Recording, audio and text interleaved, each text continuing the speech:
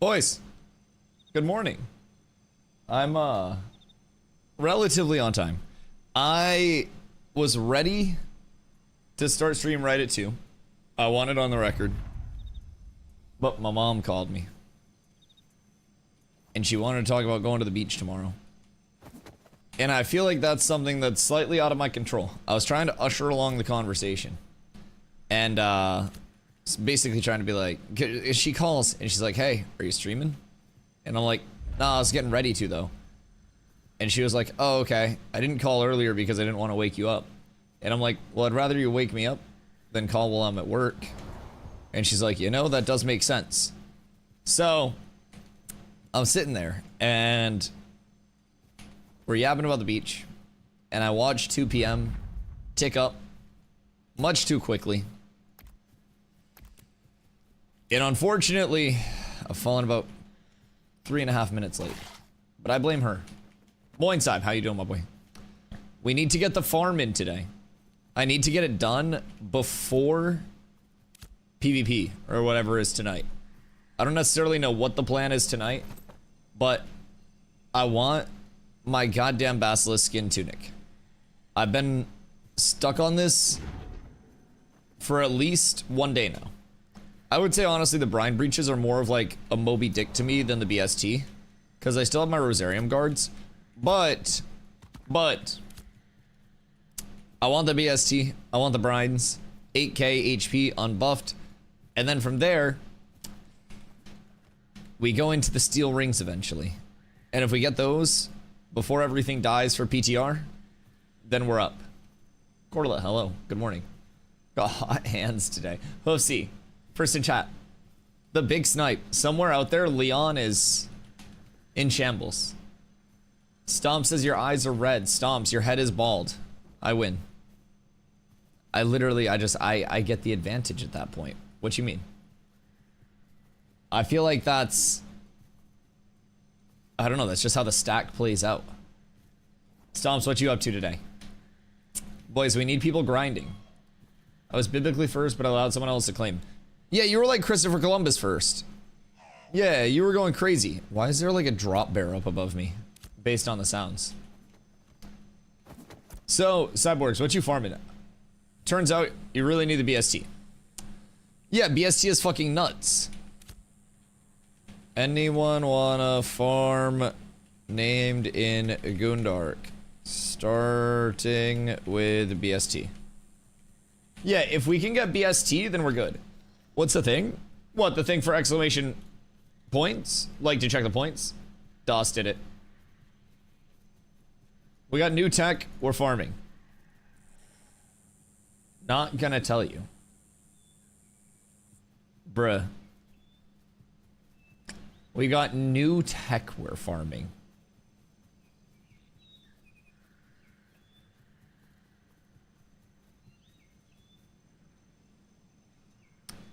Is the new tech that you're farming just more mitigation in HP? Check Bard chat for the build, literally 8k HP, 50% mid, 230 magic power. If I look and this is a full Lego plus 20 build, bruh. It's a full Lego plus 7 build. Of course if you're full Lego plus 7 you're gonna be juiced. You fucking Goobington. That's where tanks start walking around fucking 10k plus naked. You goober. Is that factoring in your consumes too? P-Dwarf. Hello, my boy. Hope you're having a beautiful one. First day back, best day back. That's what they always say in the industry. Hopefully nothing's on fire. Probably just a nice little lock yourself in the office and catch up on emails day. Hi, it's me, the emails. I'm a caster, not a tank. In all fairness, because of this stupid ass fucking max HP stack meta, everyone's a tank. I won't even lie. It's some silly. It's 6k with greens plus 40% mit, 207 MP.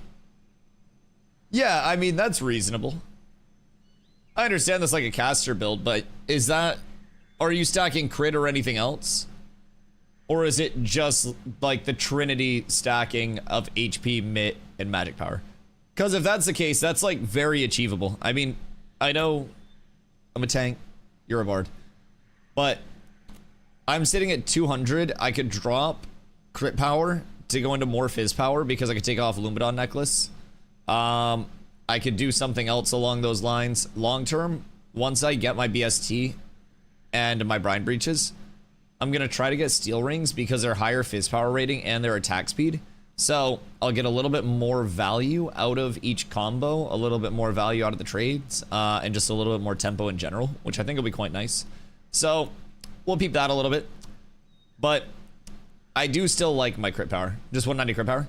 What's the default on a bard? Like, without any additional, like, crit power stacking? Because you could always go, like, Lumadon necklace if you wanted to, right? But, like, next phase will go hard. Yeah. Next phase will be amazing. But everyone's also going to be having a lot of numbers out next phase. We have to keep that in mind. We can't just, like, play it as if it's the vacuum of, like, you know, we're going to have a lot of people back and nobody else will. There are going to be a lot of communities getting a lot of people back in. So I just try to keep that in mind. While we will get people back on, like, the returning end of things, it is definitely going to be tough to keep recruiting, keep momentum rolling, especially with everybody else also returning, you know, getting their players back, whatever it may be. But not every community is going to get players back in the manner that they think they are. So pretty excited about, like, how it's all going to shake up. Nobody wants to come farm out here. Wait, so do you have everybody else farming elsewhere instead of farming BST? Is that what I'm gathering? I noticed to save now for the journeyman stuff, which we threw away hard this phase. Not gonna say, bruh. Don't be weird and gatekeep stuff. You know how we feel about that shit. Like, unironically, don't be weird. This entire community is very opposed to gatekeeping stuff, just as a whole. Like, if you want to DM it on Discord or something to not say it on stream, then that's one thing. But that's not the vibe of cats at all. And that's not going to be what we do in the future. I won't lie. We're very, like, anti that. Yeah, about it, everyone. Yeah, that's called spreading information for the entire community. Yeah, we're not one of the communities that's going to gatekeep stuff for our own benefit. Like, we share stuff for the betterment of the community as a whole. And, like, unironically, that's not the route that we're going to go. And if that's the route that you want to go, then there are other communities that support that, but this one isn't that route. Genuinely. It's like, I genuinely, I know you may be trying to meme or troll or whatever, but with how communicative we are about this stuff, I would probably highly encourage not going down that route. And if zombies telling people to go down that route, then that's something that we'll also deal with. But this community's not going to be doing that. I really regret to inform people. And if it's to the point where the community fractures over it, then whatever. But that's not the route we're going.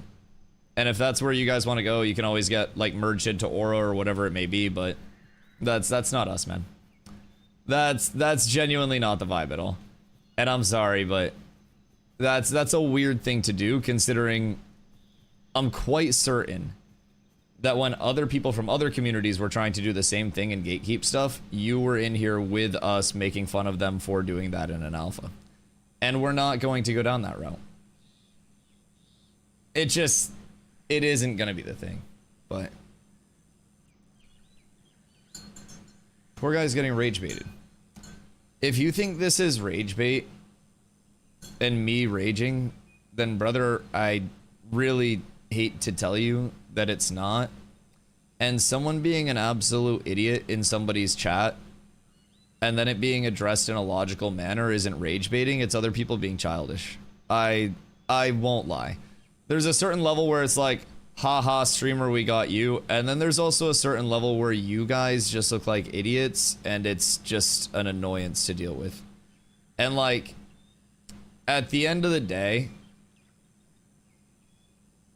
if that's the goal, then it is what it is. But genuinely, I feel like it's much more you guys just looking fucking goofy than it is any form of rage bait. I won't lie. I've had to deal with man children very frequently recently, and in every MMO I've played in the past, with people coming into my communities and trying to do stuff like that. So it's something that I'm very used to. So it's not like a level of rage bait. It's more of a like, I'm not mad, I'm disappointed, be an adult levels of having to lecture grown human beings. I don't know.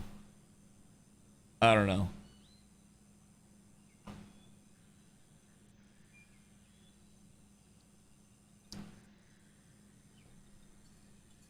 Stop talking shit about Aura. No one talks shit about Aura. I said if you wanted to find info and keep it to yourself for advantage, then you guys get merged in there where they also do that. But we don't really keep things to ourselves for the advantage. It's not talking shit. That's just facts. Like, that's in no way negative. They just play the game with they like, you know, building Aura first mentality. That's perfectly okay. If you think that's talking shit, then you're genuinely trying to rage bait. And brother, like, I'm really not gonna lie. If I have people that are trying to be a part of cats that are coming in their daily and trying to like rage bait and be weird in chat, then it's just gonna turn into me kicking a couple people out of cats. I won't lie.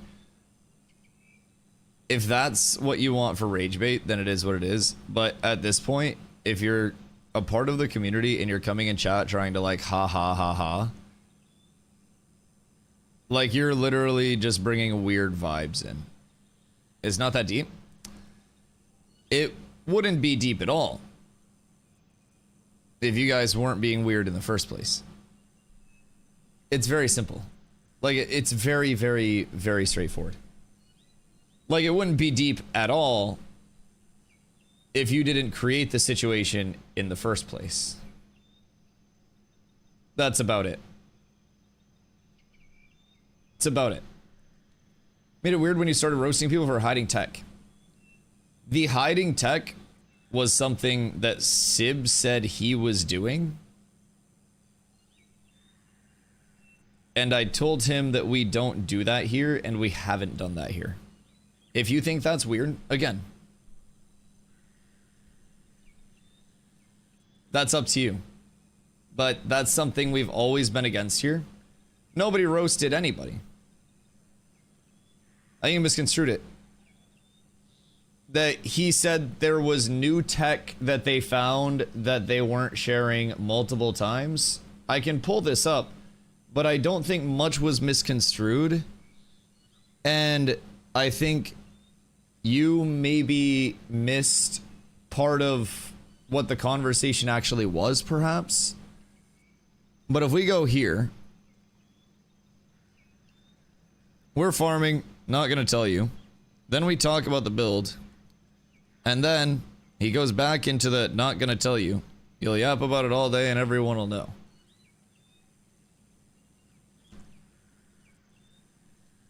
Literally said, I'm not telling you in a nana boo boo way. I don't quite think that you guys understand when you are typing in a chat and you say something through text, there's no inflection of how you're typing. There's no like background behind what you're saying. There's no context. So if you guys are typing something, someone's probably going to take it at face value. Just very simply put, if there is no, like, prior conversing about everything. Like, I just hopped on, asked who wanted to come farm, and then it went into that conversation with, like, no background. So just keep in mind, I don't have that level of, like, hearing what's going on behind the scenes in Discord or anything like that. Dusty's historically anti-gatekeeping. This is known from even New World days. Someone intentionally pushes button. Yeah. Genuinely.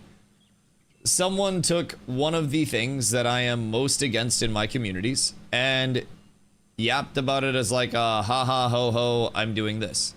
And I don't have prior context to understand what's going on with it. So I address it from a spot of zero tolerance in the community for it. It's very simple.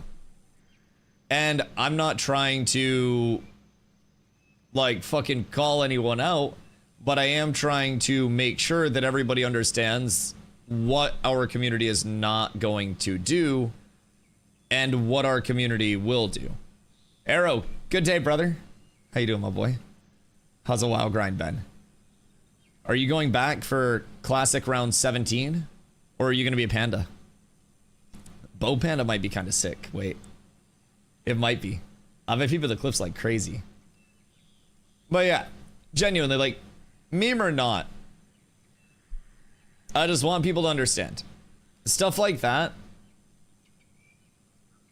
you have to keep in mind what context I have and what I don't have. And if you come in with something like that, then I'm obligated to address it in a manner of, like, this isn't something that's tolerated. Personally, I'd rather have us standing on our values than just not addressing that shit and being like, ha ha ho ho. And if there's some form in the future of, like, maybe context behind that, then that'd be cool. But there was none. So, that's all. I just wanted to make sure that that wasn't actually happening. And if it was, it's whatever, but I'm going to let people know how against it we are. And I will stand on that 100% of the time. Tough times in the MMO scene? Bro, always tough times in the MMO scene. But soon, we'll be back to prosperity. Maybe. Maybe. Last man in the world. Dude, honestly, it feels like it sometimes. How's Ashes? Ashes is Ashes, man. I think everybody right now is in a spot where the next month or so would have been incredibly dead without them expanding private test realm access to all of the testers. So this server is still going to be dead as fuck. And basically, this was a 3-month stress test, May 1st to August 4th. Start of the server, every player in the world was over here, 8,100 concurrent players plus on one server. It was fucking popping. And then people kind of got to the point where they had their gear, they got their combat in, like their PvP, they got their PvP tourneys in, whatever it may be. And at that point, they were like, okay, I'm good. I'm gonna take a break, I'm burning out, whatever it may be. And they knew August 4th, re-entry date. So now, those players who were kind of like burnt out previously that may have been likely to hop into this server, which is Shoal, they're going to instead go over to the private test realm, which is visually NDA'd. So streaming it, you can't show visuals from it or anything like that. But the private test realm is like an experimental build, essentially, where we're testing new movement. So they're taking out a lot of the momentum carry from like infinite B-hops and just throwing yourself a million meters. A lot of those momentum carry things are being addressed, and initially when I tried it, I thought it was dog shit, and then I PvP'd with it, and I thought it was fucking insane. I was originally very scared that movement would feel very lethargic without the momentum carry, and they're finding a good way to address it. Now, they did say that it would continue to get tweaked, right? This is an early iteration of it on the PTR, but essentially what happens is the game keeps track of essentially like instances of momentum. So right now with a dodge jump, I dodge and then I jump, and that carries my momentum, and then I can B-hop after that. With the new momentum system, when I dodge, That's my first instance of momentum. And then my second one is a jump. On the second one, your movement gets slowed substantially. So it's kind of like that. Like, you'll go forward a little bit, but you'll come out of that dodge almost instantaneously, like getting a slowdown. And it felt really weird at first. It's kind of like an exponential curve of putting the brakes on. It's like you start to ease the brakes on and then just slam those bitches down. And it feels a little clunky and unnatural, but I think they'll smooth that curve over time and probably make that feel a little bit more natural while still having like the air friction. A lot of movement abilities just got their like sicko mode movement turned down, and we'll continue to get tweaks to them. So movement system, in my opinion, actually feels phenomenal over there and will make the PvP feel a lot better, a lot less slidey, a lot less b-hoppy, a lot less just super spaced all the time. You'll actually be able to gap close. You'll actually be able to work space, maintain space. So it's going to be nice. Past that, they have 2 new races over there. So the Nakua, the island dwarves. So they are like the tropics dwarves. New take on dwarves, pretty dope. And then from there, you have your Pyri, which are your elves. Well, one of the 2 elf types. And those are both active on the private test realm as well. And then Summoner will be presumably tested on private test realm prior to being deployed on live. So Summoner is the last primary archetype, and that probably is not going to be ready for August 4th at this point, but will probably be ready the first couple months of P3, hopefully. PTR is kind of advantageous for people because while it's visually NDA'd, you can also go on, get a character insta-leveled, gear out a character with like crates that you purchase from NPCs, and then just go from there. And I think that a lot of people will come over for testing on the PTR and try to kind of like just get back in a frictionless environment, check everything out, but gonna smoke 2 joints and get to leveling. I can't believe DOS is going back to fucking classic, man. That's so sad. That's so sad. I wouldn't go back to like classic if you paid me, bro. The thought of leveling Pally again and then healing for an entire fucking expansion would be awful. Would be awful. Could you put some subtitles? I feel like that would be more of a Twitch thing, right? I don't know if that's like a user side thing or what the capabilities to that would be, but that'd be a good recommendation for Twitch to make to their UX, honestly. Because I know YouTube can do it with like some live transcoding type shit, but I don't know if Twitch has capabilities there for that yet. At least like on their side. And I don't really know what the capabilities would be on my side or how much would go into that, but I also wouldn't want to like have that for everyone just popping up. That's why I'm not playing Valley. Yeah, bro, I wouldn't do it if you paid me. I mean, maybe I'd do it if you paid me. MMO scene is down bad right now. Random Vodder over on YouTube. Heard you came back for New World League Season 3. Me? No. I got reached out to come back for New World League Season 3, but no. I'm staying away from that bitch. Yeah, no. I did not come back for New World League Season 3. I do hate to break the news there, but yo, Blotto, how you doing, my boy?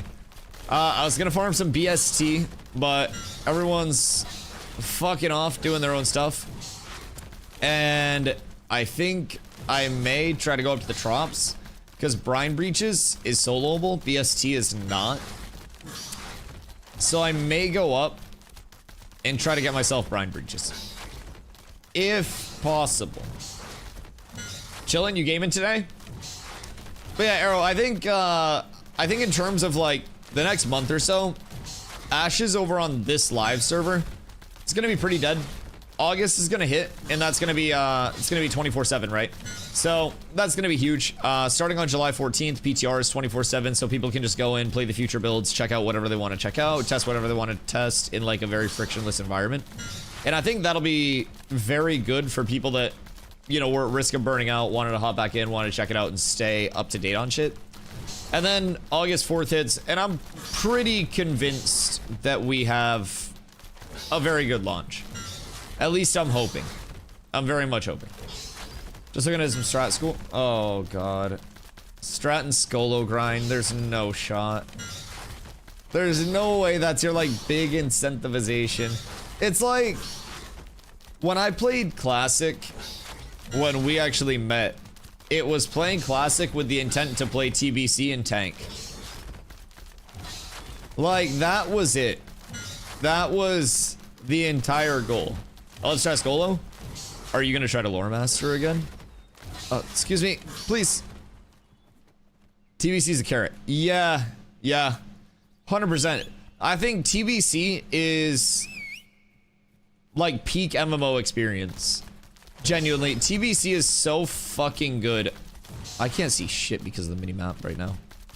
I don't know what's a ledge, where it ends, where it starts.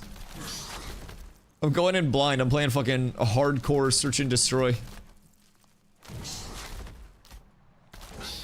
No lore master. Lore master grind is silly. You did it once. Doesn't that just make it easier to do it a second time though?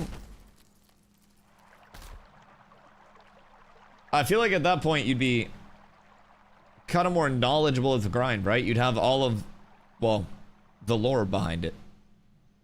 And honestly, you do it a couple more times and it's muscle memory. So what if you were like multi-lore master CDOS? But like every lore master was just like another W. It's like another teardrop when you kill somebody. And eventually your name just expands to character limit. And then that's when you stop doing lore master grinds. Yo, Fitty.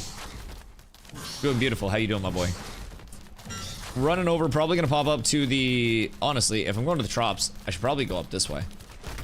So, I think I may work my way over to the Tropics, try to get myself some brine breaches, and then when we have people that want to farm Basilisk skin, pop over there with a group a little bit later on, and see what's happening over that way.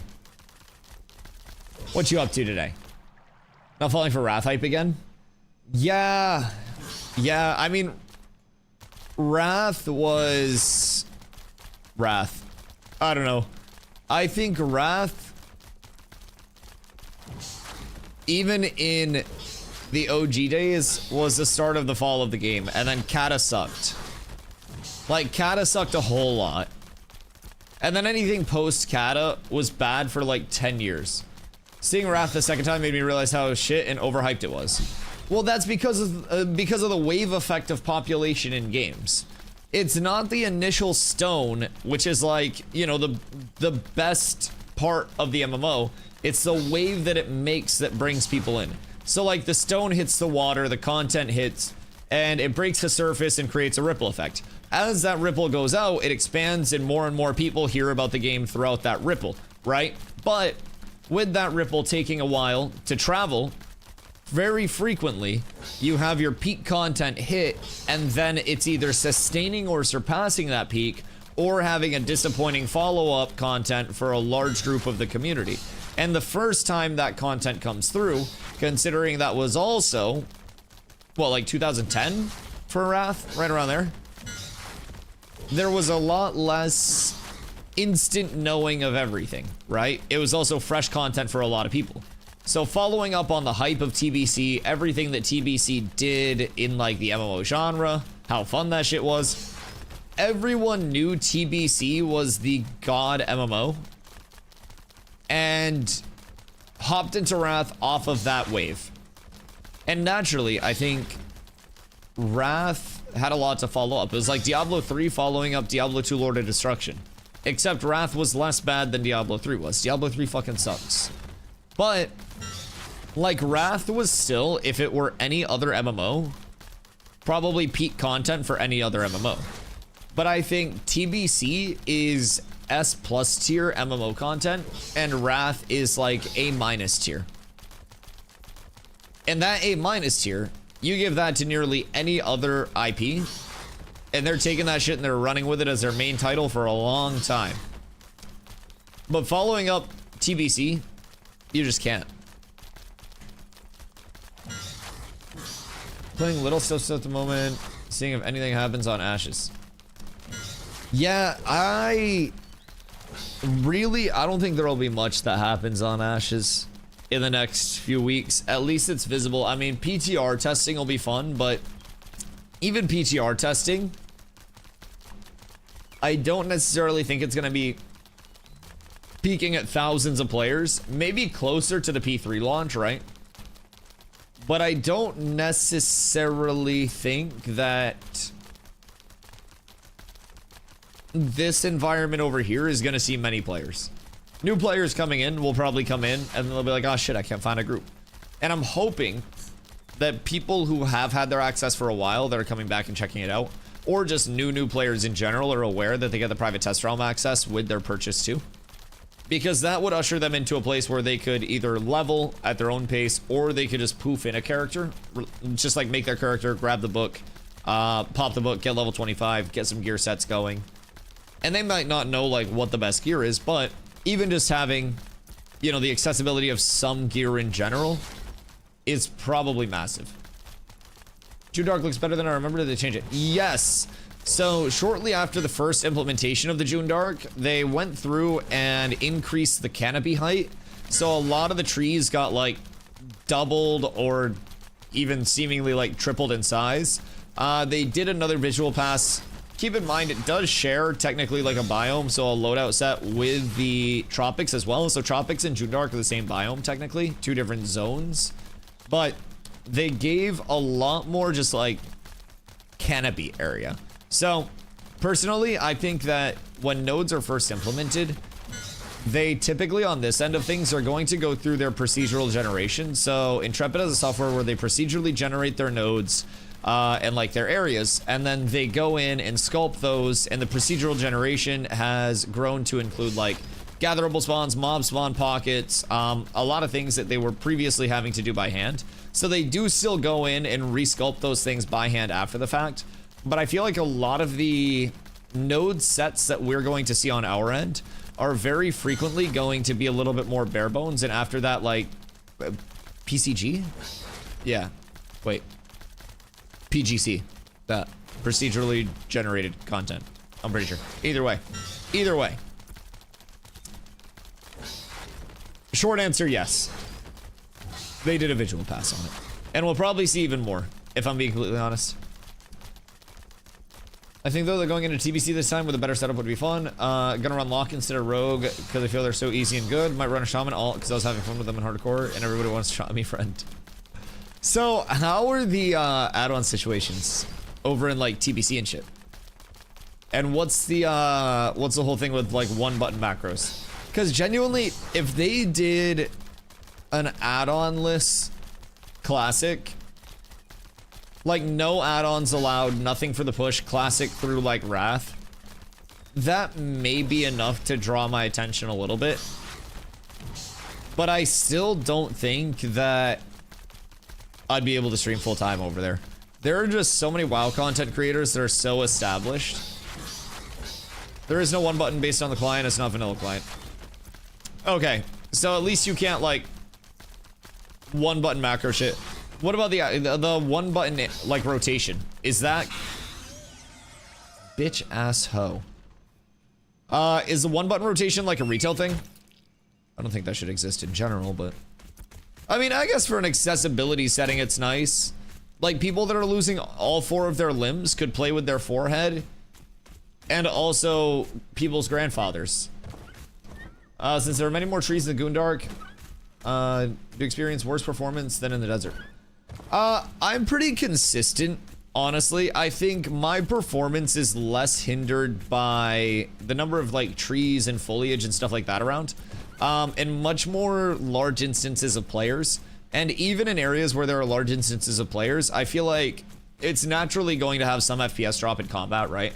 But I feel like a lot of the, oh shit, this is chunking, is more so related to server side things. Like if we get on a server worker that's already very populated, a server worker being the basically partition of the world that's running the resources for that, it's very possible to overload server workers, especially in like very populated areas, and have some lag there. But the dynamic gridding system that is going to be tested on Private Test Realm soon, TM, is in theory going to solve a lot of those server worker performance issues by dynamically reallocating the resources that each area would need to kind of like run smooth.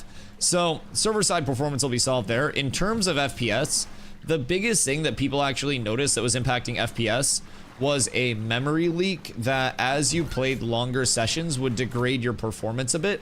And we had a lot of new players come in that would be like, why is my game running so chunky? I don't really get it.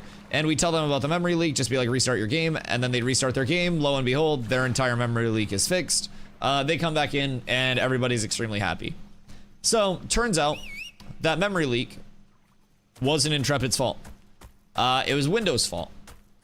Basically, a Windows update went out that fixed some memory leaks that were caused by Windows that were essentially interacting with UE5 games. Ashes being an Unreal Engine 5 game. So that Windows update went out. Anybody that hit that update, so far that I've talked to, for the most part, has had no problems with a memory leak. Now, there are still people that are crashing, people that are having weird things here and there, but Intrepid is also very quick to investigate those things on like a one-to-one basis. They encourage people to get logs, go right to the Discord with those logs, and then they just like yell at somebody and make them do all the hard work. So somebody will be there if you are having any performance issues. But I think performance, especially since the memory leak was fixed with the Windows update, has improved a lot. They're also in the middle of a transition to Unreal Engine 5.6, which should, in theory, give them even more capability, like tools on their end, performance on our end. So I think that the path is going well. Keep in mind, I run like FPS capped. Now, I'm supposed to run 144 FPS cap through my NVIDIA software, but I peak up higher than that. And I do run things like certain things on lower settings. But if I were to uncap, do I have it capped in here or not? Display. Oh, I have it capped here. I might have it capped in my NVIDIA settings as well, though. I'm supposed to have both capped at 144 to reduce dips. But I run a good mix of like low, medium, and high settings as well. A few of them are for performance. A few of them are for... I shouldn't say this out loud with P-Dwarf here, but playing with lighting for my advantage. So global illumination on medium, it will basically like cut out the lighting in caves and all the shadowy areas and allow you to just see into the cave like it's entirely lit up from inside the cave. So it's very, very advantageous to have global illum on medium if you're looking for like open world PvP, stuff like that, because you don't get fucked by shadows as much. Hank, how you doing, my boy? I'm excited for the mod PCG tools my team is working on. Once you get y'all's feedback on how the content feels, it's gonna be such a win for how world content feels. I love that. Now, you're probably NDA'd, so I can't ask too much. I mean, you're definitely NDA'd on certain things. But in the last dev stream, they were talking about how like mob behavior could be present soon with one of the updates. Is that something that would theoretically just be worked into the PCG with the deployment of mobs, or is that something that you guys would have to go back in and add afterwards? Because it seems like the PCG tools from like early on, right, were more about just building the base area and then you guys going in and sculpting that after. But in the dev streams, it was talking about how they now include like gatherables, the mob populations, and you guys can go in and change that after the fact. But I'm wondering like how much you guys think you could package in terms of the deployment of a new zone into just that simple tool. Not simple, of course, but like, could we see an entire functional area with like grand dungeon build outs, world events that are set up through the tool, just everything implemented like that? Because if that's effectively done, our cadence of deployment for new zones would be fucking insane. We'd get so much so quickly. When the client changed with Kata that died, and Classic is based on a Legion client, so there hasn't been a one-button macro since like OG Wrath. Okay, word. Even more massive trees in a few places with POIs, with only vines going down on the ground as small babbling brooks. And it will agree. What is a babbling brook? Is that like an actual term? Or is that just like an alliteration form? Warlock gameplay is apply curse. Oh god. Yeah. Yeah. Shadow Bolt spam is the highest form of gameplay. And I mean, you'll probably get like a respectable top 5 finish if your raid is filled with dads. One button rotation as an accessibility option is just support for Neuralink gameplay. Yeah, but Hoofs, like, why would I need a one button rotation for Neuralink? I've always talked about how if I were playing Fortnite with a Neuralink, I feel like I would go Insano style, because I would just be building like crazy, and then I would just like flick to somebody immediately via my eyes or like my brain waves, and then I would just like never miss builds. I wouldn't fucking miss shots. It'd be insane. I think that'd be kind of solid. But I also wonder if I would be nerfed with a Neuralink because I'd be like polluting the airflow of inputs with just the random thoughts that run throughout the head on a daily basis. I think that is... Oh, fuck me. Step, bro. You're fucking shitting me. Let me out! I'm pissed. I can't even get off the mount.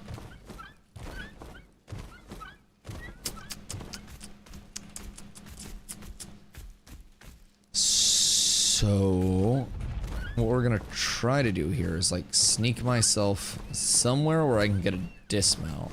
Because if I can get a dismount, then we're fine. I don't have a valid location. Uh-oh. Uh-oh. Boys, we're in prison. Locked up forever. Oh, no. Alright, I can't unstuck on a mount, can I? Oh, I can. Okay, we're up tremendous. Wait. We're absolutely fine. I got stuck here, relog, it'll dismount you. Oh, true. Or that, I mean, if I can avoid the unstuck pulling me halfway across the node, then I think that'll be better. Because I'm pretty sure I can just, like, dwarf launcher myself all the way up to the top, right? I feel as though one simple dwarf launcher and we're up tremendous. Lock bits for trash, clear, seed OP. Busty, it got worse.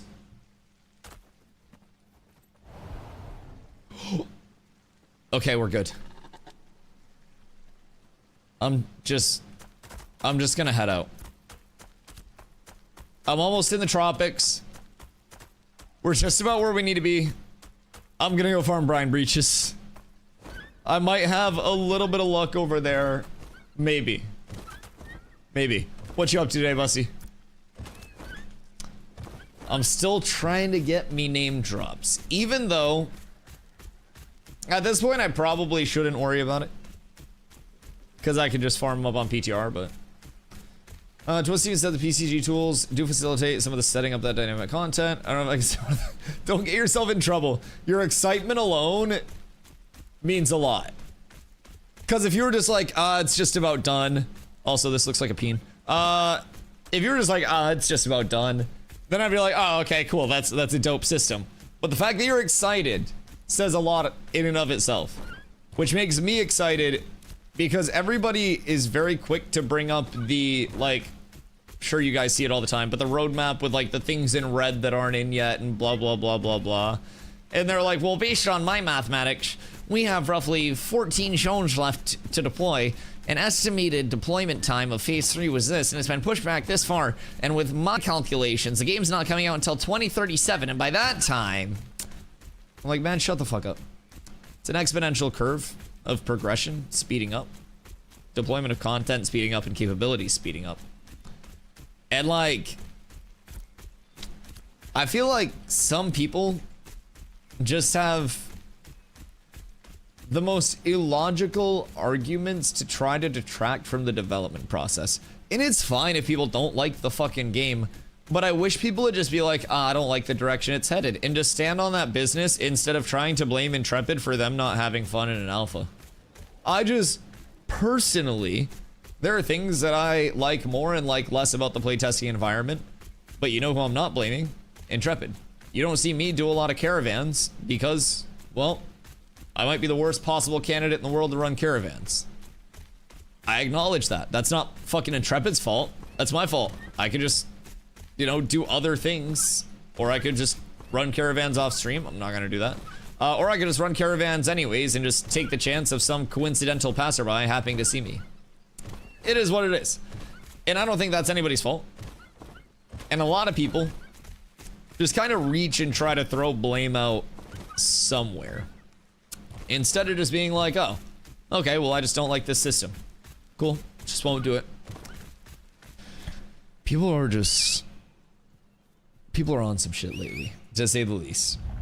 Yeah, the actualies are fucking wild, Kirito. Especially when people will... Can someone mount here? Shut your whore mouth. Yes, I can. Pook! Good day. The rain stops when you get off the mount. No, the rain stops when I arrive because I'm referred to as the sunshine of Vera. Nobody calls me that. It's not my nickname at all. But it sounded cool to say in the moment. I'm not abusing a scorpion in the water. What you're seeing here is a figment of your imagination. This is an old VOD. This is a PTR VOD. Pook, what you up to today? People def on some shit. Yeah! That's what I'm saying. I feel like people have been very, like, I don't know, anti-chill lately as a whole. Like, to say the least. It just feels like everybody just wants to be edgy and clickbaity and, like, angry about everything nowadays. I don't know. It's like the past couple of months, I feel like that's been a large thing. Did some yard work and failed to catch a shiny blissey. No! How about yourself? I've just been on the grind, man. Just been on the grind. I got back from 2 weeks in Iceland relatively recently. So I've still been settling back in. We've been vibing up here. Carla and I have been getting all squared away, all settled, put together here. And it's been very fun. But back on the Ashes grind since I've been back. We've got just under a month now until phase 3 starts.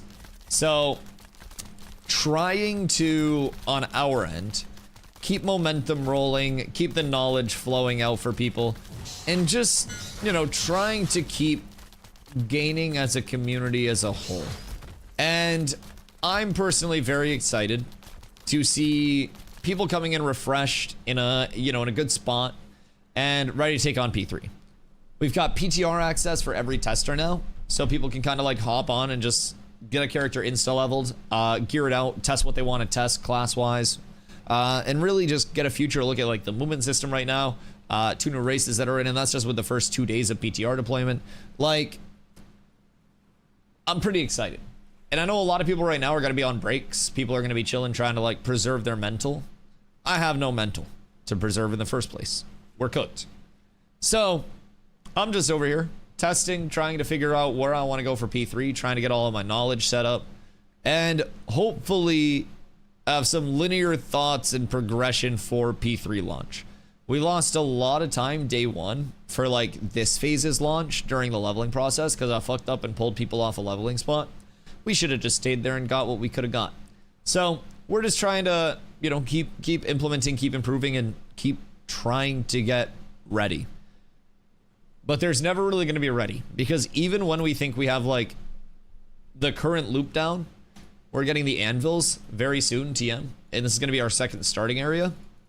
And this is very likely where we're going to be starting as well. Although starting everybody in the same place is going to put opportunity costs through the roof for a lot of things.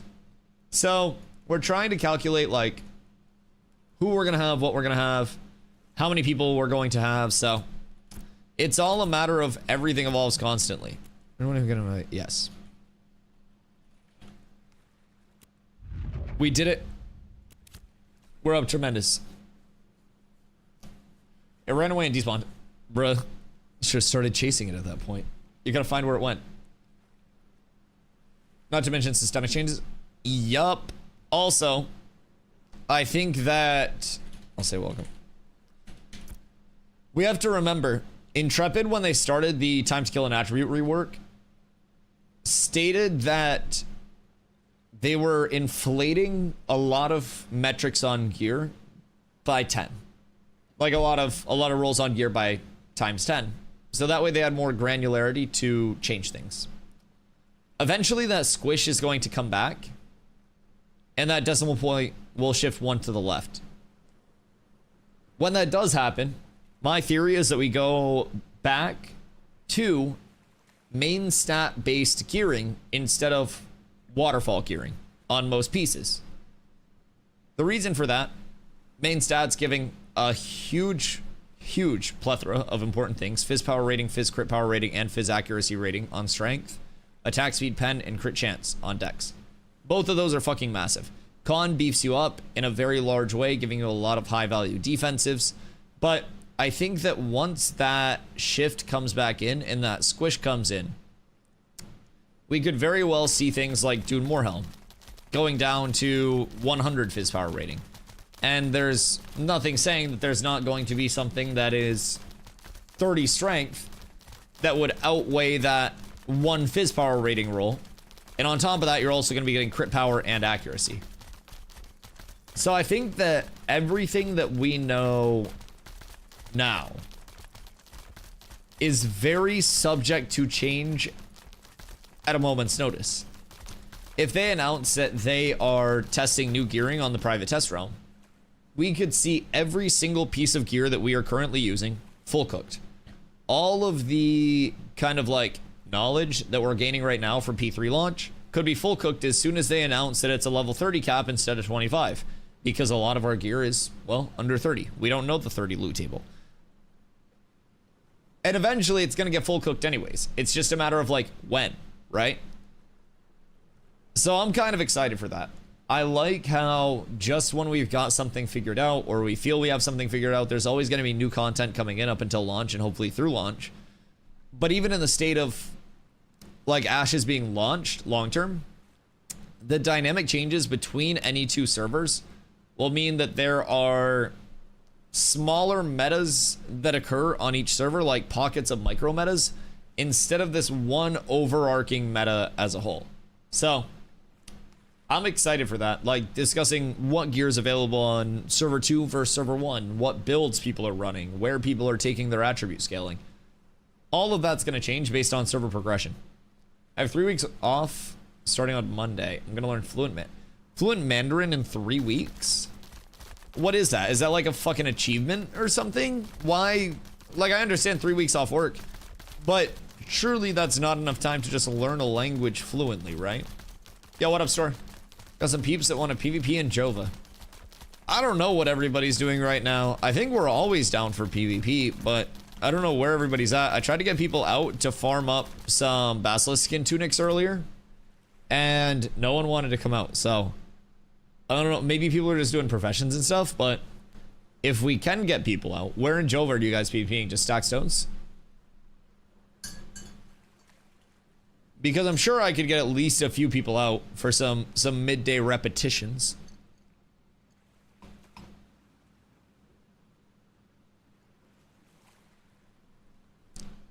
So chat, who's planning on starting in the Anvils versus starting in the Riverlands? Even like prior to knowing anything about the new zone, who's gonna take a chance on that bitch? Fighting the circle, just 3 of us now. Okay, cool. Cool. I can see if we have people that want to go out. I don't know where it's like 3 p.m. on a Friday after the 4th of July. Some of my people may still be like dead, but I already know some basic Mandarin. Okay, so even still, basic to fluent in 3 weeks?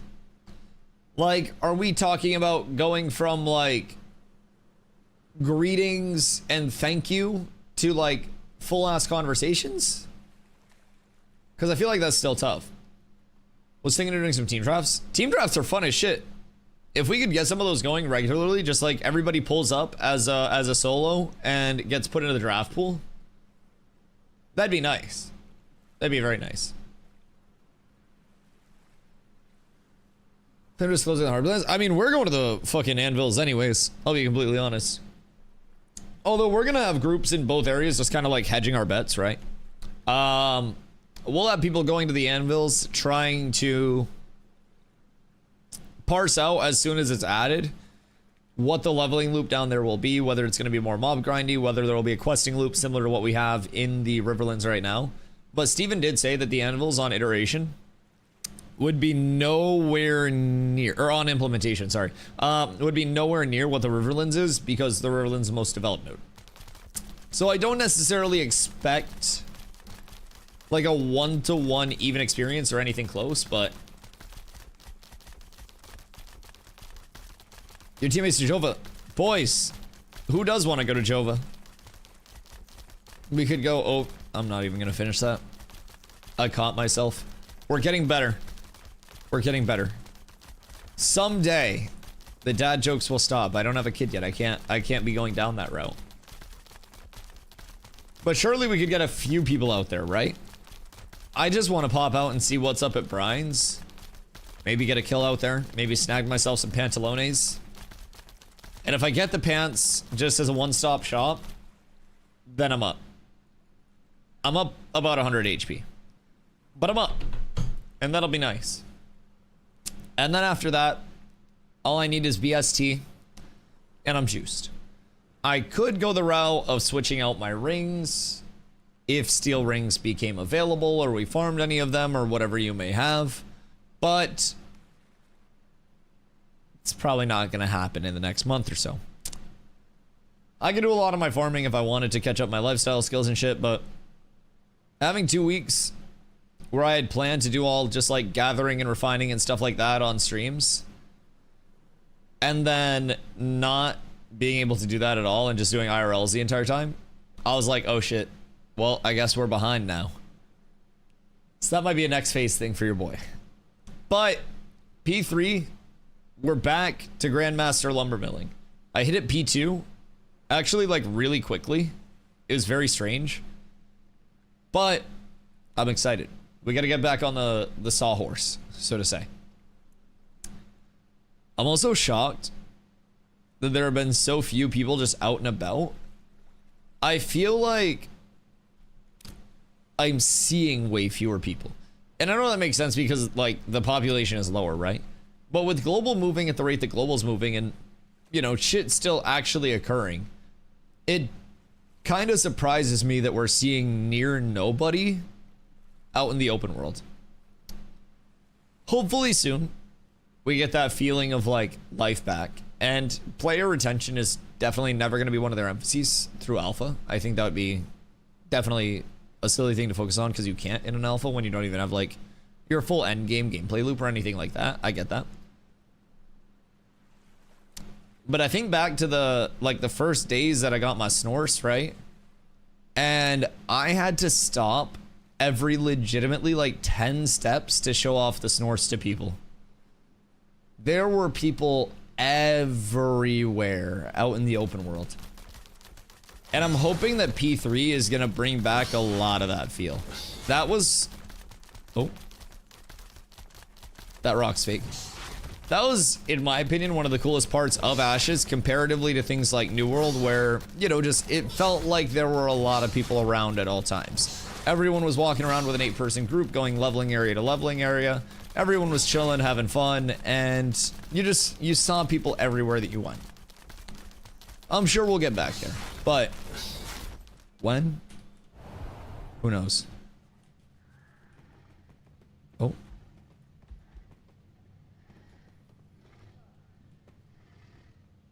Sir? So. Okay.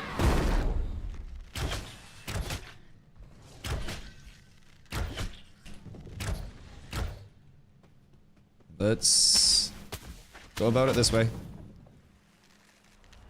I forgot that I already nuked it. Hello, sir. I hope that you weren't having a good day, because it's about to be a bad one now. Resist? What do you mean? Yeet. No, I got baited by the marionette. Is he gonna mez me into anything?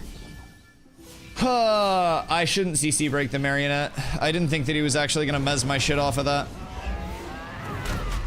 I thought that he was just gonna be like big sleeper of a fight, but he has somewhat of a brain at least, so that's nice. I'm happy for him for that. Boop, boop. We just keep the pressure up. And I think that's really all we have to do. What's in my bow right now? Oh, fuck me. Inner fire, confirm choices. Makes sense why I had no goddamn sustain. I was down horrendous, boys.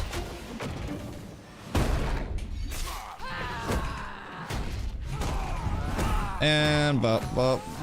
Okay. He might be cooked here, lads. He very well may be. Where are you going, sir? Tank off the top rope! Yeet. Yeet. Yeet. Brother, I'm so sorry, but you're not getting out of this alive.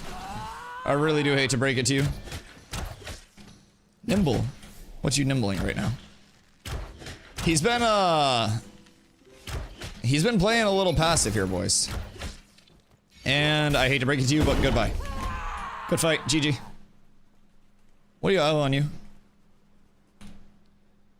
So I figured out against bards that if you just don't let them function, then they just lose. Subscribe for more tips and tricks. Bards do not like when you get in their ass. Which is fine with me. Because I'm very fine with just keeping the pressure up. Although I should not have CC broken the marionette. I need to save my CC break for Mez against bards. You eat the marionette, and then you break the Mez after the marionette. CC break second CC instead of first CC, because if they third CC you, you get your CC lockout. I need to like get out of that habit against bards of trying to pressure too much and getting fucked up because of it. But we're up. Chrono Odyssey was a lot of people chilling, but no one was having fun. Yeah, so Hank, did you play a lot of the Chrono Odyssey beta? I think we're going out for a hot girl walk. Well, be hot girl careful. It is unironically hot girl out there. It's quite toasty, I think. Where is Brian Daddy? That guy's probably gonna come back if I had to wager a gander. I don't know what the mob timer is though, which is unfortunate. 79 degrees? Okay. Yeah, I mean, I guess you're probably safe. You might be fine. Where would he be coming back in from? This side probably, if I had to guess. It's not a hot girl out there. Okay. Well, as long as you're not fearing the 79 degree superheat.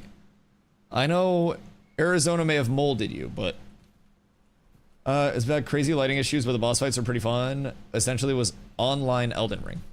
See, that's what it looked like to me. Everyone was saying that it was going to be like Korean New World, like New World 2.0, this, that, the other.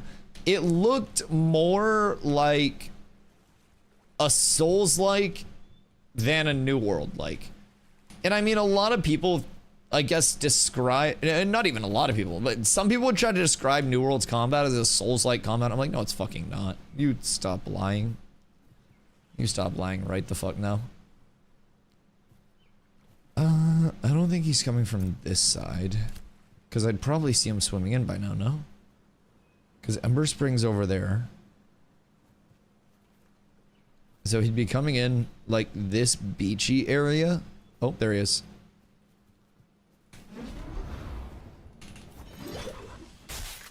Hello, sir. Pleasure to see you.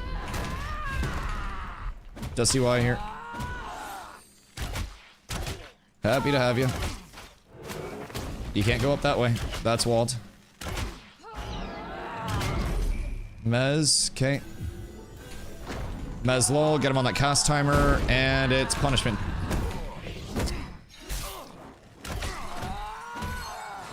Yeah, he's not feeling too hot with this one. Okay, that's fine. As soon as this breaks, I just reflect. Okay, never mind. I guess he quite literally had no interest in doing damage there. That's unfortunate. He did hit me with the nimble there, though, so that's a little unfortunate, but we just keep all the antis up. I'm gonna get up to height here. And then we ball.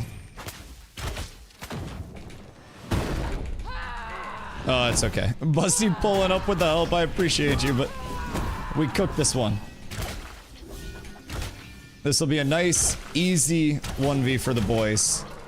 1 second, and then we look for another trip. He's tripped again. We get the big burst. We get another trip. We get our stun here, and that'll probably do it. He's not having a lot of fun in this.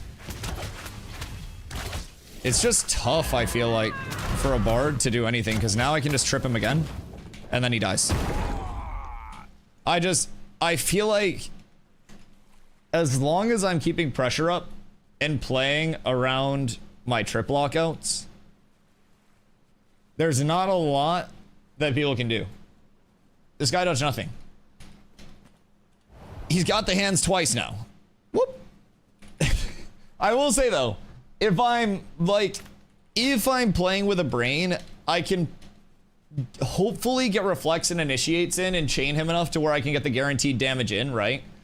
So there are things that we can do, especially as tanks, to kind of like pressure up and try to bait out the dodges and shit, but he has, I don't know, pop nimble and dodged a few things that way.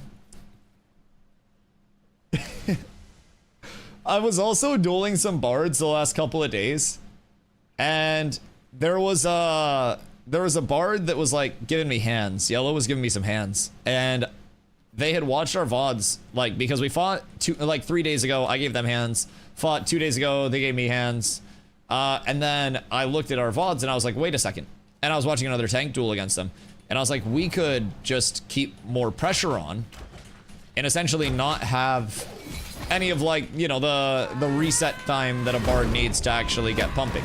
And so I put a lot of emphasis on trying to not let bards get any space reset whatsoever, and then as soon as my trip lockouts are down, I'm also trying to play much more around those. I would like wait for the full 10 seconds on my trip lockout, and then I would set up again instead of taking the setup time in like the last 4 seconds of the trip lockout, and then once the trip lockout ends, I'm instantly into another trip now. So instead of like, you know, 14, 16 seconds out of trip, people get 10 seconds and they're instantly into another one. And I think that's also helped me a lot against casters, and just making sure that, you know, we're getting the most out of our abilities and forcing the right things out at the right times. Claudia, you pulling up too? Scenery looks crazy. Personally, I think Ashes is a really solid looking, like, in terms of the scenery, right? Character models and shit like that. I don't really look at my character model too much while I'm playing. I'm tending to look around my character model a lot more. Oh my god. Instead of directly at it, right? So I guess I'm a little bit less critical of like character models and shit like that, and tend to focus more on how abilities look, how, like you said, scenery looks. Do I die to this? And personally, I think Ashes does look quite nice in its current state. Now keep in mind, this is an alpha, so it's not very likely. Oh shit. They're catching us slipping right now. Hold on. I have nothing on me, except I'm gonna come back over. Busty, try to kite him over to my way. And then we can just blow one up.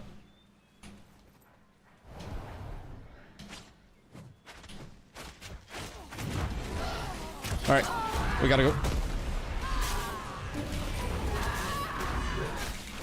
We can, maybe, I believe, we went on the wrong target. That's okay, we stay on this one. I'm perma-silenced.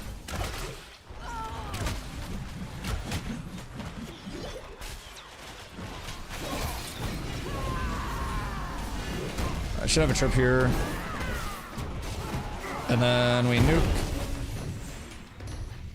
I got you with the protect still. Should be tripped in 3, 2, 1. Tripping now. And then we kill this. Surely. I'm so slow. Oh shit, I'm silenced. If I get out of this, I can help you.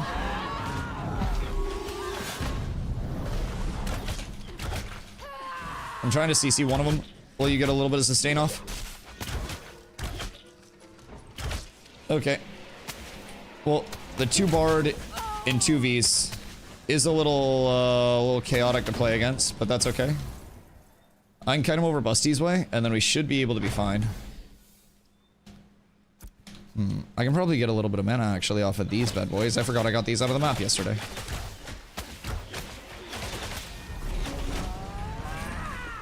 So, should be fine to stay in a little bit of. Just gonna play it cautiously.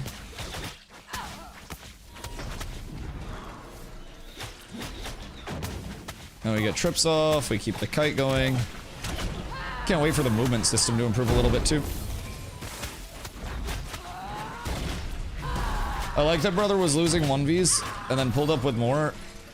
I hate that he caught us directly outside of where we were trying to get to though. Super unfortunate, but we just pull up with 2 and then nuke. That's fine. We'll give them the 2Vs that they want, Busty. I'm on me way back. I was on my way to cops 1v1s, but looks like I'm coming to clap guildless. Yeah, we're up.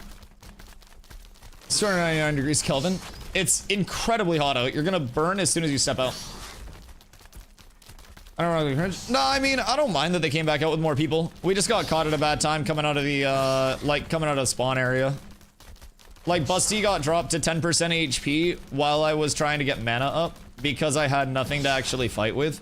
We're fine in the, like, the 2v2, and we can just blow one of them up and then switch when the swap comes out and just, like, get the kills. We just got caught in a really, really, really bad spot there, that's all.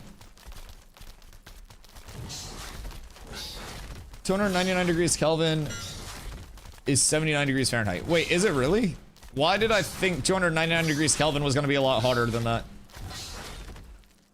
TV should like a mode where we have a camera over the shoulder and make it more cinematic. Like, as you know, do it with I mean, you can kind of like zoom in much more for a first-person POV. I tend to zoom all the way out just so I can get all the information that I can on the screen.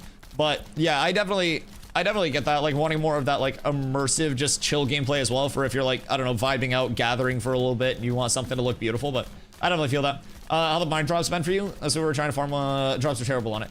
Drops, Kelvin is colder temps. Oh, like the Deadlock hero. Okay, that makes sense. That makes a lot of sense, actually. All right, we go. That makes sense. But yeah, in terms of like named mob drops, I think a lot of named mob drops have been just pretty rough in general lately. And it's intended to be that way, right? I don't necessarily think named mob drops are ever going to be like a very reliable thing. Player-to-player crafting is going to be a massive incentivization on that. I am intrigued to see what that new sub-tier system that they're bringing in for like the crafting tiers does include. Whether that gives us access to like, you know, shitty versions of named mob items or what have you. I think that is something that could potentially be extremely cool for the accessibility of those things. Okay. I'll just throw up a green cross on one of them, and then we blow that one up and just stick on them and don't let them play the game. I think that's probably our best bet. And something tells me it's the second one that showed up, not the first one. Yeah, they're up here. Yeah, just go on the QWA. We should be able to get poke out. Okay, if this guy wants to stay up, then that's fine too. I'm coming back with you now. Switch to the guy in the front.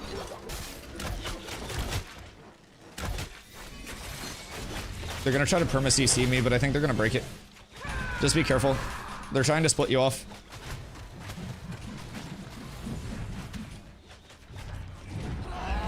Push to the back one, I'm with you. I got protect up. I'm staying on QW. They're legitimately just trying to perma CC me, it's smart. There's legitimately not shit that I can do if they just perma CC me out of it and kill you instead. They're actually playing it relatively intelligently, and they have so much sustain with double cleric, or double bard.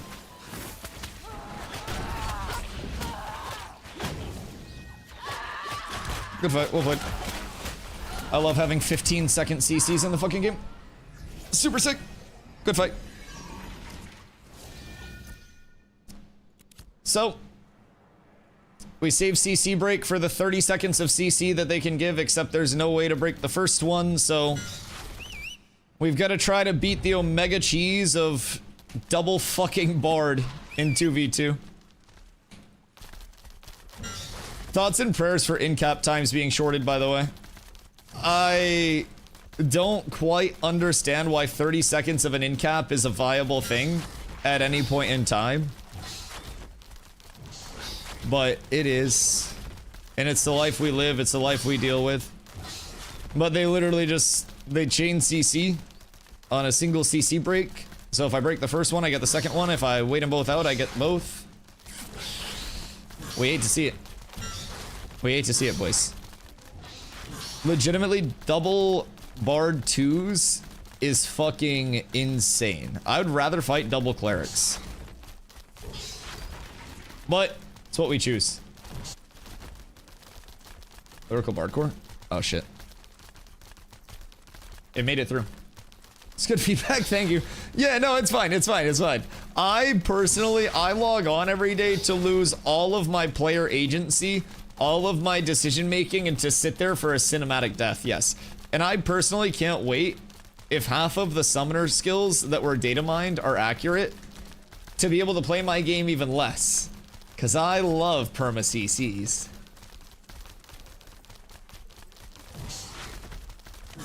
I fucking hate the length of some in-caps. Like, if a stun is 3 seconds, make an in-cap like, I don't know, fucking 6 or 7. I'm out here getting like, I could go smoke a bolski before I'm out of these in-caps.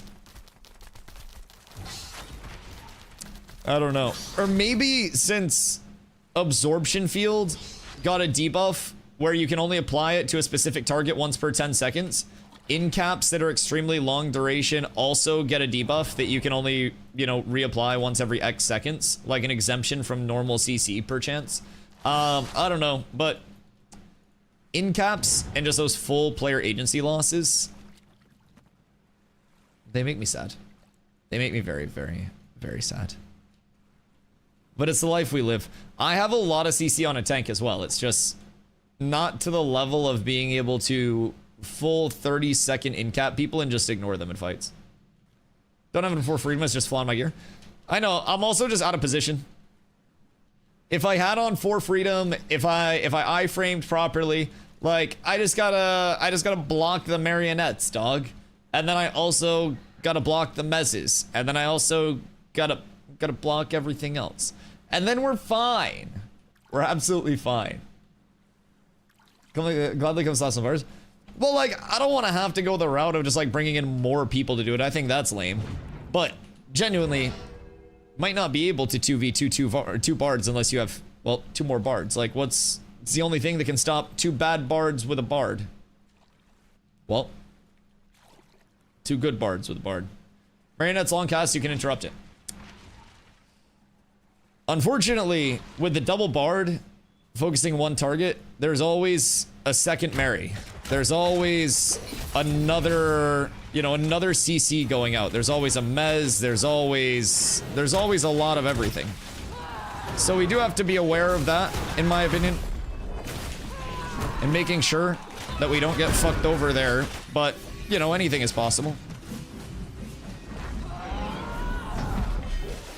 All right, I got you protected, Busty.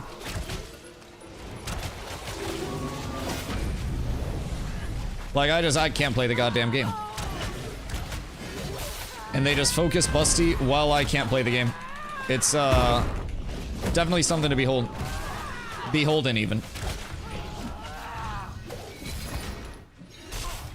I got the menacing out. I still have the protect up. So, I mean, maybe we get lucky. Nope, I'm CC'd forever again. Second marionette comes out. CC'd forever. Thank God they accidentally broke that. Third CC comes out.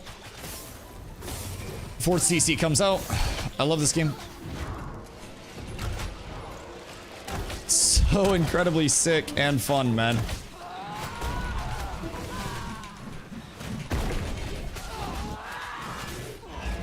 What an incredibly fun and engaging fight we have on our hands here.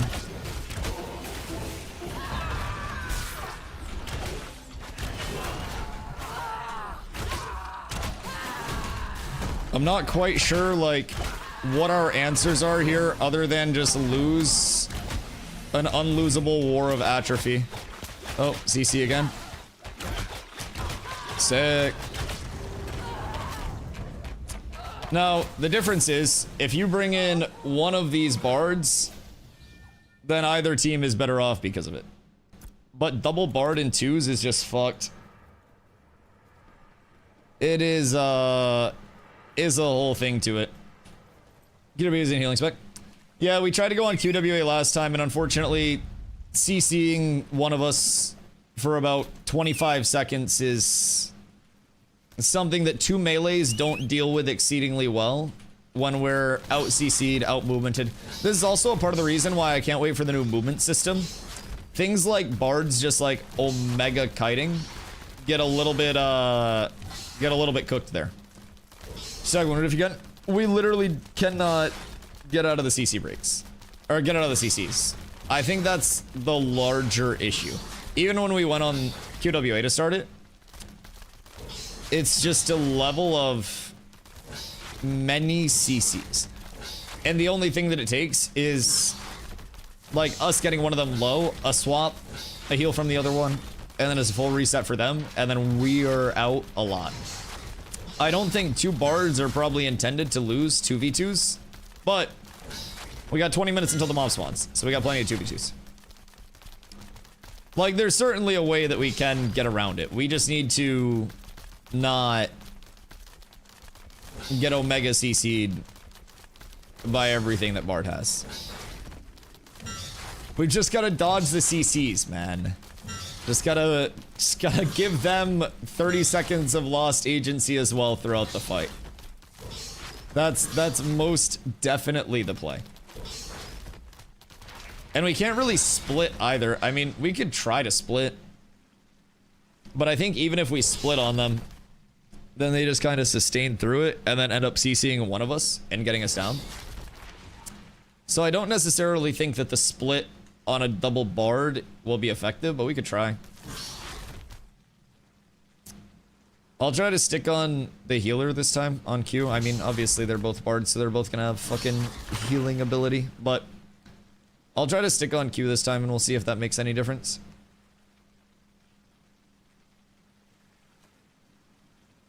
Is global chat talking about like actual shooting? I'm confused. What is happening here?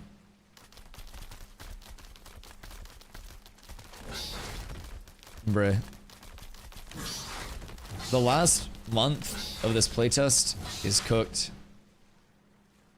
It's full cooked, boys. Once global starts devolving into this, you know it's rough. It's all bad out there.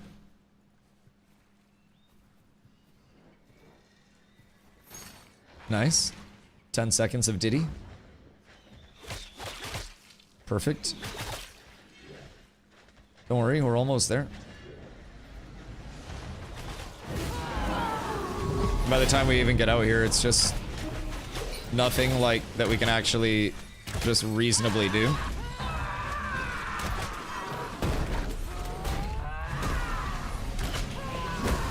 Like, I genuinely...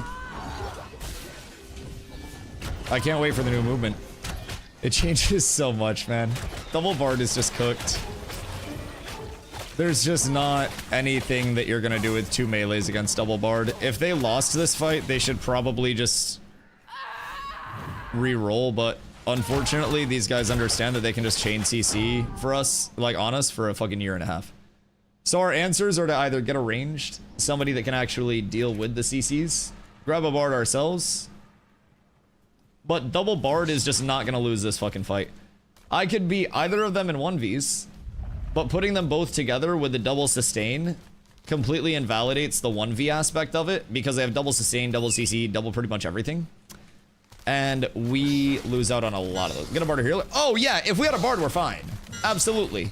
It's the class, like, rock, paper, scissors. Like, we're not losing to the players that are pressing the inputs. We're losing to the class differential itself. And the reason that the second Bard is here is because I rocked the shit out of the first Bard in consecutive 1vs, and then he called in another Bard because Bard in 2s is 7 players, essentially. So basically, if we go 1v1 then 1v1, like Smash style, then I cook both of them without losing a stock. But you put both of them together, and like that multiplicative sustain and stuff that they have is a little much for 2 melees to deal with. We don't have any like pressure to get to them. We don't have enough CC break to get into them. They've got double Mary, double Mez, double everything, double chilling Lament going out. Like, if Busty gets in, they've got a CC for Busty to create space out. If I go to get in, they've been keeping me fucking perma CC'd the entire goddamn time anyways. But all in all, I think this is just something that, like, long term, you just learn to try to deal with. And you either do what he did when they lost the 1v and call in more people, Or you figure out how to counter it. If you can't counter it, you just call in more people. And that's the way she goes. But I think when arenas come in, that'll give much more of a look into like the coordinated small scale balance, which hasn't been really something that's on display. And I don't really think coordinated small scale balance will ever be an emphasis of balance in Ashes. It's going to be 8v8 balance as the intended, right? So I think you'll always have these cheesy like comps in 2s, 3s, 5s, shit like that. As you go up towards 8s, it's going to get less prevalent. But I'm hoping that small scale is something that is able to provide some input. CC immunity on playing players. The CC like lockouts still exist, but a lot of melees can kind of just get cooked with the length and duration of incapacitates. There's a lot that, especially considering we're like tank fighter fighting 2 bards, that is going to make it very rough for us to maintain our distance, especially on the current movement system.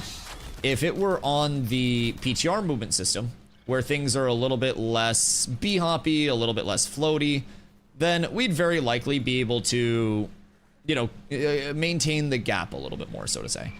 But unfortunately, with it being so incredibly floaty, with them being so, you know, spaced out and everything, it's a little bit tough to, on our end of things, maintain the distance with just the 2 of us, especially since they have the advantage of a metric fuck ton of movement on us. So you'll see, as soon as they're not able to just completely take one of us out of the fights with CCs, it becomes a much different scenario, right? When we have enough answers for their CC spam, it's essentially a whole new experience in the fight. You guys stick on the cross, I'm gonna stick on Giorgio. And just don't switch targets.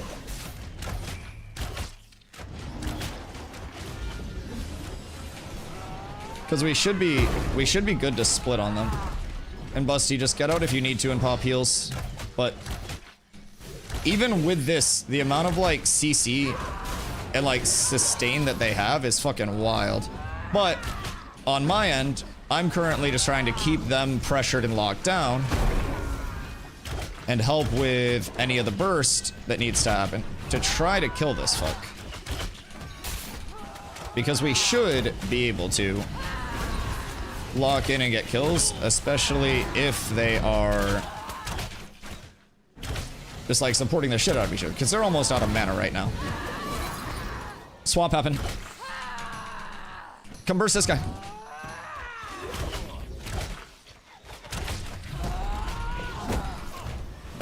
I'm so not anymore though. Shout out to that chest. I'm with you. Just keep the left clicks going out. He's out of trip in 3, 2, 1. Tripping again. He's got to die here, right? Okay, there we go. Holy shit. Thank goodness. All it takes is 2 tanks and a potion. But yeah, so even with 2 tanks, we're beefy enough to sustain through their CCs, and we can kind of like drain out their mana over time. Having tank and fighter is tough, especially for the fighter. Like, once I get CC'd, Busty's just like completely on his own in that regard, and it can be a bit tough. There we go. Jesus Christ. I think 2 tanks, 2 bards wins that. Also, make sure, Blotto, if this is not what you're running for your longbow, this will help a lot for the sustain versus like bards and clerics and shit. I'd definitely recommend throwing that bad boy on. That'll help with the mana a metric fuckload. Hi Henry, hope you're having a good day. It's almost like the CC was balanced for a faster TTK. I mean, honestly, even if CC was balanced for a faster TTK, like, wouldn't that mean that you're just perma-CC'd until death? Like, with a faster TTK, one of those long-term in-caps would just lead into you dying no matter what. So, already copied that a long time ago. This. Here, take some rations too. Can't have you fighting against freaking bards without mana, brother. Because that's a death sentence in and of itself. But yeah, that shit is, it's something to try to deal with. It basically just ends up being like a long-term mana sustain off. Which is perfectly fine. But 2 bards can sustain a long fucking time. A long fucking time. But we should be able to just start turning it now. And that's without a support. I think just having Blotto and I both like stick on one of the bards and then just have Busty float between the 2 is probably the play and try to get kills. So like I'll stick on the QWA one, Blotto can stick on the other one. We both just make sure they're perma wounded and then Busty kind of like floats back and forth while we keep pressure up. I think that would probably be the best bet to deal with double bard, but also that's because we have an extra player. But I think with 2 tanks, it would definitely just be a split and force them down. And so that way, as soon as swap happens, we can just like kill the person who got the swap. Should make it pretty straightforward, but... Also giving out the tip to turn off being able to heal opponents. Oh, for like intercepts and shit? Dude, intercepting people in duels accidentally was the worst trade in the history of trade duels possibly ever. Like, it turned an entire duel if you fucked up and casted intercept. It took me so long to keep my intercept off cooldown because of that. Or like on cooldown because of that. I was just holding it for so long because I was fucking terrified. Absolutely terrified. Pop over and check this side real quick. Because something tells me they should be pulling up right around this time. The last time the solo came up, he was on the beach over here when he came up, and then I tank off the top roped and cooked him. Let's give it a look-see. I don't see him. I want to go smoke, but as soon as I go smoke, I know that's when I'm going to COD timing it. Oh, Blotto. Oh, Blotto's killing Brian Daddy. Okay. I got scared. I got very scared. Okay. Name mobs up. You guys kill that real quick. I'm on my way. I just don't want them to catch us like directly outside again. Or do we pull it out? This. Okay, if we have it out, that's huge. Just make sure you keep your mana up. And don't like full lose your mana.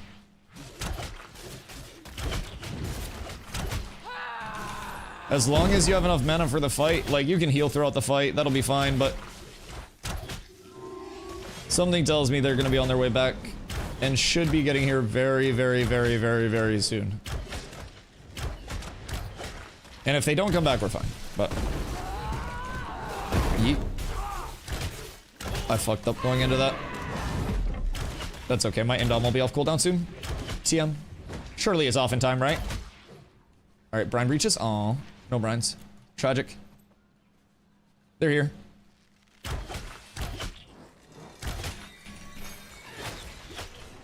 Thank you for breaking that, Mary. I appreciate you. Like, brother, I'm not the one that you're gonna want us to TC. Blotto, stick on Qua this time. Yeah. Just stick on that one. And then I'll hit Giorgio. And then you play up with Busty.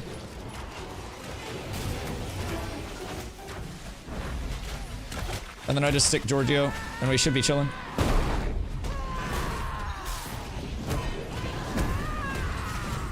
Giorgio getting weak already.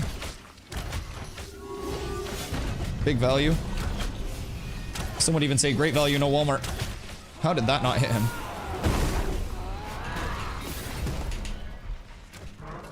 Okay, they're splitting. I stick on old Giorgio. And we just keep giving him the business. Who else is here? Hero? Wait, is he with us or with them? What side is Hero on? Okay, Hero's with them.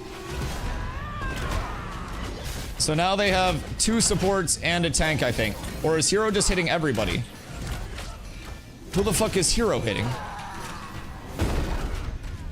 Well, this just keeps getting more interesting.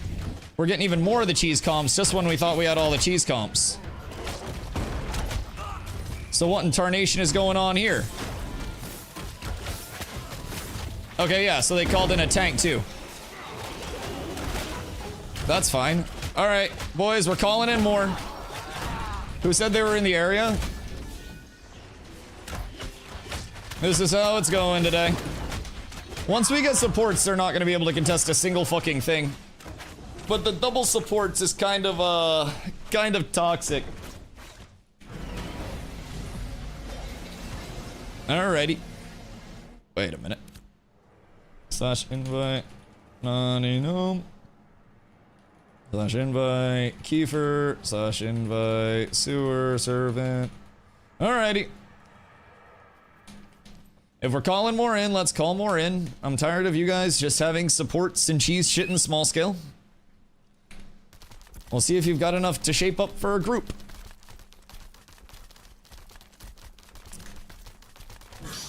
This would be a good time to get the lads out too. What level's your rogue? Currently? I don't have a rogue right now. My rogue was 18 on P2. I leveled it up to that point, but I didn't re-level it for 2.5. Who ails? Wait, Hoofington. Oh my god, Hoofsy exists? What the freak? Wait, we're so up. Dude hasn't been on in a fucking millennium.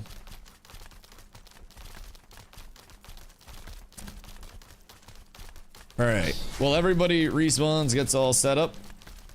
I'm gonna fill up my coffee and smoke a bowl, because it looks like we might be here for a minute. Blessings on fucking blessings. I'm making the bed, and I found 2 fries. I mean, those fries are probably worth a good amount of money, especially if they're slept on by me. Did you have them, or can I have them?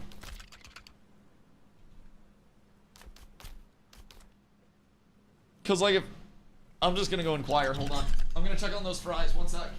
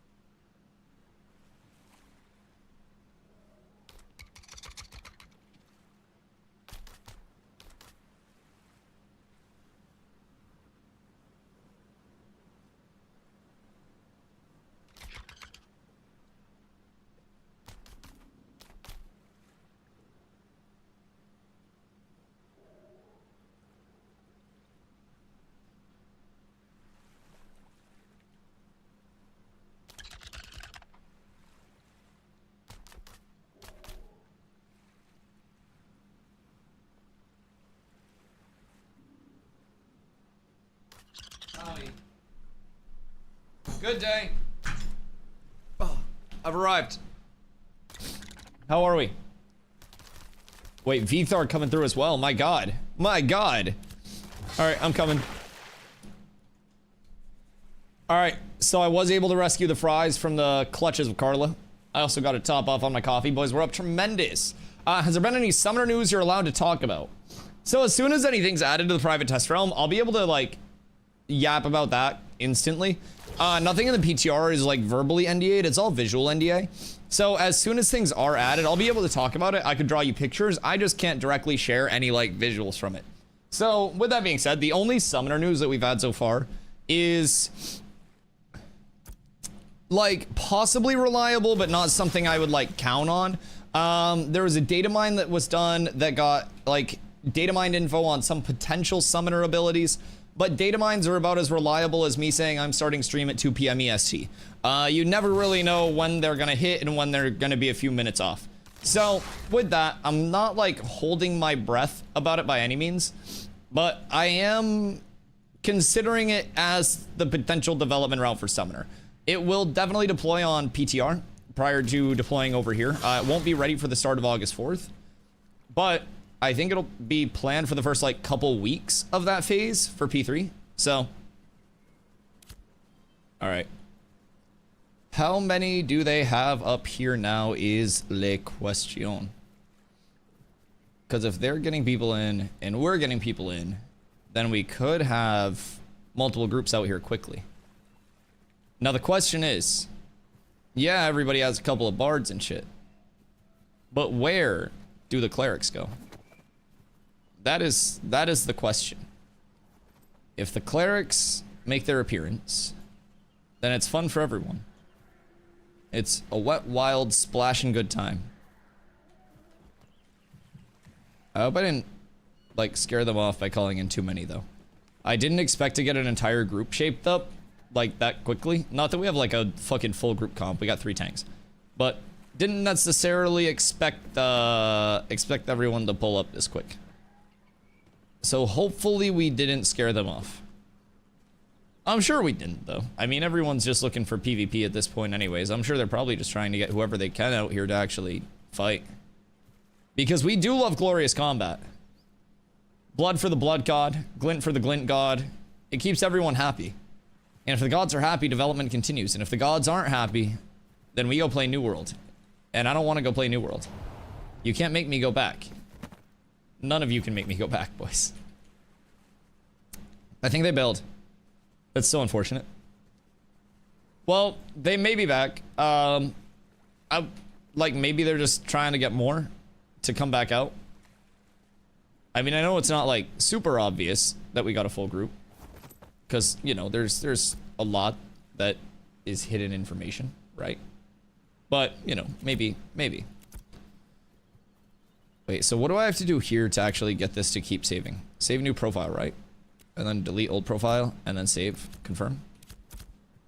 Confirm. Hopefully that works. Did you get your basilisk? No!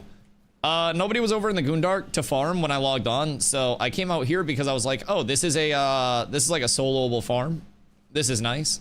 And then I could get 8 people out here. So the soloable farm, where I don't need other people rolling on it to actually kill it, we got a full group. The group where I needed motherfuckers, I couldn't get anyone.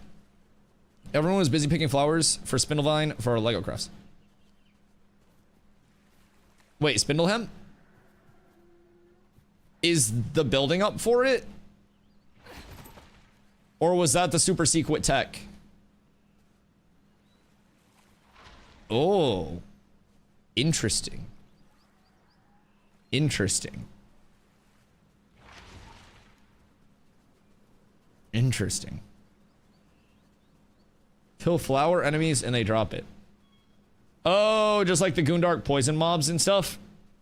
Right. Yeah, that makes sense. This is known? Well, what's not known is how fucking buffoonery some of our people are.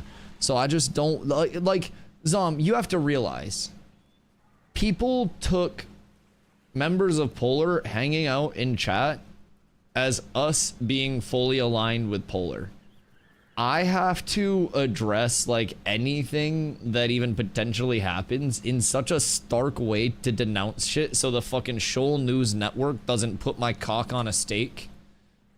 I'm just trying to do what's best for the boys.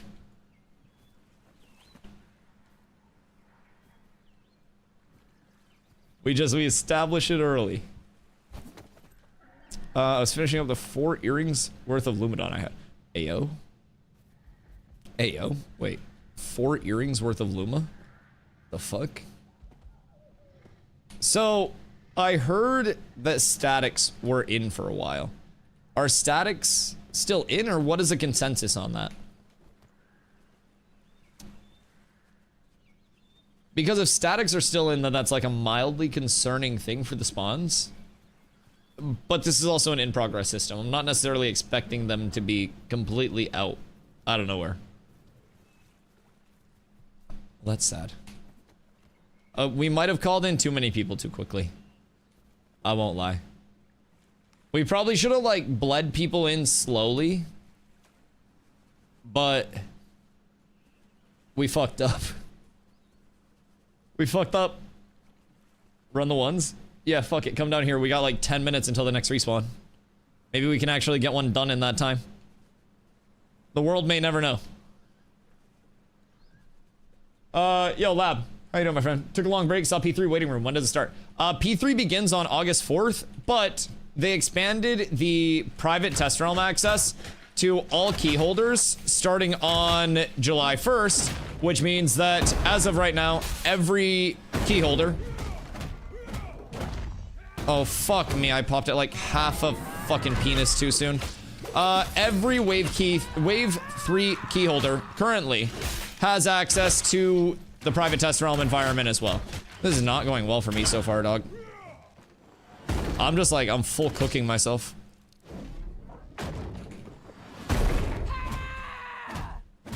Okay. And then I was way too slow on that. Nice. Super sick plays, Dusty. We'll tank that. And then second stun comes out. And then the reflect comes out. That's how we want to play that trade. And if I do that, then I might actually see myself winning a fucking trade here and there. And that would be an ideal scenario. So now, he has no trip on him. So I can push the objective a little bit. Try to force him out of his shit. And I've got really good positioning right now, actually. It's just, I think he's winning the sustain trade right now. And it's not helping that I'm feeding into his reflex every time. But, potentially, we can get it going. Madhouse crew at the Crescent Island, 3 of them. 3 of them all gilded.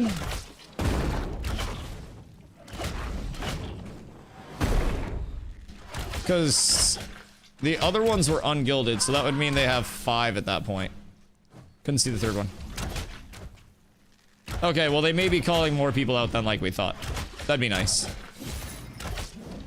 Fuck you! You stupid fuck!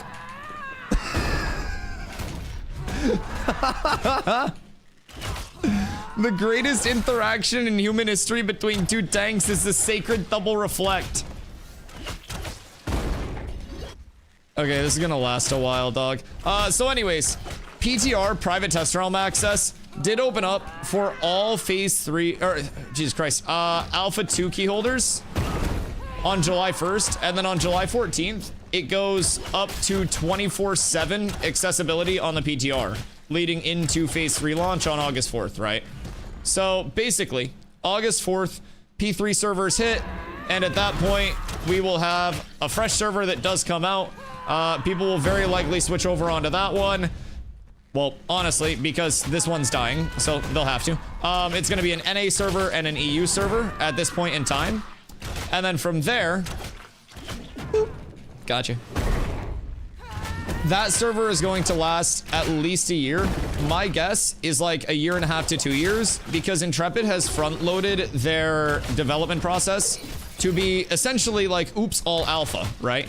So by the time they go into the betas, it's intended to be 2 short betas that are measured in weeks instead of months to, you know, year plus like the previous phases have been for the alpha. And they want to have it... Okay, I had to make sure that people were coming. Anyways, they want to make sure that by the time it goes to the 2 short betas, that it is more a matter of a final coat of paint and polish on the game and less like a Path of Exile 2 scenario where they're like, oh shit, well, we still have over half the game to put in. It's betas. We're supposed to have 6 months until release. Oh no, what do we do? So that's part of why the alpha development has been, you know, so front-loaded, because it quite literally is front-loaded in the alpha. So in the time that P3 servers are up, the game will become feature complete. And when the alphas hit, like I mentioned, it'll just be a final coat of paint and polish on everything. And hopefully, by that time, everything will be smooth. It'll be, you know, an MMO-like feel. Oh, how did that not reflect? Anyways, and really be like a title that's ready to launch, because in the current state of MMOs, I personally feel as though a lot of MMOs launch in a spot where they simply like aren't ready to launch. And as a result, they fight a very like uphill battle constantly post-launch to try to get in a state where they're even like, you know, acceptably caught up and a playable title. And I'm hoping that Ashes is looked at by Intrepid as, you know, that continued long-term goal. It always has been to this point, so I have no reason to believe that that would change. And like a matter of, you know, when things are done and when they're ready to launch, they're going to launch. New servers equals wipe? Yes, that is correct. So basically, for phase 3 servers, we'll be looking at a wipe of like this existing server. This is Shoal. So depending on when you last played, this is like the phase 2.5 server, we call it. With Shoal, it was a 3-month stress test that was built to get every player on the same server globally. So we had NA, we had EU, we had OCE, every single region all together on this one server. And we peaked at over 8,100 concurrent players. And it was a huge period of testing for the entire development process, like infrastructurally and server structure wise. Now, we don't even have dynamic gridding active yet, which dynamic gridding is also going to be another massive like implementation for server infrastructure that just makes things run even smoother in instances of mass scale. And I'm really excited for the future of it, man. I think that by the time P3 hits, people that took like phase 2.5 out will notice so much more fluidity and like, you know, just thorough playability with everything instead of a very janky server infrastructure. And not that it was janky before, but comparatively. Like a leveling process that wasn't as smoothed out. Just like overall, hopefully a better experience for people that are coming in for P3. I remember your old drawing? I need to whip up another one. I really do. I wish I had an opportunity to, but this 1v will never end. Believe me, we played a lot of them. We know at this point. Although it may, if somebody else decides to push up on us. Rude. Very rude of you. Yo, Urka. Hope you're having a beautiful day, dude. Sorry, chat. I'm locked in a heated peak mechanical skill 1v1. Tank v tank. Dick v dick out. Like, we're shirt cocking out here. It's so crazy. Boop. Boop. Get back here. We're pumping everything. We're giving him the business. Feeding him the beans, chat. He can't keep up. What are you trying to do? What's your goal here? I got the grid off. Boys, it's looking good for us. The war of attrition may soon come to an end. Except for the fact that I have no fucking mana. Oh yeah. Oh yeah. The big 412 crit. You felt that one. He's gonna fucking wake up in the morning and hurt, chat. Huge. Alright, we got his Indom out. That's absolutely massive. He's gonna try to move in for a takedown. I've seen that look before. Yeah. Yeah. Read like a fucking book, baby. Yeet. And then bonk bonk. And I'm out of mana. Alright, well this is where it gets awkward. I think this is extremely, standoffish at this point. Haha. Okay. I think it becomes a little bit of a weird, nobody really wins here. Even if one of us wins, it doesn't quite feel like it should, you know? But who knows? Maybe we're up tremendous here. He's getting squirrely. Are you guys no healering this? Do you want to come heal? Because please, for the love of God, healers don't exist right now. I, for one, would support a healer entirely. I don't know if you're going on your hot girl walk still, but we're down horrendous in terms of the cleric brigade right now. Rude ass motherfucker.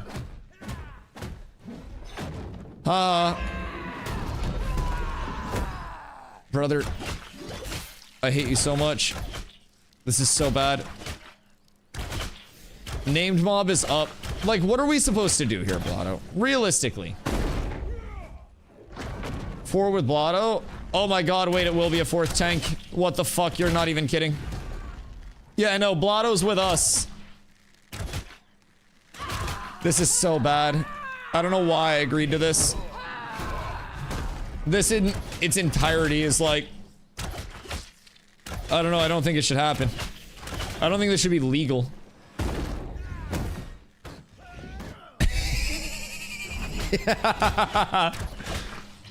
The active block is so silly. No, you got my reflect during the cast, you bastard. For that, I'll hit you moderately hard. Ka-chow. Boop, boop, boop. Oh, you felt that one. You felt that one. It's probably like 6% of his HP, baby. He doesn't want that smoke. Uh-huh. That's fine. It doesn't hurt. I don't feel pain. You feel this, though. Bro, I hate this. Our health bars aren't moving. Like, what are we supposed to do? Intense fight? Thank you, thank you, thank you. I bet you're all on the edge of your seats. If you left and come back, or if you left and came back, and kind of like, you know, lost a few minutes of time to update you, it's the same 1v1. We're both still 100% HP. And now we're both actually such low mana that we can't reliably do a lot of burst damage to each other. So the state of affairs is currently an interesting one. I literally left, helped 3 customers, and came back. Oh yeah, I bet you had time to give them amazing customer service as well. Phenomenal customer service on your end. I bet they left extremely happy.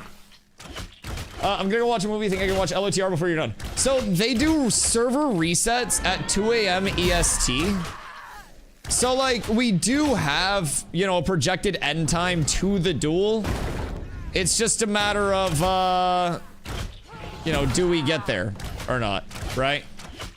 Call it a draw at reset. So we'll take a tally. It'll be like a boxing match where we'll go through the VOD at that point and we'll just kind of review like total number of hits thrown, total number of hits landed. We measure it up via like ability trades, all of that good shiz. And we just really take the things that are important. And we'll have a voting committee. It'll be you guys. So you'll have to watch this entire fight again, and we'll also pause every time an attack lands, so that way we can record the attack landing in the spreadsheet for final comparison purposes. So we do really appreciate you guys and your contributions to Dusty Corp. It's amazing having such a committed community like you, and it makes a world of difference in the grand picture. Listen, I've explained like 17 upcoming changes and mechanics to people since this has started. I don't think either of us are even like focused on the game anymore. You guys are about to hear like a random fucking Moist Critical YouTube video playing in the background, and you're gonna be like, Dusty, what the fuck is that? And I'm gonna be like, what do you mean? What's what? Is there a fucking caravel coming in? Bro, who's caravel? Oh my fucking god. Zombie brought in a fucking caravel before the duel ended. Okay, resume. Jesus Christ. There's a whole fucking boat. We got jebaited. We were making so much progress, too. This is it. This is it. He has nothing left. Oh. Did Vthar just like special- Fuck! Special guest referee that? Every reflect matters so much. It's our mana. Without mana, we're nothing. Without mana... Honestly, I literally am just a slam bot. I have to get within melee range of somebody, and then just hope that slam hits. Spoiler alert, half the time that shit doesn't hit. Come here!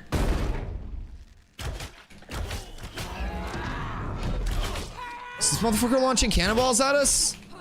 Fucking Johnny Depp looking ass. Fuck! I should not have.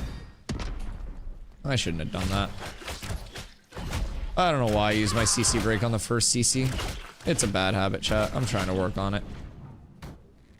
Good hold. The big block.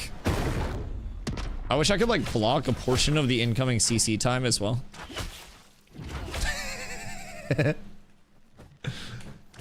Get back here, bitch!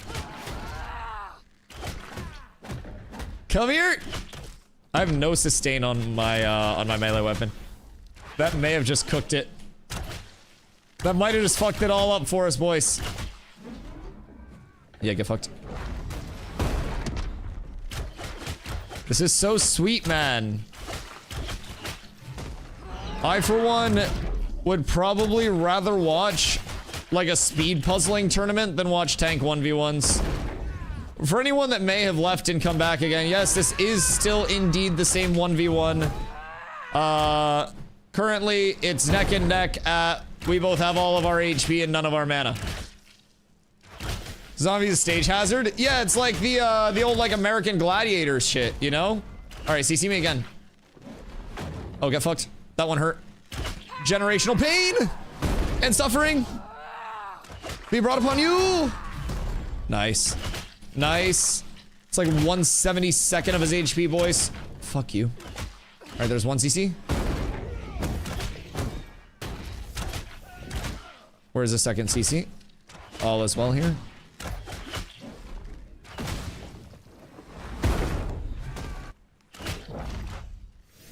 I don't think I got any healing off that.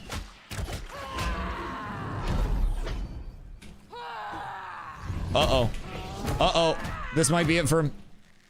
And by it, I mean he might drop below 90% HP.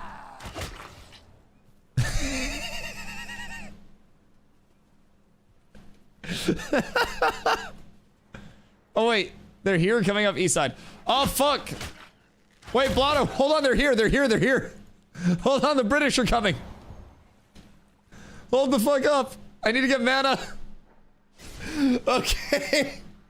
Sorry. The 1v1 is done. I was stuck under the bed trying to get my phone. My hair got caught. I wish I would have seen that not being caught in the 1v1 of my life. Alright, hold on. How many do they have?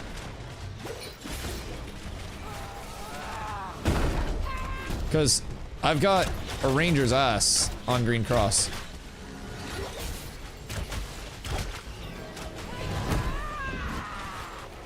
I feel like, okay, we can burst this. Swap from Giorgio. Go on, Giorgio.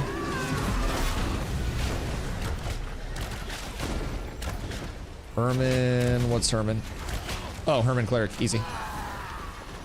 Good day, sir. Welcome to the Dickens. That's a Fortnite wall. I've never seen one before. Carlo, we might need the Cleric. They've got so many supports. It started out with them having the 2 bards against a fighter. Actually, it started out with me cooking one of their bards in a 1v1 a couple of times. They called in a second bard. We fought them, me and Busty against them. Lost to the double bard. Called in another person, beat the double bard, called in more people, they called in more people. So now we're up tremendous. So now we need a cleric. Cleric? Merc? Merc cleric? Bis. I just hiccuped. Don't go alone. I just died. Merc, what defeat? Merc, we need a cleric. All right, so anyways, why can't I mount here? The hell do you mean? I'm clerk making stuff. Clerk make life happen. Clerk come save the day. Okay, also had favor going for boss. Starts were terrible that night. We're trying to farm out there. And harvest. Oh, dude. I need brine breaches and I need a BST. But honestly, at this point, Skull, sorry, I've got to catch up on chat from like 10 minutes ago because of that 1v.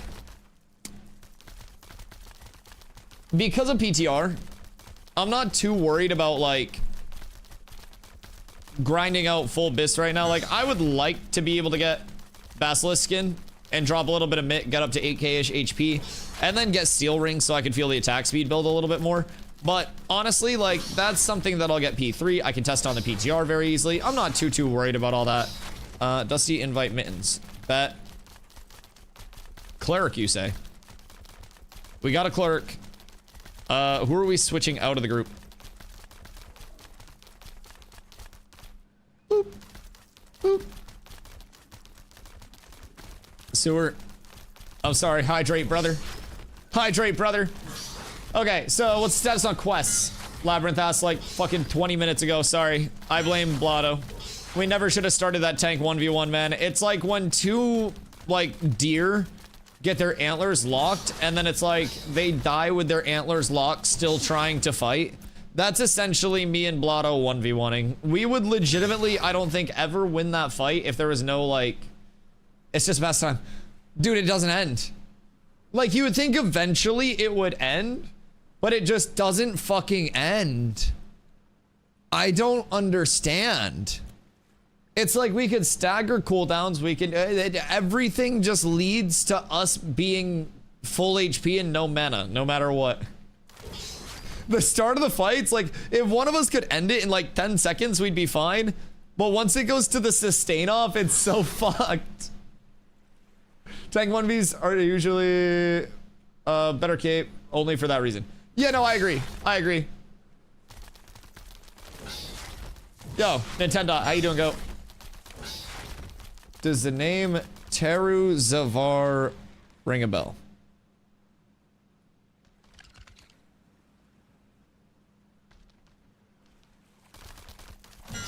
Crow? I don't know who that is. I don't think so off the top of my head. Is that my crow? Like one of the crows that I know? Or a different crow? Which crow? There are a couple of crows that come into chat, but I don't think that's one of the crows. There's a lot of crow. Yeah, there's a lot of crow. We have like 4 crows that come into chat in the community. But those are all nice crows. Why, what's up? Oh, fuck me. Oh shit, fuck ass. He's my best friend, IRL. Apparently we ran into him in PvP. Okay, cool. Someone said salt chat and I was like, do they like me or do they not like me? Okay. That makes sense. If I ran into them for PvP, what class were they? If I fought them recently, I probably remember them more off the fight than the name. It's like I'm really bad with names, but I have this weird like memory of remembering like fights and like things that happened. Think he's like Bard? Oh, yeah, probably then. Yeah, I could probably think of the fights. Where is everyone? Hello.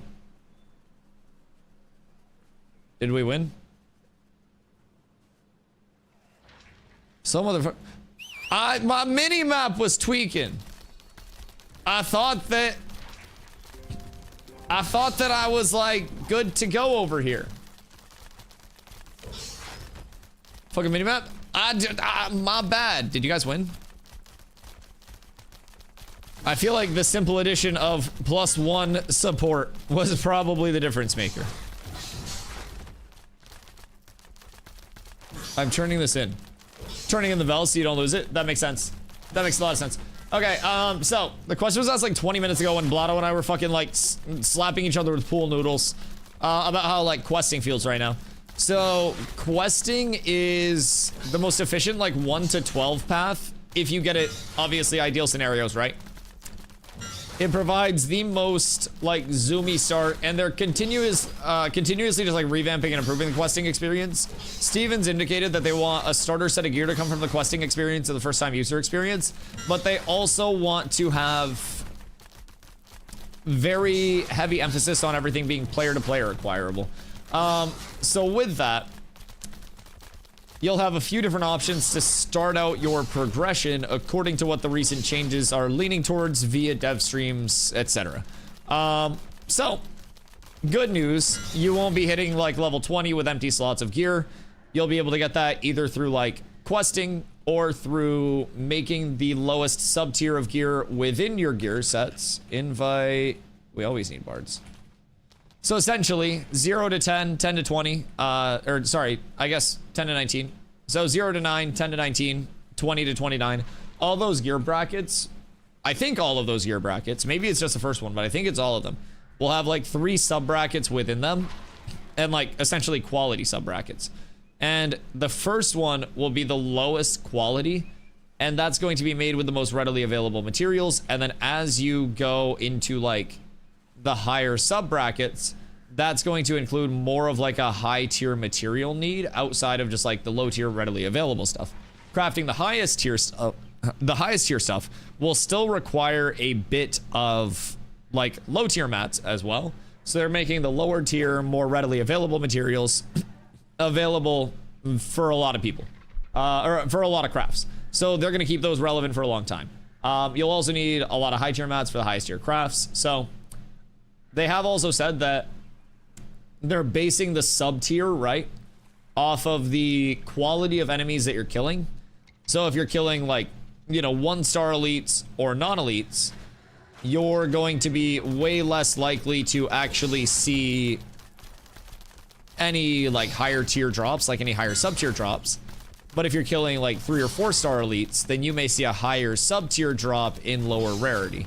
The emphasis still leaning towards player-to-player crafted stuff, but a lot of the questing experience is being looked at, has been tweaked a lot between like this environment itself, the phase 2.5 environment, having a 30% questing XP buff to incentivize people to actually do them.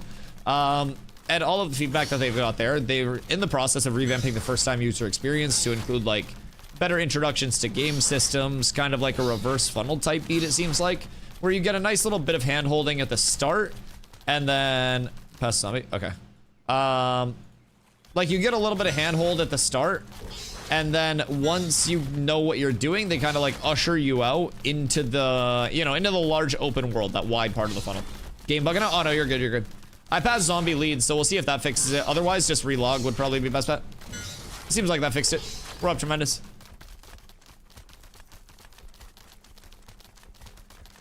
Okay, what else did we have before that fucking 1v started? I feel like that 1v1 started actually like over 20 minutes ago at this point.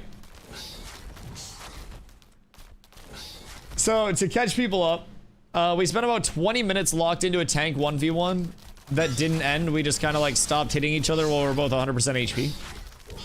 We're kind of down horrendous there. But we're out in the tropics right now, trying to farm up brine breaches, I don't know what the fuck it is. But we came out here, I was dying, holy shit. I shouldn't have gone outside this morning. All the pollen is attacking me. So anyways, I came out here, I was solo to start the day, and basically found a bard out here. Honor combated the bard. Bard died. Bard came back out. Bard died again. Busty was out with me, like not fighting, but had pulled up to the island just in case I needed a hand. And then Bard comes out with second Bard. Me and Busty get our asses kicked for like 30 minutes. And then we call out more people. They call out more people. We call out more people. They call out more people. And then from there, I believe it's evolved to full group versus full group at least.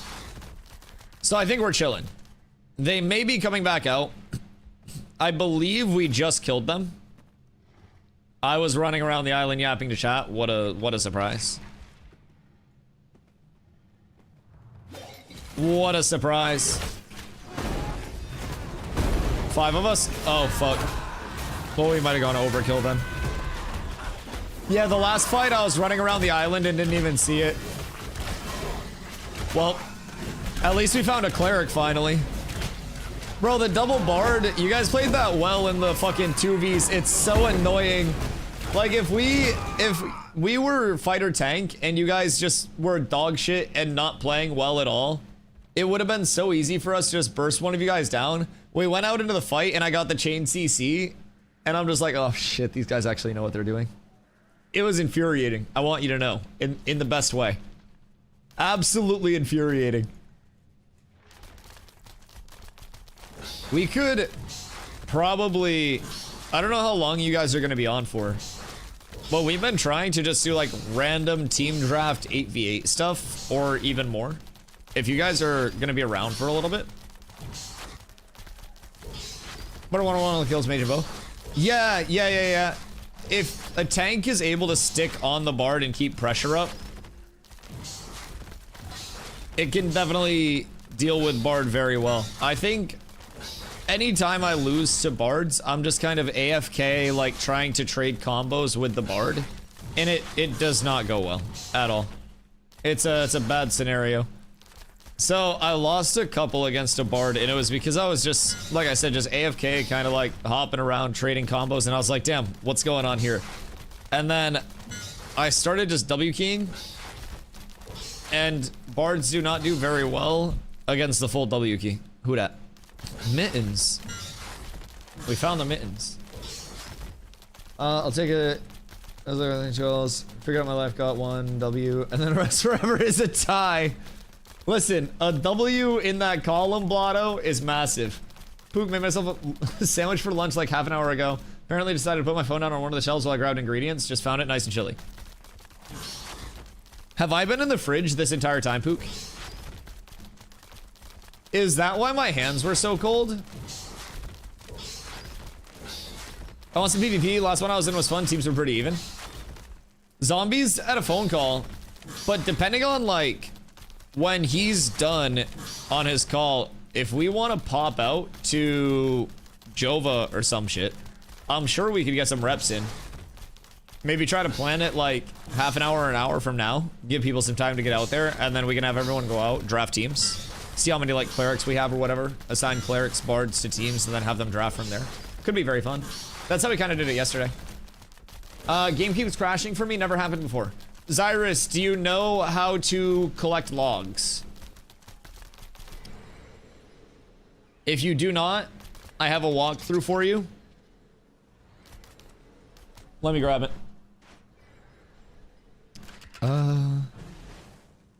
Wait. Oh, shit. Sorry. Hold on. My bad. Caught my pants down. I was trying to help chat with the crash.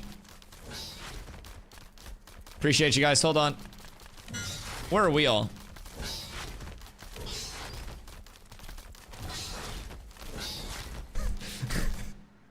Appreciate you guys.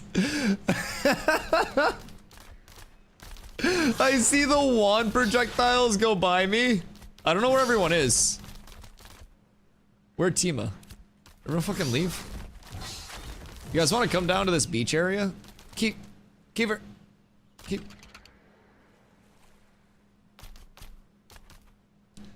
I don't know where my guys are.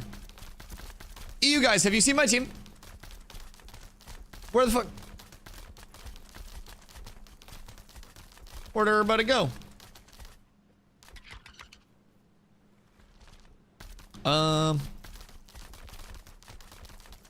I don't know. I don't know where all my guys went. Oh. Mittens! Save Mittens! Alright. Well. I guess everybody just runs in one at a time. We're back up on height. If anybody would like to, actually come play the game.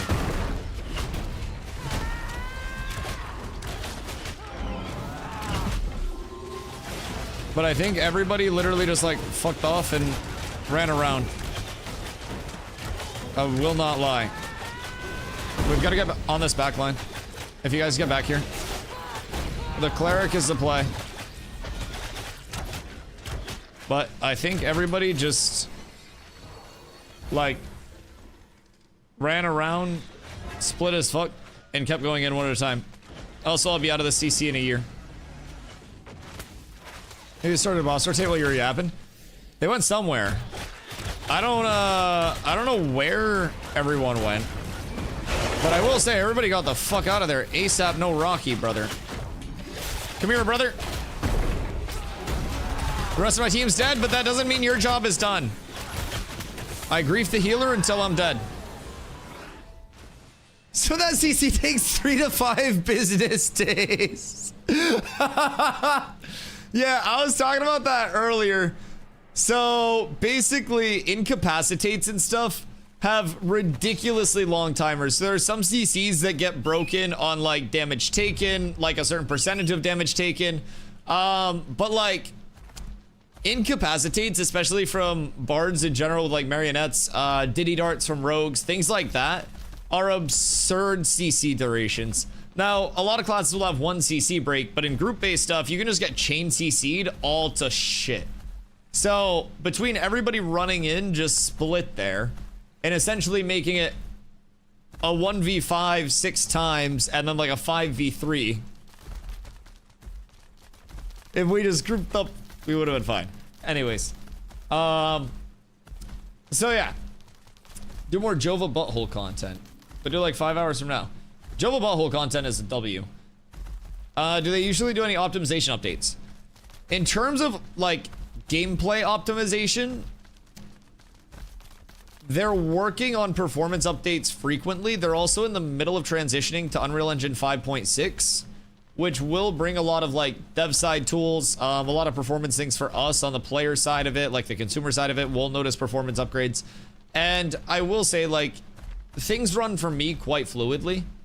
There was a memory leak that was going on previously, but that ended up being like a Windows issue and not an Intrepid issue. A Windows update literally solved the memory leak entirely because the memory leak was a Windows interaction with Unreal Engine 5 games.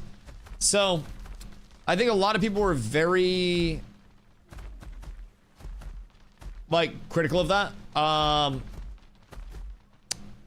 and thought that it was like an Intrepid problem that wasn't getting fixed, when it turns out it was quite literally just Windows as a whole getting cooked. So since that's been fixed, I personally don't really run into many performance-based issues. Some people have been having crashing issues, but Intrepid has tried to ask people to get like to get their logs when they are crashing like crazy, and try to get them up in the Ashes Discord so people are able to, you know, actually investigate it on a one-on-one basis. But I'm at the point now where my game runs to the point where over the course of like an 8 to 10 hour stream, I don't even have to restart my game at all because there's no noticeable memory leak present. At least from what I've encountered.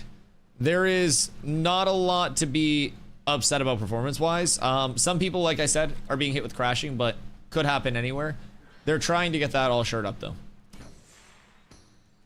They occasionally push optimization. Yeah. We get some updates as we go here and there. And like it feels much better to run now than it did when I first hopped in. Everything feels much more fluid, much more responsive. I mean, server performance as a whole too. Like depending on what type of optimization you're looking for, there's kind of like the hardware optimization, and then there's also like the infrastructural optimization with like server improvements and backend stuff. And throughout this 3-month stress testing phase, we have received a fuckload of like network optimization updates. Like a lot of those improvements have come through very, very, very, very well. So server performance has felt great. I think the chunkiest part of server performance right now is node sieges, which are the 100 versus 100s. And on like big initiates there, when you legitimately have like, you know, 100 people going all at once, that can get a little chunky. But that's without dynamic gridding on right now to like reallocate server worker boundaries instantaneously and kind of like get all of that resource allocated where it needs to be. And I think that between what we've already got and what's still to come, optimization on both fronts is definitely going to continue and should hopefully be in a good spot at some point. P3, they're doing some huge optimization changes too on the hardware side. Yeah, I would assume Unreal 5.6 is going to be a massive part of that. 5.6, from everything that they've talked about, is fucking huge. Yo, cheers to Nintendo. I hope you have a beautiful day, dude. Packing a bowl sounds kind of nice. I won't lie. It's been like an hour. Something with the instance aspect, because we definitely had 100 versus 100 or damn close. Node Wars on Lilith, and it wasn't as bad as any of the sieges. Yeah, I mean, I'm wondering if they're also running a lot of active debugging during the sieges that are kind of like bogging down server performance. Because if they are running active debuggers, then that's probably going to cook server performance a little bit. So, let's see why Stoner. Oh, I love weed. Yeah, so a lot of my family, like my aunt and uncle, are big wine people. They go to wine tastings a lot, and my brothers were big like beer guys at a certain point. And so I never liked alcohol, but my family was always like, oh, I really like this specific red wine, bleh. And my brothers were like, oh, try this IPA. And I was like, this tastes like shit. And they were like, well, try this one. And I was like, it tastes like shit with a little bit of grapefruit squeezed into it. And I was never a beer guy. So I didn't start smoking until I was like 22-ish, 21-ish. It was when I was in college, like one of my last years of college basketball. And one of my friends and I, like we had a dry campus, so we couldn't go out or anything like on campus to smoke, right? But we would just drive off campus. He knew how to roll. I didn't because I was just getting into smoking. He'd roll a joint. I'd pack a Bolski. And then eventually I learned to roll. And we'd go out. We'd get fried. We'd get food. We'd watch Big Mouth because Big Mouth was cooking at that time. And we would just vibe back at the dorm after practices and stuff. So that became the routine. And we eventually started like becoming very inquisitive of like, you know, the different strains and different effects, this, that, the other, like parental lineage, all of that stuff of the strains. So like it became this cool little, you know, my aunt and uncle would have their discussions about like what wine they want with dinner. And I'm going to a family function picking between like one of 6 different strains. And I'm like, okay, this will allow me to tolerate my family the most. Blotto, I'm coming. Oh wait, Blotto's good.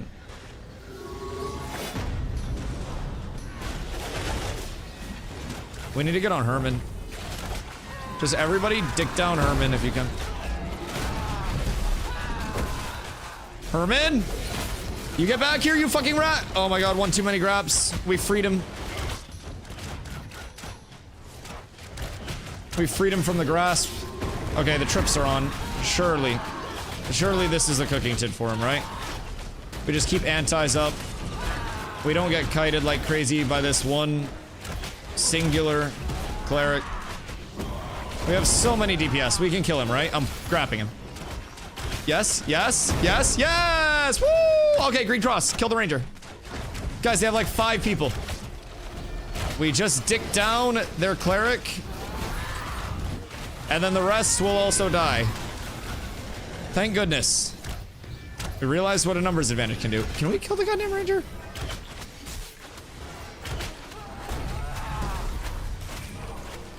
Guys, we're making this way harder than it needs to be, but I believe in us. Everything is beautiful. I absolutely believe in you guys. Goddamn cleric's gonna get back before we kill the rest of them. They're so close. So incredibly close. Is it just me and Blotto left?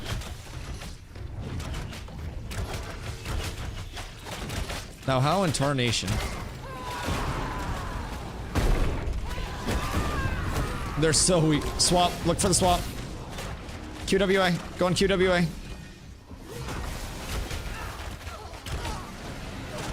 My brothers in Christ.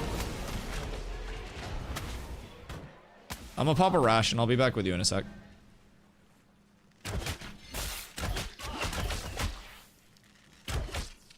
Good day, sir.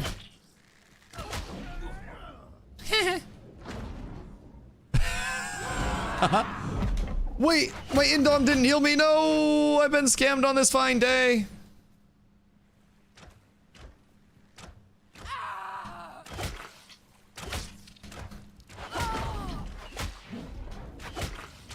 Excuse me? Reflect? My brother in Christ? He's getting baited by this. 1000% he's getting baited by this.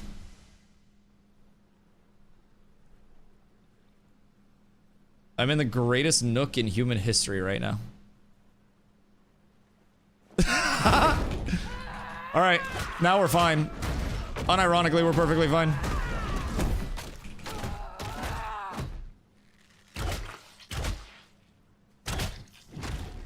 Where are the rest of them coming from?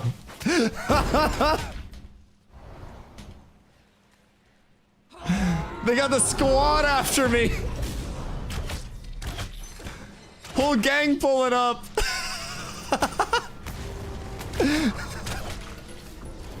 That spot was fucking immaculate though. I have to say. That juke spot was fucking S tier. And I would have got away with it too if it weren't for you meddling bards. Get twipped. Elbozo. Yeet. We're fine. Keith, turn right. Hold on. All we need to do is get the ration off. I don't think we're gonna be able to. Surely we got the squad with us, right? Hi, Herman. It's dickin' time again. I'm so sorry to give you this, but here's my dick. I made it just for you.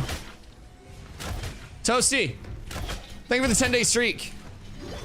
We're currently handing out some fresh dickens. It's Dickin' Wings and Fries Day at Dusty Corp. Stop. You can't hit me if I block every direction.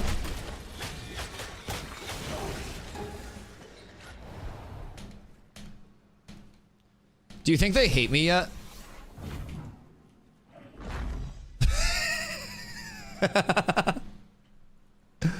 Bro, where is everyone, by the way?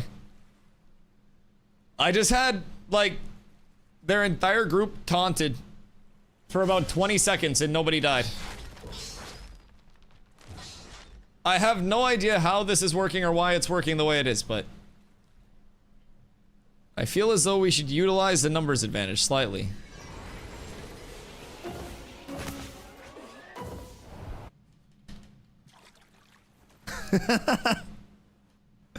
Are they following? No.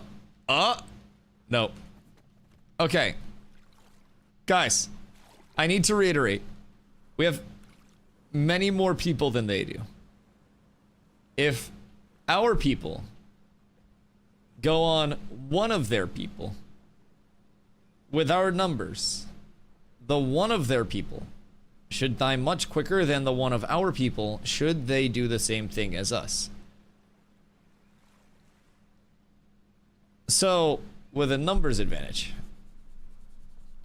we should all just be finding Herman and sticking our tongue where he doesn't want our tongue. And we just gotta, like, just kind of stick that and make him feel it a little bit. And if he doesn't feel it, then we've got to keep going until he feels it. Zombie feels the pain right now. This should probably not be this hard, but it's okay. It's okay. Just keep in mind, with a lot more people, we can just get a trip out and then just boom. In theory. Like, we have almost as many tanks as they have people. For perspective. Pop fueled my entire engineering degree. Oh, dude, sativa and coffee is like the massive routine. That is entirely it. I'm on my way. I'm in Discord. I just joined. Now at least we have 6 people in Discord. That'll help.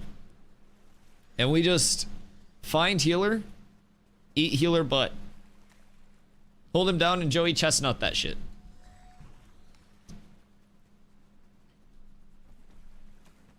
We're good. Skull's cigar guy. So, like, with cigars, what's like the whole appeal with the cigar game? Is it kind of like the whiskey game where it's like you could just smoke cigarettes, but like whiskey's the cooler, you know, the cooler version of it, so to say? Good day. Well, it appears our brigade of people may have caught them slipping, so to say. We go on Herman, Green Cross. That guy can die. And then when he dies... Oh, that wall just put him in a bad spot. We should be perfectly up. I'm keeping the big stragma peeled.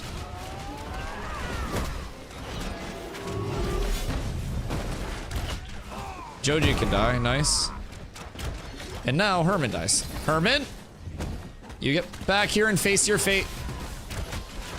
We finally realized that we have quite literally double the people that you guys do, I think. And people grouped up. Holy shit. I'm so proud of everyone on this fine day. I didn't even have to undeafen in the Discord. I just joined the Discord and it was a difference maker. Yay! Teamwork! Boys. When you focus targets die. I'm so proud of us. I'm so proud of us. We're so up.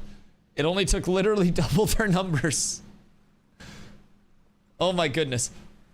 I was a stoner until I found beer, but now I'm neither. Yo, Zest, I love that. I smoked last year at Bonnaroo. That was the last time. Wait, I feel like Bonnaroo would be either a great smoke or a terrible smoke. But I feel like it'd be a good smoke. I mean, that's kind of what I prefer about smoking to drinking, is it's much less of a, like, an intrusive means of chilling, right? I have a lot of friends that go down to the bar and stuff and just get absolutely fucking lambasted, to say the least. And I'm like, I don't really like that whole vibe. I just like being able to smoke and chill and still be, you know, completely cognizant, not dizzy or anything like that. Just kind of vibing. But everybody has their own preference with things.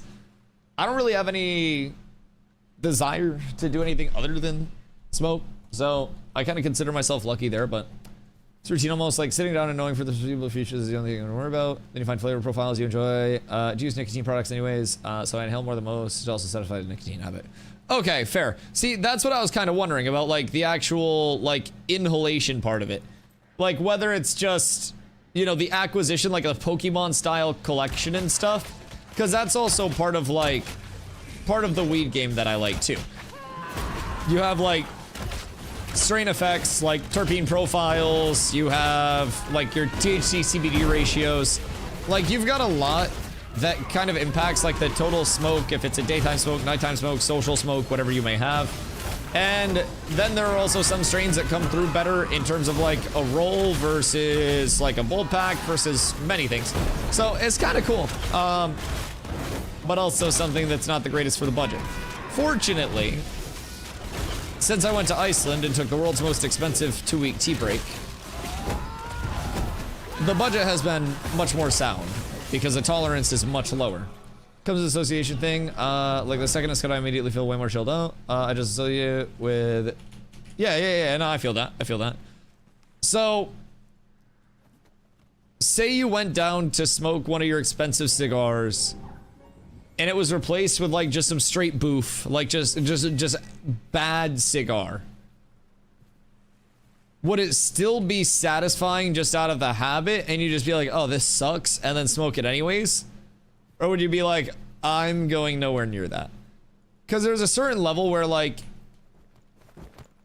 if there's weed and it looks a certain amount bad, I don't care how free it is. I'm not going near that shit. I wouldn't be as pleased, but it'd be fine. Okay, so you're not, like, fussy. Like, I'm not like, oh, your weed isn't rapper weed, like, I'm not smoking it. But, like, if I'm like, oh, where'd you get this? And they're like, oh, some guy, you know, at a bar, I was in the bathroom jerking dudes off to make ends meet, and the weed guy came in mid-handy and was like, hey, $10 discount on an eighth right now. Now and now only. And that's the origin of the weed. I'm probably not smoking it. And I've heard crazier acquisitions of weed, I won't lie. That would be like, that, honestly, I might smoke that. Because if there's a seller that's that dedicated to the craft, then that's probably fire. A bang for buck guy, anyways. I'm a box of Baccarat at Churchill's. It's best bang for your buck I found for what I dig. See, I'm also a bang for your buck guy. I appreciate that. Calories per dollar for food. And for me, I'm always trying to find the like largest value in my weed purchases. It's like the smoke that I enjoy, a nice like THC percentage that I enjoy for what I'm looking for, and always basing it on like the selection that's available. It's quite nice. Now, occasionally, the problem is that you can get a little bit of like over hybridization of strains now, where sometimes strains will be called something because it has a similar flavor profile, but it'll just be like a hybrided out strain that really doesn't share any of like the effects or lineage of what it's supposed to be and what it's labeled as. So sometimes people can have like really bad smokes off that, just like expecting sativa, getting indica, whatever it may be. But you know it's bad when it has no smell. When I was in Vegas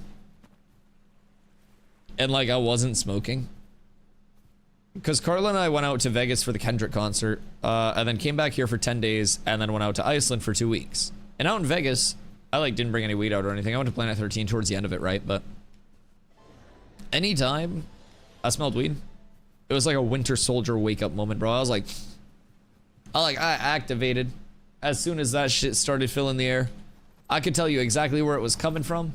I honed in on that stuff. It was like fucking old school cartoon. The smell of the pie comes wafting across the screen, and then I just follow that shit.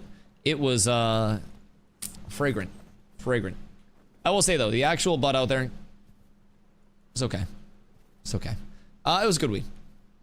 Nothing that I'm like, oh my god, I need this instead of main boof, but who knows? I've had $100 cigars and $2 cigars. These are like $7 to $8 a pop. I compare them to a lot of 15 to 25. Okay, that makes sense. Just get those bitches wholesale. So, with the cigar game, do you have to have like a humidor and stuff to keep everything all like tidy? Give me your choleric, Herman.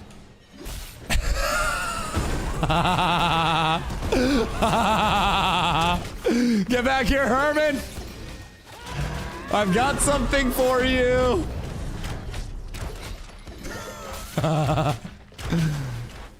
He's eligible for trips, boys. Herman.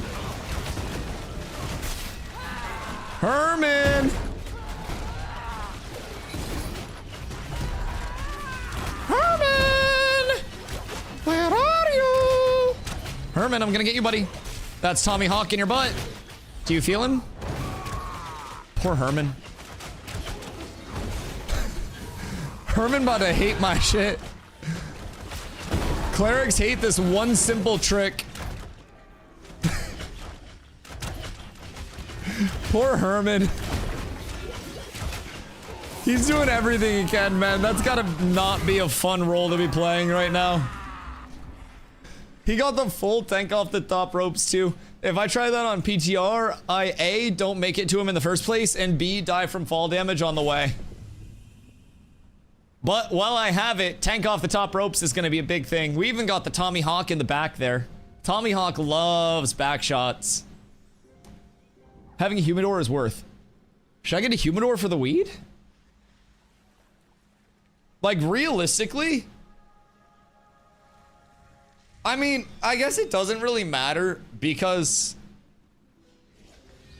I don't really have like a massive quantity on me. I guess an ounce is like a few weeks at the current pace. So like maybe that's humidor level of freshness. But I also don't like an overly hydrated product because I just grind it up, slap it in a bong, and expect it to work. And I don't really like the whole like cloggy, you know, super, you know, hydrated, fresh flower. I will literally buy a bag, open the bag, and let it sit out for a little bit. So maybe if I was just like dropping rolls all the time, but that's A, a large time commitment, B, a massive waste of money. It's inefficient. Cat with abs is Yo, absolutely Undabek, S thank you for the follow. I appreciate you. You don't like the stickiest of the icky? The stickiest of the icky. So like, there's a time for it. If I am like rolling something, you know, like if I don't really like blunts because tobacco makes my belly hurt. I'll be completely honest. Like nicotine, I don't know if it's the tobacco. I think it's just nicotine in general. But it makes my tummy upset. I'm gonna say that in the very bluntest form. I might sound like a pussy because of that, but it makes my tummy upset, so I don't smoke nicotine. So I like hemp wraps, but just a raw 1 1/4 is more than enough for me. So like if I was just rolling up like, you know, joints or something, I would absolutely want the sticky icky. Absolutely. That would be great for rolls. You get a nice resin ring, get good flavor from it. But if you have flour that's too sticky in a bowl pack, it just clogs your airflow, and then you get like, okay, I gotta pull harder, and then you pull harder, and then it's like, thunk, and then half your bowl pulls through, and you're like, all right, well, fuck this shit. So that's kind of my take on it. Also, fortunately, I grew up watching Chappelle Show, like every single episode of that shit. Who's taking damage? So I'm the youngest of 3 brothers. My brothers are 8 and 10 years older than I am, and they were 80s babies. So like, I, despite being, you know, mid 90s, late 90s, 96. So whatever you want to call that. Had the entire experience of just wanting to do what my brothers did. So like, I started playing Diablo 2 when I was 4 years old. I was watching like Chappelle Show and shit. Like it probably resulted in whatever culmination of negative effects you see here. It's essentially just a lot of failed things all together that somehow ended up hitting a law of cancellation, getting really lucky, and am now unemployed and playing video games for a lot of people each day. So thank you guys, appreciate that. But yeah, Chappelle Show is a large part of my core memories in terms of like early development of references and shit. Like, if I walk in and somebody has a couch, they're going to get a fuck yo couch. Anytime I see Unity, you've got the Unity. Like anything Chappelle Show. Even down to like the fucking GTA skit where there's the carjacking and you've got the sorry, I need this. Like just random Chappelle Show sound bits are embedded so far into my fucking skull that I will never get them out. I actually saw Dave Chappelle do stand-up live. I've seen Dave Chappelle and Louis C.K. So I got lucky there. Very, very, very, very fortunate. And it was after Chappelle had got like booed off stage in, I think it was like Connecticut or some shit. And it was a banger set. It was so fucking good. So fucking good. 91 Chappelle Show was a cornerstone of my childhood. Your brothers are my age? Yeah. My, so they would be what? 37 and 39? My brothers are old as fuck now, Jesus Christ. Sorry if you guys are, my bad toast. My bad toast. I did not say that. Southeast, don't let them muster. Oh, they're mustering. Hey, Herman. Herman, do you hear me? Herman, are you ready? Chat. Dusty or Herman, who we taking in this one?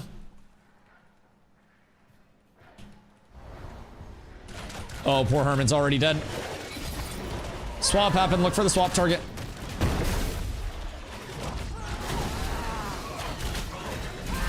Poor Herman. Okay, well, Herman's down. That's less than ideal for the boys. And for the boys, I mean them. Hello, Ranger Man. Why are you CCing me out of all people? What the fuck is this? Do you see me as a threat? Kill the Ranger. Rangers have no HP. Poor guys. Ka-chow! Good day, sir. And Tommy Hawk. Aw. Poor Herman. I feel so bad for Herman right now. There's nothing he can do to stop it. There's nothing he can do to change it. He is simply Herman. Hey. Wouldn't it be nice if you fucked off?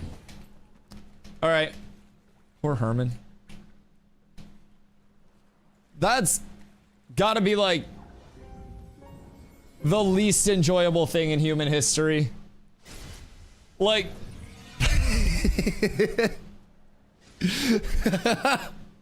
like, what do you even do if that's happening to you? I feel like you just accept death at that point. That's rough.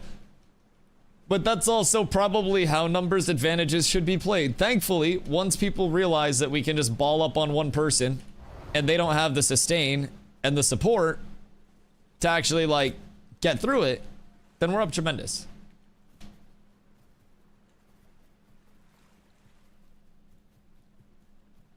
I hate when a cigar rub because it's dry and flaky. Like for an actual cigar? Or for like a cigar?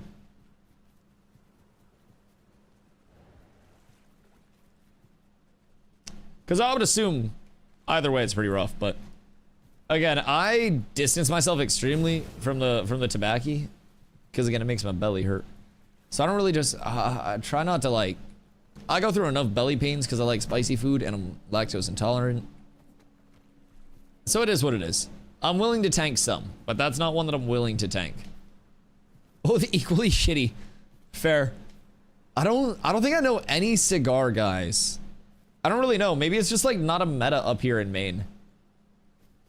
I feel like it just like hasn't hit at a certain point though. Surely it will. We just tend to be behind a little bit on things, but.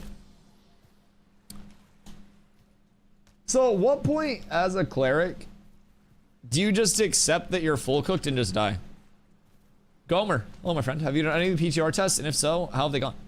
Yeah, so I did the last 2 PTR tests after they opened up accessibility for everybody. And so basically over there we were experimenting with the new movement system as well as being able to get into the Nakua and the Pyrai for the character creator.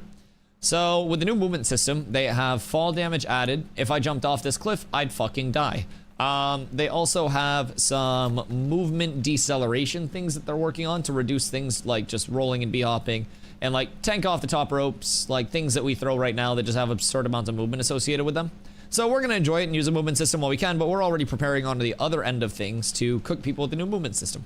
So it's nice. I do think that the new movement system overall, despite being less like flashy with all the b-hops and this and that, does emphasize proper positioning, usage of movement abilities, usage of displacement abilities as well. Grapple felt phenomenal on the PTR. Wall was super impactful. Vine fields were great.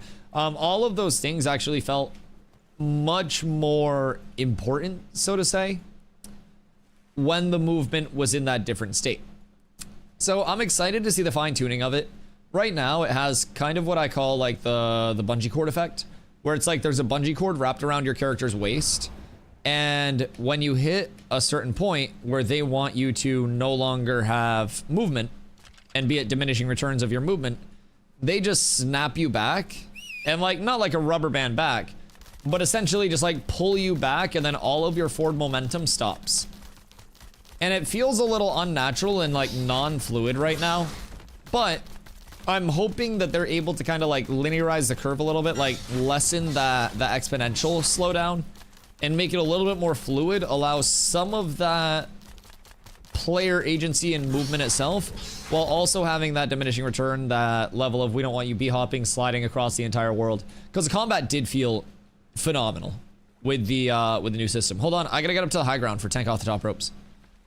If I don't get tank off the top ropes, it's not a good fight. I gotta hit it on him, or it doesn't matter. You get me a target, and I think you know who that target is, boys. Oh, Herbie. Oh, wait. Did we start already? Where the fuck is Herman? Herman. Oh, well, I'll take this one. Oh, wait. It was a trick. Herman.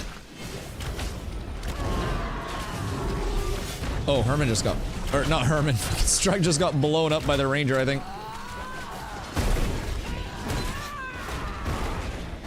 Herman. Come hither, Herman. Swap on Giorgio. Should be able to nuke that. We need to stick Herman though, make sure that Herman's not free casting. Just look for swap, kill swap. They have so many weak targets. Brothers. My brothers in Christ.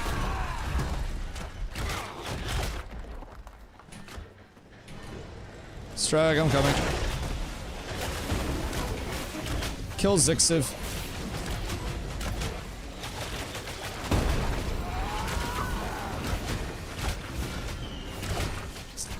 He's so weak. Blessings.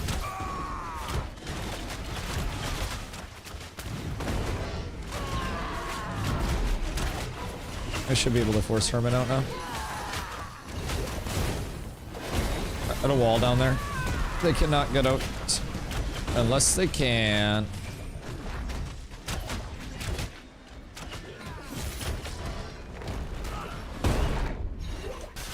I gotta pull on it. Okay, cool. Blessings on blessings.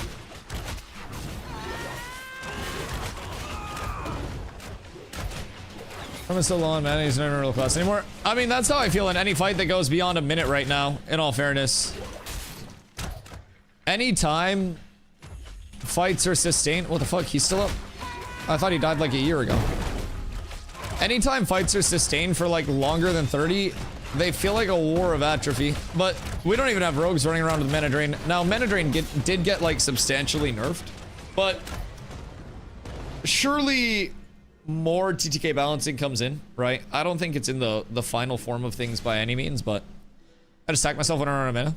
It's the quickest way to get it back. I will say though, on the PTR, having like journeyman HP and like mana potions are fucking insane.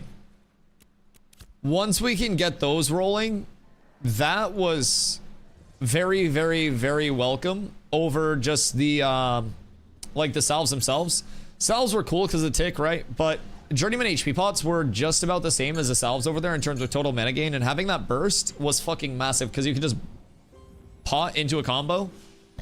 And so once full consumes are in, I think fights will feel a lot better too, because we have to remember there's so many things in the totality of power balancing that Intrepid is considering at this point, from like ideal consumes to enchants to like other forms of gear optimization. Like they are going to have many more things than most of us are currently utilizing available for us to power scale off of. So just food for thought in that regard. But oh, what the hell?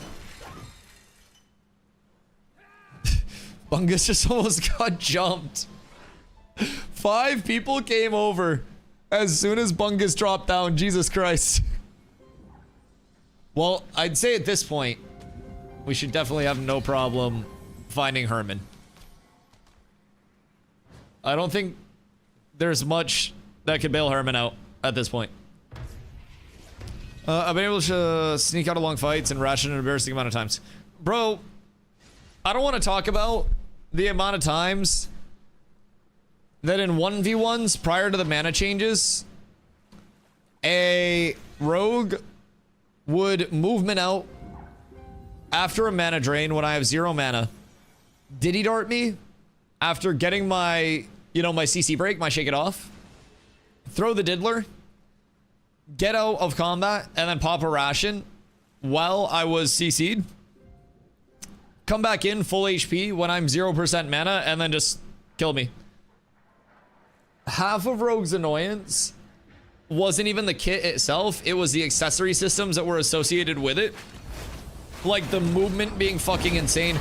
I mean, I guess the numbers on mana drain were part of the kit itself, but holy shit, it was something trying to fight a rogue on this movement system. I really am excited for the new movement system.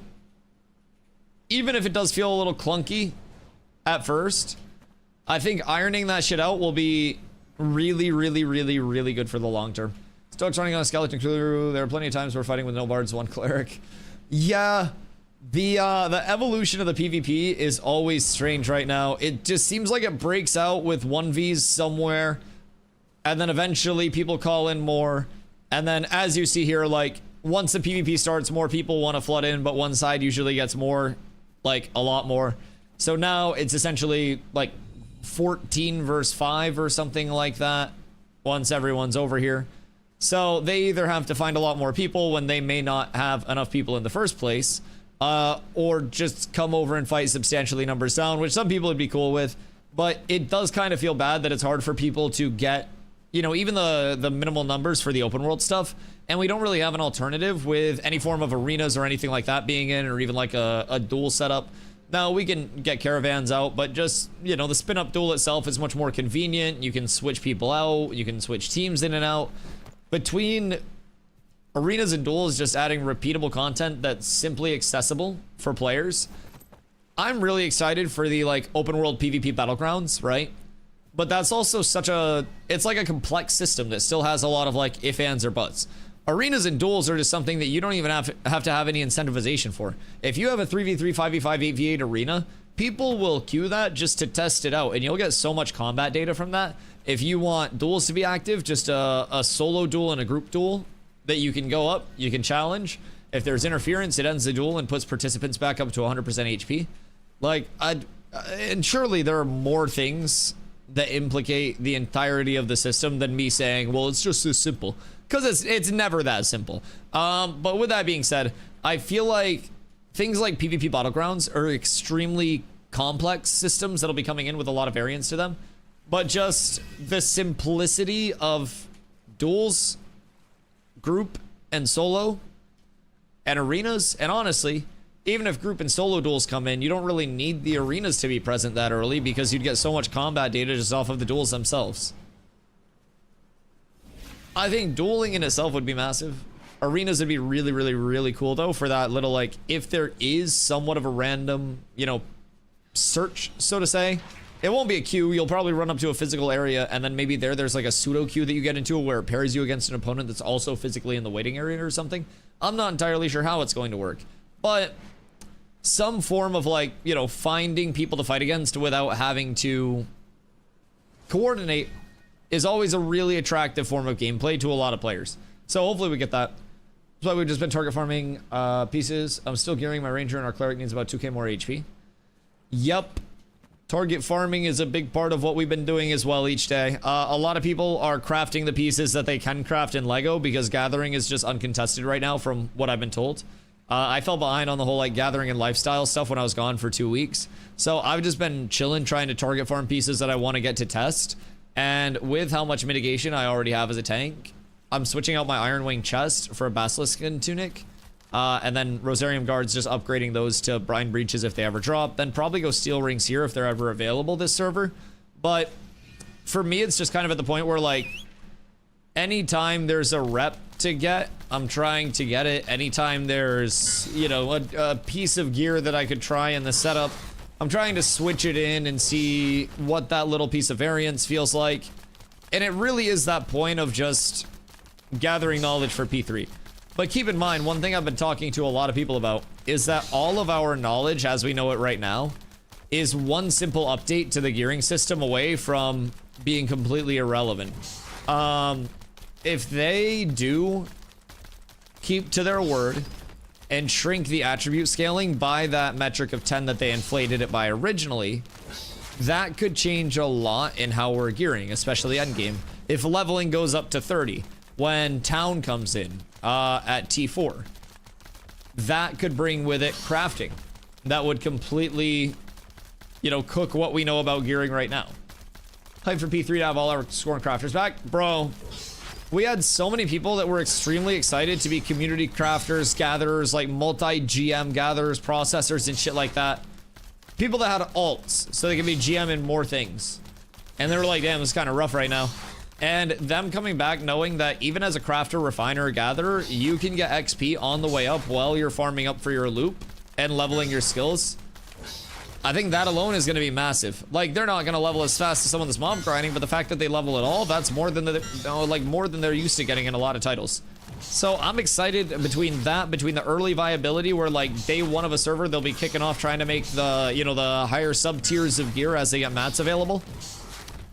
It really does seem like Intrepid has a good route to target the progression of those crafters and help them have an incentivized route, providing they're committed to that route. Right now, the early like crafting loop and everything, especially outside of like animal husbandry being incredibly ahead of the curve, you're losing a fuckload of money. With the exception of very few things like obsidian rings, if you're a jeweler, if you're like the first jewel crafter to get up to level 10 on a server, and you hit apprentice jewel crafting right as it's available, you make obsidian rings, you'll probably make some money off of that. That's great. But overwhelmingly, most trade skills and crafting and processing especially, you're gonna get pretty cooked on the total like monetary outcome of it. And then there's the granite grinding stone grind. Then you just make money vendoring shit. P3 is gonna be great though, man. And I'm not even necessarily expecting like August 4th to be the largest moment of P3. We were talking about this earlier actually with WoW TBC versus like Wrath of the Lich King. And in terms of WoW, like TBC in my opinion was some of the peak content that WoW ever had. And honestly some of the peak content in all MMOs. And I think that P3 towards the start will be kind of like the stone that goes into the water and starts the ripple, right? And then the ripple, as that wave goes throughout, that's where you pick up more players. And that's where you end up getting into a spot where your population expands exponentially. As the, you know, the area that the ripple occupies expands, that's more people that are hearing about the title, more people that are getting access to the title. And from that, all it takes is a little bit of sustained momentum. And as long as that wave doesn't die out and just like, you know, hit a point where there's no more ripple, if people that are there that are getting in on the outside of that ripple keep talking about it and generating more force, then that's going to carry that even further. So with phase 3, it's all about getting momentum. And so many MMOs struggle with that. Oh, I just forgot. I just remembered how dangerous dwarf launchers are going to be. Like the little crevices you can shoot yourselves up. It's going to be fucking terrifying. But like New World, for example. It never, ever, ever, once in its lifespan, to this point, has had any momentum whatsoever. And because of that, its player base has always been down, down, down. They've been fighting an uphill battle to try to get it back up. And at this point, there's not much at all that Amazon Games can do to stop that hemorrhaging, right? And I'm hoping that pre-launch, and I think it can happen in P3, throughout P3, especially once primaries are in, once secondaries come in later on in P3, like we'll get different waves of players that are coming in. But I really do think our ripple will start even before the launch. And thankfully, part of why we'll be unlikely to lose a lot of the momentum similar to New World is because the plan for Ashes isn't to switch up the design of the game directly before launch. It's not to go from an open world survival to an MMO to an ARPG to a battle royale to whatever New World's doing now. It is intended to be a true to its roots MMO. And I think if that ripple starts and it's a positive ripple, then that's going to carry a lot of attention for Ashes. Skirt. Sorry for P3. It's not even, dude, I love it. I love it. I'm so pumped for P3. Launch day is going to be fun. Trying to get ahead of the curve is going to be extremely fun. That's always one thing that I try to value a lot in MMOs. And this particular launch was a little weird. Because the incentivization wasn't even to get to level 25, it was to get to level 20. Once you got to level 20, you just started static farming shit. You weren't even like incentivized to hit 25. So I'm excited to know that 30 is on the horizon somewhere. I don't necessarily think we'll get 30 for P3. Like at least on launch. But 30's out there somewhere, and as soon as 30's added, that's going to be a huge change up to how people are progressing, how they're going about that. Everyone telling me it wasn't OP. Wait. Cleric? Or rogue? I think it's a couple months in P3. Maybe with like summoner timing. What am I time off for the 4th yesterday? I'm so excited. Dude. Absolutely massive. Absolutely massive. I'll be working more hours starting on the 4th as well.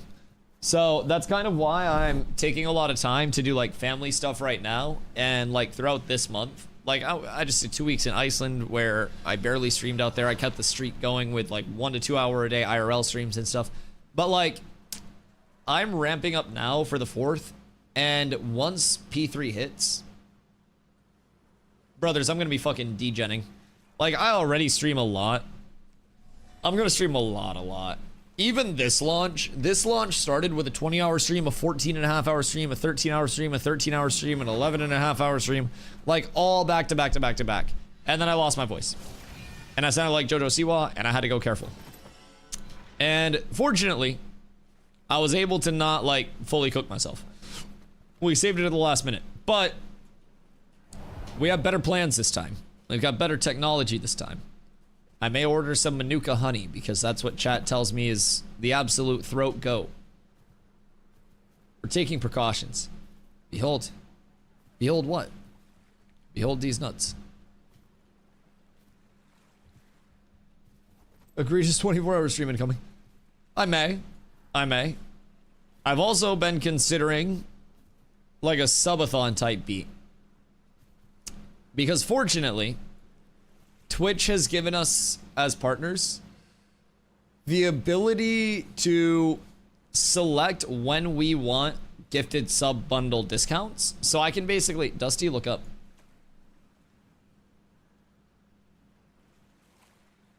What do you mean look up? Look up where? But basically, I can activate at any time 35% off gifted sub bundles of 5 or more. What are we looking up at? Who's over here? The fuck you mean? Dusty, look up. There ain't shit over here. Are you baiting me? The fuck you mean, Dusty, look up? There's nothing up there. Zombie, I feel like I'm being gaslit. Like, which direction am I trying to look up? Oh, Flying Blotto? Oh, is that the backing the scorpion up thing? Don't you have to like jump to airplane it? Oh, right. That makes sense. That makes absolute sense. It's Scorp Uppies? Yeah, somebody hit that to me, hit that on me once, like when I was about to kill them. They summoned their mount out and then like ended up pulling it off mid-combat, and it was kind of sick. I wasn't even mad. I was more confused than anything else, but it was kind of clean.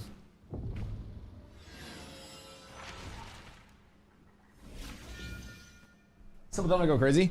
Yeah, I've never run one before because I'm scared that I would do the math incredibly incorrectly, and like, I don't know, just say I do like X amount per sub, right? And then somebody's just like, haha, Dusty, I've watched your channel for so long and I'm a billionaire heir to the peanut butter throne, and I wanted to save and support you all at once. Here's 15,000 gifted subs. And then I'm just on stream forever. Like,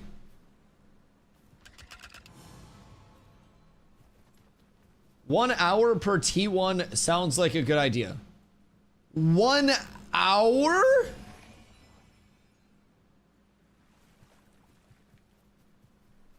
Brother, you realize a couple months ago we were at like 1,600 subs, right? If we hit that again with the P3 hype, how long is 1,000 hours? It's like, what, fucking 40 days almost? I think that's over a month. You'll be there for a couple months. You just don't want me to stop streaming, do you? Listen, my VODs are on YouTube and monetized for that. 2,000 hours is a work year. Wait, Pedor, if you want to see something funny, since you throw out that metric, we can check something. So twitchtracker.com keeps track of like every streamer's metrics forever, and it also logs how many hours streamers have spent in a directory. So basically, we can go over, we can pull me up, and then over here we can find Ashes. And I have spent, since December 26th, 1,561 hours in the Ashes directory. And that's with 2 days of downtime.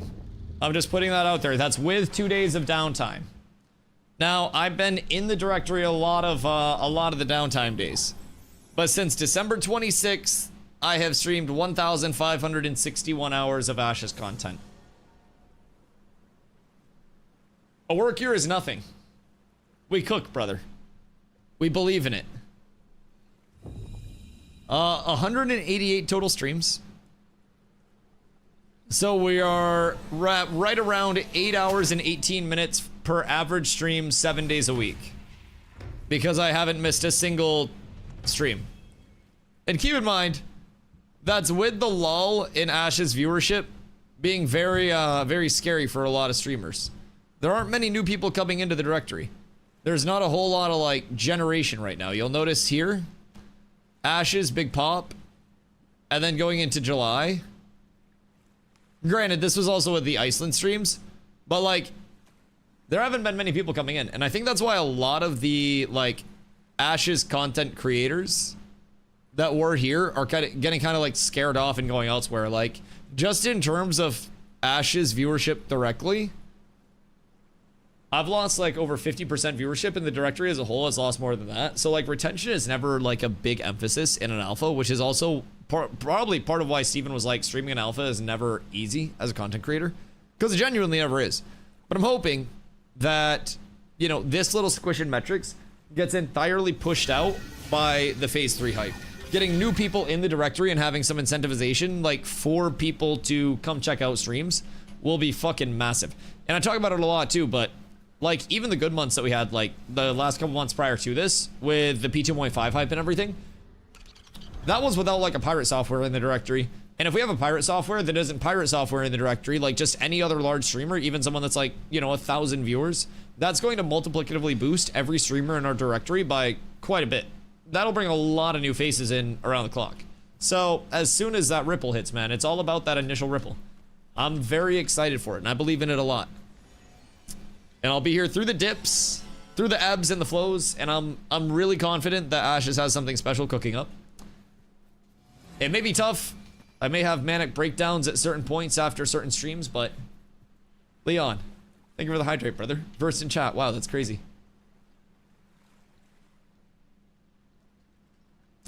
But yeah, I think overwhelmingly, this is the lowest Ashes is going to be for a long time. At least I hope.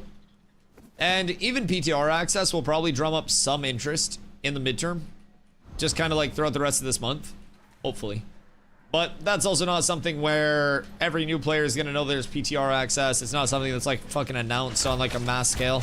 Because Intrepid hasn't spent anything on marketing. So a lot of it's just word of mouth, and we don't really have that big mouth to get the word out right now. So, we'll see how it shapes up. PTR can't be streamed? PTR visually cannot be streamed, but I did stream the PTR on Tuesday and Wednesday. I just didn't show the visuals from it. So it's a visual NDA in and of itself. Audio is fine. Like, talking about what you're doing is fine. Discussing it's fine. You just can't directly share those visuals. So I had a setup where I was... Didn't I already invite Zombie? Oh.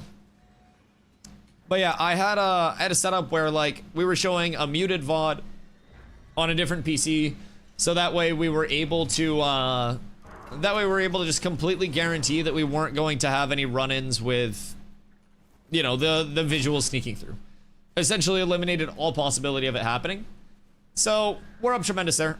It was very, even for a van event, isn't that in like an hour and a half? Do I pull up to it this week? So that way it turns into a PvP event. I'm banned from my own company and my own guild's events because they think that people are going to stream snipe the event. There aren't even enough people watching anymore to stream snipe. Super unfortunate.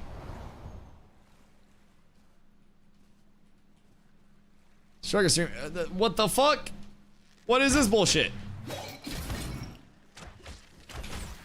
I thought it was because you pussies were worried about being stream sniped. What is this? I've got vans to run. I'm very excited for them. Your eyes are red. I hope you're having a good day. Always a beautiful day. Always a beautiful day. You don't? Well, if there's PvP, I absolutely do. I absolutely do. Well, Blotto wins those. Blotto just fucking rolled 100 on those. 101? 55. God damn it. I would have won too if it weren't for you meddling Blotto. I would have had it. I would have had it. Huh. Those are juicers. Those are absolute juicers. Wait. I got hit with a 6 a.m. text from a girl saying, take care of yourself. What do you mean a 6 a.m. text from a girl saying, take care of yourself?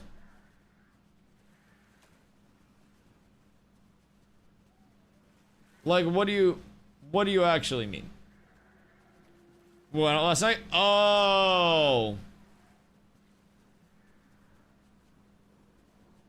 Oh, that's rough. That's, what led to that? Take me through this date. I need to know the story. I think we'll get quite a few big streamers visiting for P3. I mean, we've had large streamers in the directory previously already that kind of like checked it out for a couple days, dipped their toes, and then called it. I think quite a few of them will be back. We've had people pop into the channel before and kind of like check out Ashes, inquire about Ashes, and see what's all going on there. So I'm very confident that there will be a lot of people that do return, do come back for P3. And also check it out in the first place. Like, as a content creator, not having a Tuesday, Wednesday downtime to worry about will probably be a big incentivization for a lot of them to just kind of like make it a daily thing. But I think the biggest thing to remember right now is this isn't very conducive to a lot of people feeling like they have a repetitive endgame loop. I think that's the largest thing about it. Because it is not going to be the endgame. And I think a lot of people get into this expecting it to feel like a complete endgame, feel like a fully wrapped up MMO loop. And that's literally not what it is. I was interested, but it's just so peaceful being single and just not enough for me to disturb that. Yeah, I mean, that's fair. Did she not have big enough booba for you, Stumps? Like, what would have had to have changed on the date for you to be like, okay, I'm now a housewife? What could have been done? Like, what if she had like zillions of dollars and she was like, you will become a One Piece character? Like, she's like, my dad is One Piece. I will get you drawn into, you know, into One Piece as whatever you want to be. I don't care about money. I've been married and unhappy. Well, did you consider that the unhappy part was because you were 5'4"? I think it's worth that. Yeah, that's fair. That's fair. As a house husband, 10 out of 10 would recommend. I don't think that'd be a bad life at all. Because realistically, if you're a good house husband too, you could double down with the streaming once all of your chores are done, and then make some money to support yourself like a strong independent king who doesn't need a wealthy queen to support him, but has one anyways. Panda, that's massive ups. Absolutely massive ups. Marriage isn't for everyone, Stomps. I feel you on that. Is it true that 50% of marriages end in divorce?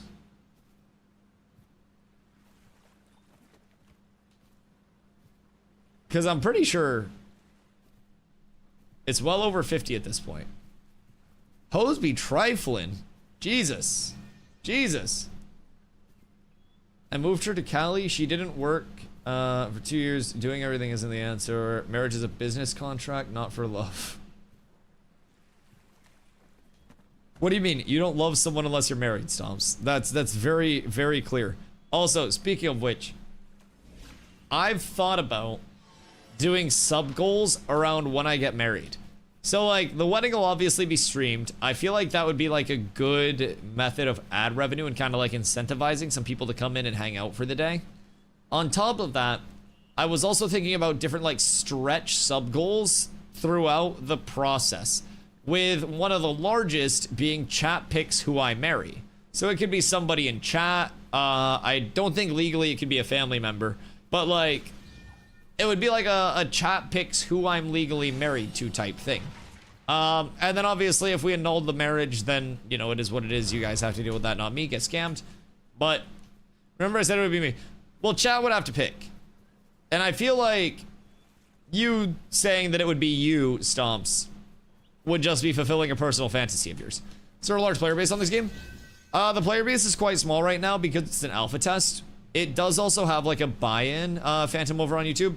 So $100 gets you in like now until the game launches, which is estimated to be like 2+ years. And then from there, you do also get a 90-day period where you can get a full refund if you're not happy with stuff. But right now in particular, we are about a month away from a full wipe and new servers coming out for phase 3. And when that does happen, a lot of people will come back. A lot of new players will probably hop in. But right now, it's in a little bit of like a population lull because this server's been up for a couple of months already. And a lot of people are just kind of like prepping themselves for the next set of servers and avoiding burnout. So in Maine, marriage between close family members is prohibited. See, I figured. I mean, maybe like a super stretch sub goal for like wedding in Alabama. I don't know. Divorce is awful. Divorce would suck a lot unless you were really unhappy, and then divorce would feel probably like the biggest nut you've ever busted, just in terms of the build up and like the, okay, holy shit, I'm glad that's done. I bet there's no like net positive. I mean, I bet there's some net positive in a lot of divorces. I bet some people fucking hate each other. In fact, I might go RKO Carla just for the fun of it right now. I was lucky and it was quick for me. It was still worst time of my life. Valid. Max population of 8,100 at the start of 2.5, so we'll have people, again, when do we get to phase 3? Oh yeah, absolutely. Peak population was on one server as well. And I don't necessarily think, because keep in mind that's peak concurrent. That's not total, like, player numbers either. If your peak concurrent population is 8,100, then that very likely means that you're getting 100k plus total players over the course of, like, a reasonable login period within that window. So, looking for a new MMO, would you recommend this one or another game? In terms of that, I think it just depends on what you're looking for. So Ashes is, of course, in alpha development. So there's still a lot that is being put together with it, right? It's still very early. And like, there's been quite a bit of development. It's been in development for a while. But with that said, it's probably not going to launch for another 2+ years, in my opinion. I think 2027, like late 2027, is the closest time that we'll see a launch. Maybe even early 2028, could go past that. There's no like target date for the launch. It's more of a like, we're cooking it until it's done and you get it when you get it type thing.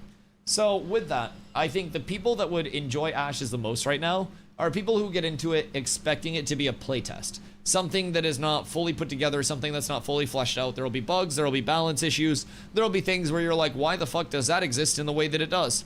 And some things are in progress, like developmental pieces that are being ironed out still.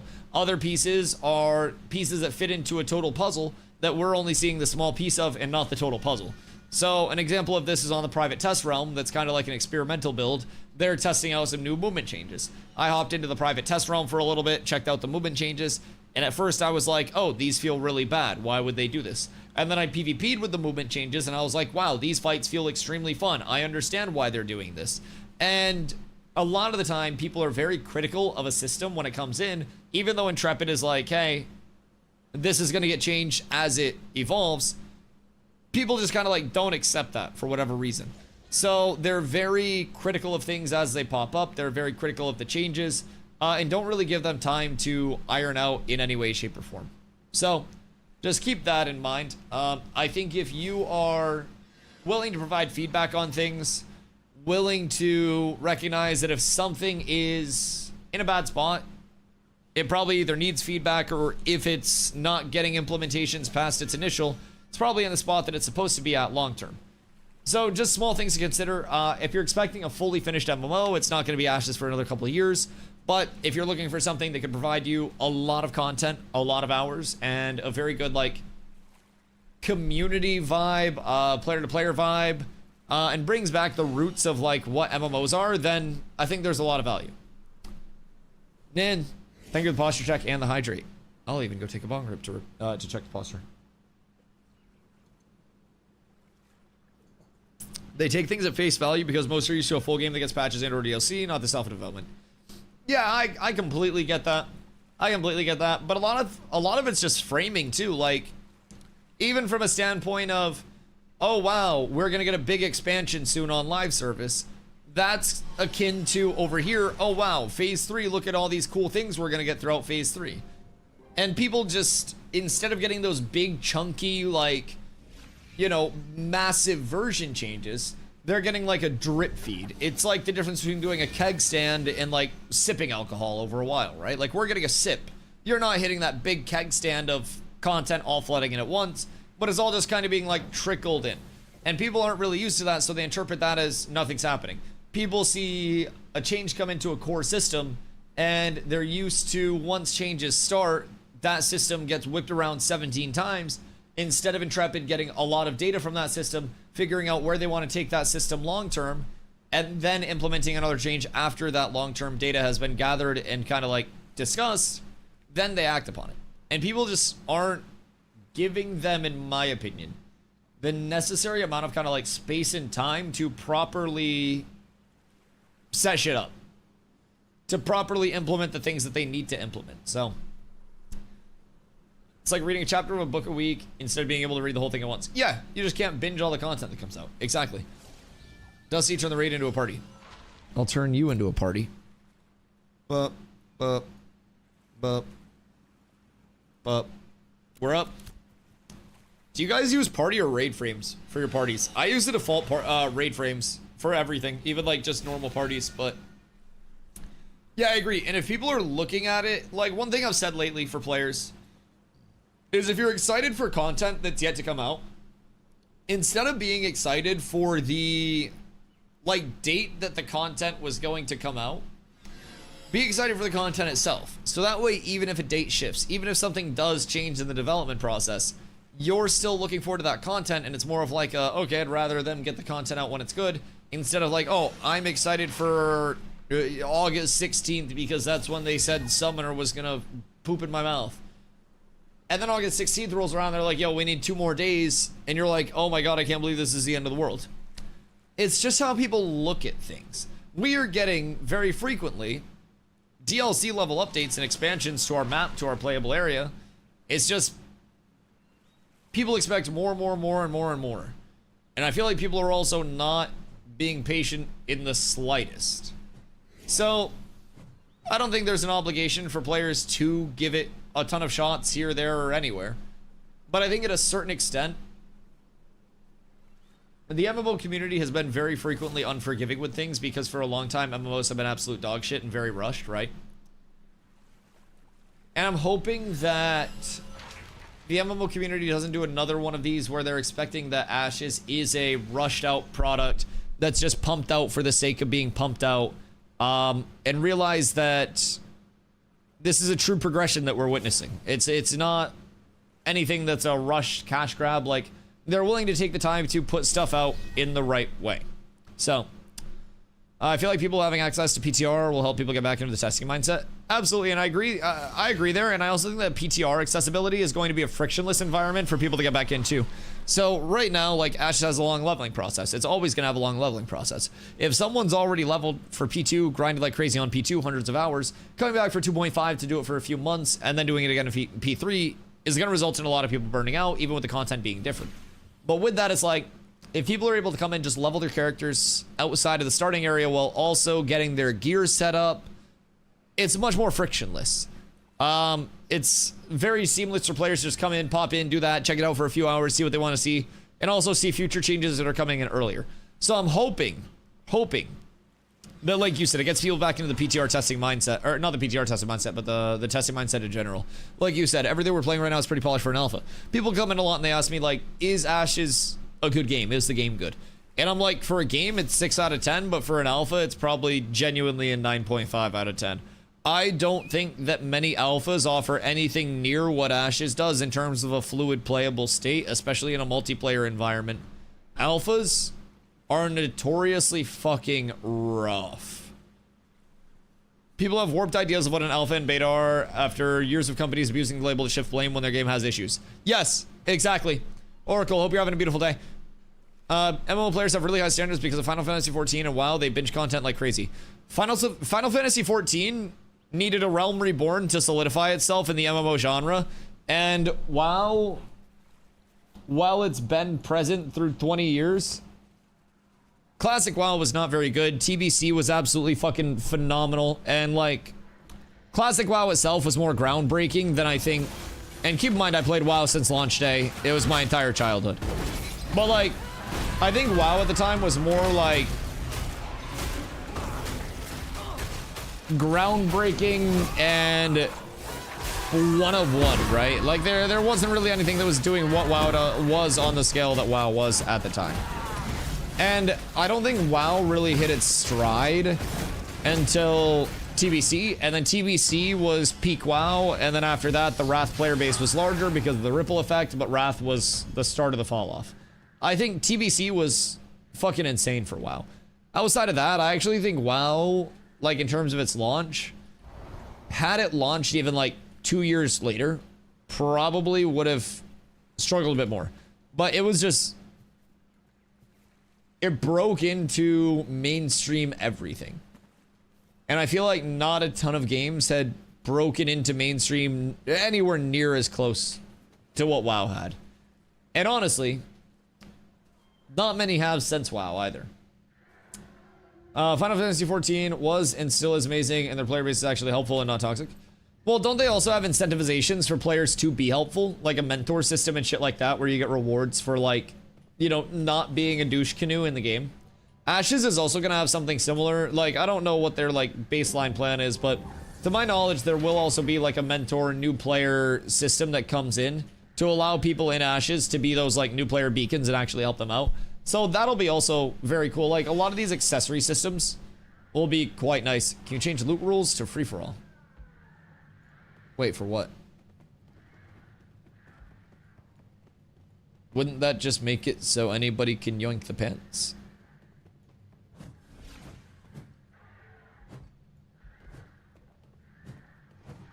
Is that like a thing that people have been doing lately?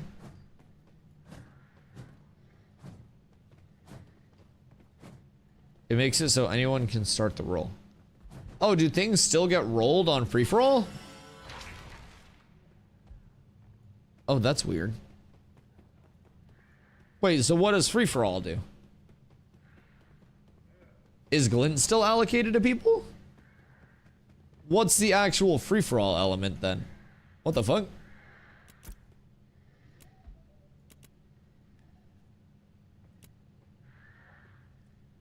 Free-for-all should be the default. I don't know why it's not.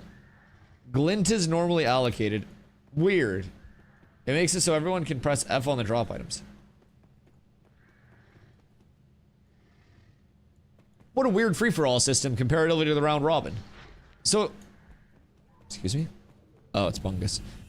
Is round robin just like an arbitrary extra step that nobody should use? Interesting. I can't wait for the full game, but I'm loving the process and adjustments as things go. It shows they care in how each new system or significant changes to me is almost like a new great game to playtest. Especially right now with fall damage and momentum changes. This whole month with the anvils and other systems that are going to be tested has me really for what's to come. Yeah, no, I absolutely agree. The rate of expansion into like playable areas and just like massive changes to the playable environment as we know it outside of just like map get larger, more things are doable. Something as simple as this movement change is being implemented. This gearing change is coming back. That could give us an entirely clean slate. When the diminishing returns came in, people were worried as fuck because they were like, oh my god, I'm gonna have to regear. What am I gonna do? How am I gonna learn to regear? What's going on? Like, it's all going to shit. And then people just kind of like relearned. And lo and behold, it was for the better. And a lot of people got a lot of content out of relearning, out of testing, and people still are. Like, by no means is everything completely parsed out. Didn't Pirate quit because of it? Pirate quit because of a lot of things, despite making tens of thousands of dollars a week sitting here streaming a game that's in alpha. Yes. So, he originally got extremely upset about this change when it came in and claimed that, like, it was a change that was completely baseless and unnecessary, and was all mad because his whole community had to farm up, you know, thousands of hours worth of content collectively now to get more of these, you know, these sets, because it was one caster set that got reworked in particular to a Fizz damage dealer set. No Fizz damage dealers in the game use that set, and casters were only using the pants and actual endgame loadouts. So realistically, it was more so about one piece of gear. But my theory is that there was a lot going on the back end, because large streamers very frequently like to feel like they are extremely important in small games development processes. And keep in mind, Ashes is by no means a small game, but right now it has a very small player base, watcher base following it. So essentially, he was the largest fish in an incredibly small pond. And my theory is that he expected Intrepid to just kind of make it Pirate's Playhouse, and really just like bend the knee to him, give him and his community whatever they wanted to make it, you know, his thing. He's got 7 years experience at Blizzard. He's a game dev. He's one of the biggest streamers on Twitch, runs a ferret rescue. Like, why wouldn't they want him over here giving feedback? And I think at a certain point, Intrepid stopped like entertaining that as much as they had before. And this is all my theory. None of this is confirmed. But my theory is that Intrepid stopped entertaining that as much as they previously had. Like, I try not to bother them at all, despite being like an everyday Ashes content creator. I'm by no means large nor important, and I try not to act like I am. So, essentially, he had still been logging on casually and doing shit to try to figure out, you know, a little bit of what was going to happen in the future. And towards the end of Vyra and Lilith, when it was announced that those two servers would be merged together, his original kind of like motif of I want the smoke with everyone before losing to Fed had very quickly changed. So, with the thought of the merge server coming about, he was very shaky on what was going to happen. And then after that, it was announced same day, a couple hours later, that they would be doing a fresh start server and a merge server. So basically, like the two servers would be active at the same time. Resna, the merge server, and the fresh start server Shoal, simultaneous. It was said that Pirates would be going to the merge server and not the fresh mega server that everybody else in the game would be going to. Then it came out that the merge server was only going to be active for 24 hours before getting completely nuked, and that we would only have Shoal, this server, for the 3-month stress test. And once that news came out, it was just a full unhinged off the rails de-evolution of a man. Now, there's been a lot going on the back end, I'm sure, but like, he went off the rails towards Intrepid about every change not making sense, them having no leadership and no direction within the company, none of the changes being necessary or making sense, and it being wasted development time. He pulled up the job postings page multiple times for Intrepid Studios because they're always hiring new talent and expanding the studio, and would frequently point out that because there was a posting for a principal economy designer or principal economy lead, something like that, like principal econ something, that none of the economy changes that they were in progress of right now could ever land or have any lasting impact on the state of the game, blah, blah, blah, blah, blah. And like just kept going on these unhinged rants about how like Ash's direction has completely changed and makes no sense now, and they have no fluid direction, none of the changes are making sense, nothing's this, nothing that, and essentially just turned into like Narc with more viewers. If you don't know who Narc is, good for you. Your brain is slightly less rotted. So, Pirate quit for a multitude of reasons, but my just kind of like underlying theory is that it was also a scenario of when the possibility of the merge server plus the fresh was a thing. Pirate was like, hey, we really want to be able to stay on this. And then community sentiment showed that the fresh server exclusively would be the best chance for content. And they announced that the merge server would be cooked. And I think he got really upset about that because he wouldn't be able to avoid the community that was looking for his head on a platter. Because he said that he wanted all the smoke with everybody and then dodged the smoke with everybody. So, at this point, I get asked a lot if I think Pirate Software would come back. Even if he did, he may have 8,000 average viewers now. When he had 15, he lost to just Fed. On Shoal, Fed did what they could, but Fed has been much more or less not present in the PvP scene very much on Shoal. Even like when it was peak, Fed was a complementary part of an alliance, not really the main part of the alliance.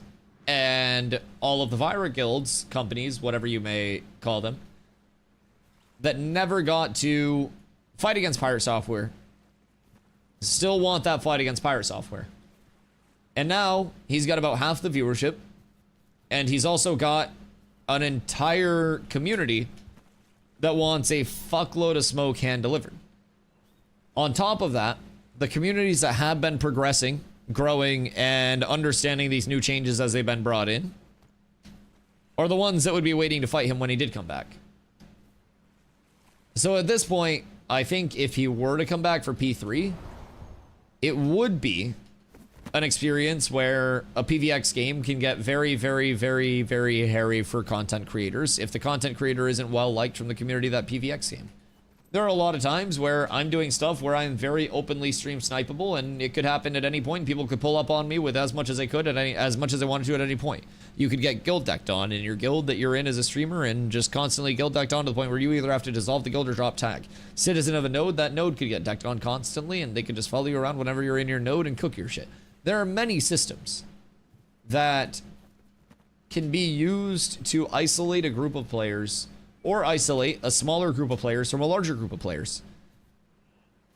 And those systems are all within the realm of the game. And somebody said it earlier, but Ashes being a game where, like, your reputation and your actions follow you is absolutely true. If you're a community that's well-liked, then you might not run into those things as much. If you're a community that's not well-liked, then you're going to run into a lot more griefing than you normally would. So I don't necessarily think that he will be back. If he did come back, I think it would be in a semblance of being like a PvE Zergy type guild instead of the, you know, we're rank 1 better than everyone PvP powerhouse guild that he wanted to be. And I don't necessarily think his ego would allow him to come back into the playtest as that. So I don't necessarily think we're going to end up seeing him. Which is unfortunate. He brought a ton of viewers into the directory, for good or for bad. A lot of viewers were here because of him. So hopefully he finds it, you know, in his conscience to not have to be rank 1 at everything and accepts that he can just say, GG's, I lost, and then run it back. A lot of people didn't like the communication with the end of P2 and thought the start of 2.5 due to the effort they spent just before the merge, as people thought that the server was going to last until P3. So my counter to that is a lot of people didn't like it due to the effort they spent just before the merge regearing. The people that were using that as an excuse are copers and were whining about they don't respect our time.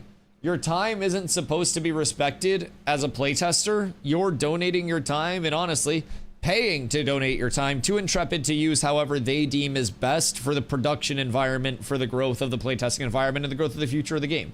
And Pirate Software and many other people said, Intrepid doesn't respect our time. Intrepid's not giving us this. Intrepid's not giving us that. Intrepid doesn't have to give a shit. Intrepid doesn't have to respect our time, nor should they. They should disrespect our time and use our time to complement whatever they need as much as possible. If they wanted to wipe these characters to push people over onto the PTR, they should fucking do that. I think they should do whatever they need to do to further the production and the progression of Ashes as much as humanly possible. And I think any playtester that complains about their time not being respected or this, that, the other isn't aware of what playtesting is supposed to be. And that was a complaint that Pyre Software had as well, with like the not respecting our time. And I heard these complaints and I was like, what the fuck are you even talking about? Like, these are all of the things that you directly signed up to not have as a playtester. Very simply put.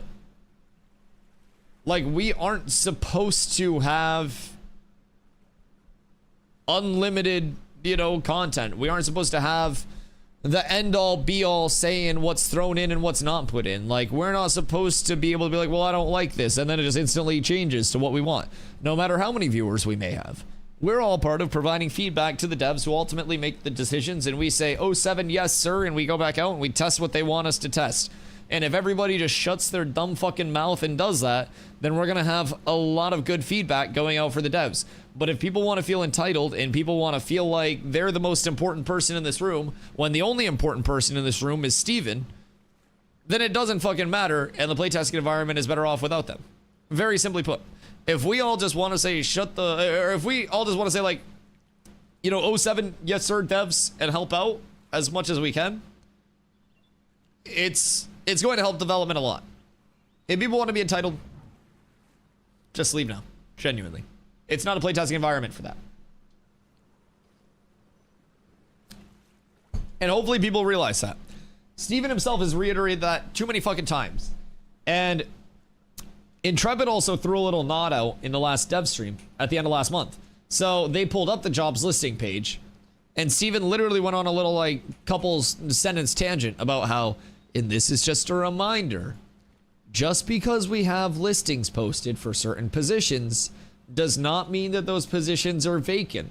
And one thing that I've been saying a lot is that just because they are working on things and hiring more people into these teams doesn't mean nobody's already at the head of those teams. It probably just means they're working as the head of that team and working on something else. And getting more people into those teams essentially allows you more capabilities throughout your processes. Allows you to be more efficient within those teams. And they're an expanding studio. They started with 12 employees on the project. They're now over 250. Like, they're going to keep hiring. It's always a thing. And I love that Steven was even able to just throw in another little, we see you, pirate, because everyone does. I think people need to remain consistent. We didn't want an MMO that had corporate overlords, but acting like the people they didn't want. Yes.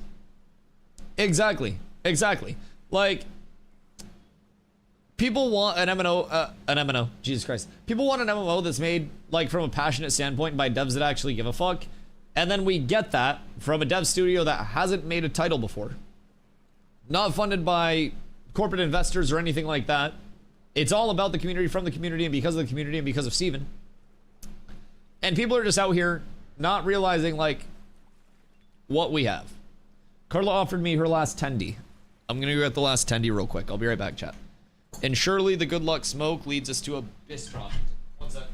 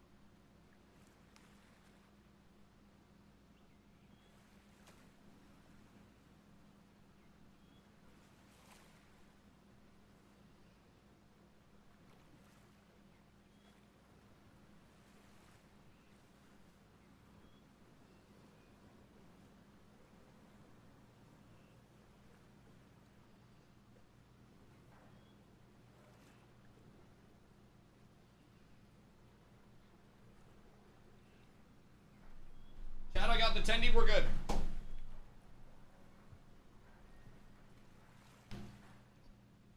We're still up. Okay. What's happening in here?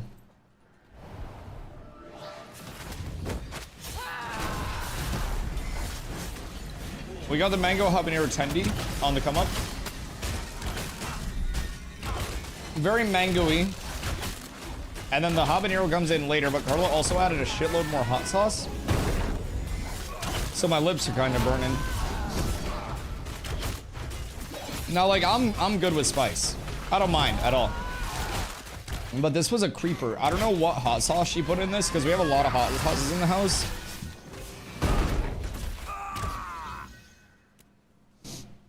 But this shit kind of hitting.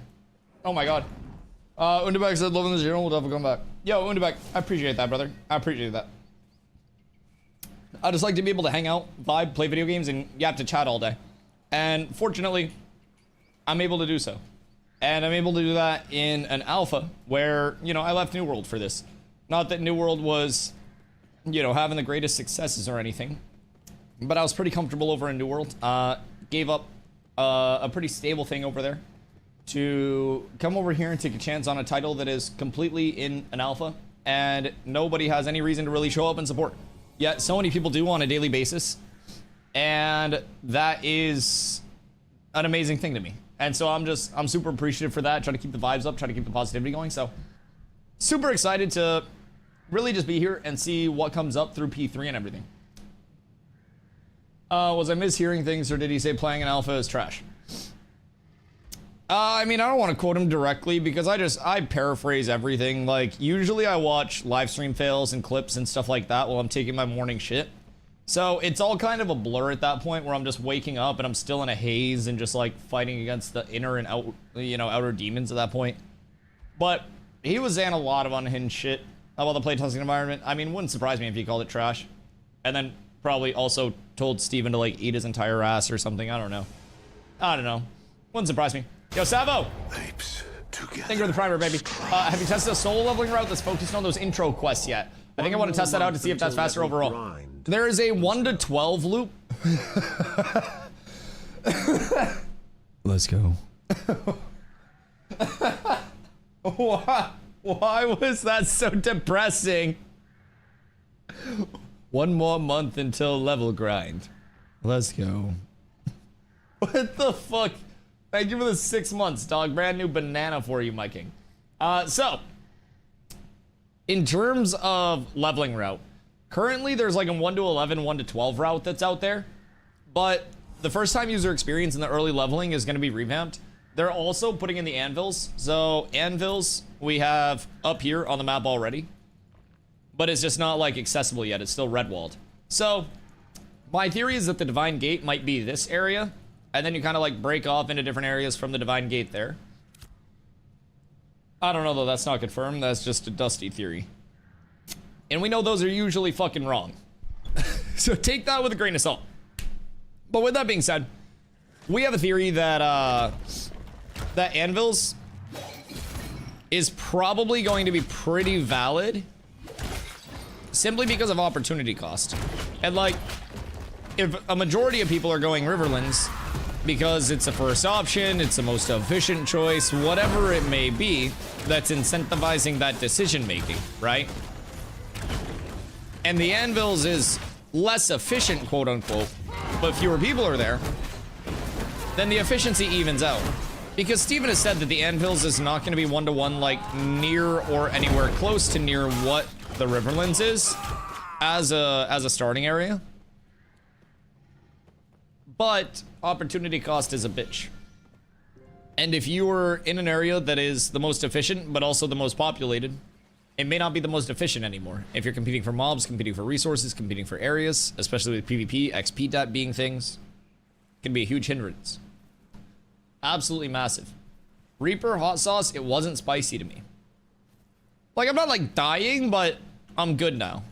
It was like a little bit of that creeper heat, which makes sense that it was the Reaper sauce because it's like Reapers are supposed to be like creeper peppers or something like that. I hope they cook something to bring and let people stay more under phase 3 than 2.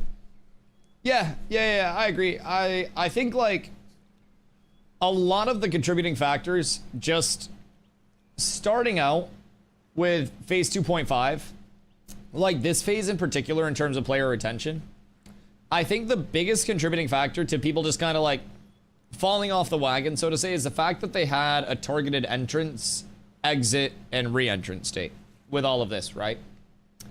And with that, phase 3 is a server that doesn't have an end. Phase 3 is a server where it all becomes feature complete over the course of it, where they hopefully don't have to wipe. P3 is that server where people have an entry but not an exit date, right? That character data is going to be here for a while. That's going to be an important server for a lot of people because they aren't going to want to be behind that entire set of progression. Now, I think this server in particular, with it being May 1st to August 4th, August 3rd technically, a lot of people were like, okay, well, I grind, I understand the new gear changes, I get it, I know where I need to go, what I need to do. I'll catch back up a couple weeks before August 4th, and then I'll go from there for P3. And that makes a lot of sense. I completely understand why people would do that. 100%. So, I'm hoping that, very, very simply put, Square one is the fact that it doesn't have a, you know, an end date, so people will have a sense of, okay, my progression is actually going to last for X amount of time, right? They feel like they're playing towards something as well as playtesting, which is a nice combination to have for stuff. With that being said, the economy changes coming in to incentivize crafters being retained, especially early on when crafting competition is going to be extremely high and extremely non-profitable. Being able to push up towards even like novice tier crafts being valid is going to be nice. I look forward to that, especially for the leveling curve, for retention of players. A lot of the changes that they're doing to the early, like, questing and first-time user experience stuff will also be very, very... Where's Mins? Very welcome changes. I think that anything that incorporates new players into the environment with a little bit more knowledge, kind of like backing them, is fucking massive. Absolutely huge.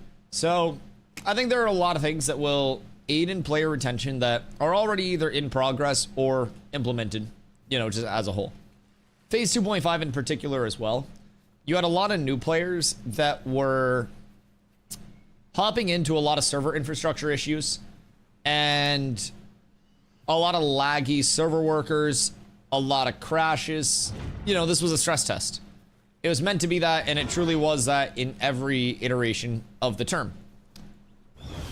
Fortunately, a lot of those problems are solved now, and for all we know, server capacity may be under the 8100 that they hit this phase. Anything can happen to kind of like smooth things out. I think they've made a lot of strides infrastructurally as well since the 8100 server cap, and I'm hoping that they're able to just kind of like keep building on that for P3. I think in the very simplest form of things, if it feels good to play, people will play it. If it doesn't feel good to play, like there are too many games that exist nowadays, people will just spend their time playing something that works.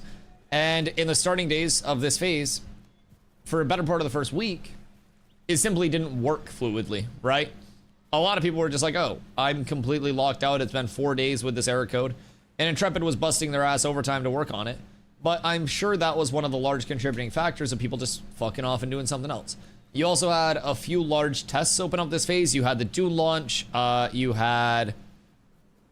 what else? The fucking Chrono test. Some people ventured back into other games with, like, some WoW shit. But I think overarchingly, a lot of contributing factors just led to this server as a whole being a little on the dead ski side. But I don't think P3 will see that same level of immediate player fall off. Hopefully. Hopefully. Teeps, how you doing, my boy? Hope you're having a beautiful Saturday. Hope your 4th was great. Seeing as we're supposed to be testing the dynamic gridding in the next week, if things go well over this weekend and the start of next week. Wait, where's that confirmed? Oh, shit. Was that just a timeline that I've known for like a week that you've told me multiple times and I just didn't process it? Because that happens a lot. I'm very stupid. In the next week. So, does that mean potentially PTR uptime on Tuesday? Where's Steven? Any Stevens in the chat? When dynamic griddying? Honestly, what if they just throw up a short dev stream where it's a completely empty studio, the lights are off, and nobody's there. And everyone's like, oh my god, wait, what's going on? Was it an accidental stream? And then in the back, you just see a silhouette of Steven Gritty across the screen. And that's how we know dynamic grittying is active. Also, we're not going to stop calling it dynamic grittying until they force us to. In chat, they can't stop us. Metropolises, Diddy Darts, dynamic grittying. Boys, we're well on our way. Some Steven messages talked about testing 5.6 UE on Tuesday or Wednesday. And dynamic grittying at the same time or the next day.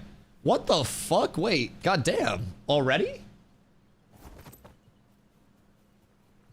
Hold on, wait. Jesus, I'm about to get emotional. I feel like I'm watching, like, my child graduate from high school. What the fuck? Wait, hold on. UE 5.6 on Tuesday or Wednesday and dynamic grittying at the same time or the next day. That's fucking insane. Oh, PTR? Yeah. But, like, that's huge. Let's pitch. P-Dwarf, hear me out, man. Hear me out. Maybe the Ashes streams get multiplicatively more viewership than mine, right? It is what it is. But I can sure as hell figure out a way to boost that viewership a little bit more. And a Steven Gritty? Oh my god. Oh my god, it would go so crazy. I've said for a while, the next MMO to truly succeed and transcend the MMO genre. Oh my god. Somewhere the developer that's fixing Momentum just fucking shuddered.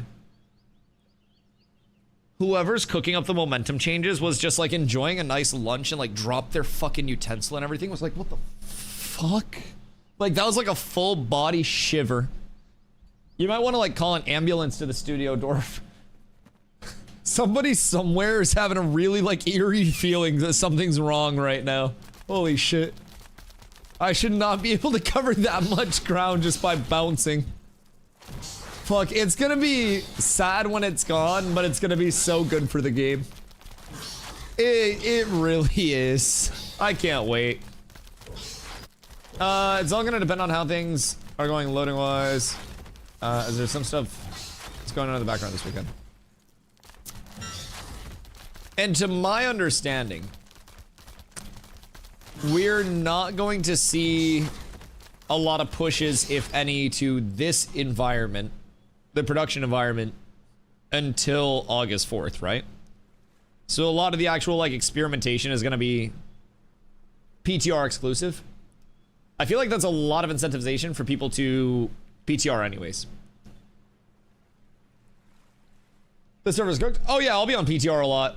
Personally, I think the incentivization for people to be on this server is quite low unless you're trying to just like stay active in kill time until the PTR. But yeah, I agree. Like 9 days is essentially the death of Shoal when PTR goes 24/7. I think at that point, a lot of people will just stream PTR. Not stream PTR, play PTR. I'll stream PTR same way I did previously without showing any visuals for that 2-week span. You'll have a muted VOD going on in the background, but you'll actually be able to see what's going on, or not see, but hear what's going on. We'll be yapping about what's going on. Thankfully, that's all. It's all good to go. We're all set up for that. So, yeah, I definitely agree. Like, this server overall, especially with such core changes on the PTR, like the first look at Summoner being over there, we haven't seen it yet, but when we do, with the movement changes being in progress over there as well, I think that there are some core things that we're going to be getting over there that just, if you're playing over here, you're going to be missing out and essentially playing an irrelevant version of the game. Not that it's like irrelevant in a playtesting environment, but I'm pretty excited. Pretty excited. This isn't the first time they tested dynamic gridding. The last few times didn't go well, but they were on 5.5. Okay. Okay. So, was the last dynamic gridding test? Someone was talking in chat about it the other day, I believe. Where they were just running to like 2 hills back and forth to try to force stuff. Only quality of life to Alpha 2, otherwise nothing. Yep. Oh my god. My voice just cracked. I'm so sad. Oh my god. I'm emotional. Oh my god, I'm falling apart, chat. Holy shit. I wasn't this emotional at my grandfather's funeral. I was stoic. Wait. So anyways, we'll be PTR testing a lot. As soon as it hits on the 14th, we'll be over there. We'll be over there all the time. You guys will be watching VODs. We'll be yapping about what we're doing. I'll be testing pretty much everything I can get my hands on because there's also very likely going to be like a tank brush up. But I also don't think we'll see any archetype reworks or like brush ups coming until after the ranks come in. So that's kind of like where I'm going with it in terms of my bets. Do you believe they're going to have shit ready by August 4th? IMO, they should delay till Summoner's ready. The PTR always only have like 5 server workers. I think the PTR isn't really set up for like a high population yet. I didn't PTR before July 1st. My pack was a January 2024 one, so I just got my access. Like, I was the oldest pack to not have PTR access. So I got kind of cooked there, but we're in now. I was there Tuesday, Wednesday. I don't really know, like, what the history of the server worker distribution over there has been, but I really didn't have many problems. I won't lie. I played, what I play, like 8 hours both days, right around there. Like like 7 hours pretty much the entire time it was up. I got on like an hour late each of the playtesting days and then played the entire time it was up for the most part. But in my experience, it was pretty smooth. First test this week, yeah, the Tuesday test, right? When they were first doing the movement changes. I spent a lot of the time out. Oh my god, I'm dying. I spent a lot of the time out in the tropics. Just because the PvP was out there, was most accessible. Like, so it was pretty smooth out there. I would assume hanging towards the starting areas though, especially like mid Riverlands places, were probably pretty cooked. But we went out to the tropics and honestly, it was quite smooth. We were at the Southern Harbor doing PvP, I believe. James, what up, my friend? Where'd you get most of your knowledge of the game when you first started playing, like leveling gear, builds, and spells? A lot of community discussion, but I'm also someone like, you know me from like New World and stuff. So I'm someone who's very obsessive over learning things. So I try to sponge in as much knowledge as I can everywhere I go. I spent a lot of time, like there are resources like Ash's Codex where you can check out build planners for each of the archetypes and see what their abilities do. As I duel against archetypes, like if it's the first time dueling against something, I would typically lose to it pretty hard, but every time I lose to something, I'm like, oh, okay, what am I losing to? And then I would try to not lose to that same thing, figure out how I could counter it, and then just move on to the next thing if I was losing to something else. But not losing to the same thing twice was very, very, very impactful for me.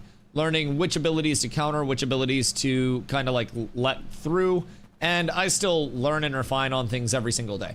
So there's a huge knowledge gap, I will say, and it's completely evolving too.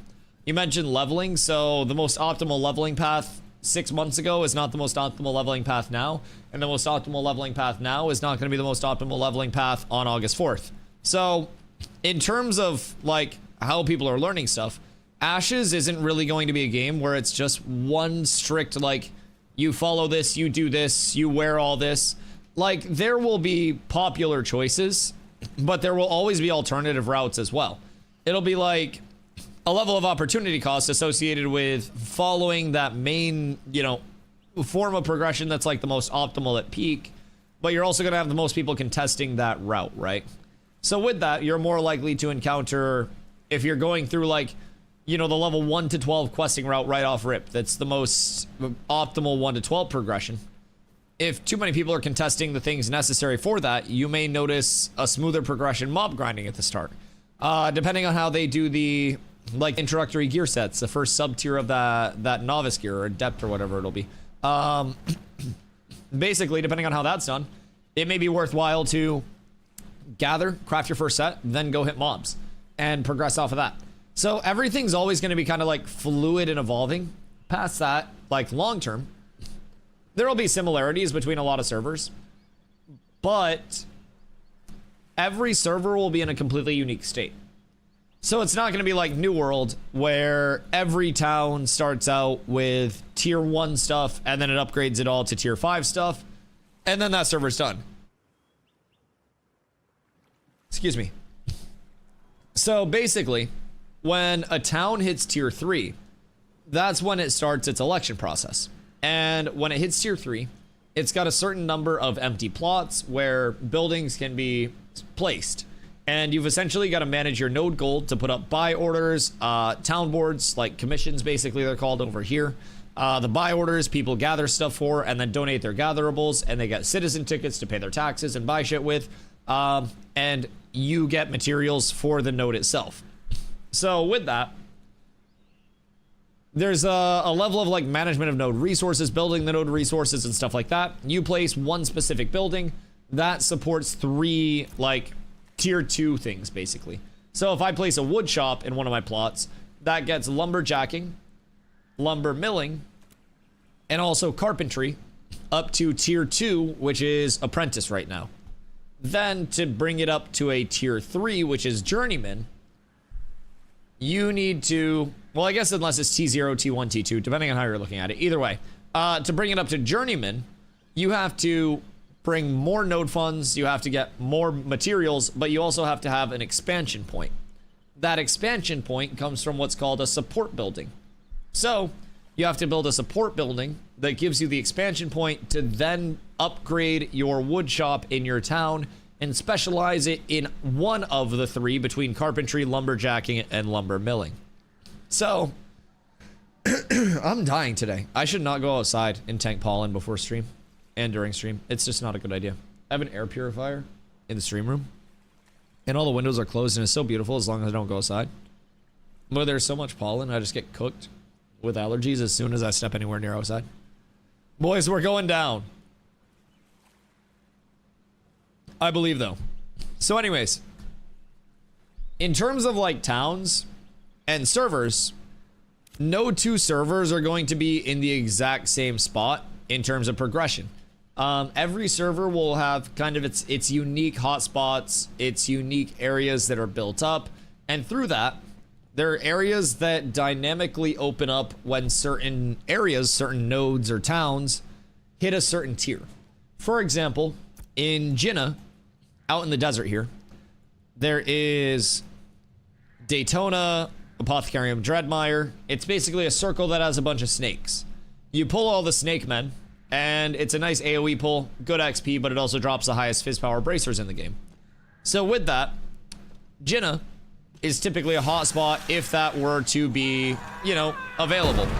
But they made it so that opens up at tier 3. This town's only T2. They made it so Gypsum Outpost down here opens up at T2. But Gypsum Outpost isn't really like an AoE pull. It doesn't really have a ton of mobs there. So not a lot of people are going to, like, go out there and farm a ton of mobs, a ton of XP. And that's a little thing that I've talked about called, like, experience opportunities for a node. And experience opportunities are essentially, like, very simply put, if you were to cull an entire node, like just go out and mass nuke, right? How many instances of experience a node would get? That's from gatherables, mobs, whatever you may have out there. That would generate node for an experience for the node. So with that, if you were to take 100 players and put them in any one of the Riverlands nodes and take them out and put them in Jinnah after, the total experience that they got doing anything as a group of 100 players in the Riverlands would be much higher because Jinnah wouldn't even be able to support 100 players simultaneously playing with the number of experience opportunities currently out there.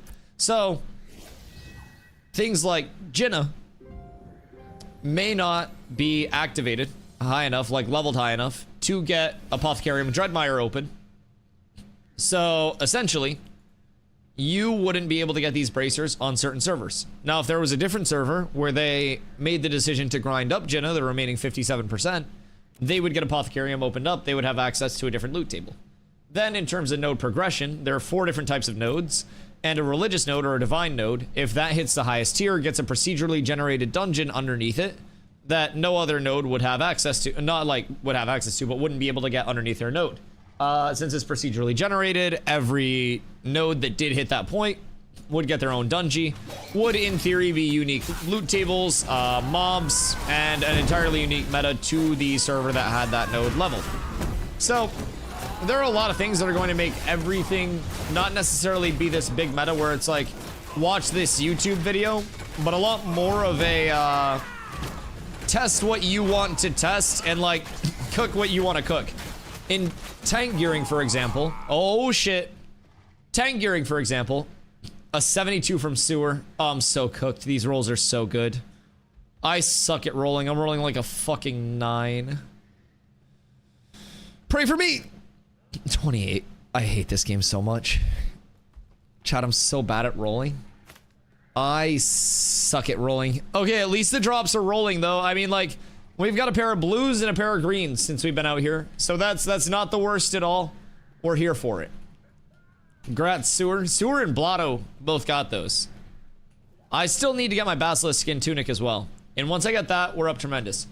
But basically, between secondary archetypes, between gearing differences, everything that's associated with that, in my opinion, the best way to get information is just like ask people questions about what they're running and why they're running it.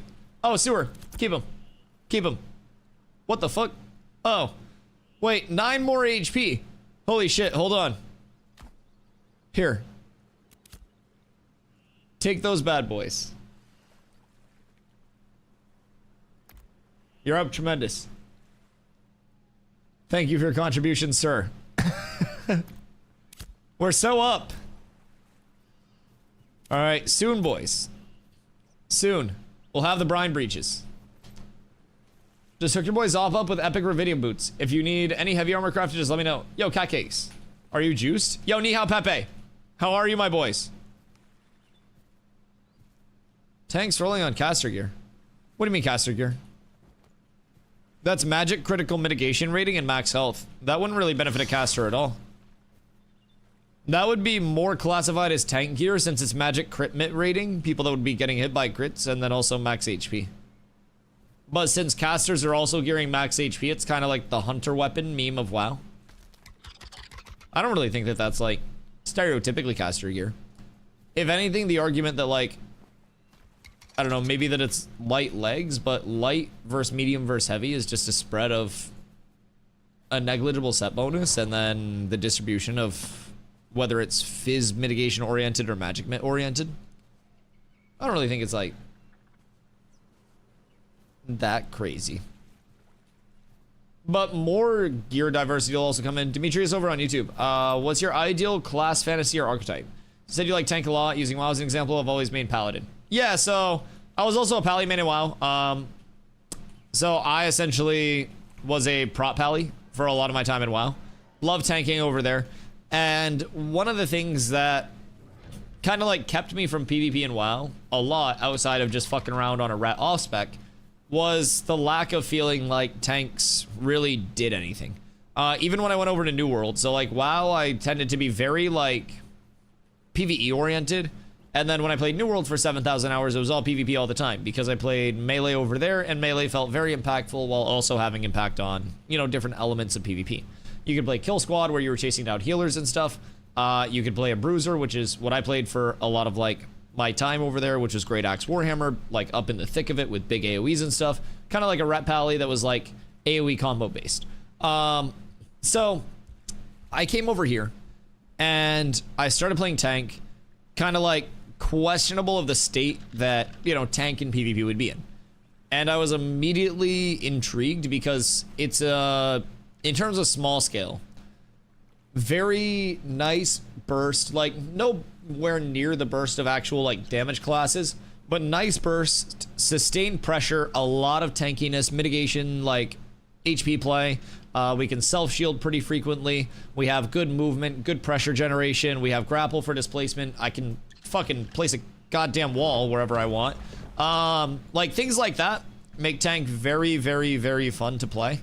In terms of like what my ideal would be, given the tools that are provided, I would probably go the route of tank with rogue secondary has been what I'm most excited about. So that'll be like the Night Shield class, but the secondaries will kind of like augment your primary class abilities or your primary archetype abilities.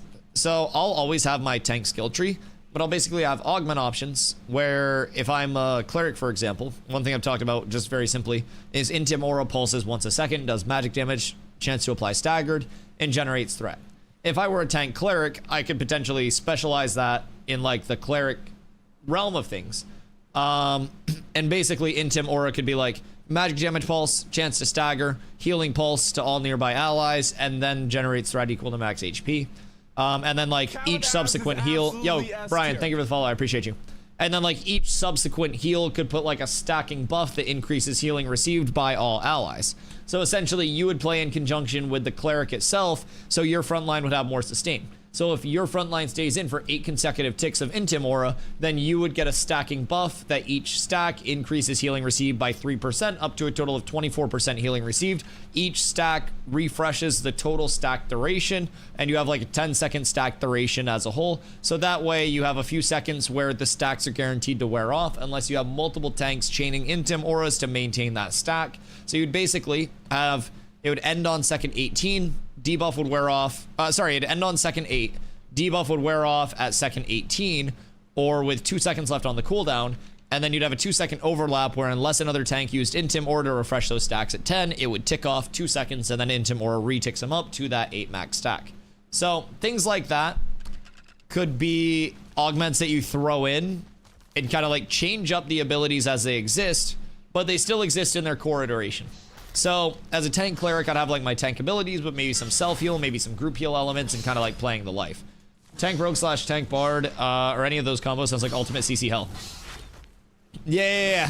Tank rogue, movement, CC and harass, burst, maybe a little bit of like a vanish element to it too. So like a temp stealth around charge, maybe like at the end of your charge, you become stealthed for like X amount of time. So that way I can use charge as an in or an out. Maybe some form of like the AoE that they present as well, or even just an element of like mana burn, slows, really anything. Because right now all of our CC is really parked in one bucket, and it's that stun and trip bucket. So we force lockouts on people with our kit quite easily. Like we have a lot of abilities that can CC, but if I just tremoring you and then fucking shield assault, ground pound into a tomahawk, into another trip, like into a reflect trip, you're gonna be locked out. And then if I try to vengeance with the triple vengeance into a stun, that's going to not do anything because of the lock. Well, it'll do damage, but it won't drop the stun CC because of the lockout and because of the shared perk bucket between trips and stuns. So if we were able to reclassify even like some of our CCs, or get some elements of CC in a different perk bucket, then that would be a very large thing for us to kind of like sustain that CC without forcing lockout. Something playing into like rogues having the ability to AoE trip with an advantage trip, taking that and putting it on tremoring strikes, where it's like if you cast tremoring strikes with X amount of courage or more, it turns into a frontal cone or an AoE trip within X meters. Things like that could give us just so much more validity. You could even have charge turn into like a shadow step, where instead of like the full charge, you blink to the person and then there's like a trail that follows behind you after the blink that applies the stagger and the damage to people. So I would basically like target Shady if Shady was ally or enemy, and it'd be like a similar kind of like thing to intercept, but just boop when it's augmented with shadow step. And it just instantly takes me there, but it would be my charge instead of intercept, right? So just for sake of the animation. But charge to the ally, instead of the charge itself, it's a shadow step, and then like a shadow follows behind and does a stagger in the damage. Some bullshit like that, where you have varying levels of initiates and CCs going out, faster, more responsive movement, ability to hop in. Flanker, hello my friend, how are you? All of those things could make it insane. Smoke bomb landing on the intercept would go hard as fuck. That's also true, considering we're not just intercepting, we're also, when we're intercepting on targets,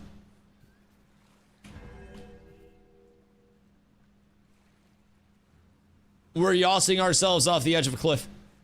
Now, keep in mind, I still got the protect off, but when we're intercepting on targets, we're gonna intercept and then we're gonna protect this tanks immediately, because protect has no cooldown, and it's got a very short cast range.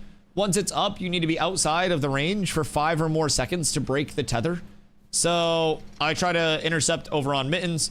Intercept goes out, protect goes out. I have to be out of that range for a substantial amount of time. Is it because they're mounted? I think it's because they're mounted. Okay, here. I have to be out of the range for a substantial amount of time before that buff actually breaks. It's 5 seconds. And so I can essentially have protect up, go all the way out here. I took too long. But you can kind of like refresh it. I don't even have the additional 10-meter range. So this is just like the 15-meter range itself, which is not a long range. But as long as you are making sure that you're not outside for more than 5 seconds, which I was there, you can keep it up. And you can switch your protect to as many people as you want to within your immediate range based on raid frames. It only applies to one, but you can cycle through the buffs as you need to. Somebody's getting jumped, you can hit them intercept protect right there. And then if you want to, like, say you're going full, like, just support build, you could also Aegis on top of that and have more transfer. But yeah, small things like that would be nice. Legs don't give MP on any piece, at least not enough to be worth a slot. Yeah, I mean, it's the same thing with, like, Fizz Power, I think. But also, the HP scaling is just such good value. If people aren't using it, they're kind of missing out. Which I'm kind of surprised more people aren't using Basilisk Skin Tunic for that very reason as well. Basilisk Skin Tunic is 750 HP. I mean, there are high value options for MP and Fizz Power for both, like, those sides of things with chest slots. You got Black Feather Tunic, you got Dustpaw Warhide, you've got your Red Frayed Robes, your Calder's... No, is it Calder's chest? That's a good one. Either way, you have another chest. But you have options for, like, both sides of that. So I get that. I understand why that's the way that it is in terms of the competition being there. But I don't know. BST, I feel like, is very slept on. Nice. Huge hit rate. And I also need that shit to drop more than once in my total existence this server. If you had to trade the health barrier for intercept to smoke, would you? No. I think fights are too mobile. And I think fights will remain mobile, right? I don't necessarily think that even with the momentum changes coming in and like slowing you down on B-hops and shit, I don't necessarily think that fights just become immobile. I think there's still a lot of maneuverability to it. I think it's just more decisive maneuverability. So, I mean, it could be cool, but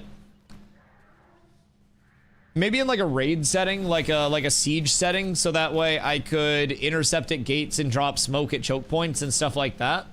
But I think in like just an 8v8 group setting or anything, you know, smaller to medium scale, having the direct like shield benefit, because keep in mind that 10% HP shield is also going to go on you, because you're going to start taking 30% of the damage that that target's taking that you just intercepted because of the protect. So that's going to give you a little bit of a buffer where you're not just going in and taking a bunch of damage, so they can focus on healing themselves without getting psyched out, and then it's able to like stabilize from there. I think one of the worst things about peels, when people do peel in MMOs, is like they go back in, they try to peel for a healer, but they take so much damage peeling for the healer that the healer's not able to get reestablished because they're just free casting, or not free casting, but like full focusing the person that is trying to peel for them. So there's a certain element of like, when people are peeling, or you're peeling for someone, you've got to get the peels out, you've got to get protect up, and then you're looking to just kind of like trip and give distance, or at least I am. So that way they're able to reset, you're not taking a lot of damage. But I see some people that are going to peel for people and they stay in and they get nuked, and the caster that they're peeling for is now getting focused by more people, because peels can also bring other people in to try to kill the caster that you're peeling for. And it just makes the situation worse. So it's a very selective thing. I think in and out for peels is a big thing. And I think that we'd be losing a little bit of that like in and out value and that mobility value that intercept provides with the smoke. Got the corn doggerinos. How are the corn doggerinos prepared? That is the question. Corn doggerinos can go many ways. I have microwaved many a frozen corn dog in my time. Those shits fucking slap. You throw a little bit of mustard on those hoes, you got yourself a good ass meal. Marinated in Diet Coke. Oh god. Ew. Air fry style? Air fryer style is fire. Okay, that's respectable. The only thing is, if they're frozen, sometimes the air fryer doesn't get the middle as hot as it should be. But you have to like lower temp those bitches. I feel like it's like a 325 for an extended period. Isn't diet soda like not that good for you? I know it's like no sugar or whatever, but I drink sugar in my coffee constantly. Like not an exorbitant amount, of course, but I drink coffee every day, and I drink sugar in that coffee. I don't really like limit the sugar or anything. Doesn't. I feel like. Isn't aspartame like fucking cancer in a can or something? Yeah, no, all soda is cringe. Hey, yo, fuck you, wait. No. Warm Dr. Pepper is a god tier soda. Room temp Dr. Pepper will fuck your bitch. And you'll watch it happen. Room temp DP is that shit. I'm convinced that the government created Dr. Pepper to facilitate the soda addiction. Because nothing hits quite like a nice DP does. Does the XP does still affect your stats at level 25? There are rumors that the XP dat's not working right now, but it's 1.1% stat dampening. And with the current attributes, it's like, it's a small add up. A full bar of XP dat, I believe, is supposed to be 20% stat dampening, right around there. So, like, it would add up if you have a shitload on you. But I feel like it's also relatively easy to farm off if you do start to notice a lot of it adding up. That's also kind of one of the things about PvPing right now. If you are trying to organize anything, it's typically going to lead with the inconvenience of XP debt, and hopefully when like a dual system comes in or some semblance of, you know, semi-organized PvP there, we stop seeing like a full punishment for just trying to get replicatable PvP. Maybe, you know, no XP debt in arenas or duels or something like that, or duels just put you into like you know, 1% HP, you don't die, duel ends type shit. You're a rat. Get fucked.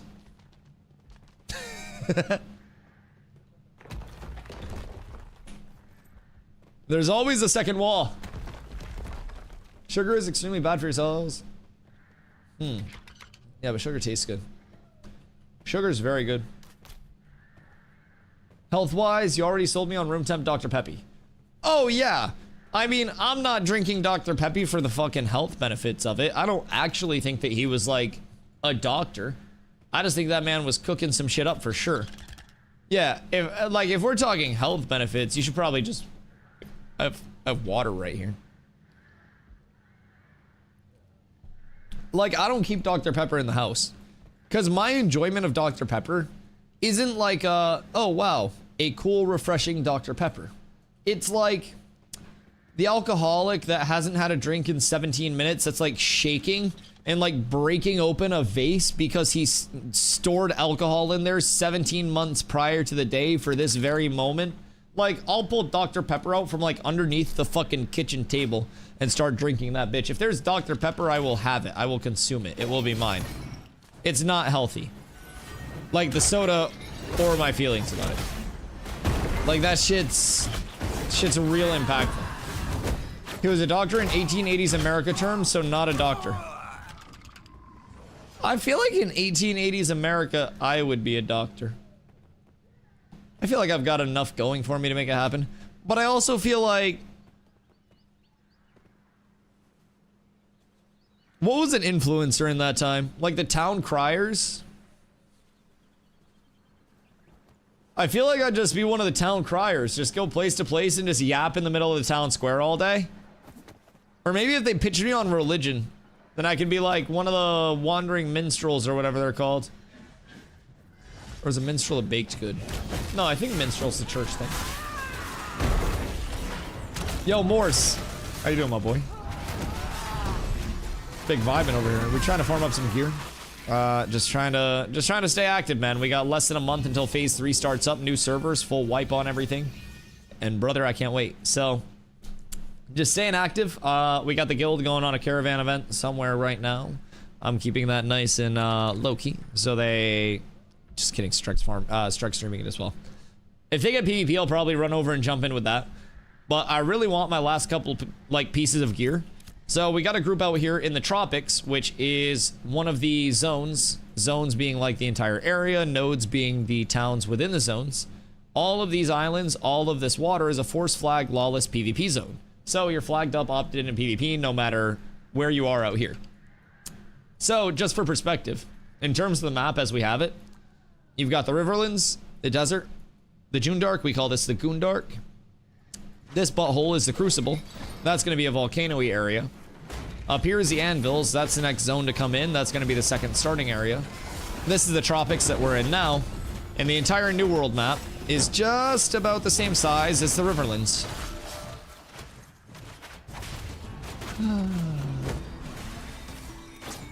Panda, hi. The good days. The good days are now. Back when Brine breaches are dropping here, I believe. clumps Show me were the money. clumps. Woo! Everything was simple. All right, I'm rolling 100. 3, 2, 1, bam. Oh, I rolled a 92. Boys, we're up. Up.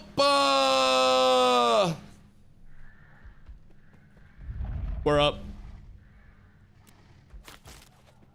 We finally got him. The Mobius stick. Dude, we've seen so many of these drop. I need to hear. Link. Anyone need? Okay. Okay, boys. Moors, maybe you're my good luck charm. I'm just putting that out there. Maybe you're my good luck charm. All we need now is Basilisk Skin Tunic. And I will happily stay out for another couple of kills to help out. Holy shit. Okay, I've been farming those for so long and I haven't got them yet. We're good. We got the Brine Breaches. We got the Lungs of the Abyss. Now we need our Basilisk Skin Tunic. And we'll be just about 8k HP. You want to see something dumb? I'm looking at something dumb right now. What up? What'd it do? You have a heroic Iron Wing? Nice. So, I run Iron Wing. I don't know why I accepted that. Give me your shit. It was just out of habit. I just wanted the streamer loot. So, I've pushed into diminishing returns with mitigation scaling, like when Grit's up and especially when Fortify's up. Because I run the gloves and the chests. So with the two of those, it's a little bit like too much MIT all the time. And I feel like the extra HP scaling would be super effective. Especially considering like fights where I'm in-doming and then popping my shields off. That's gonna be a massive, massive shield going out on people. So, yeah, I'm looking to switch that out, but I'm happy with my Iron Wing chest and my gloves right now. It's just a matter of like preference between the extra MIT and the extra like raw HP. But I think either one is perfectly fine. You played in PGR yet? Yeah, I played PGR Tuesday and Wednesday when it was up. I wish you were less right about BST. Yeah, because realistically, if you check it with like your chest off, right? Go in, throw up your grit, 54-2, 44-9, 47-6, 38-9. So if you factor in the raw percentage of HP that you're getting from having BST, which is going to be over 10%, that 10% is going to be multiplied by your indom. It's also going to allow you to more efficiently capitalize on the grit without pushing into diminishing returns. It's kind of, when you look at it, like Iron Wing's cool, but Basilisk Skin with how much like mitigation we have is just kind of incredibly high value and goes around the diminishing returns that we're encountering.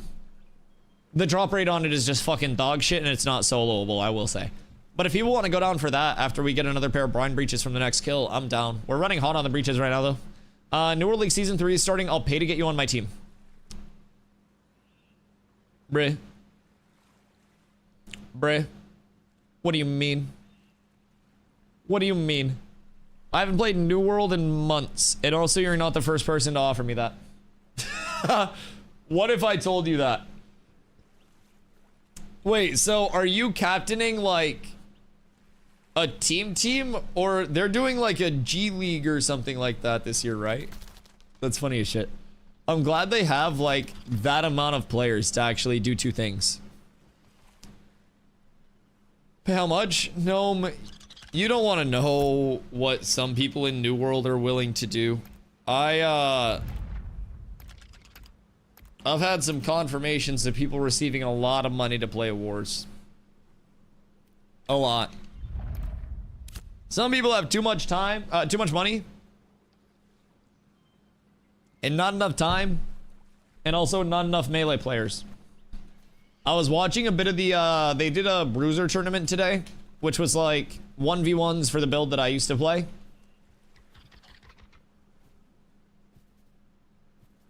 And that shit would have been free 99, I swear to God. I swear to God. And Moors knows it too. But yeah, I played PTR Tuesday and Wednesday over here. PTR was very centered on like the movement changes. Fall damage coming in. Movement changes feel fucking great. Nakua and Pyrai, the two new races, are over there as well. So it's nice. It's nice. PTR is moving along well. I think the movement changes are really good too. They just, there's some tweaking away from being in like a phenomenal state.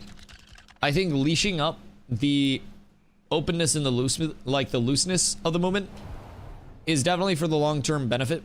Just stopping it from being like a fucking b-hop fest no matter where you go. I like it. I was also a fan of the b-hopping, but I think it's for the betterment of the game. If it is in the state that it's in, with kind of like the PTR testing state, with like reduced momentum carry, lack of b-hopping, it makes everything feel a bit more decisive. PTR next week, like this upcoming Tuesday, Wednesday, not 100% certain what we're going to be running into, but we could very well be testing potentially dynamic gridding, from what I've heard. So we won't know until the PTR goes live. We don't really know where everything's at in terms of the development cadence until they put it over there, so.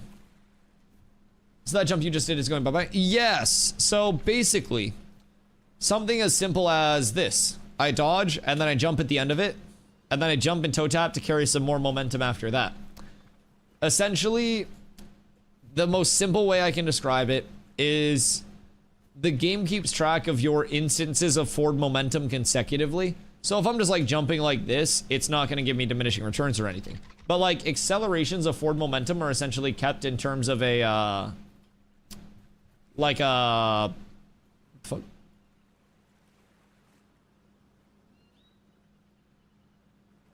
What in the planet, dog?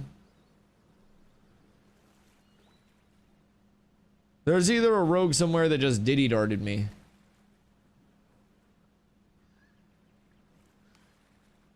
What the hell? What the?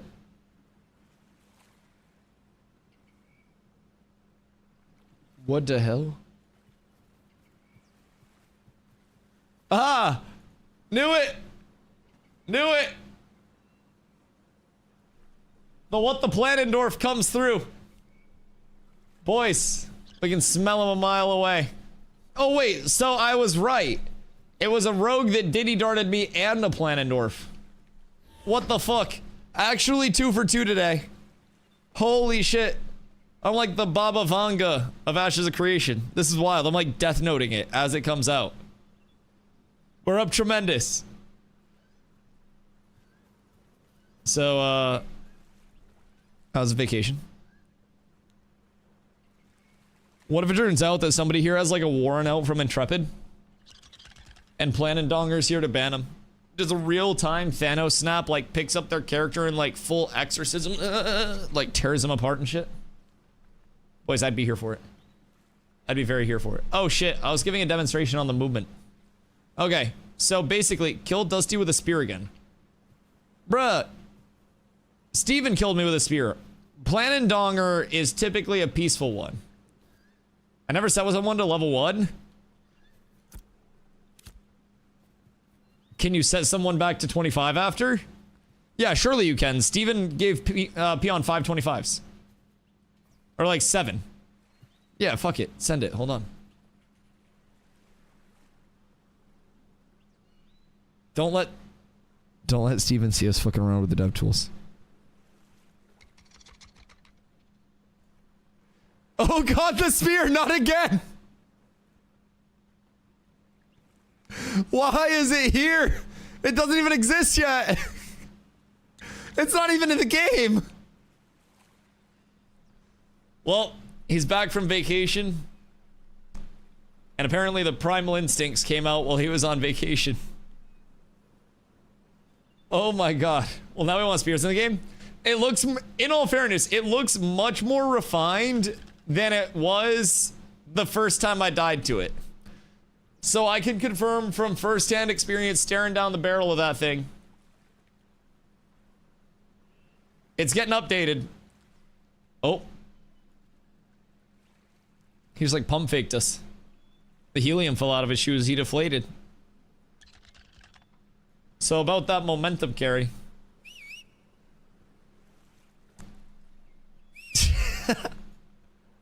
He's off. Jesus Christ. The fuck? You got like an engine upgrade in that thing? I swear to God, y'all were slower before. Holy shit. New UE updates coming with something cool, huh? That spear scared me. That like made my heart flutter a little bit, man. Oh my God. Okay, so movement changes. Basically, right now I can dodge and then jump at the end of it and carry my momentum. The game keeps track, like on the PTR, in the most basic way of like how many instances of accelerated forward momentum you have. And once you hit more than one of those, it's essentially like you have a bungee cord in your belt loop of your pants, and you hit a point where they just like pull back the bungee cord and it just like, you know, slows you down near instantaneously. So it's kind of like an exponential rate of friction being applied. So something like a quick dodge into the jump at the same time, like this, is one instance of forward momentum.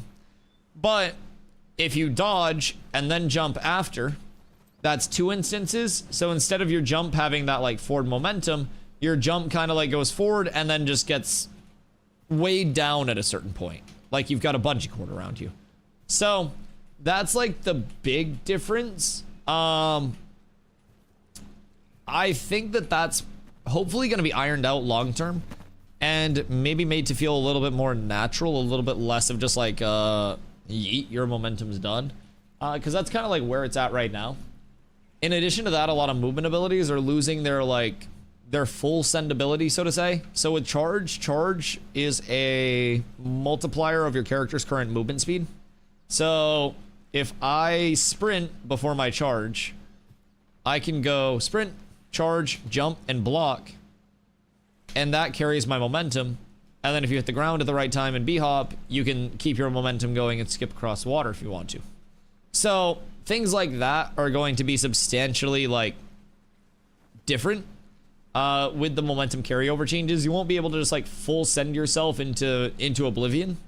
And I think that's good for the state of the game. A lot of the PvP right now feels extremely bouncy, extremely like floaty because of how much B-hopping and like movement is present.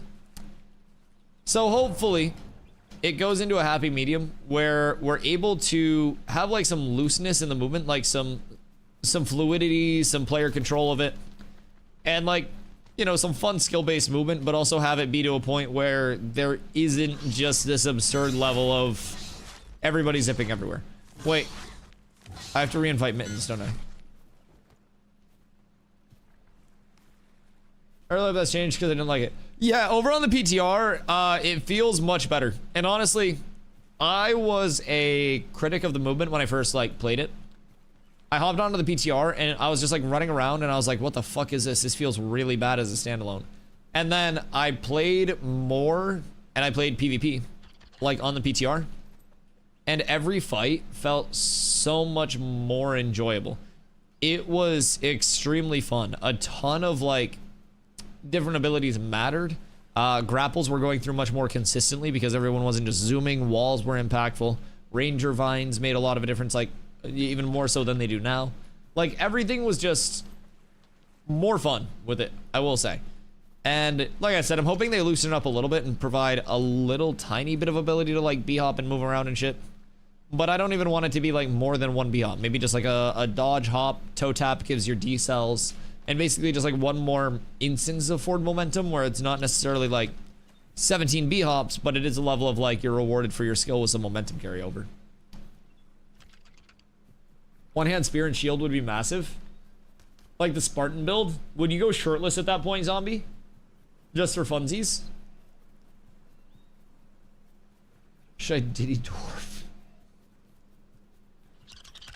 Listen, listen. The Diddy Dart does not have the impact that it did. Now, everyone knows Diddy did that shit. But according to the legal system, Diddy just really, really, really likes prostitutes. And flying in his prostitutes. So, like, Diddy Dart may be one of the greatest terms of this generation, but, like, what happens if, like, 40 years down the road, after they've actually renamed it to Diddy Dart and Ashes of Creation has the longest staying power of any MMO in human history, and people are now Neuralinking into Ashes to play? Like, what happens if people say Diddy Dart and they don't understand why they're saying it? Like, people don't understand what a home phone was versus cell phone. There are many, like, hang the phone up. People don't understand why it's hanging the phone up. Some terms just, they lost their weight after a while. And I don't want Diddy Dart to lose the same weight. Because Diddy Dart is second really only to Metropolises. In terms of some of the greatest things ever implemented. Does see on my screen you're levitating. I'm just fucking around with the dev console. Don't worry about it. Don't worry about it. I complained so much about not having a personal flyer that they made me the flyer. So yes, I'll be coming soon in the next supporter pack. Expect that right around phase 3. Can you imagine? They start doing like streamer collabs. And they just put us in as flying mounts. So it's like boiled chicken, like the featherless, just like boiled chicken looking ass Drake. Except it's like my face scanned onto it. Did you see the vote about the new node name change? You wanna see something cool? Hold on. I will show you. What if we? How'd I get logged out of? Gosh darn it! I gotta log back in.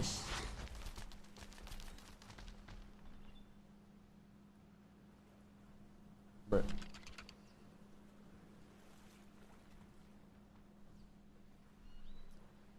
Let's see here. I had to log back in. Right over here. I put in my feedback, sir. And then they deleted their tweet after. I was getting too much traction and they tried to fucking silence me. They literally deleted their tweet because I was cooking too much. They were going to have to legally acknowledge multiple metropolises as metropolises, as they rightfully should. They weren't willing to do that. They won't face it. But that was what my vote was for. I thought get rid of Village, because I don't really think Village has a leadership to it. But I do also like the idea of leaving Metropolis open for future advancement. For like, you know, the expansion type thing, right? I love that we even responded to that tweet. Oh yeah. Yeah, they're here for it. They're very here for it. That's not even the most shitposty thing they've responded to. We get some good replies out here. Like the Ashes social team is on top of it. They do well. They can hold their own. They were born in it.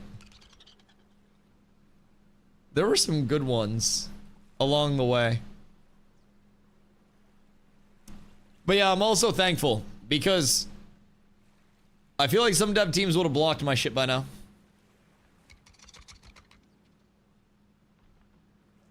Some may have inquired about getting me banned from reporting bugs. But thankfully, Trepid is a bit more level-headed. A bit more level-headed. What do I name the shiny Flygon? A Flygon to stick? Dino City is the only option. I mean, yeah, it makes sense. Like I said, I also like the prospect of leaving Metropolis open for like future expansions, future build outs, just more on top of what currently exists. Because past that, like if you already have Metropolises in place, what's larger than Metropolises? Not much. Like at that point you're going like fucking intergalactic, right? Like you'd literally have to have like a starship level to a node where you can now beam yourself up into the sky a little bit and get like all space themed and shit. So I mean, who knows? Maybe. Maybe. Empire? That also makes more sense. Yeah, that also checks out. So what would be past Empire? Oh, fucking what? Chew Daddy?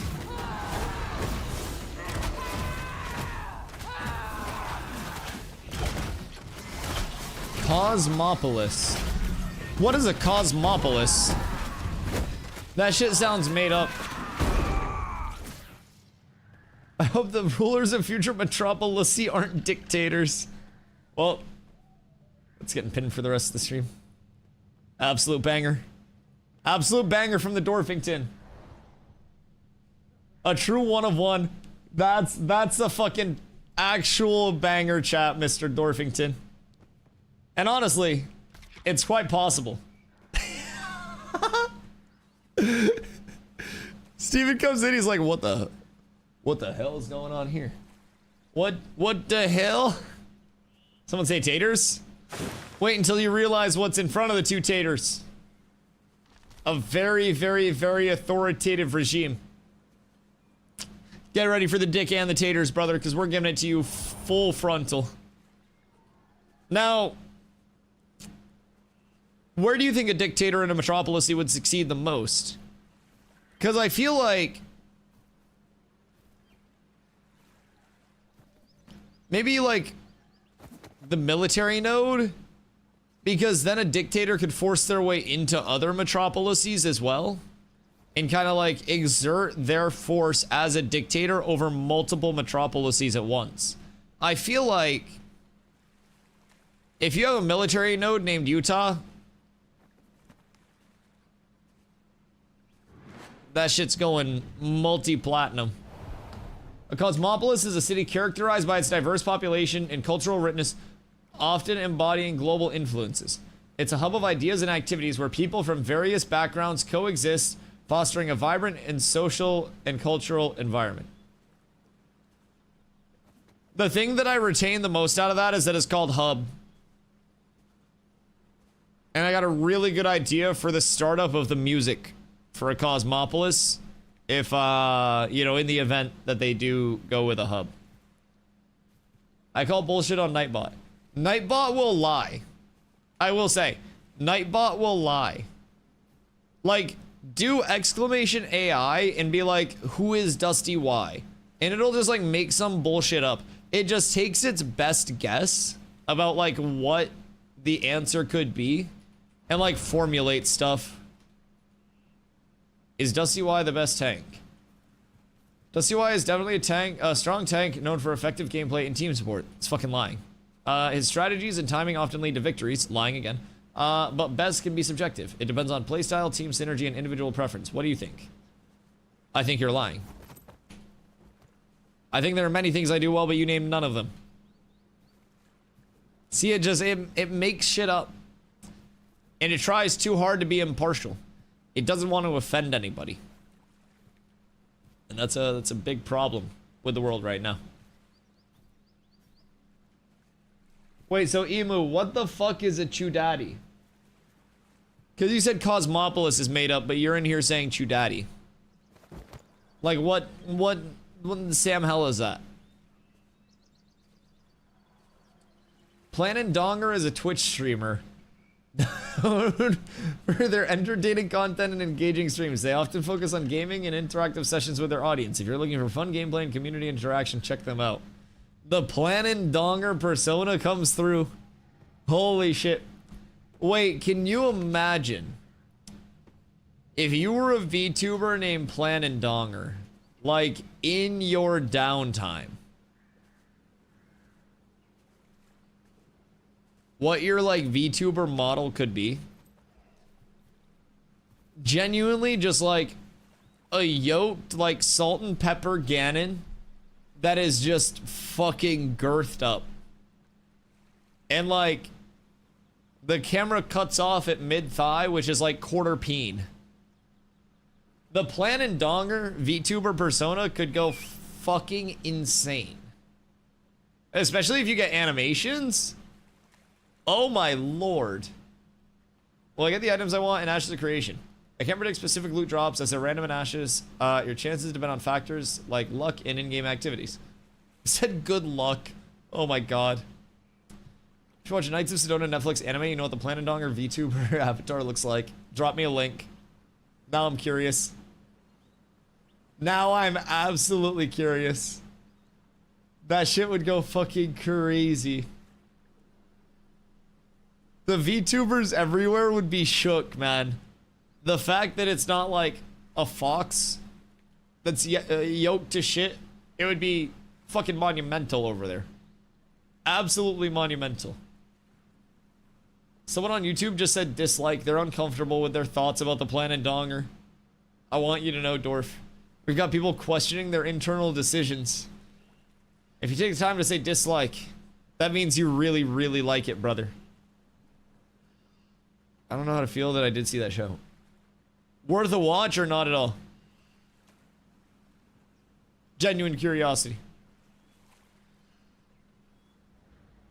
Because I am looking for more things to cook up. I will say though, we still need to get into Carla's Family's Netflix and hack into that shit all pirate software style so we can watch season 3 of Squid Game. Because we haven't yet.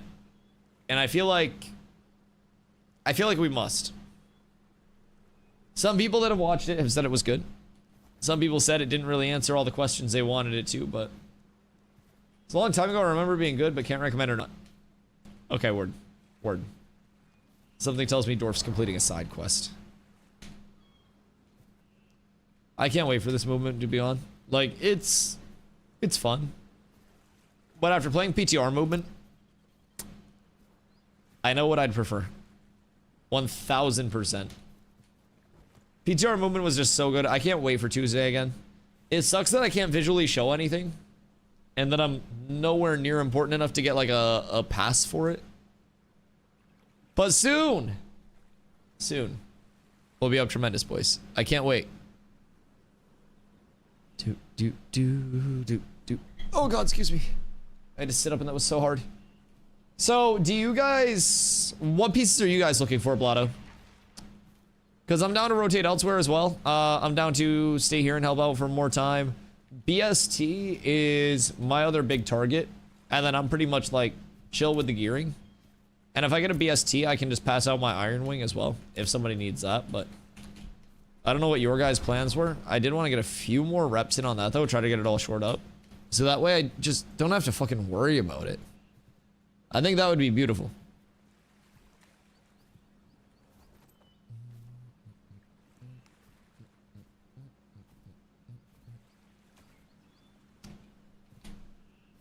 If we did from here, I'm gonna sit for a minute. We're gonna do some in-guild yap later. Oh, word. Okay, true. I can see... I don't think I personally need shoulders out in the works. Okay, word. Can I hang out here for another kill or two then? Because I know a lot of my guys are going to be caravanning right now. Somewhere. I don't want to, I don't want to like blow their spot too hard. But a lot of my guys are going to be running vans right now. So if they get PvP'd, I'll hop over there. If they like, you know, say something about it. But otherwise, I'm just kind of chilling and farming until that's done. And then maybe getting some like late night. Mittens needs rings and shoulders. Yeah, I'm like in the same realm as Gnome. Like I'm sitting in a very good spot with all of my gear being where I want it to be, so to say. And I'm not too pressed about things. Because I know that switching it out. Dusty LOL. What? Is there PvP?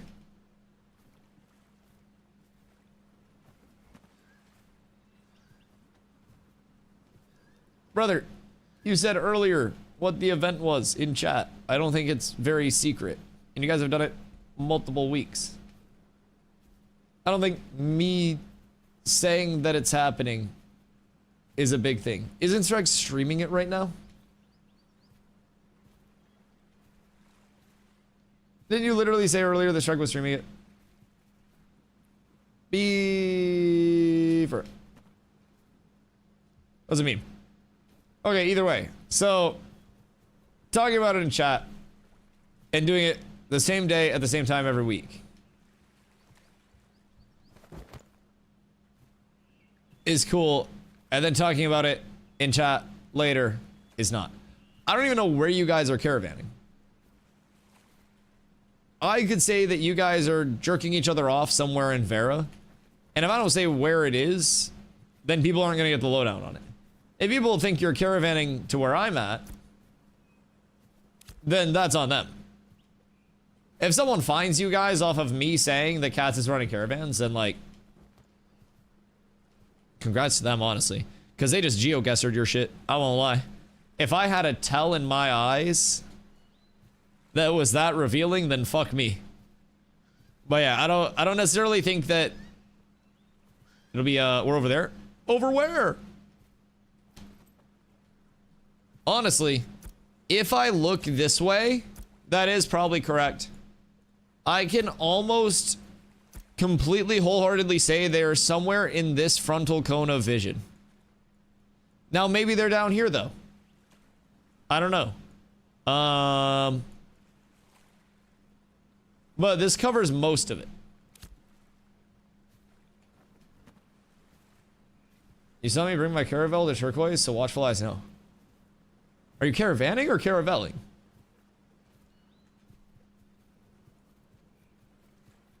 Well, I guess don't reveal too much. Caravelling? Oh, interesting. Interesting. So are you guys testing the different loops with like town to harbor to Vel to harbor to town type shit? Interesting. Interesting. Yeah, I feel as though in terms of Vanningtons and stuff, there's a certain level of difficulty that could be brought in when trying to test those things by my dumbass simply existing. But the good news is, as long as there's no information whatsoever, then there's no difference. Everything is the exact same. When Brian Daddy? Not yet. Soon TM. What have you found? Like 1 blue and 2 or 3 greens? Something like that? Kind of feels noise.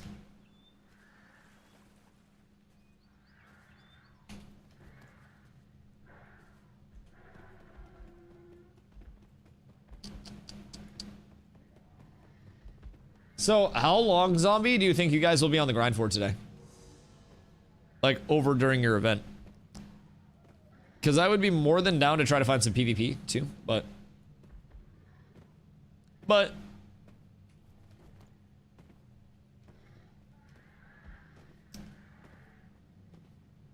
Okay, yeah, everything's very, very slow right now. Maybe doing BST? Ooh. Ooh. I love the look of some BST. If there's anyone that's not at the event, I could always bring them over to BST early and start kind of holding that down too. Because I can just run down there once Hard decides they're all set here. Because fortunately, I got my breeches. Loma earring. Oh, God. Oh, God. That's kind of fat, Streggington. That is, that's not too shabby. The crit chance, crit power on both of those bad boys. It's not too bad at all. That is not too bad at all. So what's the difference between going epic and Lego? I would assume a substantial amount of input for not a lot of output, as it typically is. Come livery to BST as well. Listen, just skip the guild yaps. Give me the last kill for me. I think then I'll just still to guild. Yep. Yeah. That's not me. I can just run down to the Junior Dark after this. Because I've been up here for a majority of the day farming this. Granted, I've been up here a majority of way too many fucking days farming this. I will say. I've spent a whole lot of hours out in this bitch. So I'm going to be glad to not have to come back here for a little bit. That's going to be one of the most relieving things that I've been able to process in a minute. If I sit in the VC and stand at BSC, hey, come through. We could do it with 2 to 3 people. It's not that difficult. It's just the trash mobs that you have to kill before you actually get the boss. Because we can get just the boss. I can pull the boss and the trash mobs and then just run out and someone can pull just the boss off me, don't AoE, and then I reset the trash mobs and everything's fine. And that makes it incredibly easy. But it's all about drop rate over there. There's more pants than I've seen. Dude, it's insane. It's insane. I spent so many full days out here just farming my life away, hoping for a pair of brines. And we've seen multiple pairs today. We are truly blessed, brother. It's a beautiful day. We've got many reasons to be happy. And I'm glad to be here. I'm glad to be getting the gear. I'm glad to be getting things squared away, getting momentum going for P3. And we're trying to do what we can, man. We're absolutely trying. Excuse me. Pardon me. Pardon me. And I know, like, it's tough as shit right now to keep to keep a lot of momentum going, especially during this downtime phase, like this whole lull in population and shit. But it's gonna be worth it if we can manage it. It's gonna be very, very, very, very worth it if we can manage it.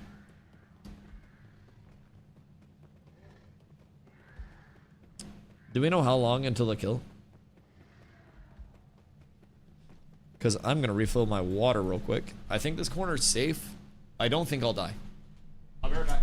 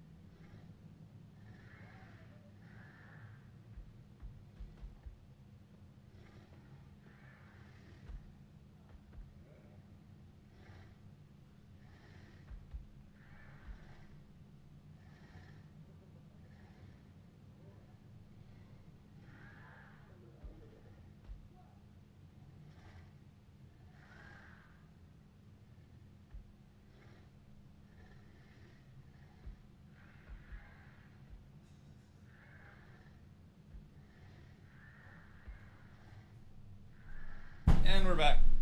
Oi. How's the timer looking, boys? For being unhinged, chat. Yo, Dorf. Have fun, brother. I appreciate you. We're off to the Goondark soon here. And we'll be doing some BST farm over there while Guild's out on their little run. And then once that ends, I think Guild might be doing some more BST. Thoughts on Dick Dastardly? That's kind of a banger name. Wait, what? That's fucking heat. Like, that sounds like some, I don't know, like a Chuck Norris character. Yeah, I have thoughts on that. Why? It's my caravan ult. That's fucking phenomenal. Yeah, I like that. I think that's a minimum A tier, bordering probably like A plus tier name. Just in and of itself. We're so up. So are you telling me that one day before the server ends, we should try to get the largest level 1 caravan train humanly possible that we can? And we all just have to come up with caravan alt names? Because that doesn't sound like the worst at all. It sounds like a pretty good spend of our time. One more. Aw. I thought that was going to be it, boys. I thought that was our moment. But it unfortunately was not. Well, thank you guys for hanging out and farming. Grats on the pieces that you guys did get. I got mine as well, so thank you guys for that. But Rufus Rough Cut. That sounds like such a zombie name. I won't lie. That sounds very zombie-y. And I like it. What would I cook up? Because you've got to have, like...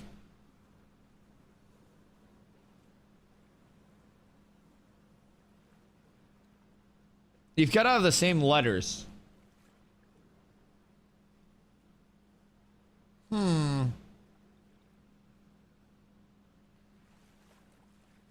I feel like Billy Bulging Balls could be a banger. That's what they used to call me in high school. I had severe swelling. And couldn't afford underwear. It's a tragic life that we lived.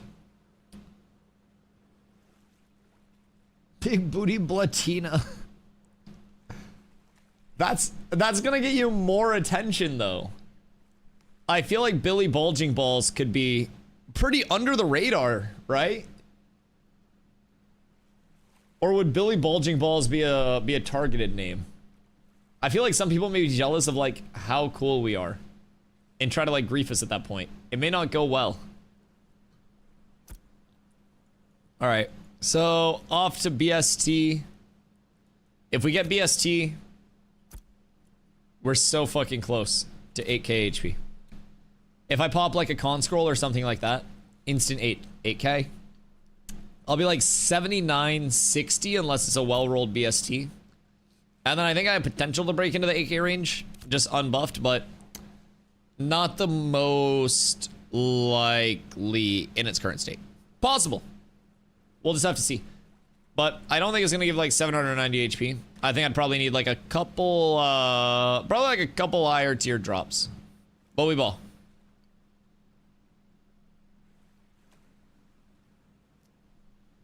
In the meantime, chat, what are you guys farming up tonight? And what do you plan to farm on the next PTR iteration? Say dynamic gridding is in. And what else would we potentially be testing? I don't think summoner implementation is going to be a while.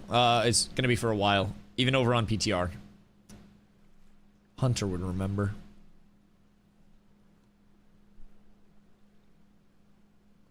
New PTR testing could feature dynamic gridding. Like, it's possible. I don't think it's likely at all that it does. But depending on what's over there, I just want to get more focused testing on PvP, if I'm being honest. I want them to have, I don't know, some form of incentivized lawless PvP. Maybe like the PvP battlegrounds in a, like a basic area, but Not 100% sure about the swap. We'll have to do like 100% to 0% kills to see the difference. Well, so the thing about the swap for me that makes it viable is that, keep in mind, your total mitigation is impacted an average of like 6.5% between the two, right? That's fine. Your total HP, 10% increase. The thing that, in my opinion, makes it worth it immediately is that we have multiple things that play off our HP that impact the entire team as well. Between absorption field and intercept, if those go on the same target, that's a 25% max health shield. Indom gives us 20% more max HP, 20% healing received. So in those moments of oh shit, more... Why am I Minecraft treed? More of that max HP scaling is actually going to be incredibly viable instead of the grit. Like, in my opinion, just for the validity of the shields going out too. I think that that's something that a lot of people kind of sleep on the impact of, because intercept is also going to be a 20-second cooldown, and that's 10% max HP every 20 seconds to a target, like us and a target. So we intercept, we protect.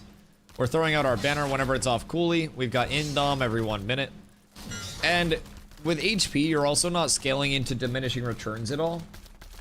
So if you run multiple pieces of Iron Wing, you can take it all off and then cast your grit and see like the percent change. And then you can put on one piece and then cast your grit and then put on 2 pieces and cast your grit. And in my experience, 1 piece is like the sweet spot of where I like to end up. And keep in mind, that's also pre-fortified, pre-other buffs that are going out. So I feel like personally with the way that I've geared, I've pushed up into the point of diminishing returns on the mitigation side and more of that raw HP. Every single intercept that goes out is going to be 800 HP. Every single banner that goes out is going to be like 1,000 HP roughly to everybody. So, hello Corla.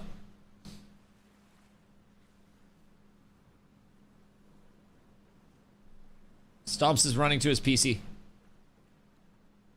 Yeah. He heard me. His ears perked up immediately.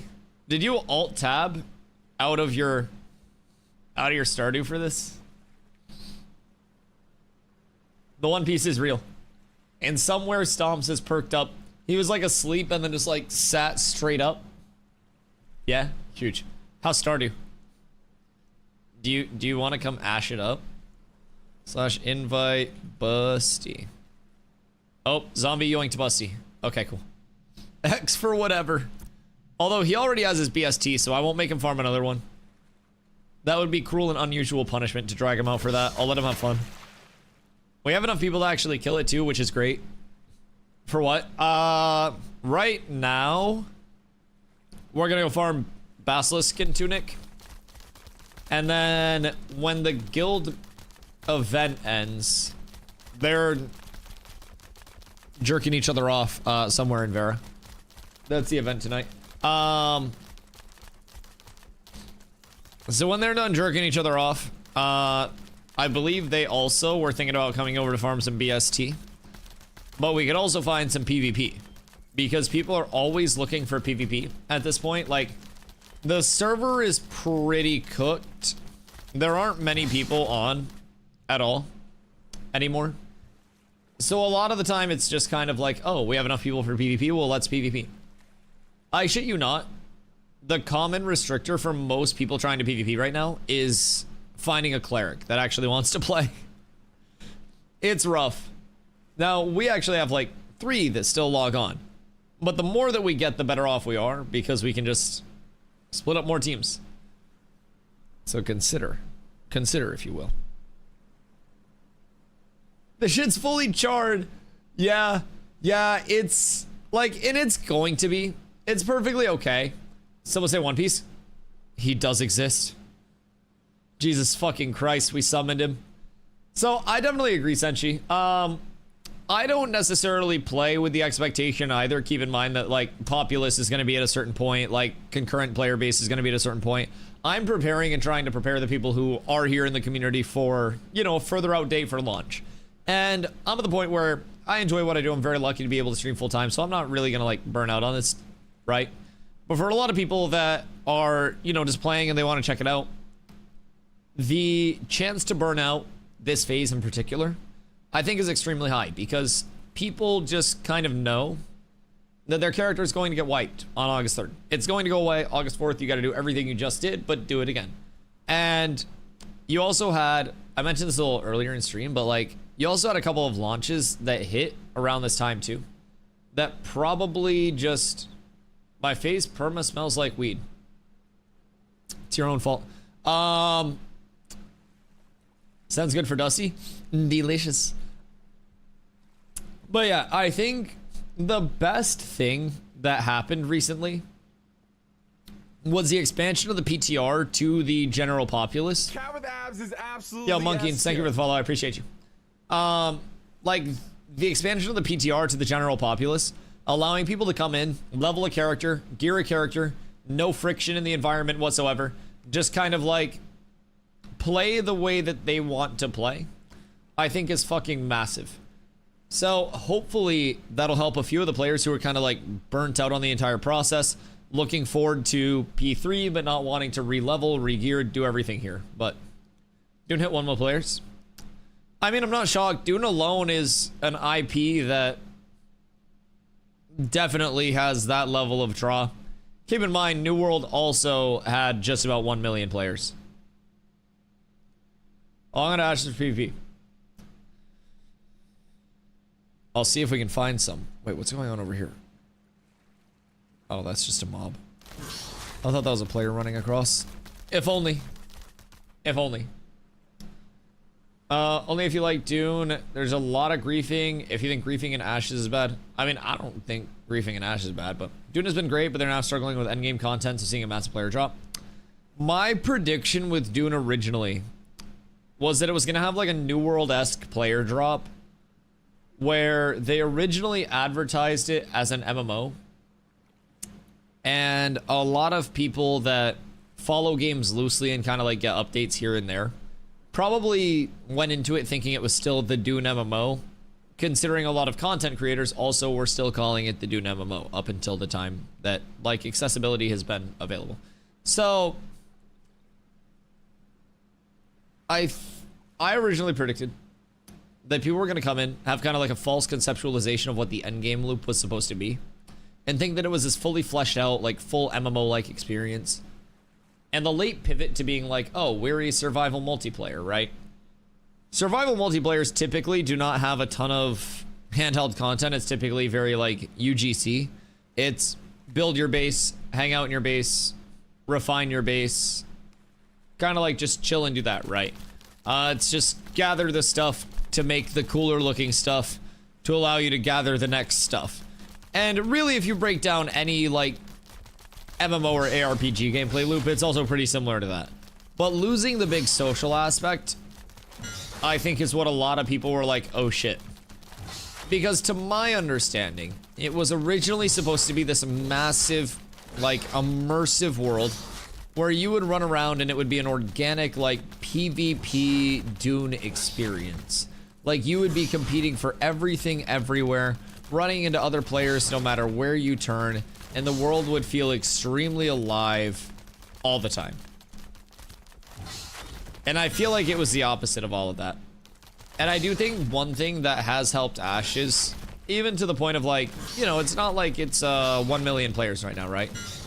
But one of the things that has kept a good portion of the community interested in Ashes, like many good true MMOs, is like the social aspects of it. Now, Ashes also is in a similar spot where it's lacking true endgame content, but it's going to have it. We're just at level 25 cap, which is half the level cap. So, with that, I think that, like, Dune as a whole, I hope that it's able to solidify itself somewhere in the survival multiplayer genre. But I think it's just like Once Human with more sand. And we saw kind of like how that went for Once Human. And I think like Once Human probably has better PvE than Dune did. Or Dune does. Based on what I've seen.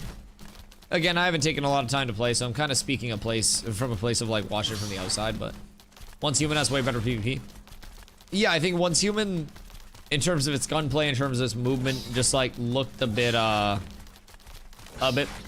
better and stuff. Once Human has the best PV. Once Human is solid. I think the biggest thing with Once Human wasn't the gameplay itself, but it was the dev decisions. Between like their implementation of AI in the dev process in a very not so good way. Going the complete route of like breaking world immersion with fucking loot boxes and stuff. I had a couple of friends that were doing like Once Human content creation and were like very active members of the community over there. And I heard a lot of the gripes over there. But no, I agree. Do you want cherries or straws? I would love some straws. Because I know we have to cook the straws. Like, not cook them, but like finish them. I would fuck up some Strawbingtons. Yeah, absolutely. But yeah, I agree. If someone's like extremely excited for anything Dune to play, that makes sense. I think it's a banger. Also, Dos, buongiorno. How's leveling going? Like, having something in the Dune world itself for people to play, cool, awesome. That's gonna carry it to a certain extent anyways. But I think probably a lot of the populace fall off were the people who weren't just playing it for the IP that will like tolerate whatever level of poo-poo as long as they're in the Dune world. And the people who went into it expecting a fun game to play, and I say this a lot, but if your game is fun to play, people will play it. If your game feels bad to play, people aren't gonna play it, no matter what the IP cope is.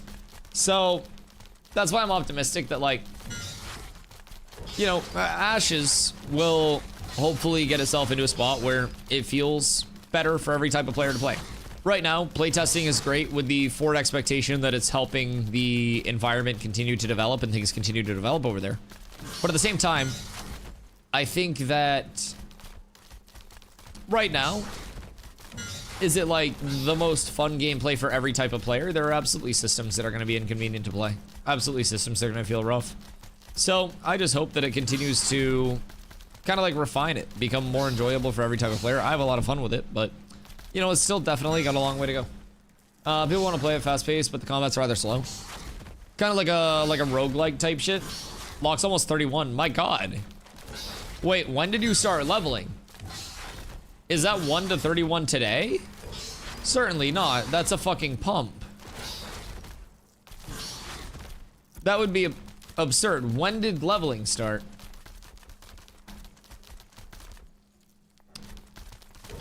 I was 28 yesterday. Oh, okay.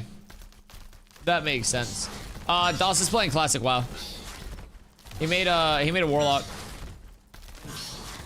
Instead of playing a rogue, he always plays a rogue, but didn't want to play a rogue this time. Was leveling this tune a while ago. Oh, okay, that makes sense. That makes sense.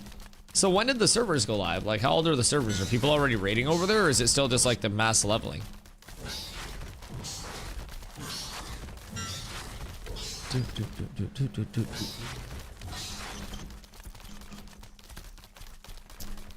I hope that we can actually drum up some drops out here as well. Did they reset Vanilla WoW again? Yeah. Apparently this is like the anniversary for it. PVC is expected sometime in the winter. Hello, Strix. How you doing, brother? Thank you for 40 cents, right? So it'd be like a hopping in from behind anyways. Not that I'm going to. Not that I'm going to. I would have zero like incentivization to hop over there. Strictly out of curiosity. This one started along with hardcore servers. Wait, like the OnlyFans hardcore servers?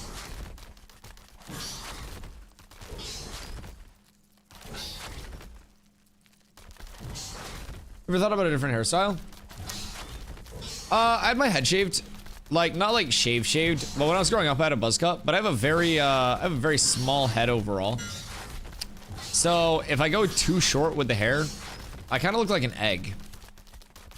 This has been the best look for me for a while. Yeah. But I'm open to ideas. I'm not really like a barber or like a fashionista or anything like that. So, you know, I kind of go with what the inspiration is. Keep in mind, this is also a temporary thing. There's not a lot of life to it because when I was flying to Vegas, I forgot that the 3.4 ounce rule existed. And I was going through the baggage check, and I had my hair product that I'd used. It was Suavecito Matte Look Pomade. And I took a little bit of that and kind of like, you know, rubbed it into the hair, and it gave it some volume and made it a little like, you know, e-boy-y in a sense, and less Professor Snape. And so basically, I'm going through and they pull my bag aside, and they pull out the pomade and they're looking at me. And I'm like, that's supposed to be 3.4 ounces, isn't it? He's like, yes, it is. And he's like, you can take some of it, put it in a smaller container if you have it. If you don't have one, then it's unfortunate. And I didn't have one. And unfortunately, that wasn't just like the puck size thing. That was like the big ass bulk thing of pomade. And I forgot because when I went out to TwitchCon last year, it was my first time flying. Vegas was my second time flying. And basically, when I went to TwitchCon, I had a checked bag. My pomade was in my checked bag. Stomp saw the size of that thing. And this time, no checked bag. I had my carry-on and my personal item, both of which have to be 3.4 ounces or less. So, long story short, usually there's a little bit more life to it. I also haven't had a haircut in a while because of aforementioned, like, traveling Vegas and Iceland and stuff like that. And I didn't get a haircut before I went either. So it's probably been unkempt for, like, I'd say about 2 months now, right around there. So, you know, it'll definitely get a little bit better. But again, open to, you know, open to recommendations, some inspiration. I've changed it up before. The part has kind of like made its way fully around my head in different increments. The lengths have been different. I mean, shit. When I was around 8th grade, I had like the Justin Bieber bangs. A hippo just absolutely ate my Scorp's ass. Alrighty, well.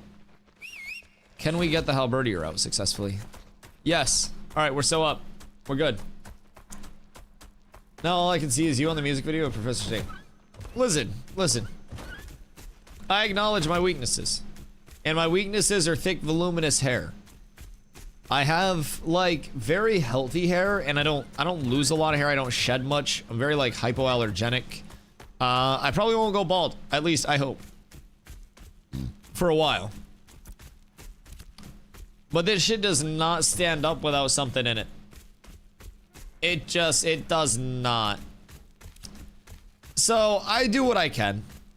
Especially without the recent haircut. But, you know, we're doing what we can.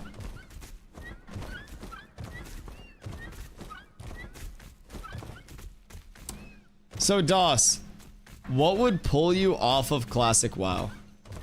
Anything? Like, are you just Classic WoWing for the cope? Or, like, what are you on here? Because I don't think I would have it in me to do it again. It's just, it is aged like a 20-year-old game would naturally age. In 2004, abso-fucking-lutely. Absolutely. But like now, with how many other games there are to play, how much there is to do, I feel like it's just way less. And maybe it's the fact that it's a solved thing for me, and it's no longer like this mysterious level of WoW, right? It's no longer solving boss fights. It's no longer like building a community for the first time, going in knowing nobody and like immersing in the world. I don't enjoy leveling. Fair. It's cozy. It's like your little MMO comfort blanket while leveling. So, are you using like an Azeroth autopilot or like a questie, or are you just kind of like feeling it out? Because I know you've done a ton of leveling loops at this point anyways, so where you wouldn't need an AAP or a questie. But I would assume I have rested XP.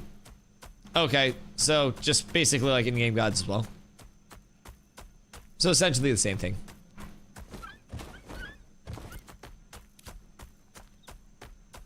What is going on over here? Or are you talking like literal rested XP? Is there an add-on rested XP now? Or are you talking literal like logged off in the rested XP? Shows me most effective path. Oh, okay, cool. So essentially it just keeps you on track. Does that adjust for your, like, your character XP and tell you when you need a mob grind and shit? It's playing on TBC private server to prepare for anniversary TBC, but after grinding arenas, I just got bored and jumped ship. Yeah. Yeah, I mean, I don't blame you. WoW is WoW. It will always be one of the greatest MMOs ever put out.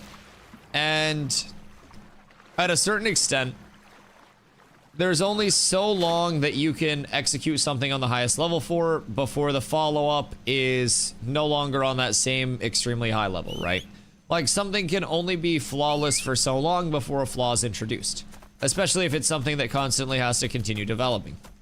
Take, for example, Diablo 2, Diablo 2 Lord of Destruction, and Diablo 3.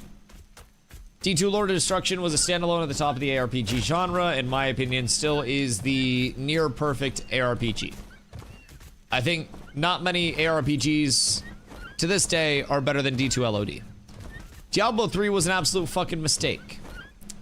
Even Diablo 2 Resurrected, which went to revisit Diablo 2, got off to a very rough start, and people filtered back to D2 LOD. And some things are able to kind of like age extremely well, but to a certain extent, with TBC, in my opinion, being absolute peak WoW, and every point after that just being like the start of the fall off. Obviously, Wrath was the highest like player pop in that original era. But I feel like just trying to match what TBC was delivering in terms of content, in terms of what it was doing at the time, it was just setting themselves up for failure. Do like a raid content in TBC, but even that gets old after just a couple runs. Oh yeah, the thing with raiding now, in my opinion, is that all of the mechanics are solved. And so many people are also just like deadly boss modding and everything else like that. So even when I was raid leading, I had DBM. I tried not to use like weak auras or anything like that because it just made it too fucking autopilot, right? But DBM, I think everybody uses that at this point. And most of the mechanics, even if you're not using DBM, are just so learned that you instantly know what's going on no matter what. So I wish that, I don't know. And like modern WoW is, I think, so far gone from what TBC was in terms of pacing, in terms of gameplay, in terms of pretty much everything, right? It's entirely different. And I don't necessarily think that they'll be able to replicate that feel of TBC era WoW, even if they did try to. I think it's genuinely just too good and too different than what it currently is. It's falling asleep in Kara pre-nerf. I can't imagine what post-nerf Kara having. Yeah. Yeah. Like, the content is extremely fun for a little bit of time, and then it very quickly just hits a point of no longer being fun. And I think the hardest part is to keep people incentivized once they actually get their gear from that content as well. For us, it was always like people win rolls, people get geared, and then people are like, okay, I'll see you in next batch of content where I can get gear again. And we're like, brother, please keep showing up. I think the schedule for the first wave of TBC was a little fucky. Striking out P1 like they did was kind of brutal. Yeah, if P1 had ended a little bit sooner, I also think that would have helped with my personal retention, because I quit, what, a few weeks before P2? And it wasn't like that long before P2 either. I definitely think that their pacing did not help much at all, for sure. But I also just think there's a certain element of like discovering WoW and playing WoW and being a part of, you know, the world and seeing it evolve that was very much so a first time experience, right? And the more you do it, it's kind of less of like this super fun, impactful thing that leaves you with like these lasting, I don't know, fun tidbits, and much more of a, I don't know, I'm just doing this to go through the motions type shit. Thinking SSC TK its own phase was greedy, but 3 to 4 months of Kara was not it. What do you mean, man? I loved getting world buffs. Multiple. Did that Basilisk just like turn and corner peek my shit? Wait. I got 20 seconds of fuckery right now.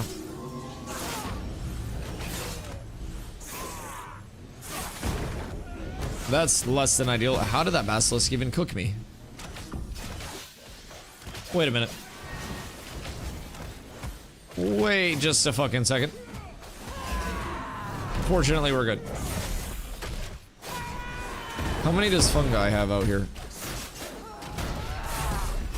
Because I can check with zombie and see how long it is until our vans are done. And then we're going to have probably more people out here. They did us res sewer though. So they may be friends. I don't know. It's hard to tell. But they may just be vibing out here. We'll see. Play the fuck out of some champions in Norath. Champions of Norath. I played Champions of Norath for a tiny bit of time with my brother AMC. I don't even know how he had heard about it, but he wanted to play it. We played it for a little bit, and it was fun. It definitely was fun. Nothing that I stuck with for any like substantial amount of time whatsoever, but it was good. I personally, something tells me that they're going to have too many people here for us to contest this. Unless we just absolutely fucking pump, but we'll see how that works out. It'll be an experience, but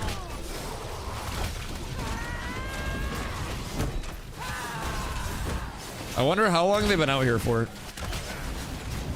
Because this is my last piece that I need. So unfortunately, I'm probably not gonna be skirting out at any point.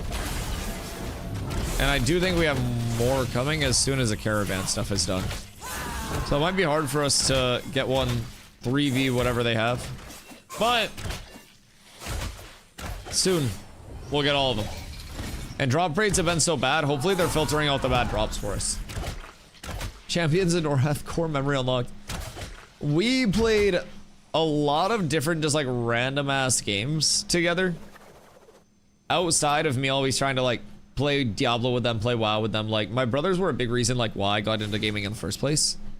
And I remember all of those like small detours that we would take into different games that I learned tidbits of gaming from, little bits of lore here and there, little mechanic tricks here and there.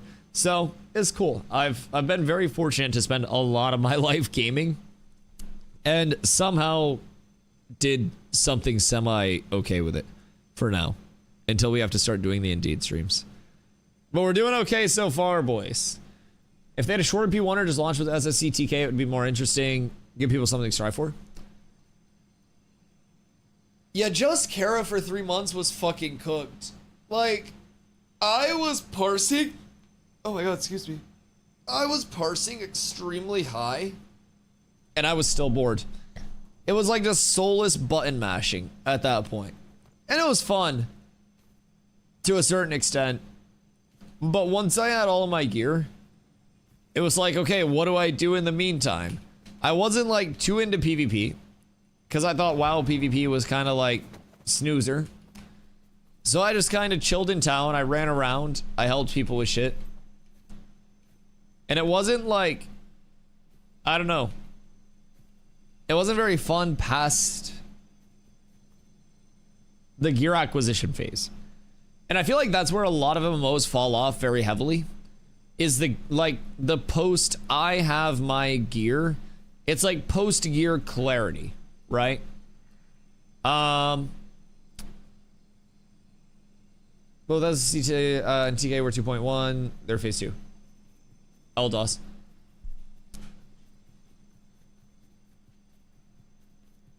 Do we have the confirmation? Do we take it to the people's court?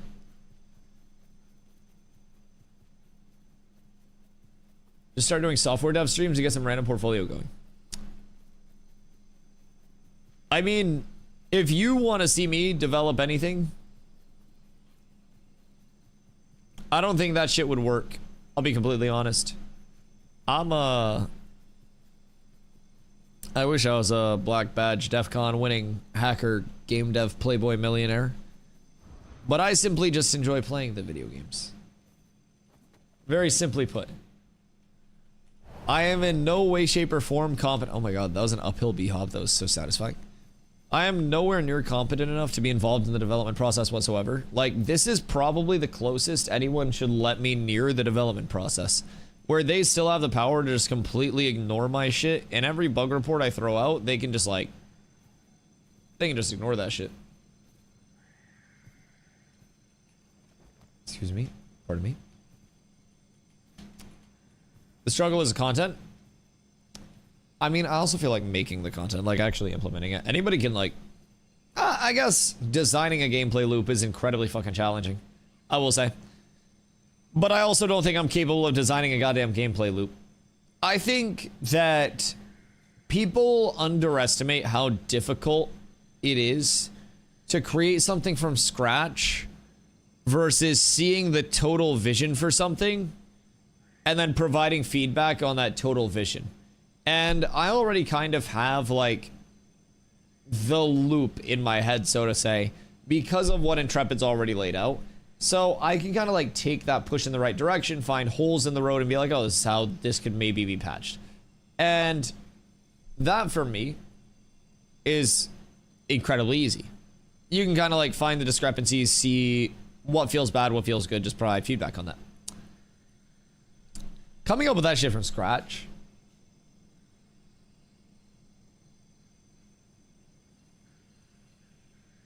I can't even imagine. It's insane. To just think this stuff up, like this entire world up from literal nothingness, is wild to me.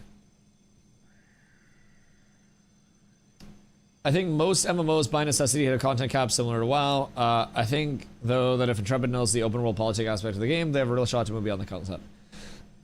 So, I do agree with that. And I also think that coming from essentially, like, social systems wise, Ash's Light with New World. New World was supposed to be a very, like, social sand park leaning game in and of itself, right? And a lot of the New World systems were changed very quickly after launch to compensate for the lack of populace that was within the game. And as a result, a lot of the things that were originally social systems were turned into very, like, streamlined ARPG-like systems, and a lot of the MMO was kind of, like, filtered out. But originally, you did have a metric fuckload of content that was simply generated by the social side of things.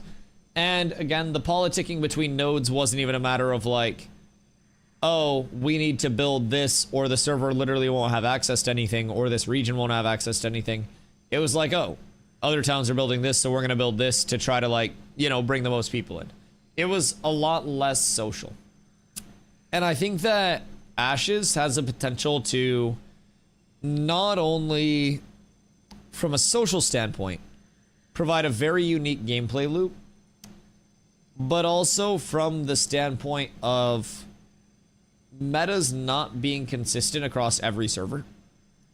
A lot of servers having different, like, points of total progression, things available to it, like areas unlocked, pieces of gear unlocked or not unlocked. All of those things put together, I think, will keep it very, very, very, very fresh. Or could in an ideal scenario. Now, there could be reasonings why the most popular nodes are the most popular nodes across multiple servers. But, oh, what is this? Oh my god, a fresh fruit spread? Delicious, thank you.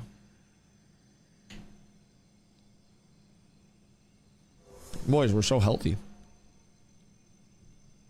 I even got a little fork. Thank you, Carla, I love you. We're so healthy right now. Don't recite the old texts. I was there when they were written. Is this the confirmation? The Burning Crusade, Girl Mag, SSC. Perhaps the most notable quote from this raid is world first legit from Method. After they bugged out world first. Wait, what? Oh, that's crazy. So there was a bugged out world first. That was... what, 73 days after? Interesting. Interesting. Wait, Doss, tell me the tales of the old text. Because that's very intriguing. Also, Merc, that's a juicy craft. I was just gonna say, you're up tremendous. That's fucking huge. So what's your healing power at? God damn. Do you have a Tide Wardens to go in the offhand? Or what do you go for your build?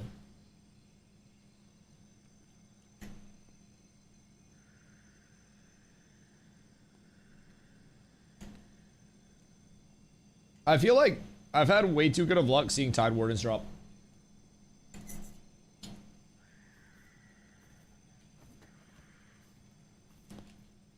Where'd Fungi go? Did? Huh. I mean, that would be convenient timing. Because the next one is going to drop, the next one's going to drop BST. The actual Abyss.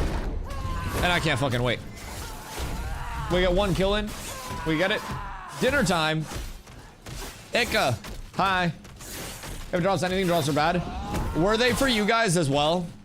Yeah, out here, I have seen one drop the entire time I've been farming it. And Busty got it. Other than that, we were out of brine breaches earlier. I did get my brines today, which is great. So if I get this, I'll be sitting just under 8k HP, which I'll be really excited about. But the drops have not been good. Fruit good? Yes, thank you, I love you. Fruit very good. I can tell it was chopped and prepared with love. It's a beautiful spread. It's only the freshest of fruits.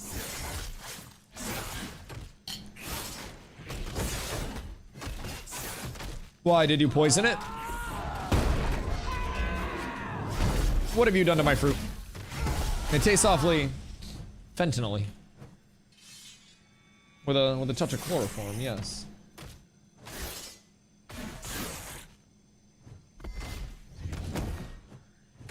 I don't know why, but the strawberries are going hard.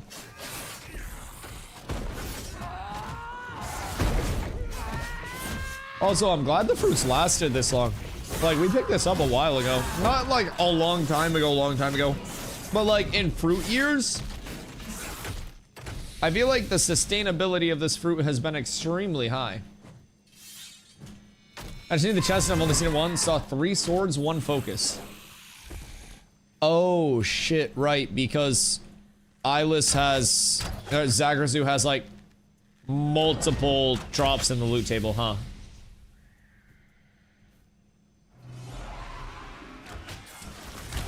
Yeah, I'm really hoping we avoid all of those fake drops. Cause like, I have Iron Wing chest, but I want to replace the Iron Wing chest with the raw HP.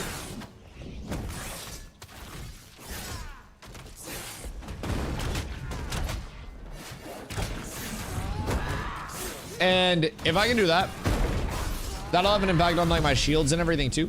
Like my percentage health shields that I put on allies. So that'll be a nice W. It'll make everything feel just a little bit more impactful. Strawberries are either perfect or tart or flavorless. I mean, I don't even think tart strawberries are a bad thing. Like, but I agree. Once you get those strawberries that are just like, I don't know, it's almost like procedurally generated strawberries. Like they exist, but they don't have any flavor to them.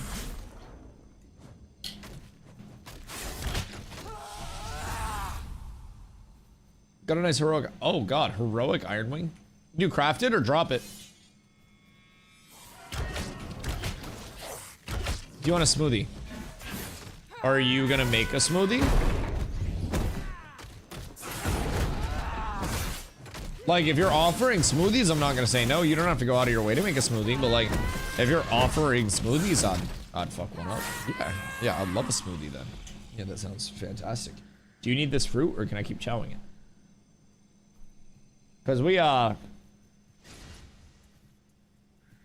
We gotta use some fruit. We got a lot of stuff to use. I'm gonna be eating a lot.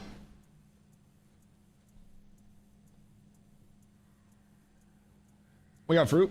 We got fruit. We got tacos. We got everything. Oh, wait. Post-stream tacos tonight? That might be the play. Or pasta. Either way. You got that fruit? Oh, we got hella fruit up in this bitch. Smoothie gang gang. Cypher, what's your favorite type of smoothie? What's your go-to? I think that if they did pre-nerf Cura 4 months isn't terrible because most guilds won't have Nightbane down for a while, but post-nerf, they should definitely include as a CTK. I don't think Nightbane, now that everybody like knows what to do, as I say everybody should know what to do. It shouldn't be that much of a challenge, no? Or am I just underestimating how bad people are? Do you like ice cream or yogurt? Either one is fine with me. Like I feel like if it has ice cream in it, it's a milkshake, right? I mean mac and cheese. Doss, you remember when your jaw was wired shut and all you had were smoothies? But it wasn't like fruit smoothies. You were coming in and you were like giving me feedback and like tier listing everything that you were consuming as it was blended. And that was a W. Nightbane was a healer to fight. Okay, hear me out. Or if you just had a pally tank that wasn't a fucking idiot, you just grouped up your DPS, you waited for the first meteor to come down, and then you swapped your DPS in your tank. Your DPS kills the solo meteor that could land on your tank, and then your tank grabs all of the skeletons and kites them around. Now, if you don't have good healers, you're still cooked there. But we were solo tanking Nightbane. At least our first kill was.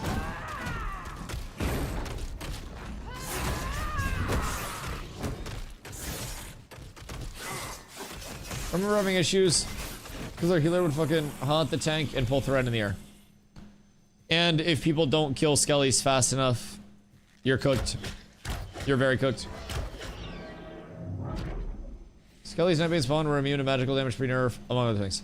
Yeah, we're doing it week 1 of, like, well, not Nightbane clears week 1 of progression, but week 1 of TBC Classic when we went back. Unless they had, like, the nerf in already at that point. Like, we, or at least I, had led for Bagel, their first Pug Kara that got through Prince. And we weren't clearing Nightbane at that point, of course. We also wiped a magic fuckload. But we were in there extremely early. I don't know if like classic TBC had the nerfs already in effect or what. But we also had our Nightbane clears pretty early. I was one of the more geared pally tanks for a while in classic TBC. And was fortunately juiced as fuck. That was my greatest period of screenshotting my character in a game ever. I was impeccably dripped out way ahead of the curve.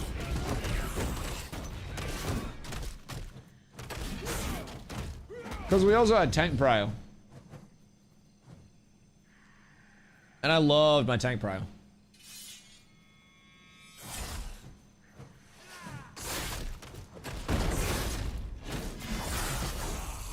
That juicy strawberry straight off the stemmer on match. Maine has a lot of like pick your own places. I will say. I kind of want to go to one. I haven't been to one in a long ass time. Other than like an apple orchard. But there are a lot of pick your own places for like different berries and shit. But my mom also has a garden. She doesn't do like fruit there though. A lot of veggies. But those shits are just on a different level, I will say.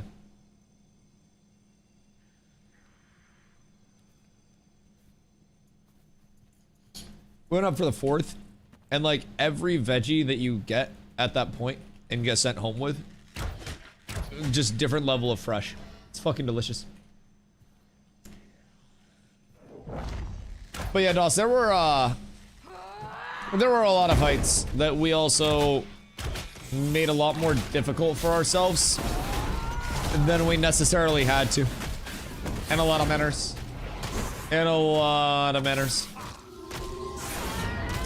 Already. Hello, my friend. It's max level right now at Ashes. It's still 25. Yes, it is still currently 25. They did announce in the dev stream at the end of last month that we would be getting T4 towns soon, like throughout the phase 3 development. I feel like that'll be like towards the start of P3, they said. So with that, need to not get gazed. Perfect. I personally have a theory that like T4 towns will also include with it master level crafting, gathering, processing. And this is just my theory, but also level 30. That's just my personal theory. There is no like verification of that whatsoever. Literally just conspiracy theory according to me. But it would make sense with the level progression of it. And then you'd have your T5 towns be like level 40 to level 50 for like, you know, your master, your grandmaster stuff. Because like grandmaster will come in at level 40 and then cap out at level 50 for the highest end stuff. In theory, just based on what like the leveling curve would be at that point. So I think that we'll probably see that expansion level sooner rather than later. But the dev stream at the end of last month was absolutely fucking massive. Depending on what content you've been waiting on, it's probably either early on in P3 or already recently received some massive changes to it, so.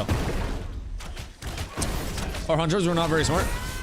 Our hunters tried their very, very, very best. And like, for some people, their best isn't, you know, enough, right? And that's perfectly okay. It's perfectly okay. But yeah, our hunters fucking sucked. Wait, no, Stu was Stu with us, or was Stu not playing at that point? No, I don't think Stu was playing at that point. Or was he on his shaman? What was Stubert doing? Who were our hunters? Stu was on a shaman. Yep. That makes sense. Totems. Yup. Yup, it's all flowing back to me. The core memories have returned.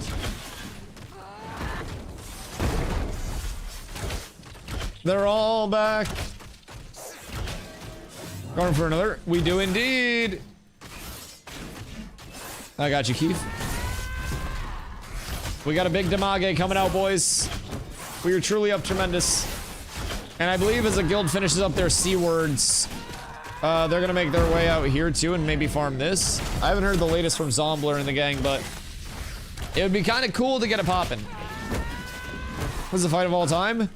Oh, fuck me, I just made it even better. Oh, no. Blotto, your fight is done, sir. Oh, no. Well, I'm gonna grab some fruit. Oh, we're getting cooked here and hope that 18 seconds is enough. I don't think it is. I think we die. Yep.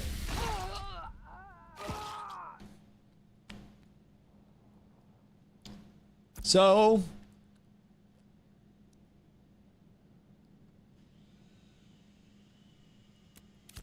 what have we learned today? At least you have fruit. Bad news. My last slice of fruit. I no longer have fruit. But Carla's making smoothies.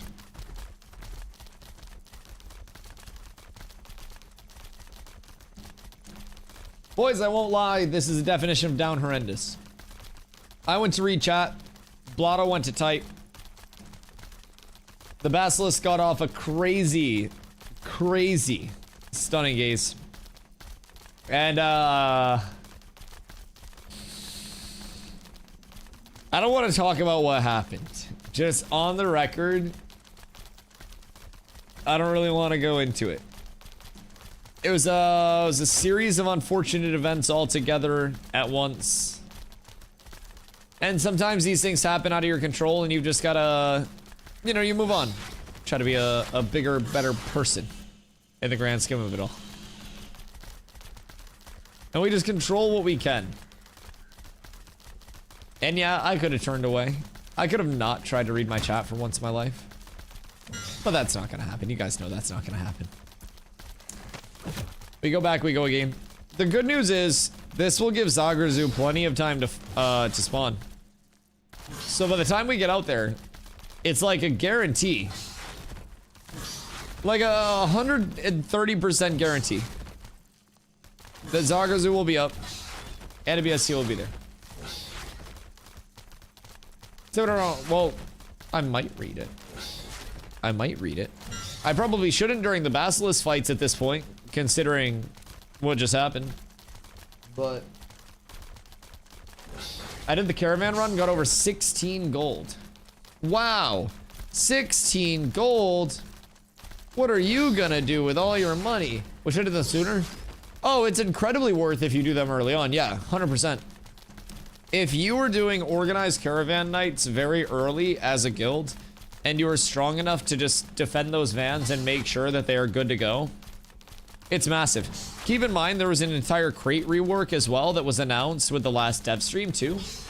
So with that, they talked about different types of crates that would come in, including your node experience crate, a node reputation crate, your gold crate, like materials crates, shit like that. And there will be a full revamp to the crate system itself. Small crates that can be added to the player UI down here, where you have a personal crate that will show on your back when you have a crate equipped. And if you do have a crate, you can bring that like on your person itself, player to player. Or not player to player, but like node to node without actually being forced to flag. Then you'll have the medium crates, which have more storage. Those are for caravan size. And then you have your large crates, and those are for your merchant ships. So, different types of crates. Let me see if I can pull up the notes from the dev stream real quick. Don't know if I still have it. It's on the subreddit. Let's see.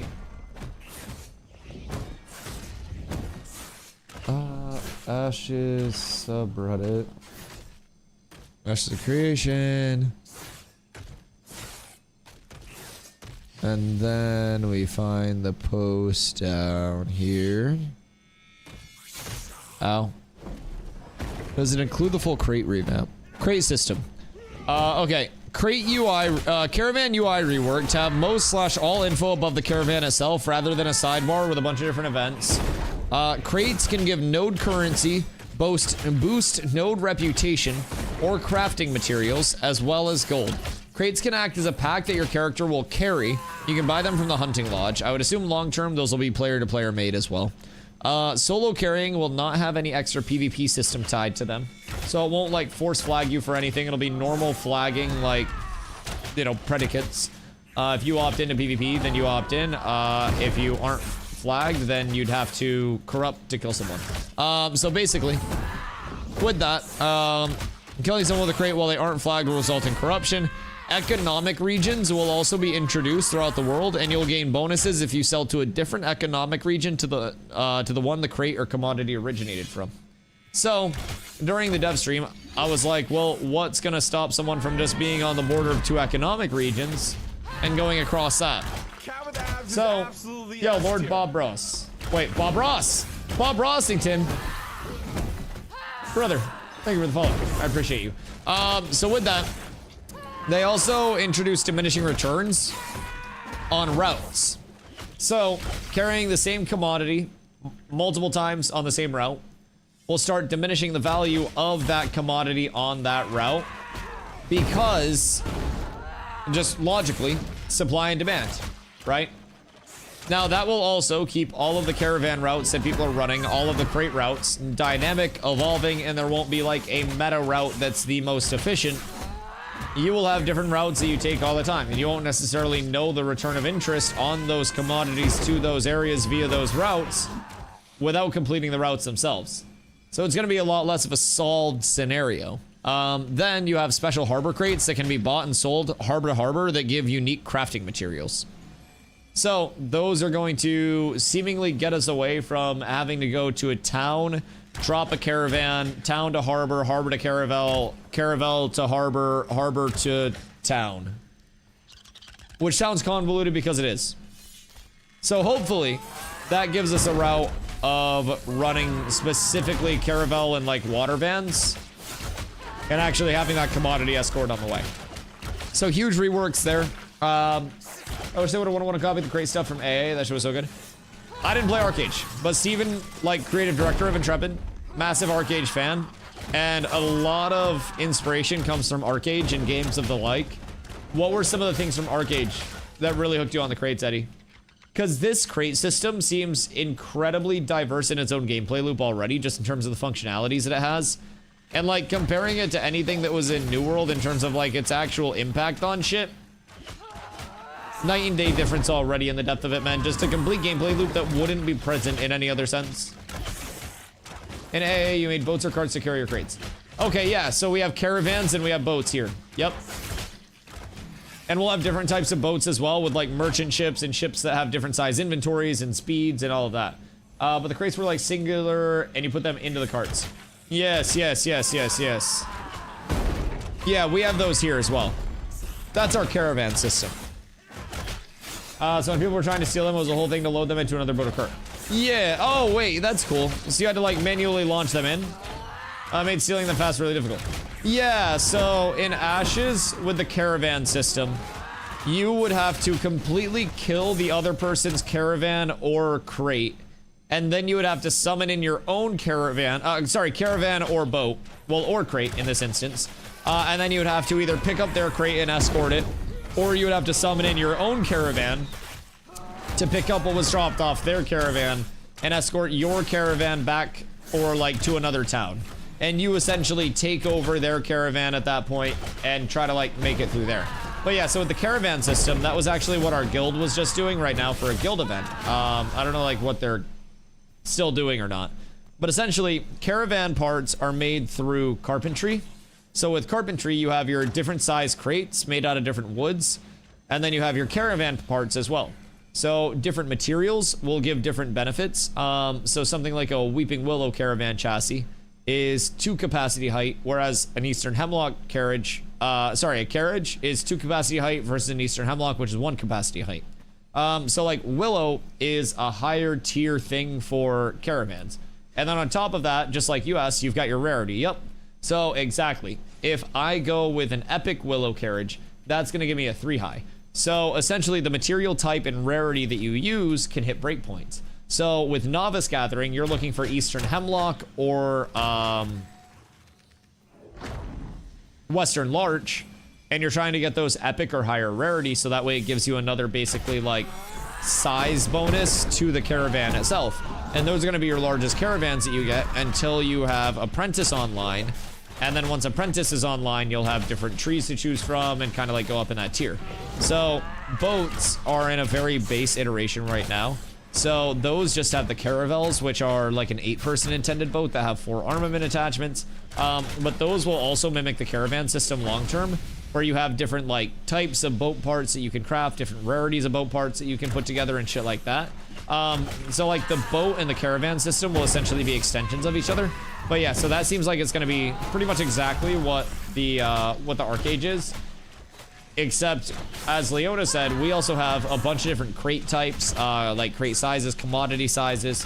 So, like, it'll be a mixture of, like, the different crates, the different caravan sizes, and different parts will add in different things, too. So, like, your carriage is your height, your chassis is your width.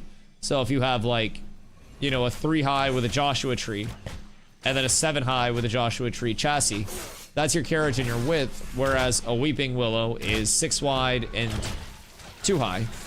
So different tiers of trees, like different rarities and everything there, will presumably also impact the long term of like ship sizes. They've talked about how you'll have combat-based ships and merchant-based ships. And the merchant-based ships, of course, will have less of like, you know, a PvP base and influence, but much more of that transporting goods, maybe even a little bit faster. But I'm excited to see where that whole thing shapes up, because our entire ocean is sailable. And the entire ocean is going to go continent to continent, like up around everything to all the islands. Completely seamless. No load screens, no anything like that. So I'm excited for the rest of that implementation. I think that people will be able to play their gameplay loop entirely as like a traveler, so to say. You're out at, oh god, not again. You know, you're out at sea. you're fucking deep sea fishing out there, you're taking part in the other like lifestyle skills that are out there, the modes that you can't do in like freshwater shit, and you go drop off at a port, you grab some commissions while you're out at the port, and you put the commissions in your boat, and next time you stop at a port, you're just kind of bringing those commissions out with you wherever you go. And you're not in a rush to directly transport those, but whenever you get there, you get there. So, favorite thing about AA was stealing packs of fish. Something about I just felt better than stealing stuff in any other game. I mean, brother, there are plenty of caravans to be hitting. Well, not right now, honestly. A lot of the caravans right now are actually kind of not being ran by a lot of people. Because early on in this... What? That shouldn't have hit me.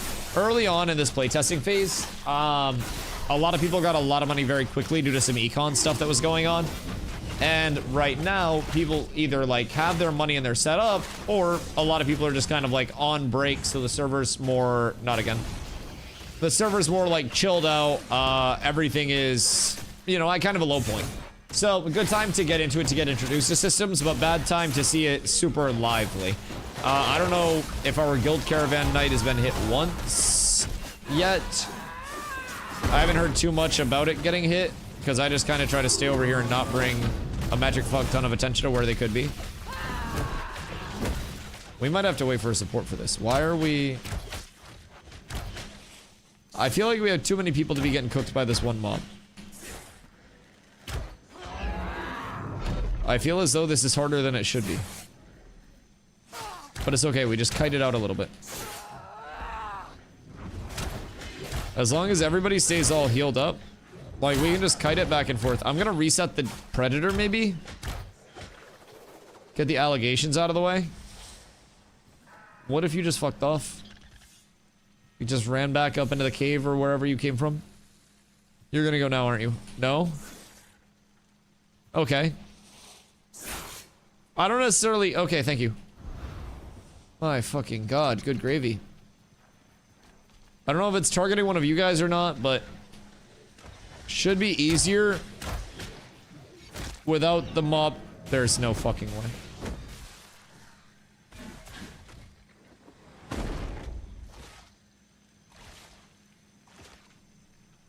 Sometimes the thought of murder consumes all of my mental space. Oh, Keith. Oh, Keith's down. That's not good. So who had the aggro there? That was less than ideal, boys. Now, take solace in the fact that this is the harder of the two bosses that we'll need to kill. So that's good. But boys, we're getting fucking cooked.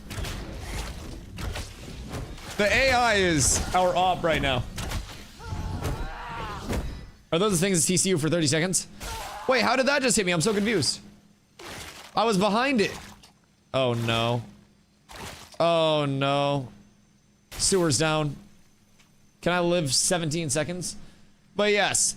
So, Basilisks have their Petrifying Gaze. And Petrifying Gaze... Oh!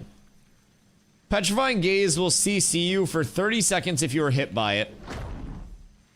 And you do not want to be hit by it. It's not a good feeling. But if you turn away, it's supposed to not cook your shit. But it's been a little, buggy-wuggy, considering I was just behind it and got cooked by it. Oh my god. This is so scary. My question has been answered. Yeah. It's rough out here. Ooh, smoothie. Thank you. I love you. Wait, what? Yeah, so that's a little, I was just turned away from it. The gaze goes out, I turn back, and then I get CC'd. Oh no. The hitbox? Yeah. The hitbox is something on it, to say the least.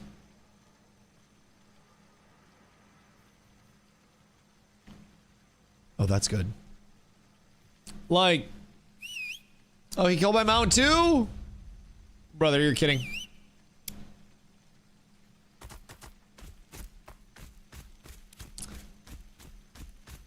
That is unfortunate.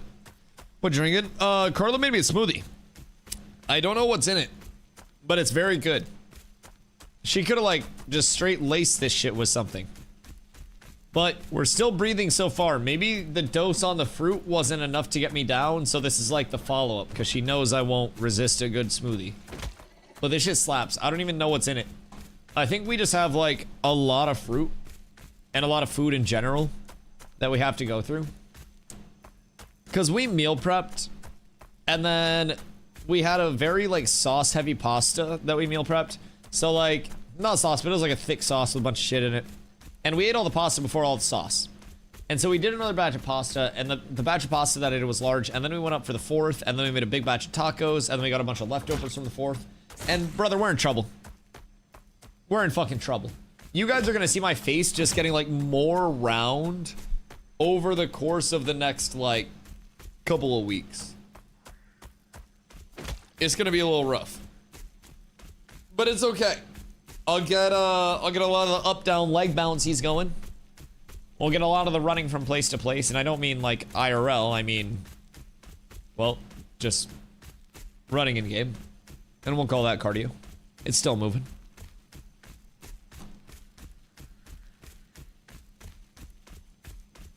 Yeah, smoothies go hard as fuck. I could drink smoothies, eat sushi, and tacos, and just be happy. I think that would be like the dream life. Somewhere, 1 million Twitch subs, tacos, sushi, smoothies, nice view. Unlimited supply of the conch. Boys. We'd be up. That's the retirement dream. Somewhere where I can do like nice nature photography too. I think that would be like the cherry on top. So, it's 2-0 Basilisk right now. What are the odds that the third time is a charm? One ethnicity food for the rest of your life. What's your choice? Sushi.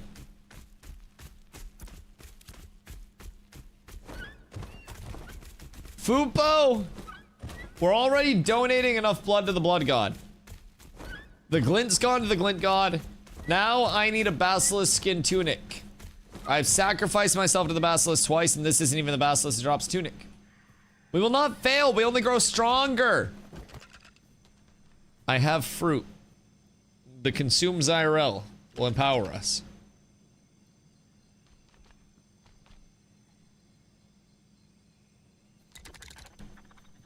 Italian is the correct answer. Why? Isn't Italian just pasta? Because, like, Italian people try to say that pizza's Italian, and then there's always the Greek person out there that's like, no, it's mine. And then the Italian person goes like this, and then there's a debate. So, I don't necessarily know where everybody's shaping up on that realm of things, but pizza, pasta, cheese, meat. You don't have pizza. Where did pizza originate?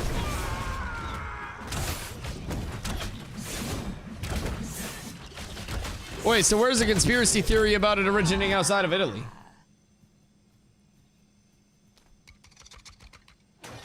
Wasn't there a thing about Greece? Wait a minute.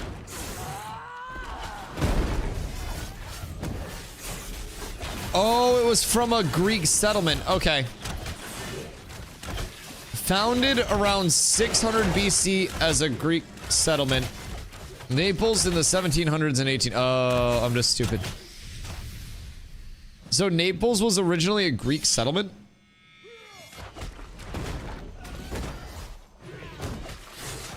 Weird. I'm not much of like a history buff. Huh. Oh, wait. Okay. Nope, I found the answer. I found the actual answer. So basically, if I took pizza and like, I don't know, folded it in half like a calzone and then folded that in half again and called it like a dustaroni, then that would essentially be me inventing the dustaroni. So they took flatbreads, from ancient Greeks and Romans and everyone else. And they fancied it up a little bit and then called it pizza. They changed the dough a little bit. And then they were like, this is ours now. So I don't know. Like, I guess ethically you can have the pizza. But like, you kind of Christopher Columbus that shit. You kind of culture vultured the pizza. I won't lie. That is, and of course I'm not like the, you know, #1 discussion force on that whole thing. But I definitely feel as though you're culture vulturing the pizza from the ancient Romans and Greeks. I'll give you pasta though. What can be counted as close to modern day pizza was Italy for sure. So you believe in Columbus but not pizza? I never said I believe in Columbus. I also never said I didn't believe in Santa Claus. Making any assumptions is a bad assumption to make. What's going on over here?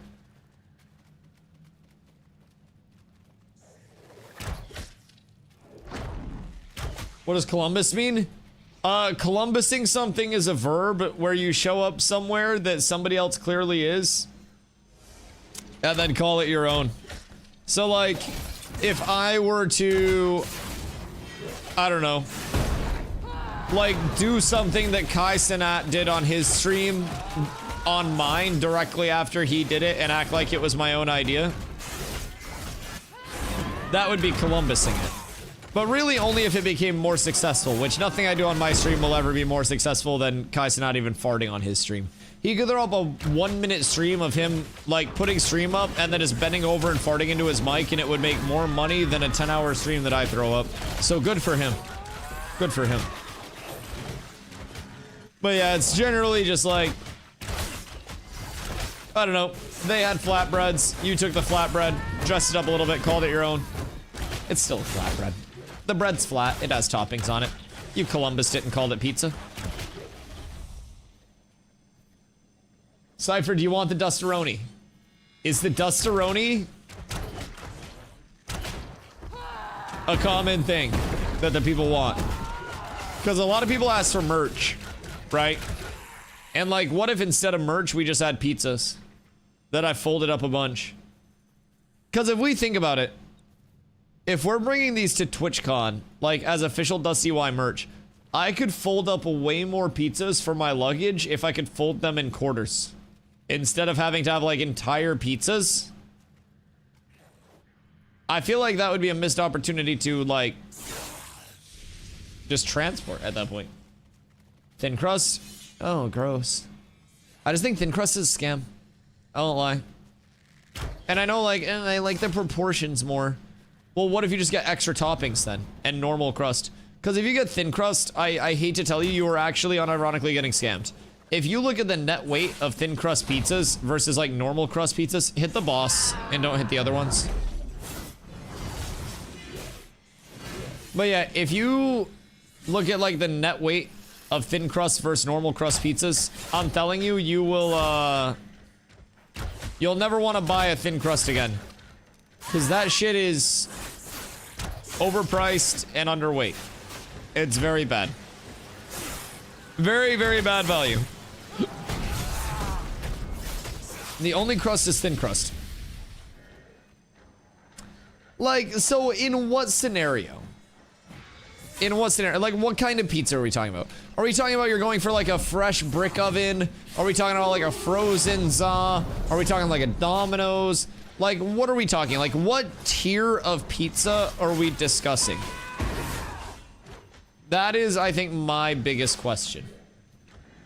What's your favorite pizza chain? Chain? Like, are we talking like fast food pizza? Domino's. I think Domino's is the value pizza chain. And I like value and stuff. Local pizza, there's a place in Augusta. I live in Maine. Kushnock, that I think is one of the best pizzas in Maine. They have some very like, you know, kind of out there, unconventional pizza combos as well. So I like the, you know, the variations that they throw in. I like a lot of the things that they end up doing. And that's like a thinner crust pie as well. But that's like a fresh brick oven. So, no loot. That's so sad. Bro, we worked so hard for this. No. No. God fucking damn it. But like, if I'm going out to like, you know, a fresh pizza place, I like, I don't know, give me a fucking large ass pizza. Where it's a nice thin crust. The crust still has some of the toppings on it a little bit. And it's large enough slices that I can fold it over on itself. I hear a crisp, like a when I fold it. And it's a level of like pliable, but also crispy. You need that high heat for it, like just a little bit of that pulley on the inside of the crust, so. Bar versus dinner versus snack. Yeah. Pizza is thinner regular crust. If it's like Chicago style or stuff like that, it's pie. Chicago deep dish pizza is like a lasagna, isn't it? It's not even like a pizza layering. I'm pretty sure it's actually more similar to a lasagna than it is a pizza. Chicago deep dish is a tourist attraction. I feel like a lot of people have tried to hype Chicago deep dish pizza, and I don't know that I vibe with that. Thin crunchy or thin New York style? Thin New York style is gonna be like not a floppy undone, but kind of like less of a pure crunch to it. Because I don't want it to be like the pure rigid where it's like flat or like I like the you pick it up and if you don't fold it over it'll kind of like droop and then you fold it over and it like is erect off of that. Yes. That I think is the best balance. Calzone? Well, a calzone is just a pizza folded on top of itself. Bar pie is the thin crunchy. So just like the super rigid, like flat or broken.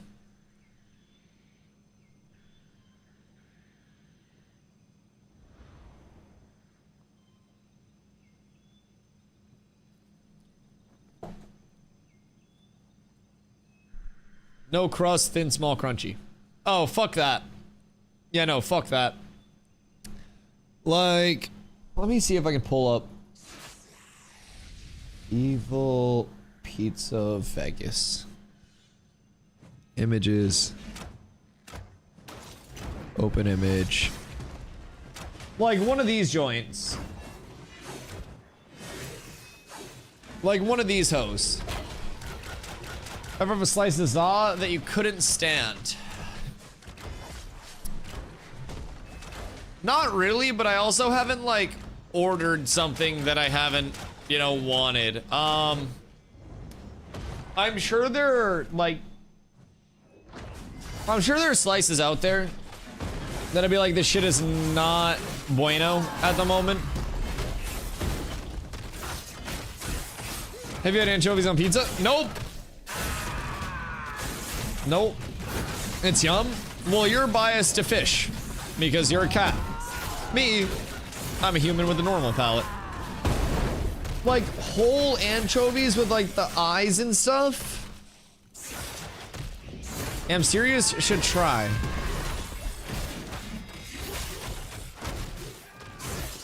Yeah, but like they have eyes. And like what if the anchovies that are on the pizza had to poop before they died? Then you're eating anchovy poop. Do you eat Caesar salad?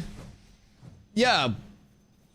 But not with full anchovies on it. If I'm getting like a Caesar salad, most non-barbaric places will ask you if you want anchovies or not. Now, anchovies exist in the dressing.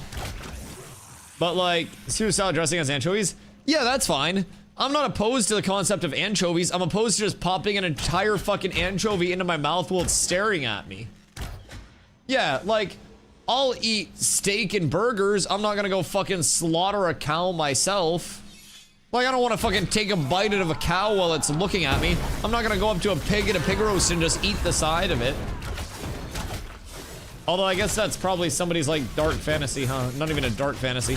More like a big bag fantasy, but... Killing the cow yourself is better though.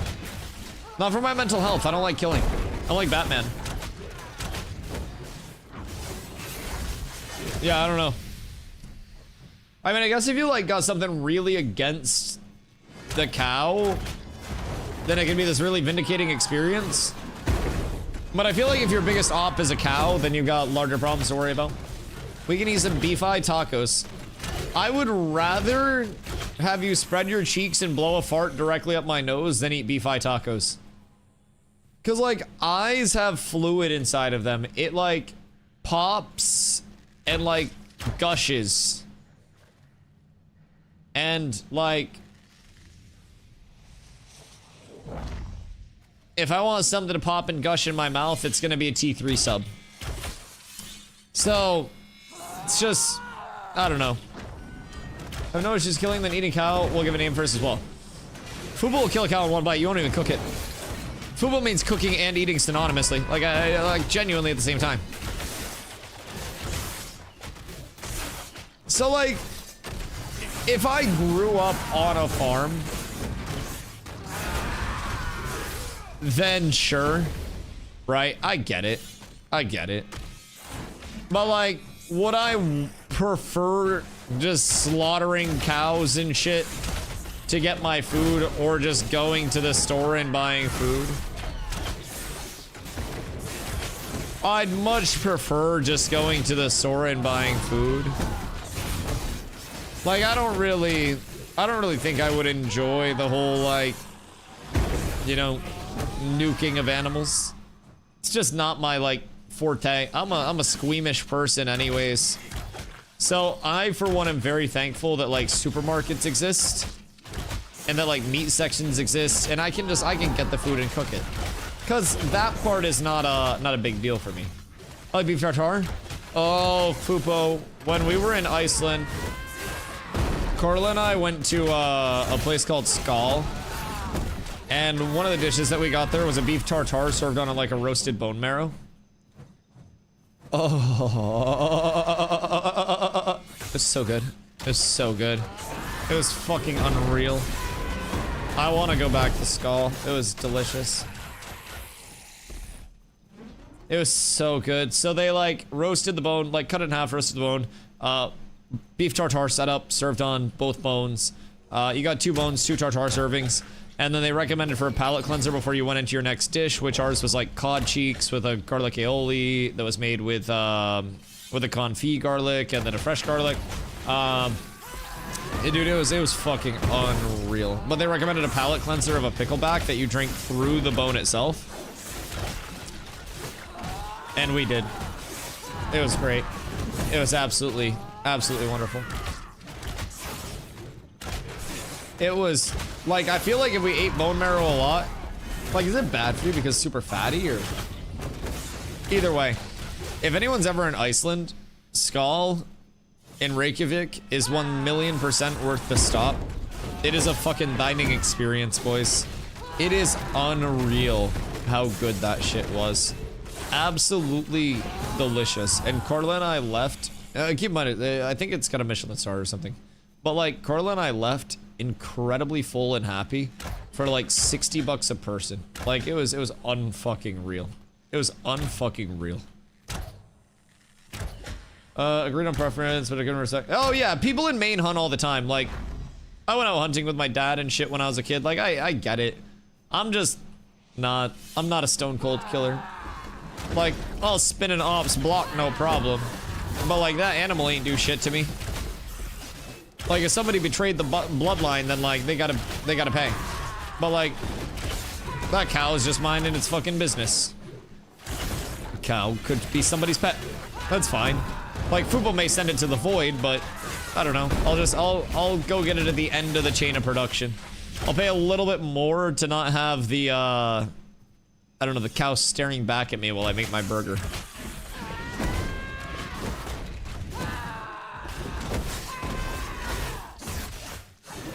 Lamb kidneys are like squishy popcorn meat. Gross. The fuck? Morel mushrooms soaked in bone marrow with a fried egg. Wait, what do you mean soaked in bone marrow? Like, get the bone marrow and then like heat it to a certain point, or just like... Minding his business and killed and sold is better. Yeah, fuck it. Render down the marrow. That makes sense. Yeah, that sounds kind of dank. Cause that shit had unreal flavor to it. Like, unfucking real. Bone marrow like that is crazy to cook a steak in. So, how does one, like, harvest marrow like that? That's one of my signature dishes when I was a chef. Oh, were you like a chef? Interesting. Interesting. Can I just get any sous vide steak and marrow? Fupo, what the fuck? That's a lot of marrow, isn't it? What an— oh no. I'm not reading Fupo's message. Wait, what? Which Fupo's message? The name of the cow? Oh, we know Fupo's a serial killer. Yeah, Fupo is quite literally the void. Yeah, absolutely. Just gotta freeze the bone and then saw it in half and scoop out the marrow. Which bone would you say works best? And has the least chance of killing the participant?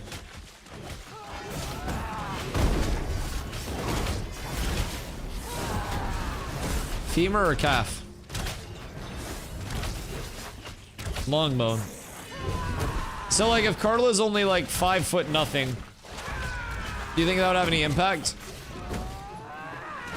Or would we be fine? Femur? Okay, femur. Mine wouldn't be as good. I bet— oh. Yours would be better. I would have an awesome long bone for you guys to suck the marrow out of, yes. Yes, I would. Thank you for noticing. We used to serve a dish that was just half of a femur bone with some toast and herbs with the marrow still in it. Yeah, that was how ours was served to us. Like how our beef tartare was served. It came with like a little rye, like a thin rye chip, right? And you would put the bone marrow on the rye chips, or sorry, you'd put your tartare on the rye chip, smoke out, scoop out some of the bone marrow, put it on top of the tartare on the rye chip, crunch. It was fucking delicious. Just how that was the caviar. Fupo, you've got expensive taste. My goodness gracious. Fupo's out here like sous vide. It had edible spicy flowers. Yeah, some like purple flour that was like edible and a little bit spicy to it. It was delicious. What is that hitbox? Nah, he just went fucking sicko mode. There's no singular fucking shot. I can't pop anything. Like, we're fucking cooked. Oh no. Not like this. Not like this. Please not like this. 3, 2, 1. I'm stunned again. Oh my god. Oh no. It got Busty and I both? No, it didn't. It got me. I die over here for sure. I have no chance. Unless it goes to Busty. Oh no. That might be worse for wear. Oh, if Busty's cooked, I'm definitely cooked here. Okay. I'm 7 seconds out. Oh no, it's coming over here now. No! No! Oh my fucking god. I hate this fucking basilisk. I hate this. I hate it so fucking much. I just... Like, why does Sword and Board have the best ability in the game now? Why did Firestaff get a 20% plague on the easiest ability to use? Why the fuck did I lose my grit? Everything sucks and nothing makes sense. I love Ashes of Creation.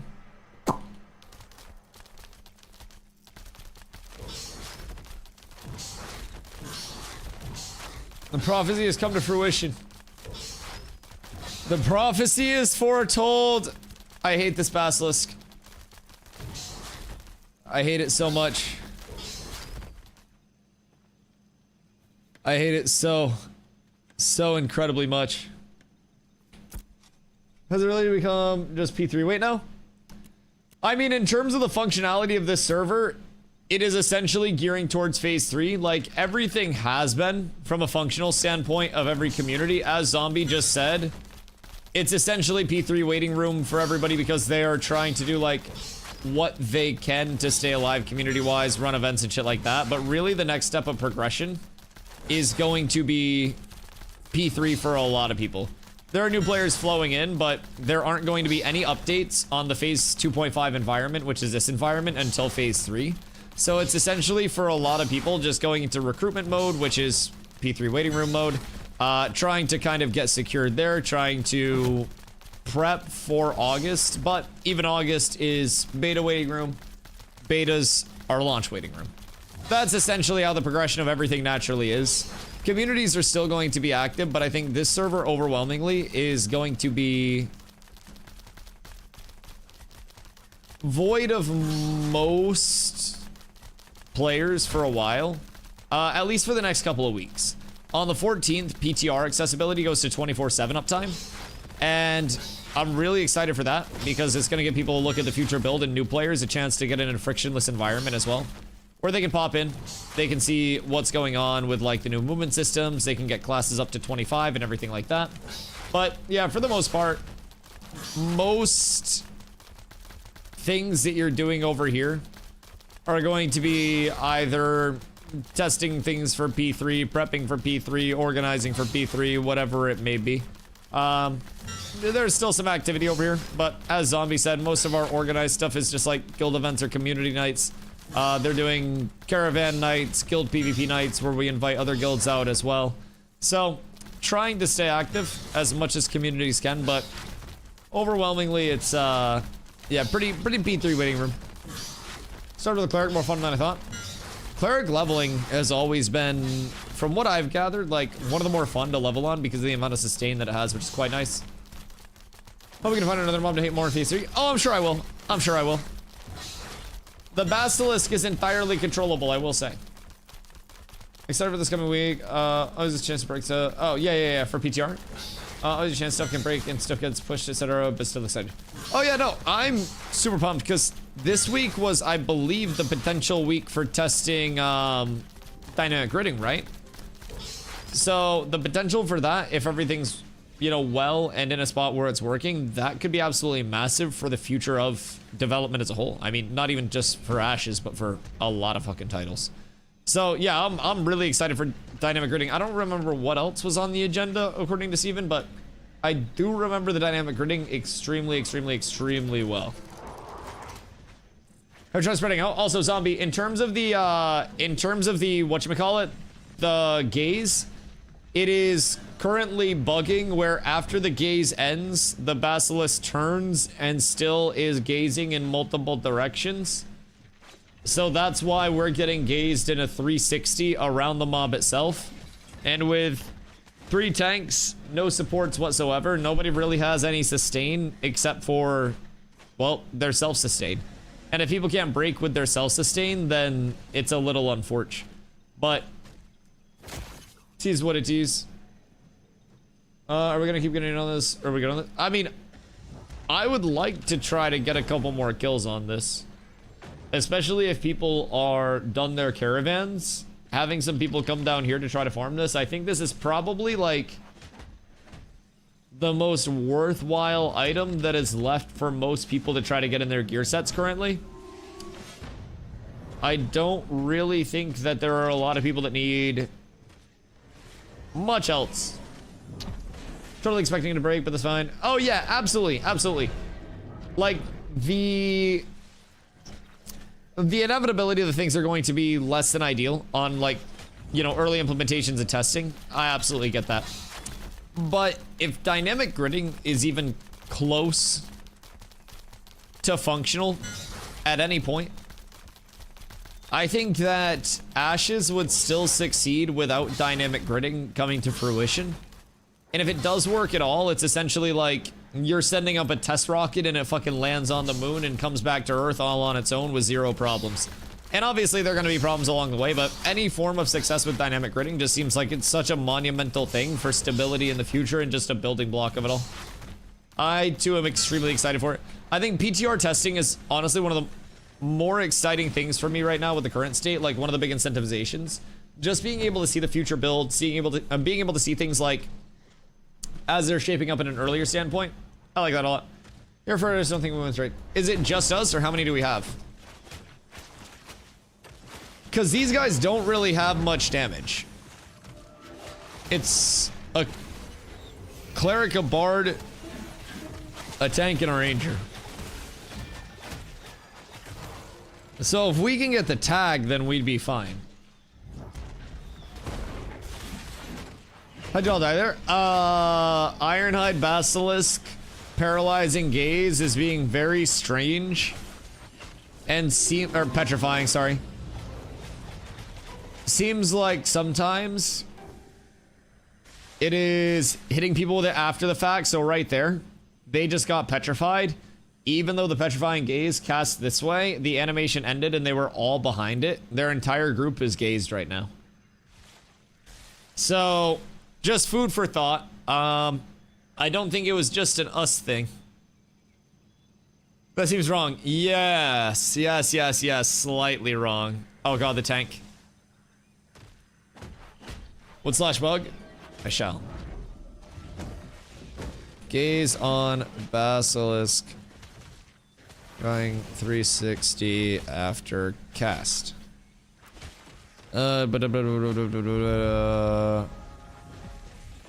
Glop! Jesus Christ. Combat. NPC. Gaze ability is freezing after the cast all around Basilisk and step. Throwing us all, please help. Perfect. Once they know, they solve very quickly.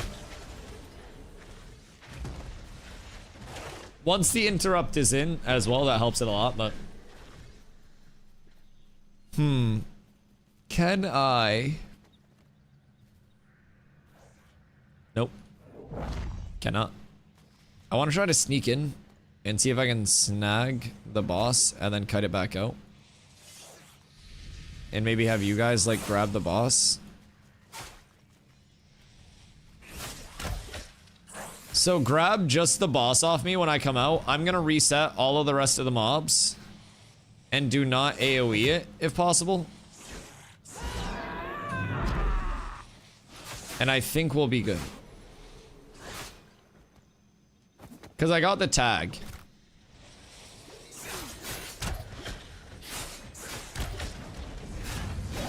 And the tag does a whole fucking lot. Okay, well. I'll just bring him over here then. That's fine. If it's mob competition, that's different. They hit the mobs. They got the mobs. That's fine.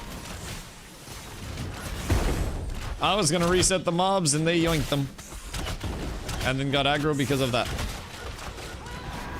We may actually be fine still. I feel like they aren't putting out a ton of damage.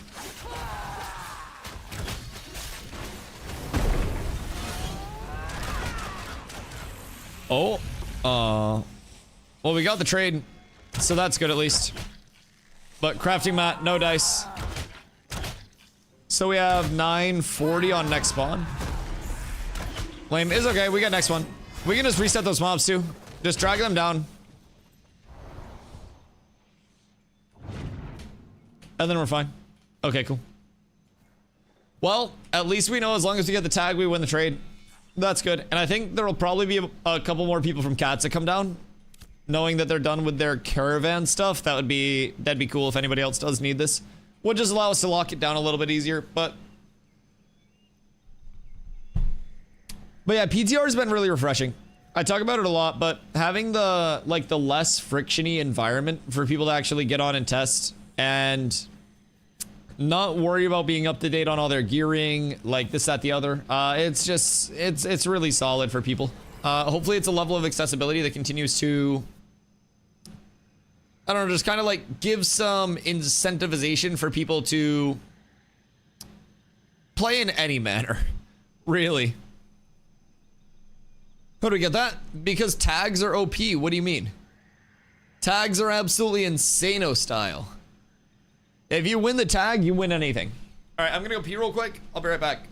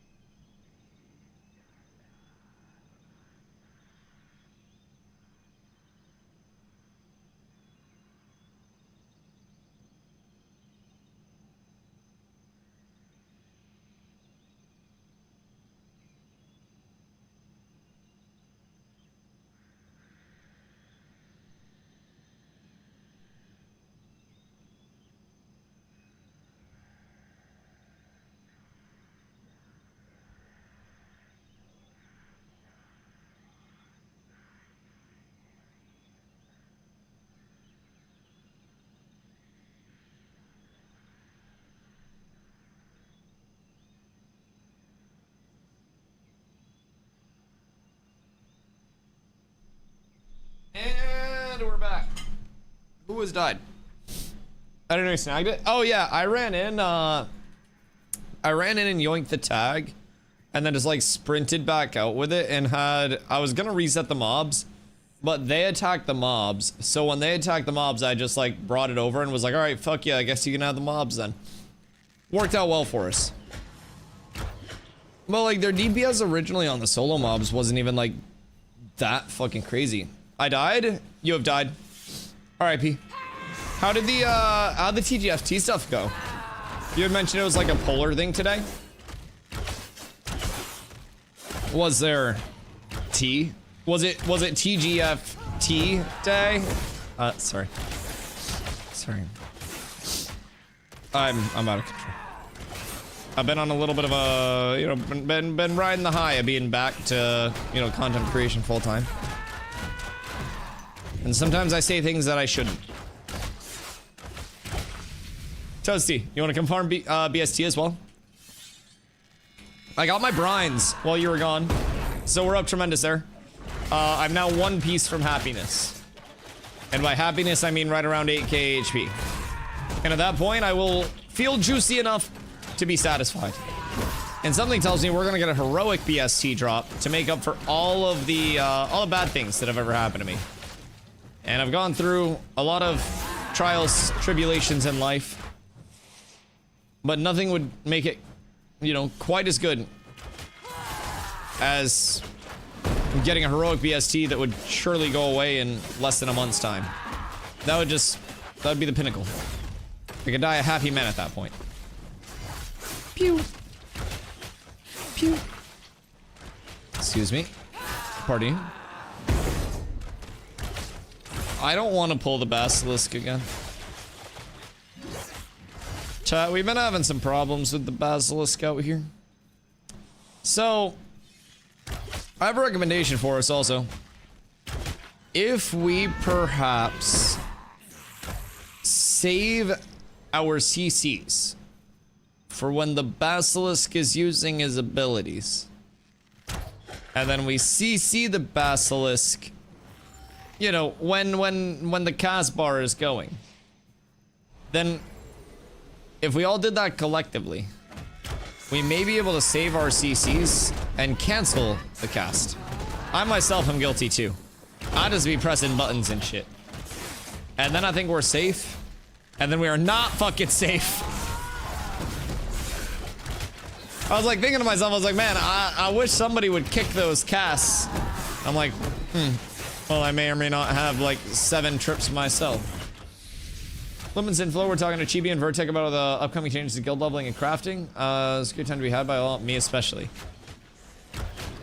Were you being a good noodle, or were you shit posting in chat? So how's the guild leveling? Like, is there a lowdown on what's gonna happen, or was it all just theory crafting? I am quite excited about that as well. I think the way that they described it was like general points for easy to access levels, basically for the first few levels. And then every few levels or so, you would get like a more specialized point that you could allocate into your trees. And with that, you'd be able to have kind of like your guild specialization in more of a, you know, more of a decisive sense. It's been good for the most part. Good. It's a friendly, a family-friendly tavern. When I was over there for the last summit, I was trying so hard to not say fuck. And I'm gonna have to do that again, because it was a tank summit that I was over there for last time. And like, in my head the entire time, because half the time I just swear as like a filler, as like an anti-stutter, because it's either throw a swear in the mix or take like a 4-second break from talking, right? And the entire time I'm over there, I'm just like in conversation, I'm like mentally just don't say fuck, don't say fuck, don't say fuck, don't say fuck, don't say fuck. It's pressure, cause like I'm trying to be on my best behavior, but I'm also so nervy as shit. Just you know, just a nervy little guy. Could we rally 8 to 10 for the node war? I have me, Shady, and Keith over here in the Goondark. I don't know who else, but I would like to get my fucking BST before my sanity goes out the goddamn window. But let me know if we're needed and I can scoot over. We would just have to like swim through from here. As long as we can control the respawns in this little area. Oh god. Oh god. Then we should be fine. I also wonder what the largest cumulative power scaling would end up being. Whether it's, and I guess this breaks down to like the specialization of the guild, right? But like, would people notice more of a power scaling in PvP for more numbers or more of the like combat-based bonuses? But I guess at a certain point it's almost always numbers, unless you're going to be a part of a guild that is specifically built for like arenas or some form of numbers match that's extremely small scale. Because if you're in a mode where you don't need the additional numbers, then that's great. But I think the additional numbers as a whole are 9 times out of 10 going to be the most incentivized thing. I guess in the event that maybe like a crafter guild, you wouldn't want the raw numbers, but I feel like even a crafter guild would benefit more from the raw numbers. So I hope guild size isn't just one of like the generalized, not one of the specific points, sorry, and is like part of the generalized rewards along the tree of like the first ones that you get, or like the ones that are in between the big points. I think that would be cool. I'll have to go back and watch that VOD though. I've been very intrigued about people's thoughts on like the guild leveling processes, because I also have a theory that guild leveling right now is skewed towards level 50 numbers and more like endgame numbers, and not balanced for a like balance right now leveling. And it's also intended to probably be a super long-term leveling process, but some guilds have also had a lot of success leveling it quite quickly in the current stance. So I think it's just a matter of figuring out how the leveling scaling works on things right now. But I'm excited for more activities too. I think that was the largest thing that I heard that I was excited for, in terms of like the guild tree, was the increase in the amount of activities and like what you could actually do to level, with like the guild activities being implemented and people, what the fuck? Like with people being able to do multiple different things to contribute to the guild's, you know, experience gain as a whole. Snakes are being weird. You guys go in. I don't know why the snakes are being so fucking buggy, but kill Green Cross. They're trying to go in right now, but boss is not up. Try to not grab the mobs that they are pulling out on us though, because we don't have a cleric right now and that could get a little rough.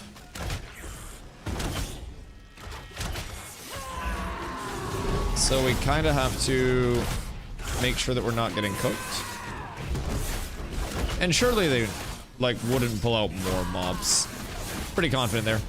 But the mobs shouldn't be respawning for another like 7. Let's see you guys and people and organized for PvP and Seahook. Yeah, I saw your post. I was saying I have me, Shady, and Keith out here right now. So I don't know who's on in guild, but whoever is around. Also, I don't know like who's a citizen of like not our guild, but anybody that's in squalls, it doesn't help that half of the people that are watching are probably like not even playing Ashes right now. I don't know what, like, what were the numbers that you won the election with? 10 people is more powerful and 5% more power for 50 members, but is 10 people more powerful, 5% power for 100? Probably not. Right. Anyone at war with Aura, which is half the map? Oh, you should make like a global propaganda post then. Like, node at war with Seahook, question mark. Wanna get some revenge, question mark. PM now. Yeah, make some like propaganda war type shit. I'm 6 minutes out on a respawn, so I can always pop over. A massive 16 votes. Woo, yeah baby. Let's go, Zom. Let's fucking go, brother. That is insane. I bet the next closest probably didn't even have like 15. They were probably like 14 or less. Absolutely insane. It was a runaway, they say. Who are the new mayors? I don't know if anything changed. Zombie retained over there. I don't think this shows either, huh? I don't know. Did anybody like lose their mayorship? And a larger question, did Zombie get a flyer? Details at 11. I do not think that it's up yet, because it should be up there. I think they have somebody like in the tunnel trying to camp out the tag. So I can wait until it's up. I should be able to see it from here. Do you think I can get him a flag? Details at 11. Oh, I don't think any mayors changed. Zombie won Squall's End again with a massive 16 votes. So he's absolutely up tremendous. I think he still doesn't have a flyer. So he's down horrendous. But I'm trying to wait on this name spawn, Mr. Zagrazu, and see what we can get going there. Because if I get my BST, I'm very happy. Very, very, very, very happy. I'm giving him a little ocular pat down. Dude, they have a rogue in here? They have a rogue in here as well. How many do they have outside? I think I can beat a tank and a rogue. If they don't have... No, maybe it's the ranger. It might be the ranger. Don't jump at me like that. I need my chest. This is mine. This is the last piece I need, and then I leave. It's Ika. Yeah, that's free 99. That's free 99. That's one combo. That's one combo. Easy peasy. Pack it like a McDonald's Happy Meal.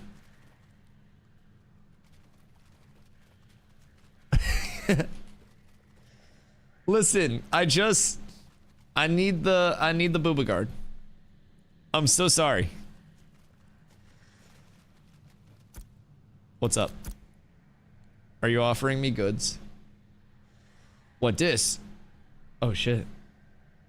Wait a second. Wait a second.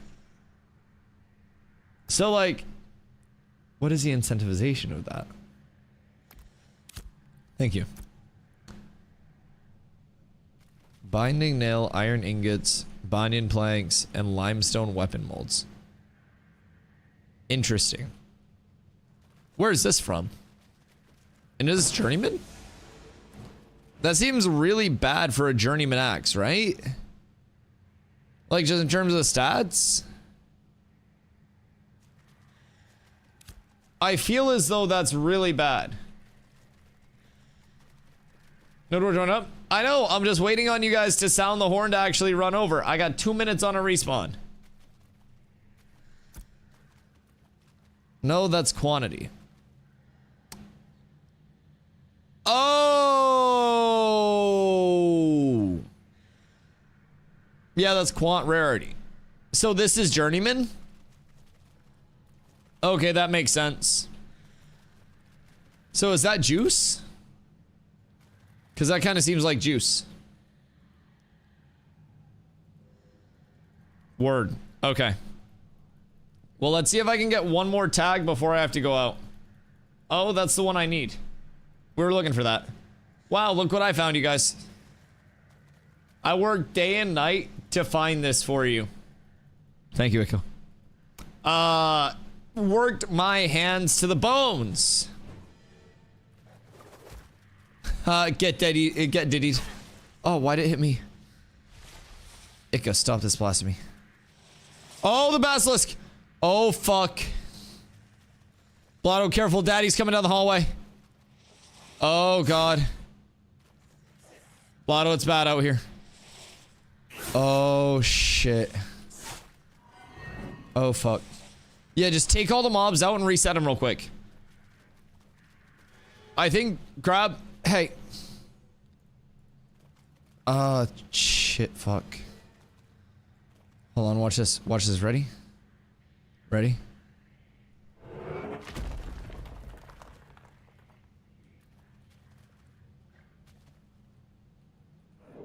Come on.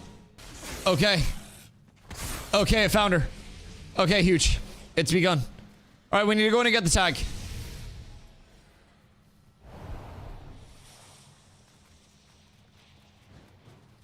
I'm on my way. Boys, I'm going. No. No. No. Sagrazu!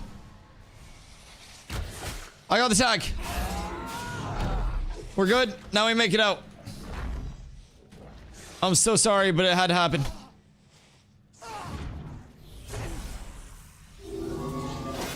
Go, Blotto, go.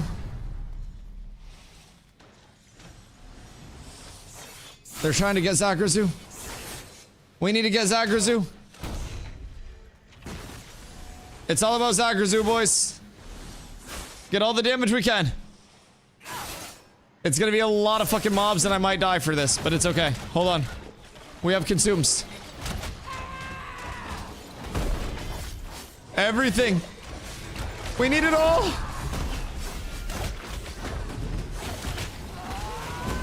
We'll see how powerful the tag itself is, I guess.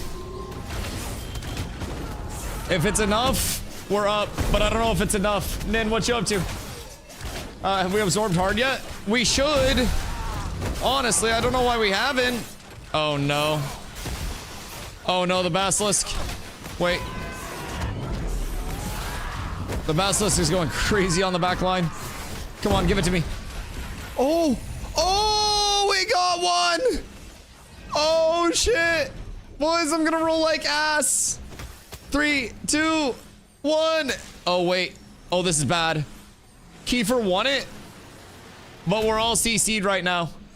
Everybody here is CC'd. Fungi might die. Oh my god, Fungi's losing people. Kiefer's CC'd and needs to survive to get the loot. Oh shit. Kiefer, live. All you have to do is not die. Just keep doing what you're doing, Kiefer. You're doing great. Clutch up, Kiefer, for the boys. Kiefer, let's go. We got it. That was the hardest we've ever worked for a mob. Sewer, no. Poor Sewer. Oh no. Oh no. Holy shit, they'll tell tales of this day. Oh my god. Wait, that was actually so hard. What the fuck? We're not sleeping on how difficult that actually was for us to pull off, right? Clericless party at Basilisk. Also getting contested by a larger party with clerics and bards. And we just got multiple tags in a row and got the drop. Boys, we're up tremendous. Nin, thank you for the hydrate. That was insane. Okay, so now we have to head over to Forge. 5k now? Oh, 5k is nice. I will be just under 8k when I eventually get mine. But it may be, it may be a point of, like, waiting it out. Staying 7,200, but... What do I get for food today? What you in the mood for? Are you, like, ordering out? We're not going to Forge. So, I don't know if you guys are part of a node that's at war with, Seahook. But feel free to come out. I think we're trying to get people together for the node war stuff for a little bit. Beg Kiefer for it. I mean, I don't really, like, need it that much. I want it because I think it'll be better, like, in terms of a min-max, right? It's 731 HP. So that's pretty fucking beefy. But I do have my Iron Wing chest in the meantime, so I'm, like, beefy as shit. It's not something where I'm, like, beat up about not having it. I more so want to test and see if I notice a difference between the two. But for them, it's such a large upgrade because some of our people are still like, that brought Kiefer up to 5k HP. So I'm already like very juiced, very tanky. And honestly, DPS surviving, I think is one of the biggest things to try to emphasize. And if you can get your DPS and your supports vibing and surviving, then you're good. Making a new hardcore playlist right now. We're going kind of hard. Hey, yo. Wait, I'm excited. Ratsuzzy, I didn't get it. I'll be back later. We just have to go to Node War. So we're getting called in. I had poutine, so I'm happy. Ayo. Wait, Toast. Is your node at war with Polar? Or not Polar, Aura in Seahook? Because I think there's a raid getting together for it. I believe that's what I'm a part of right now. So we do have room for more. Poutine is fucking awesome. Did you have any toppings on it? Or just like gravy, curds, fries?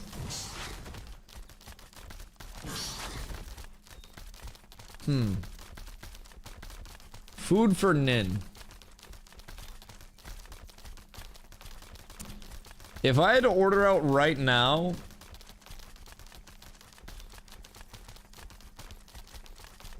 Chinese. Like, I would get Chinese. But I'm thinking after stream, tacos. Because we have so much food in the fridge here. I want Chinese so bad. Shut the fuck up, you're eating tacos. We have so much food in the fridge. We can get Chinese after we clear out the fridge. Until then, no Chinese. I had sushi, it was great. Ooh, what kind of sushi? Wait, what do you have on your rolls? I would literally let you shove sushi rolls up my asshole. That was supposed to be an internal thought. I really like sushi though. Hey, oh, what? You bring the sushi. I'll bring the ass. I got plenty of it. Surely I can get up here, right? Is my Scorp just jumping in the back? Is it drowning? Octopus? Carla can't handle octopus. She's weak. And by weak, I mean like deathly allergic or something like that. Excuse me. Oh, I made it. We're back on top, boys, like we never left. We're so up. I have to go this way. Fuck. Calamari's peak? Yeah, calamari goes insano style. All swords, salmon, eel, octopus. I can do a little bit of eel. Like, for me, an eel avocado is good for a little bit. But it's by no means my favorite. It's like the texture is like almost like airy, right? Eel sauce slaps? Yeah, eel sauce goes insane. Eel, like in terms of on a roll for me, it's really good. The flavor is amazing. It's just the texture is a little strange for me. My favorite rolls,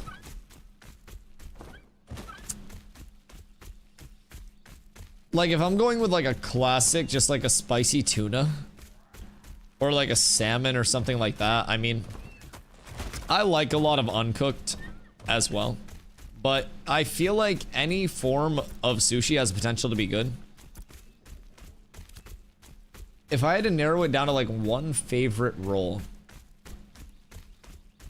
it's very difficult because I haven't had it for a while for perspective, but there was a place near where I grew up that had a roll that was basically like the entire roll was deep fried.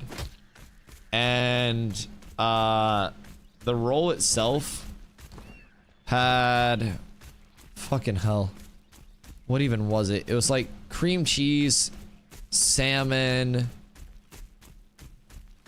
I want to say it was like, did that one have a little bit of eel on it? Hold on. Let me look. Hold on. We're doing research now. Deep fried roll with eel, smoked salmon, cream cheese, and scallion. But because of it being deep fried, it kind of like balanced out the eel texture. So I could put those bitches away like crazy. In this place when I was growing up, did like half price lunch sushi, right? And we used to go there so fucking much. Sushi gives you worms. I think you can get a lot of shit from eating a lot of food that's prepared in very bad ways. But I think the odds of having something that's poorly cooked at an Applebee's giving you something is much higher than the odds of a small place that has to get, you know, certified and inspected at a relatively decent pace. But of course, anything can give you, you know, some very adverse health effects if you're not preparing it properly. But I just had a beef tartare when I was in Iceland that, my God, my belly never felt better after. Maybe that's because everything was waiting down there to clean me out, but it was good. Tuna udon for me. Tuna, like a spicy tuna or a spicy salmon are just like the two classics. Like a shrimp tempura is always like a go-to, but I feel like that's dependent on like the sauces that come on it. deep fried sushi is like eating a salad with a lot of dressing. It's not holy. I love dressing, as you could tell by my salad and my preparation of the tendies. But yeah, deep fried sushi rolls go insane. Meat lovers poutine, both canonically accurate and delicious sounding. What's it have on it? Also, what's the best calamari sauce? People may sleep on this, but like a Parmesan peppercorn goes fucking hard with some good calamari. Hard. Like absolutely insano style. I like food just way too much in general. Go to bed, I'm falling asleep at the wheel. At the wheel or at the desk? Carla, when we went up to visit my parents, like not for the 4th, but before that, when we got back from Iceland, she was still exhausted from like the travel and feeling like shit. But there was birthday cake out in the kitchen, and she was like napping because she had a migraine and stuff. And my mom saw her asleep at the kitchen table and woke her up and was like, why don't you go into the living room and sleep? And Carla was like in a state of near death. And she was like, I was in the living room, but then I wanted cake. And so she came out to the kitchen, ate some of my birthday cake, and then fell asleep at the kitchen table directly after just conquering some of the cake. It was a level of falling asleep at the wheel that I hadn't seen in a while, but the determination was there, and it was very respectable, very admirable. Pepperoni, ground beef, spicy sausage, and salami. Oh, that sounds fucking insane. Oh, that sounds so good. Was she drunk? She had a migraine. No, she doesn't really drink.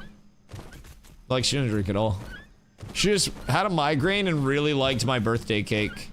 It was a double chocolate made from scratch. So. The does to which I like to refer to as a wheel. Okay, well, hear me out.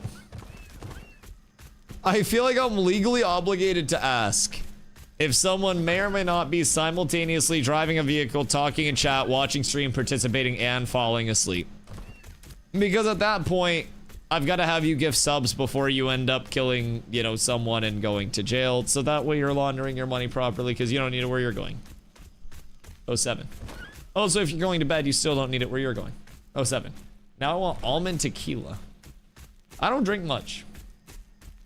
Like, I'll probably drink at TwitchCon for like the next time that I drink. But even then, I'll make like you guys buy me drinks there because it's expensive. Some of the events though that we sign up for and get into will come with like free drink vouchers and stuff.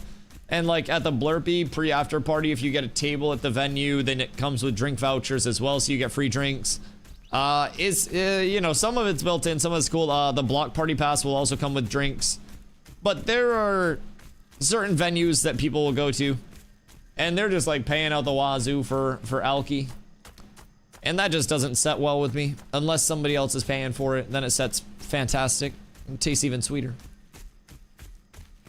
But I don't know, I'm not much of a drinker.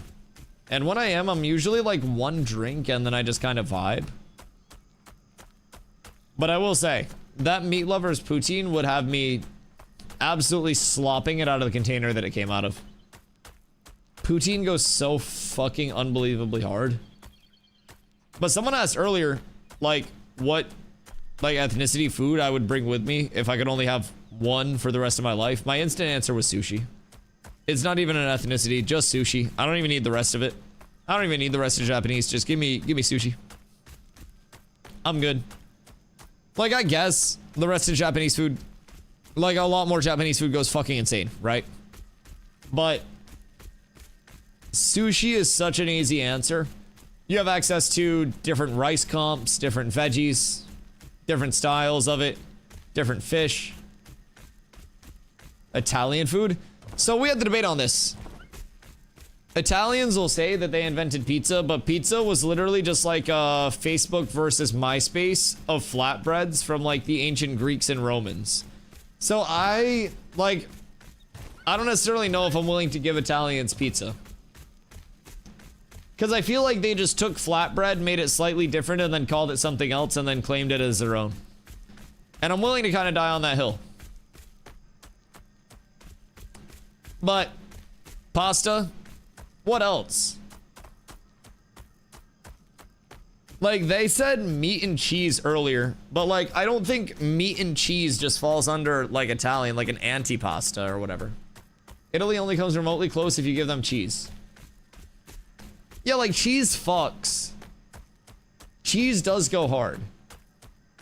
But if that was also all you could eat, I feel like if all I could have was pasta, pizza, cheese, then I'm fucked. I feel like that island is going to sink with you on it at that point, if that's all you can consume. I guess it wouldn't be like a deserted on an island with that. It'd just be like if you could only have one. But wherever you are, if that's your entire diet, is probably going down. Unless you're burning like 7,000 calories a day. Yeah, my lips taste like weed. Well, stop eating my weed. Fucking weed stealing whore in the chat. My god. Welcome to the club. She's not even smoking.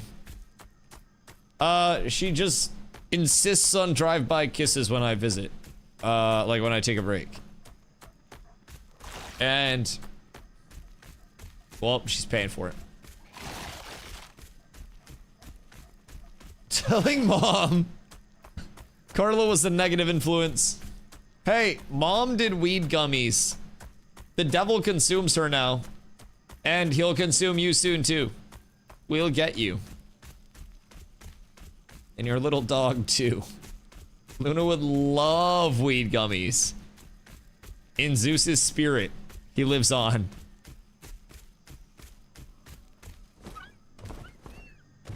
Did mom tell you that story, by the way? You know Luna anytime? Bro, you'd probably be okay if someone RKO'd Luna. No, I bet Luna's been great. You reminded me, I have grape gummies in my desk. I have gummies in the fridge. But I'm scared to activate them because of the current state of my tolerance. And that state being extremely low. Extremely low. Ned, thank you for the hydrate.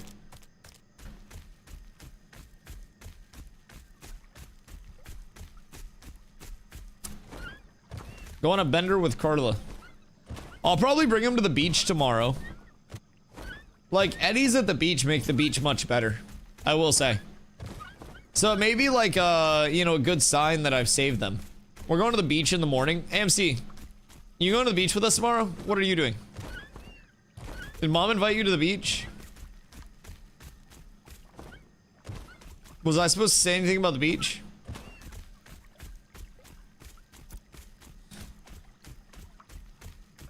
Maybe if you'd cut your hair. Daddy-daughter day.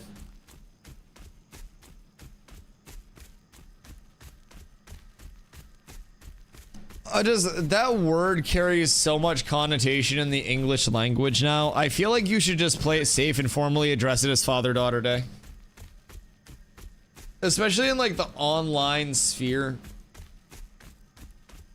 We're gonna say Father-Daughter Day. I'm just saying. Yeah, I would assume, cause 10 months isn't old enough to like leave unattended at the beach so you can actually enjoy your time.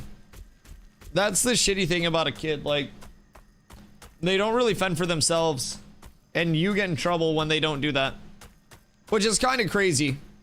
Like, I don't know, I feel like if I'm a kid and I fall, I don't know, for example, into a gorilla's exhibit, that's my fault and I should have to work my way out. I don't really think that somebody else should be punished for that. I think a lot of people are very quick to just associate things in terms of punishments to people that don't really deserve them. Gorillas that don't really deserve them. And Harambe really didn't fucking deserve that shit, chat. Don't gummies come already activated? I'm starting eating raw THC. It doesn't get. Well, yes, gummies come already activated, but like I'm scared to like. I'm scared to unlock that level of like THC influx. And I know you're gonna be like, Dusty, like, it's not a lot, you don't have to take a lot of the gummies. Brother, you do not understand. My tolerance for smoke is remarkable. My tolerance for gummies, like, you could walk up to me, pepper spray me, step on my foot, and then like shoot me in the kneecap and tell me to run in a straight line, and I'd probably have a better chance at, you know, following through with that. It would, that would hit me less hard than just an average gummy experience. I did 700 milligrams my first time.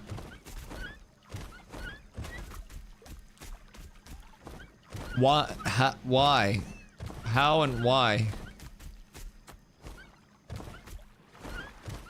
Why and how? Go to Harbor and Seahook? Okay. Mistos. Ah, yes. Yes.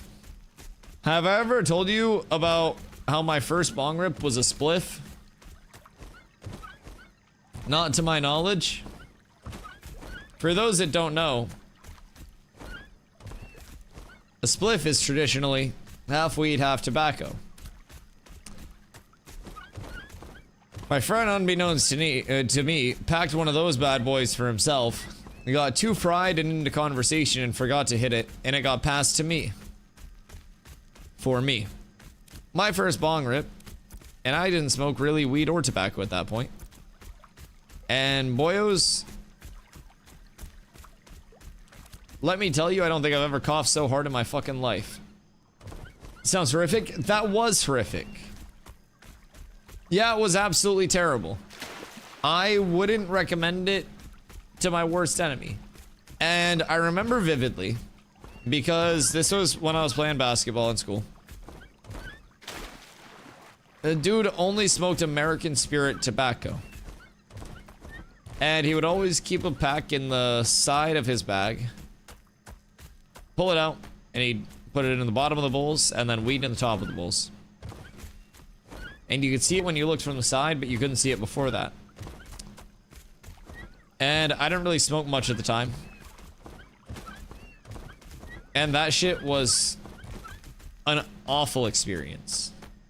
Absolutely awful experience. I thought they were 1 milligram a pop, they were not. I melted on the couch, I had Minecraft music. Oh yeah, you're cooked at that point. Yeah, you just have to embrace it. If you didn't freak out with like a heavy misdose your first time doing eddies, then I think that's a massive W all around. Edible definitely different. Oh my god, yeah, they the separate tolerance is an absolutely true thing. Like, there are times where I will pop an eddy and get active, and the eddy hits, and I am legitimately sitting there like slack jaw, like just watching something, and I realize that I haven't moved in like 10 minutes. I'm like, oh shit, I gotta be a human again. Yo, Jake, how you doing, my boy in P3? Waiting, we're waiting patiently. Yes, Ersky. Soon TM. Soon TM.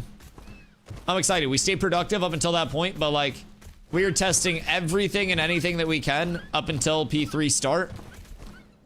And I can't wait. There's gonna be a whole lot of change coming in for the boys. And it's gonna be fucking beautiful. Alright, so where are we going? The harbor? I'm on my way, boys.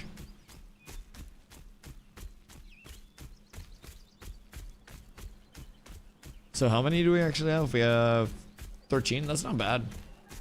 That's almost everybody who voted for zombie. I just laughed at literally everything and anything. Did you get the munchies? Zoned out on some gummies. Good times, not good times. Yeah, so when I came back from TwitchCon, I was still playing New World. I hadn't switched to Ashes yet. And I got COVID for the first time when I came back from TwitchCon. First time I'd ever had COVID. It kicked my ass for 2 weeks and I couldn't smoke. But I had a chocolate bar that was 100 milligrams per square.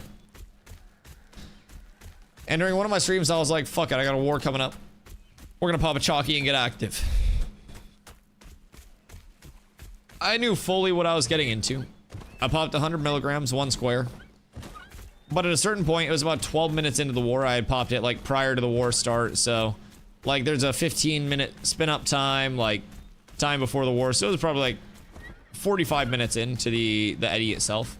About 12 minutes-ish into the war. We were on defense inside the fort. And my shot caller asked me if I could like communicate for him and like prep out a collapse. And I remember I look out, like, because we're on the inside of the fort and there's like the gate here. And the enemy is kind of like up in the gate area and we're supposed to contest that choke point. And he wanted me to like call out a collapse on the choke point and like call out who we were collapsing on and like coordinate that. And I look and I go, brother, I'm gonna keep it real with you. All I see are clumps of red and blue. I cannot see shit right now. I am fucking smacked. And I went back and I watched this VOD because I still fragged out. New World is a very easy game. It's a 3-button MMO. If you can play anything, you can play New World. If you can play Guitar Hero on easy, you can play New World. And I can teach you how to be a very good player over there. Easy peasy. But I'm not going to because that game's dead. But like, I watched the VOD and I was essentially just like, just clicking, just mashing. You couldn't tell if my eyes were open or closed. I was calming a little bit. Like I was calming plenty, but like it looked like I was in a completely different plane. But I was still fragging. I remember the war vividly from my POV. I did not think that I looked like that at all. I thought I was locked in. Like on my end, I was like fucking F1 driver level focus. And then on like the flipped visual end, I was just like, I look like Summit playing Sea of Thieves. It was cooked. Trail mix on hand. One of the first times I went to my buddy Levi's house to smoke with him. I ate so many Oreos at his place that he got mad at me because he was saying that like he gave me the Oreos because I was telling him how hungry I was.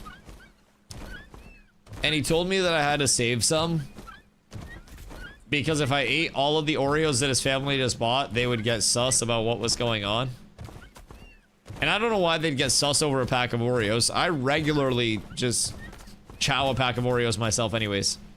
But we were just yapping. And we were standing in his kitchen. And I'd eaten way too many Oreos at this point. And I didn't even know because I was just like autopilot talking. And he looks down and he gives me shit and notices the Oreos, and then I noticed the Oreos, and I started laughing to myself so fucking hard that I couldn't stop laughing, and then I was laughing at how hard I was laughing, and then I went to like, I don't know, probably a 7-8 minute spiral of just like self-caused laughter. It was borderline maniacal towards the end of it, and since then, thankfully, my tolerance has evened out a lot. We get the intended effects without the manic laughter like I'm the fucking Joker.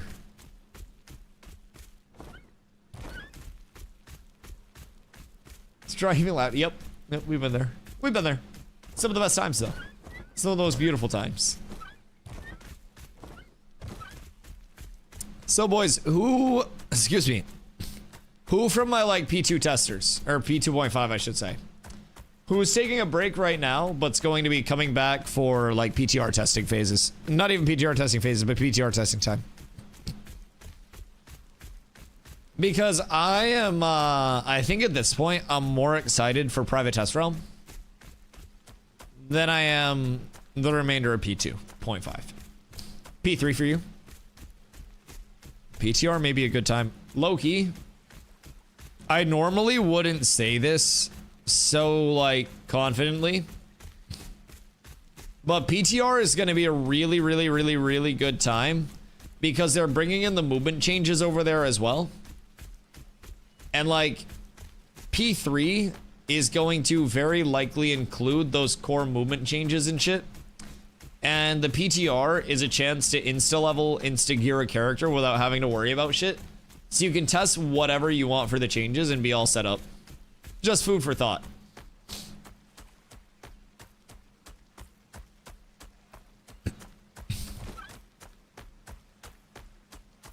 On me way.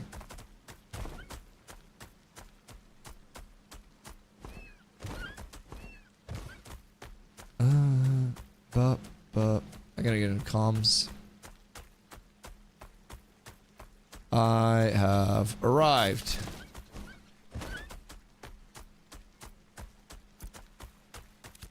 Oh, All right, I'll wait for people to get over here. This should be fun. Some PvP, zombie yelling at people to focus targets and praying that they actually do. Boys, we're up. Would rather wait and be hyped for P3. That's fair. It's very fair. Might be going back to school. Interesting. Like new certs or something, or what's vibe there? Toast, what were your thoughts on the new movement system over on the PTR, by the way? I feel like you enjoyed, right?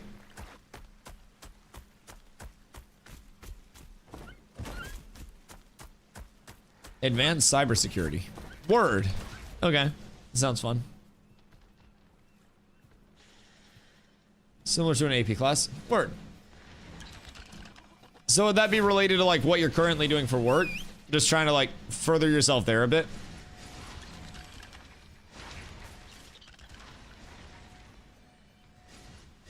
So tall. So strong.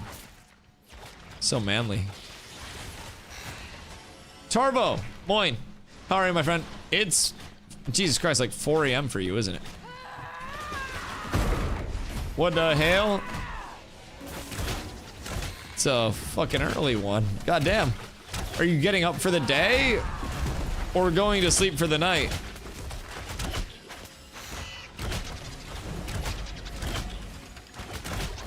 Still up. Oh my god. What's got you up this late?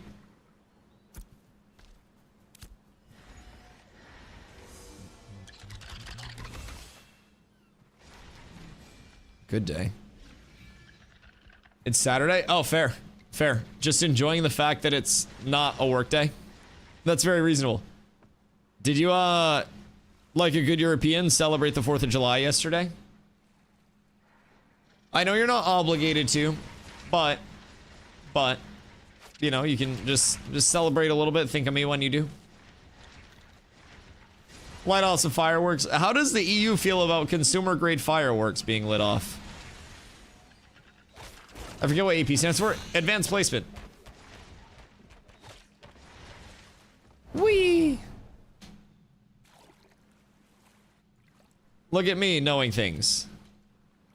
I was not in those classes. I was in a different type of placement. Hey. I'm gonna poop in your butt. You better not think about it. I didn't do it. I didn't do it. That was not me at all.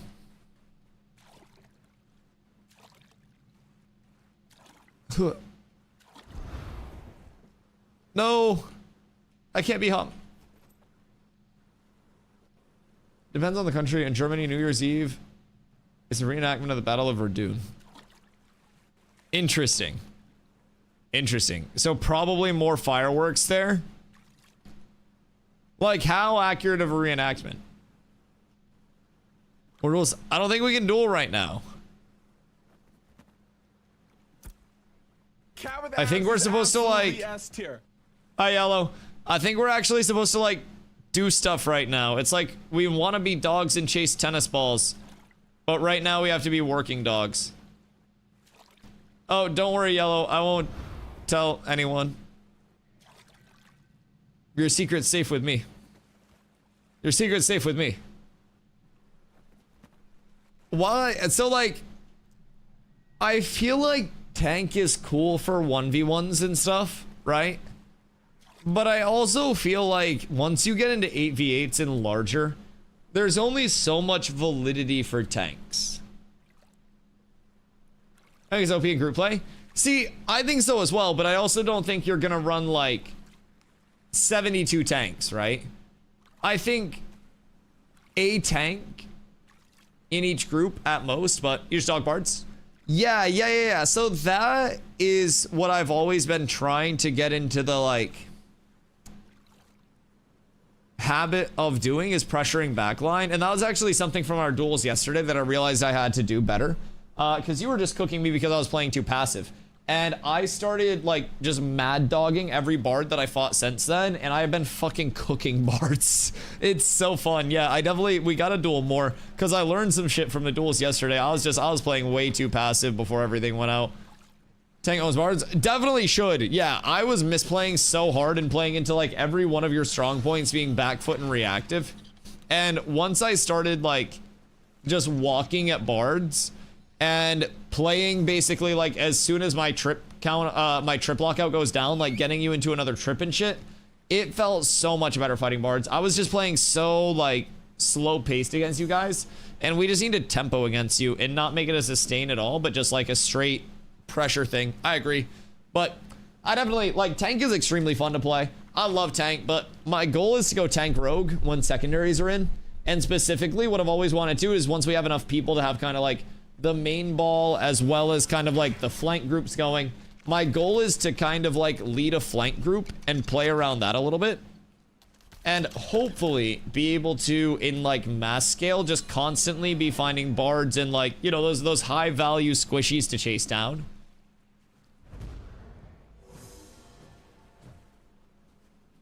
You know what I mean, shot call? No, so we brought Zombie over here. Zombie's a friend from New World, and he was actually one of our war callers. Not really mobbed in the middle I'm not through here, much of a through this main little shot valley. caller, actually.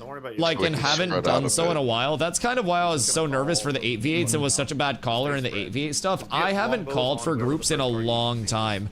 So I'm trying to shake off a lot of time of, like, not doing it outside of, like, group calming in New World was only a certain amount of group comms, right? Because Get a little tunnel back. I just walled off half of that. Look at all the front. Look at this front. Look at this front of the wall. Look at this front of the wall. Spread. Go to the back. Go to the back. Go to the back. Go to the back. Go to the back. Look at Goose in the back. Goose in the back. Goose in the back. Look at the back. Look at the back. Pull in the back. Pull in the back. Don't just ask key. Come into them. Come into them. Come into them. Look at Goose in the back. Look at Goose in the back. Start targeting healers. Which way is in the back? You're all Zarek hitting different mage, people. Zarek You're all mage hitting weak, different people. Zarek mage weak. You're all hitting different people. We have I'm watching you guys nobody- all hitting different fucking people. Look at the fucking helmet crown. Look at Goose in their back line. I don't think we Start called an hitting actual, the like, same target. people. Oh, huge slumber on them. Okay, never mind. You guys are just running the fuck away. Get in the fuck. Holy shit, you guys just So anyways. fight the same fucking person. So we brought Zombie over from New World because he was one of like our war shot callers over there. And I haven't shot called in a very long time, ever since like New World stuff was established. Cause I was like an 8-person group lead, right? So if we were doing group stuff, like once I get more comfortable with Ash's stuff, I'll definitely be in a better spot to like shot call and stuff like that, right? I still have a lot to learn before I'm super comfortable with it to the point where I was with New World especially. But overall, it takes so long to kill a tank no matter what. Overall, for me, my favorite spot is being like one of the group leads that's responding to the shot calls. And like, basically when there's a comm that goes out, responding to the comm with a group that's all set up, like an 8-person static, do what we need to do there, and then comm back to the main caller and kind of get like the micro assignments. In New World, you had your main ball, and then you had your kill squads. And I played like kill squad melee for a while, but my main thing was like in the main ball. And you had your point groups that were like in the middle, in the thick of it on the objective, and then you had like 4 quad groups, or like the quadrants of point, that were a little bit more like mobile and flexy throughout. And I like to play like a lot of the, you know, a point or point adjacent. So we would essentially see something happening, respond to it, like hit an angle to block people in, get value kills. And then if there was an opportunity to like step out and help our kill squad, then we could step out there. when we were playing Kill Squad, it was looking for healers, looking for light armors, so like your casters, your squishies, and trying to find those people out of position and take advantage of that. So, I don't know, a lot less on my end of things wanting to shot call and much more just trying to maybe like group lead a flank group or something. But Zombie has a lot of experience with the macro shot calling stuff.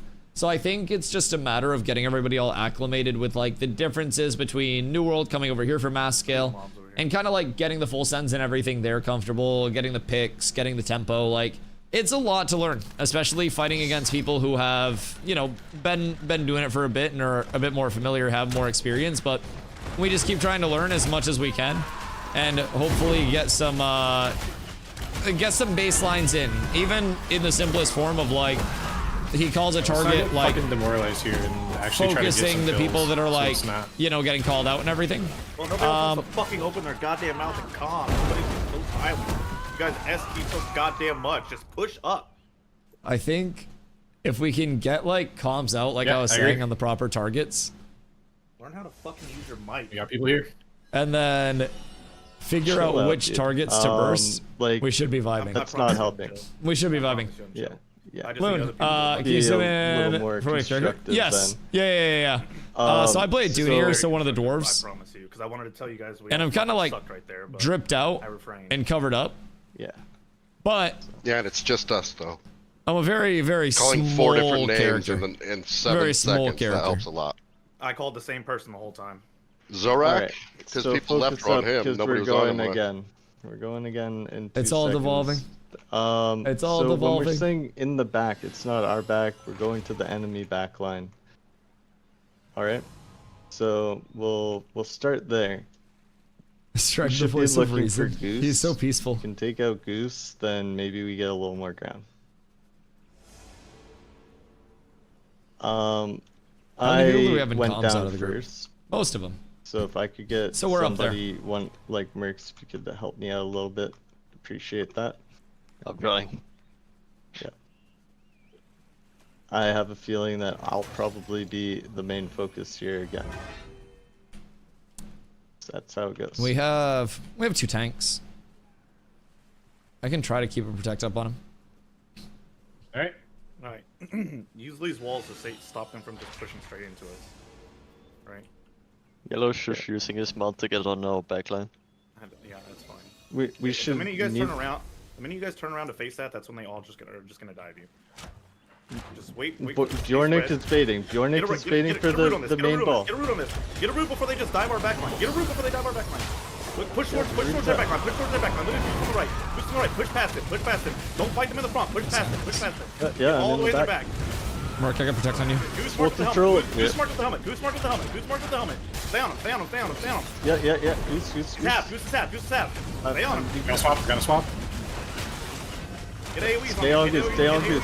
Get AoEs on Goose. I'm getting a banner on you guys, but I'm getting perma marionetted. Stay on this. Stay on this. Get a kill. Get a kill. Stay on Goose in the middle. He's in the middle. We can clump this. We can get a lot of damage on this, right? Root out. In the middle of that clump. Dude, I've never been CC'd so much in my life. I have never been chain CC'd so much in my fucking life. I just played the game for about 3 seconds that fight. Their CC rotation was just fucking insane on me. That was beautiful. Well, for them. Oh my god. Do you sprint? Like, when we need to gap close into fights, yes, and then I use it before charges as well, because it'll make your charge, like, faster, essentially, and then I toggle off after charge. But I try to save a lot of my stam for blocks if I get into oh shits. And then, like, iframes can get you out of a lot right now, but I'm trying to not iframe much in fights, because I think it's an inefficient stam usage a lot of the time. The biggest thing there... Try keeping it up for the CC reduction chance. See how that feels. True. Lose dodge basically for the CC buff. What's the percentage reduction if we have it up? Yeah, that fucking journeyman building's not going up.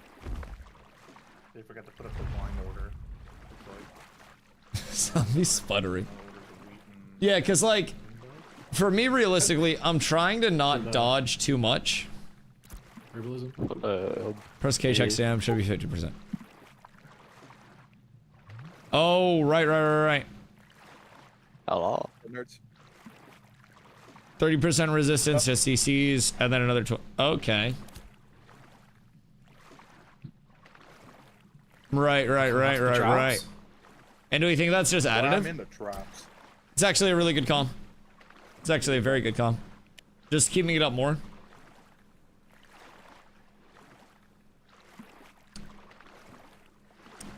That will probably help a metric fuckload with the chain CCs, if I had to guess.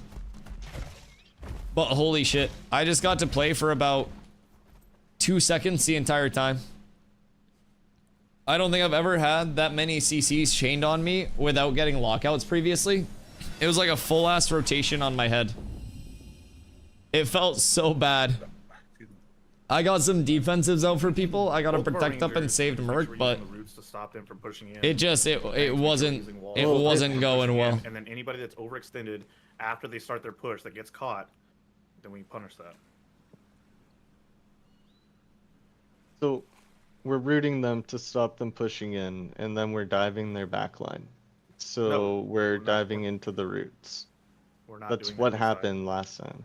Okay. Yeah. Just Well, I mean, when I was in the back line, I turned around. There was like one person with me. Everybody else was just fucking pussy in the water. So I don't know. Zombie's a large communicator.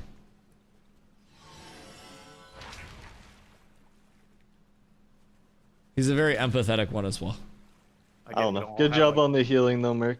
All right, so And maybe we should look for alternate targets. So that- it looked like they went off to the side to maybe bait us out with the one target, but interesting. we need to Interesting. just look for maybe getting their rogues out, getting anybody out. 'Cause Yeah, that's kind of fucking massive, fucking- actually. the CC going out was That's actually wild. kinda like, I got massive. hit by What like the 10 fuck? different variants of CC. Why was I not thinking of that? Because the entire even if you time. have Oh, the sprint sorry, like Captain on me. active, but you're standing still in blocking, then you still get it. There's like over like Huh. 20 people on each side almost. So if Yeah, people are- look- call out a name. So call out a mark. If you get somebody low, mark their ass or something. It did look good. Like it did look like we almost had Goose a few times, but yeah.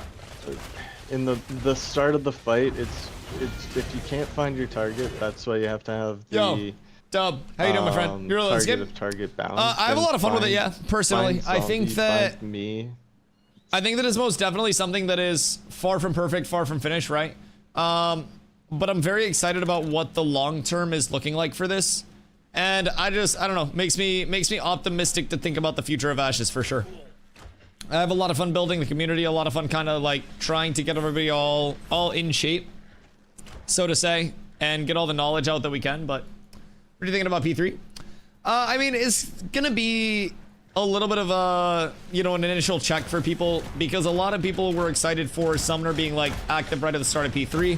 They're gonna have to wait a little bit for that, but overall, I think the development process as a whole is something that's always been very much evolving over time, and much more of a kind of like constant drip of content instead of large chunks of content, right?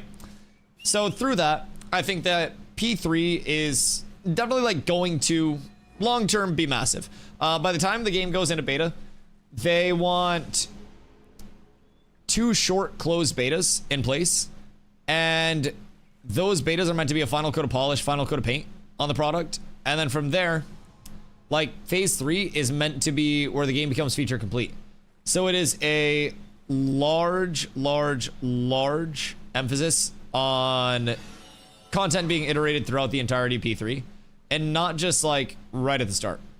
So I think people that are patient and people that are kind of like willing to be present throughout the entirety of it will have a lot of content being added in completely, right? So with that being said, I think it's going to be massive. Did they get rid of the mixing classes similar to A? No, so that's gonna be in still. Summoner is the last primary to be added, and then from there they'll add secondaries. Hey, Odelda, hope you're having a beautiful night, brother. It's crazy that you're still watching my stream. I don't know, man. I don't know. Brother started watching over a month ago and tried to bring in negativity then, and it didn't work, and he's been back since then. Brother, I appreciate you. I hope you're having a blessed night. If I quit the game, you'd have nobody to watch. So what do you mean? I don't know. I gotta be here to give you content, brother. I'm doing it for you. Make sure you guys are sprinting, by the way. Sprint gives you less, like, CC chance, more CC reduction. Move to the right, move to the right, move to the right, move to the right. Look at the front, look at the front line, look at the front line, look at the front line. Look at Nubbins, left side, left side. Bjornik in our back line. Turn and look at Bjornik, turn and look at Bjornik. Bjornik in our back line, Bjornik in our back line. Anybody else want to talk? Am I the only one Tim, gonna talk? half. Moon. Switch targets, look at yellow. You get the yellow on the right side, 3/4. We need to mark and actually, like, get shit out. We're not Got banner down marking in the any middle, banner down in targets. the middle. Find a target, look at Tim in the middle, moon. Look at moon target. Get some damage on some people, call out who you got weak. Start marking them. Somebody else say anything. Green and moon. There we go. Yeah, Jill is We shooting. just, You like, guys are just we're standing in the switching CC. so You guys are fast. just standing Moon in the back, out of mana. Get out of that clump. Get out of this clump. Get out of this clump. Back out. Everybody's switching extremely fast.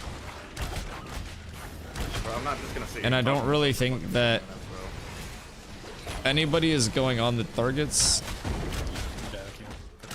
I'm just trying to figure out, like, where them just walking in and not being met with any abilities is coming from. I think that's the biggest thing. It's like we don't have anything going out to actually counter them just walking in for free.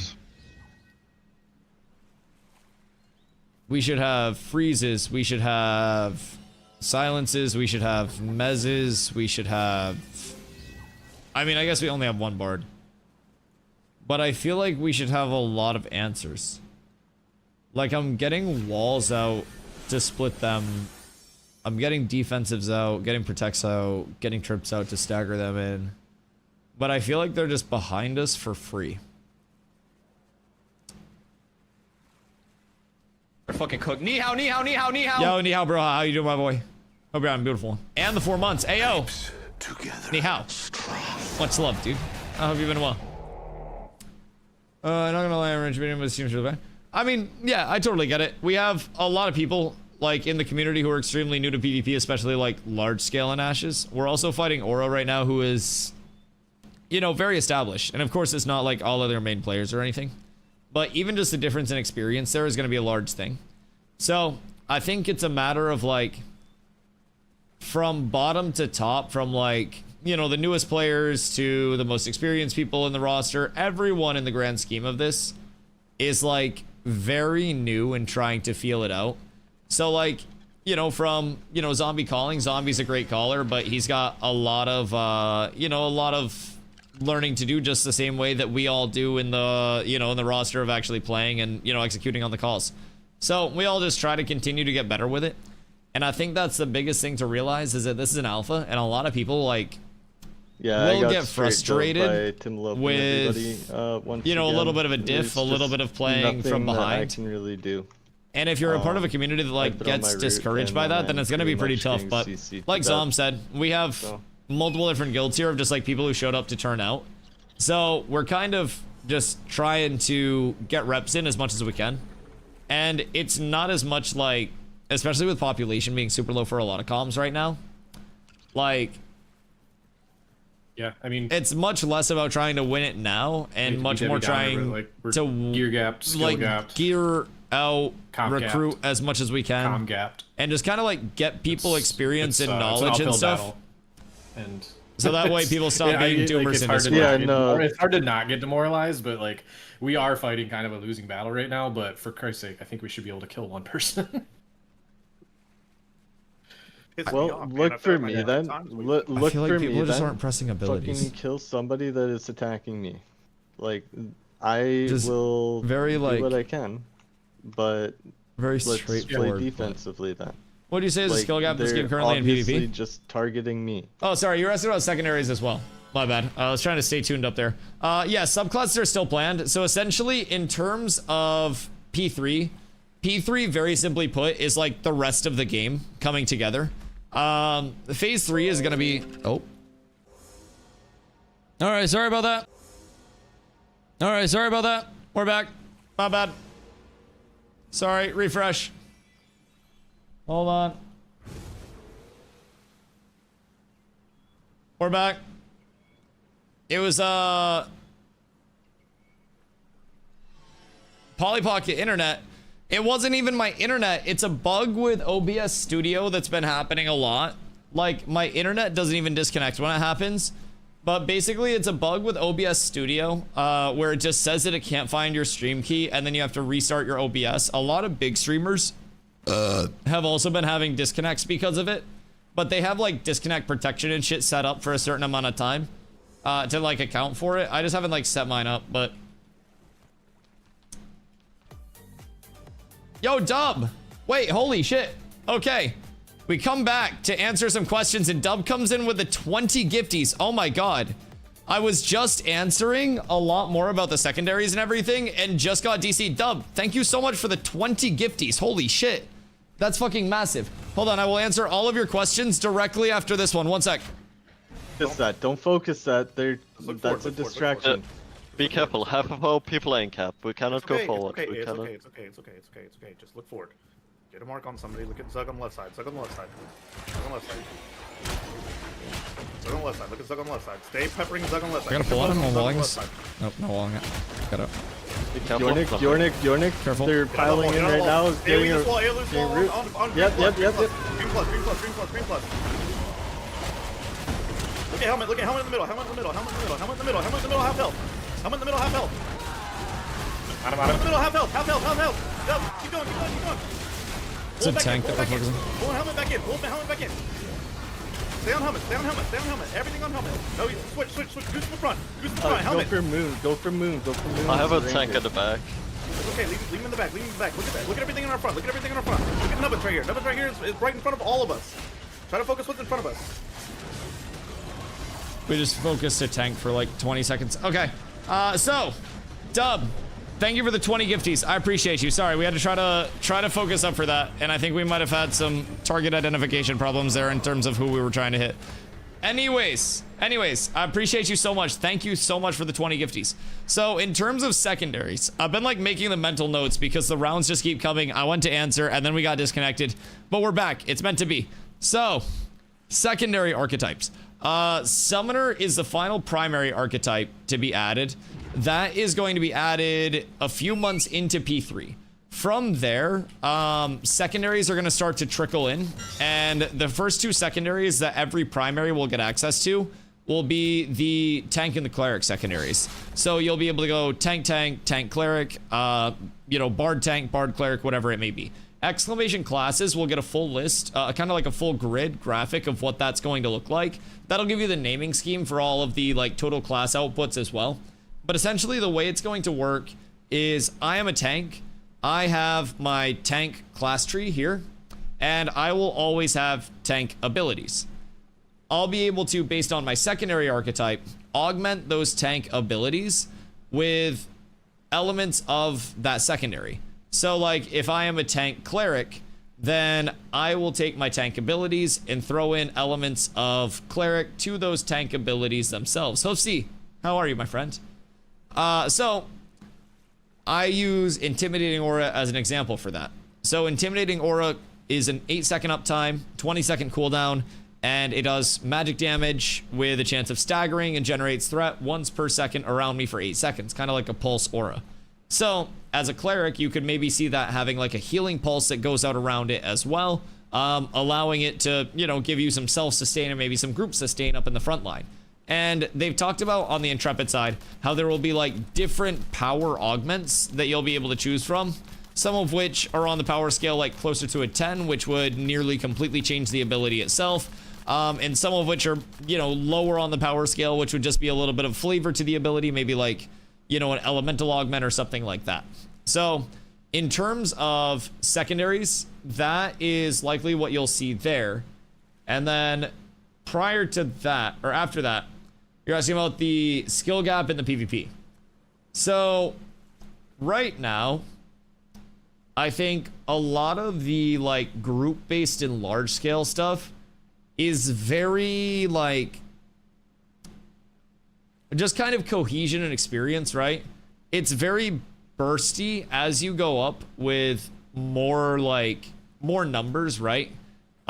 It gets very, very, very susceptible to just like big opportunities, capitalizing on the opportunities, people putting CCs out, stacking burst with the CCs, and then just going from there with like large opportunities of burst to capitalize on and kill people very quickly. So if you're in large scale versus large scale, it's very, like Emu said, very easy to get run over. Yes, momentum can be a very strong thing in large scale. Balance is intended for 8v8s, and once you get past that, it turns into a little bit of a level of like, not nearly as bad as it used to be, but like if there's a good opportunity to initiate and, you know, a team finds it before, you know, team 1 finds it before team 2, then that could very well just be a full wipe. 8v8 combat, like 8v8 team stuff is actually really, really, really nice. I think the balance there is quite solid. And the time to kill is really good there. It's just kind of like more bursty the further past 8v8 that you go, which is a bit more conducive to just kind of like,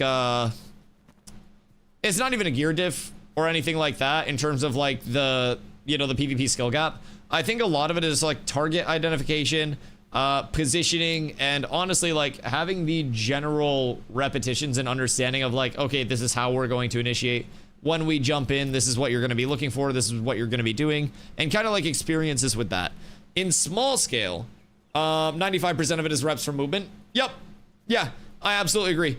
I absolutely agree. It's just getting everybody like cohesively together for the initiates and getting abilities like going off at the right time. I absolutely agree. Where to be and who to target. Yep. Yep, 1000%.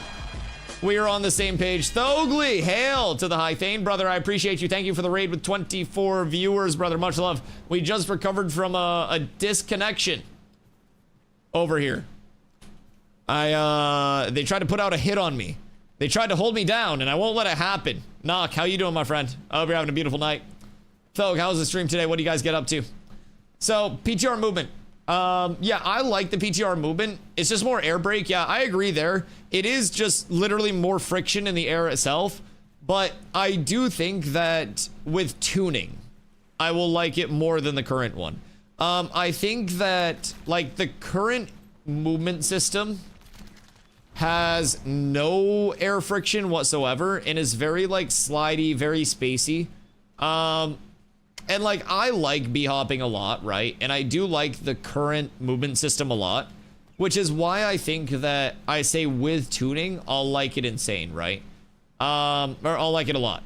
So, like, what I think personally is if they lessen the exponential curve of the brake, right?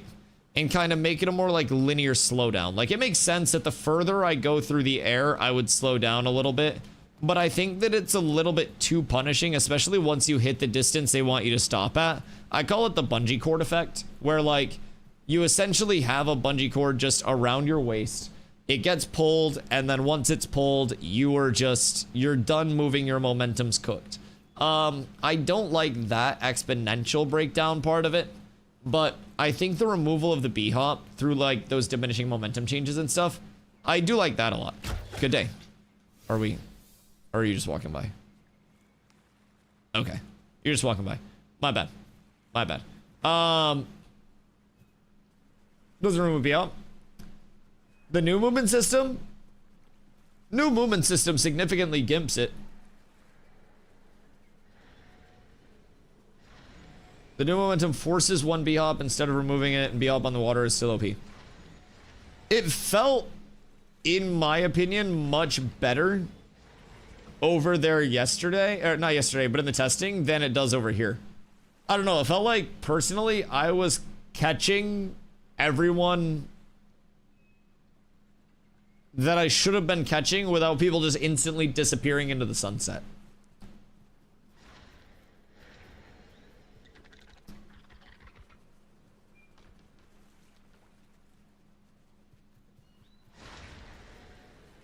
Unless you roll.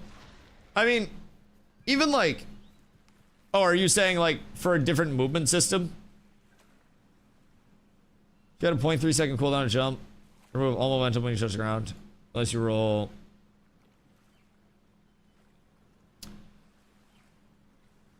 Let roll carry momentum for 1 second.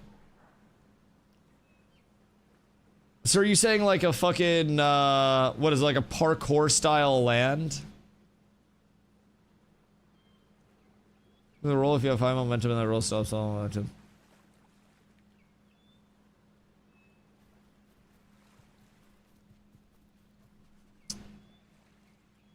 Add CD to jump.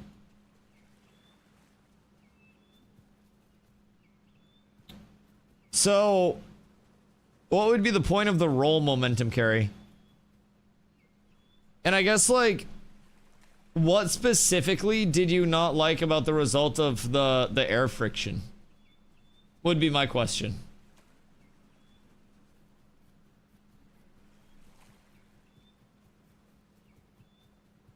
Remove all air friction, it's not fun. Well, I mean, I think fun is always a relative thing. That's a bit subjective. Yeah. I think that's like subjective feedback. So I always try to ask people, because keep in mind, I like the B-hop movement system as well. But I personally think that the movement on the PTR felt more enjoyable to play in terms of the combat. Air friction? I mean, I personally think the air friction slowdown, while it was extreme in terms of the exponential curve, like, if they iron that out and make it a little bit less of a direct, like, zoop and you get pulled back, then I think it would be much better. I think the fights were enjoyable, even with the air friction being the way that it was, without any changes. Especially fighting range, much more on the PTR than it was over here. But again, that's also subjective. Like, based on my feel of the combat over there, I felt that it was very fun overall. Be hopping around and, like, you know, having the 0 air friction for charges and stuff like that's cool and all. But I don't know. Personally, because again, this is also going to be, like, personal. I think that the air friction did feel nice through a lot of the movement. I won't lie. You play for 10 minutes, you love it? I mean, this is the thing. I would probably like a lot of things if I played it for just a few minutes. I'm not necessarily someone that gets, like, super up in arms, so to say, about systems. And, like, believe me, I'm not trying to say that there's any fault for trying to provide recommendations to a system or anything like that. But I'm typically someone who, when a system comes around, I'm much more of a thinker in the terms of, like, okay, this is how the system's being, you know, intended to be implemented. And I try to think along those, like, railroad tracks, so to say, much more than just, like, completely deviating. And it's much more just, you know, personal thinking style and stuff like that. And again, I think it all breaks down to personal preference in terms of, like, what people enjoy, what's fun for some people, but I think it's all important to remember. I think air brakes are good. We'll disagree. Yeah, I mean, it's all subjective. It's all personal at that point. I personally just think that the combat felt a little bit more, I don't know, decisive is an interesting way to try to say it. But it felt like a lot of movement abilities were very valuable comparatively to just you know, floating and being like that. Smoothie, thank you for the follow. I appreciate you. And again, this is just my personal opinion again, but it felt like movement abilities, displacement abilities, grapple, wall, shit like that. A lot of things felt much more impactful with the movement system being the way that it was on the PTR. But again, I think the exponential, like, I call it the bungee cord effect, basically. The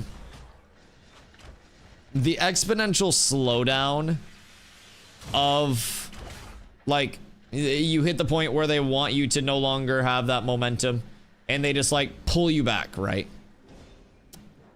That was the part of it where it kind of felt clunky, non-fluid, and a little bit, you know, a little bit wacky.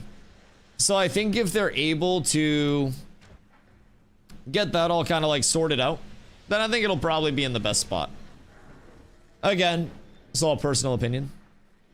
And that all breaks down person to person, but I had a lot of fun on the PTR. And again, that could always change with like more testing, more time over there, but those you're saying if the entire system fundamentally changes, it'll be good. I don't think so at all. I don't think that's a fundamental change to the entire system in the slightest. Like, I think that there are different forms of the momentum loss where you're essentially hitting a wall via distance traveled at certain points, and then there's a secondary momentum loss, like brake mechanism, that basically registers after a certain number of forward momentum inputs. So that's why, like, the dodge into the jump is completely different in terms of the momentum carry than a direct dodge jump at the same time. So there are a couple different forms of momentum loss there. And the one in particular that I thought felt non-fluid was, for example, if I dodge and then I jump instead of the direct, like, dodge jump. The dodge and then a jump was being met with the bungee cord effect where it pulled you back. And that, in and of itself, like, for me, was basically the sole point of not really enjoying it at the start and thinking it felt clunky for traversal. But for combat, honestly, I think it felt quite fine at the end of it. But it feels like shit. Well, that's what I'm saying. I'm not telling them to reinvent the wheel with anything. I'm just saying, and what you were trying to tell me is saying the entire, like, system is fundamentally bad, is that lessening that point of pullback is not completely reinventing the system at all. That's literally just changing the curve of how it's applied. I don't really think that's that deep at all. And I don't necessarily agree that it feels like shit. I think that it feels clunky for open world traversal and looks a little non-fluid. But I think that it feels much better in terms of actual gameplay implementation than the current one does for PvP. But again, that's personal opinion. And again, I'm not necessarily the one that you have to sell it to or anything like that. Even if you sold me on it, it wouldn't be implemented because of that at all. That's more of a Steven thing. So, open world exploration movement. Yeah, I absolutely agree. And I think that in terms of open world exploration, the biggest difference was dodging and then jumping felt a little non-fluid and would be simply fixed with a lessening of the curve. Yeah. I really don't think there was that much wrong with it, personally. I think that it was just a little bit of a feeling of that follow through, feeling a little bit non-linear in terms of its slowdown. Dusty, oh, what? Sorry, am I being summoned? My bad. What's up? What'd I miss? You and Zop versus me and Sync. Oh, okay. I don't know if we have the sustain for it, but we'll try. Okay, we're here. I should aim to keep the fun before balancing. I mean, I also think that in terms of like clipping the fun or whatever you're saying, I think that just because one movement system is really enjoyable and then they make some tweaks to it doesn't immediately mean that the next one will be... Oh, I'm so sorry. I started shooting early. I gotta go in the timeout chamber. 3, 2, 1. All right, I'm in. Sorry, I started shooting early.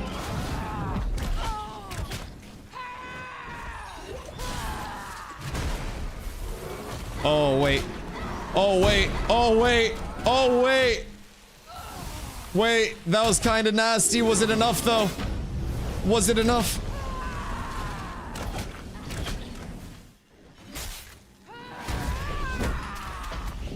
I think I have to stick on him. No! It wasn't enough. I probably should have switched targets on that and gone on to him.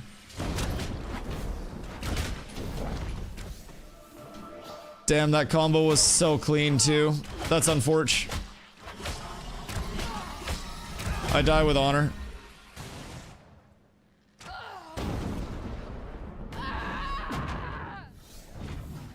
Okay. Fuck. Oh, that was such a fat combo. I have no idea how they both lived through that. They were so weak. I think if I switch over to the mage during that combo, then we probably finish that kill off. That was so clean though. Fuck. Crouch symbol? No, Node War. Node War. How do you summon Dusty? Probably a Latin formula. Tacos. Which complete class are you most interested in once we have some of the secondaries? Night Shield. For my personal play, that'll be Tank Rogue. That's where I want to go. A little bit more like in-out, initiate type beat. A lot of good movement, a lot of pop, CC. Just that general realm of things. But in terms of what I think will be extremely impactful, I think that Bard and Cleric secondaries will fundamentally change how a lot of group compositions are being run, how a lot of metas are functioning. I think those will be some of the most impactful things that we see. And it's going to be pretty cool to see like how traditional comps shape up, how, you know, heal heavy comps shape up. You could see an entire 8-man stack that is Cleric secondaries. That's just like built around full sustain and being cheese. You could see bards, you could see fighter bards, fighter clerics, pretty much everything. So tank bard methinks will be gross. Tank bard putting out some buffs and shit as well would be absolutely insane. Yeah, I really want to aim to try to have like a sense of that backline pressure always going out and trying to like stick on bards, stick on clerics, stuff like that, and like provide a lot of that pressure, in a sense.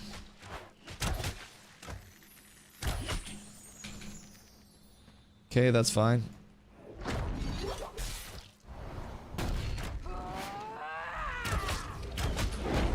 Okay, not like this. Zob, you're 10 seconds on your own. They have too much goddamn in cap. I either had to tank an 8-second or a 10-second. I thought you were going left. I'm so sorry.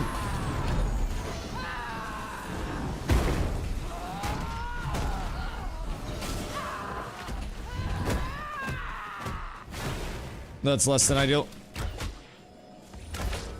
Once people realize that they can just send an in cap and then either kills up during the in cap, or if I break it, they can just send the second in cap.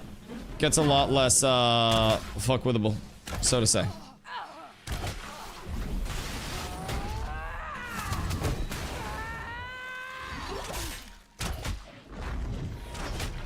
Good day. Sink. What's going on here? Oh god, is this the return of the Zop? Wait. I think Sink was honoring the 1v. Did Zop just come back from the grave? Hold on. Solve your problem with the Zop. He was a special guest referee.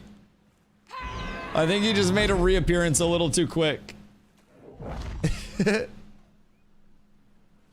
He decided he wanted to end the 2vs.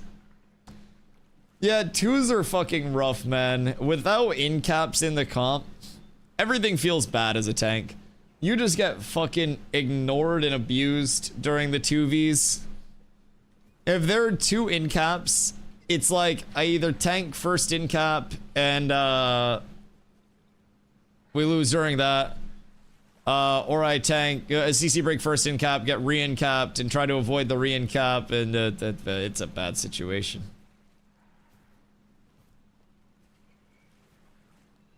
Twos are much better. 3s are so beautiful. 3s are so beautiful. I mean, if there's anybody not in the Node War, we could also grab them. Like, we could always grab, like, Greek or someone like that. I have no personal biases here.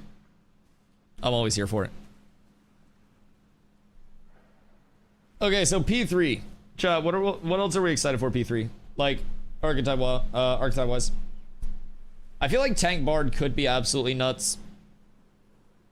Like, tank with support and healing stuff will be great. Oh wait, what are we doing now?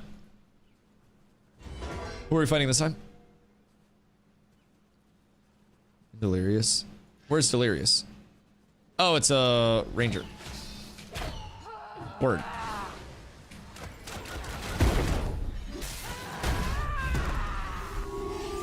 Oh, what's up? The banners are not going our way. I'm holding them too long. I'm sorry.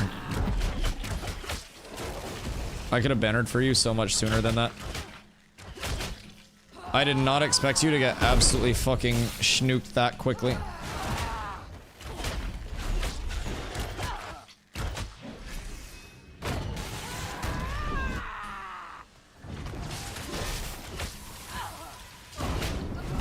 No.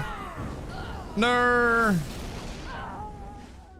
Okay. Yeah, I could have kept Zop up there. You're taking 4k damage. Yeah, in the time I throw my banner, you die.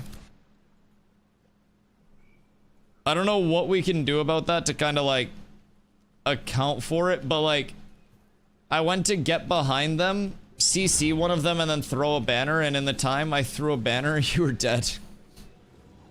This time Bulker kills me. Yeah, I can maybe try to like go fishing and interrupt the snipe or something, but like Ranger gets free snipe from south. Yeah, I mean, I'll try to start with protect up and maybe shields on you. Or a little bit more.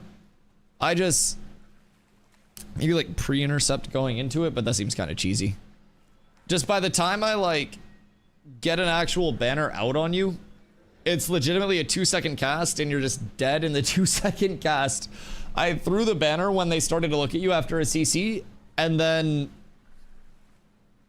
you were gone. Maybe we need some Iron Wing on that, man. The monthly Intrepid streams are what I look forward to the most. See where their head is at. Yeah, Dwarflands, we're gonna be your neighbors in the north. I can't wait. I mean, if everything goes well. Also just excited to get those with multiple levels and hella skill points. Oh yeah, augments with multiple skill points. The pending rework to the ability trees as well, like including the ranks and everything, I think is going to be fucking massive for adding a lot of customization in with like, just people feeling in control of their total class output. I think that that's going to be fucking massive. And if they do it to a point where there's variance and it's not just like, oh, you have the same skills, you know, you just get 3 ranks for each ability, but three ability points per level. And they make it the same thing with extra steps. I hope there's actually some variance that comes in changing the system and like the tree distribution as a whole. And hopefully it leads to a lot of builds feeling like they matter, a lot of builds feeling viable. Because I think that's the best thing. Leaning into people actually feeling like they're in control of their decision making, I think is massive. Need to make a written plan. I winged and still turned out pretty well for 2.5.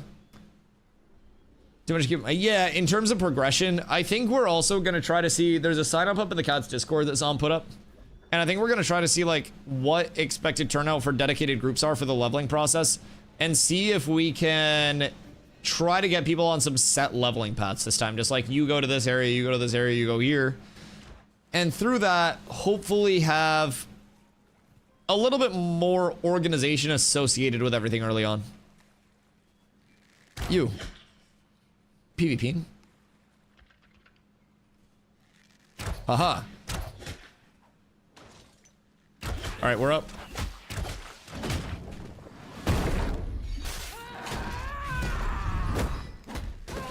He's a tanky one. He's gonna diddy dart me here, isn't he?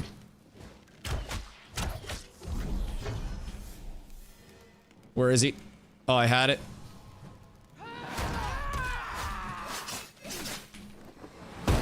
We get another trip here. We're kind of up.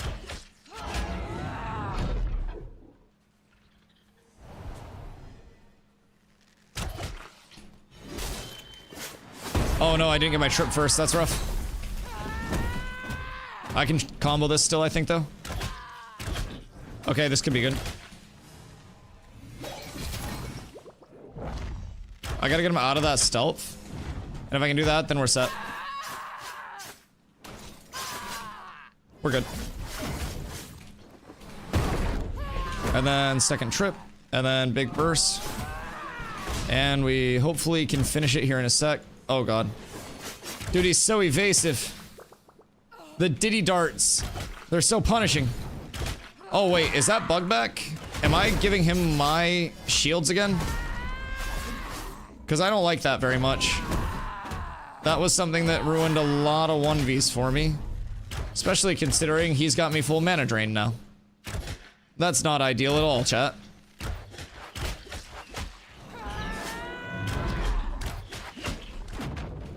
I've got to be very cautious here and play around my lack of mana a lot.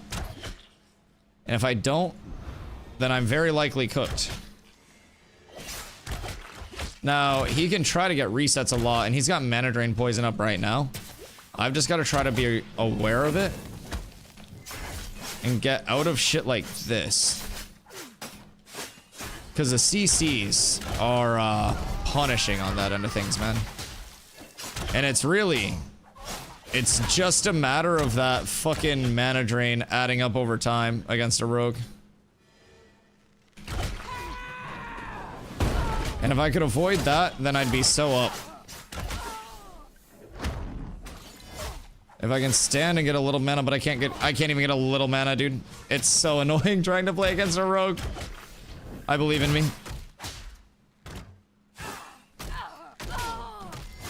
Alright. We're well on our way.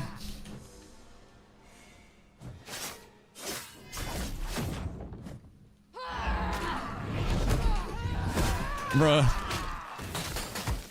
It's so toxic. New movement system also prevents this entirely, by the way. Which is great. Fighting rogues was so much more tolerable when they had to play with some form of a fucking brain. They just don't, with the current movement system, they just get out so easily, so quickly. I dislike it a lot. Come on.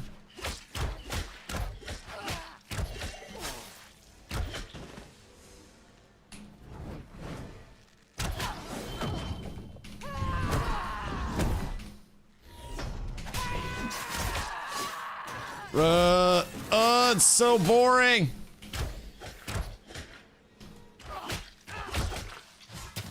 I hate rogues. It's so fucking boring. This is post mana drain nerf too. You just can't do a single thing.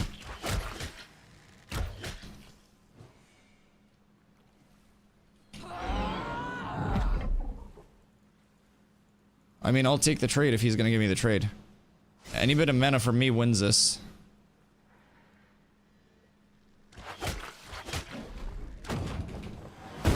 I think he fucked up with that.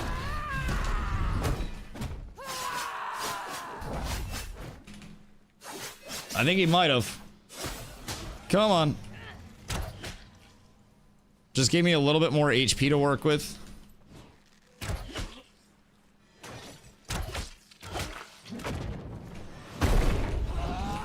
And sometimes that's all you need, baby.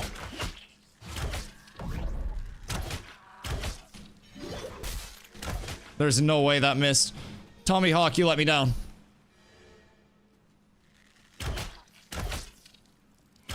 Don't get on me, this is boring. Brother, you are the one that is fucking full forcing resets all the time. What do you mean? Because Rogue, literally because of you. Because you were playing like an absolute bitch, going out of range, re-stealthing, waiting for mana drain, and forcing resets to the point where I can get a goddamn ration off in a fight. Do not play like a pussy and then say it's boring. You're the reason that it's boring. Take a 1v1 like a normal human being. Jesus fucking Christ. I don't know how to explain this to people. Yo, Lucky, what are they changing with the movement? So there is a lot less momentum carry over on the private test realm. And B-hopping is essentially cooked over there. So basically a lot of the super far traversal of movement simply by going like here is no longer going to be possible. You can still shmove a lot. You can still cover a lot of ground very quickly, right? But overall, it is way less like oppressive in a sense. Everybody had the same movement, so it wasn't really like oppressive in a bad sense, but you could cover a ton of ground extremely quickly with the like this current movement system, and certain classes just played like absolute cheese because of it. See, rogues. Just being able to like get in and out whenever you want to, full re-stealth, wait for mana drains, play CCs, play this, play that. It's kind of like what rogues do with the current combat system, and it's really fucking boring to play against. So that's part of the reason why I think even though the first iteration of the movement system, like that I played over on the PTR, was in a spot where it most definitely needed more work, I think for the health of the testing environment as a whole, it is much better off, and like for the future of the game, much better off to have the new movement system in. I think it'll be like tweaked and kind of like ironed out with some of the things that weren't feeling as fluid. But I think overwhelmingly, having movement actually be a decisive thing instead of something that is bringing you everywhere all at once is probably for the best. I feel like it's going to be a mad dash to just get whatever we can. Yeah, I agree. They're removing CC on non-combatants one again, so one rogue can't wipe a party by CCing the cleric.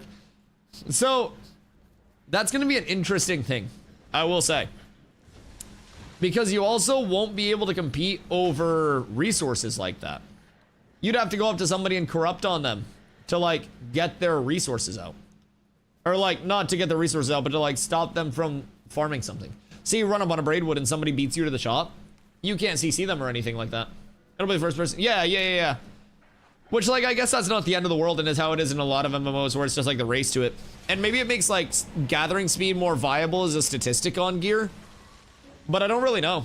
Like, why does Swordborn have the best ability the entire play in out the of game that now? for sure. Why did Firestaff get a 20% plague on the easiest ability to use? Why the fuck did I lose my grit? Everything's great. Everything sucks and nothing makes sense. Thogleys. Everything is absolutely amazing. Everything's absolutely amazing. I will say though, Rogue does feel better since the changes came into mana drain. Thank God they nerfed that shit at least a little bit, because holy fucking cannoli. Instantly losing your mana, the worst. Slowly losing your mana over the course of a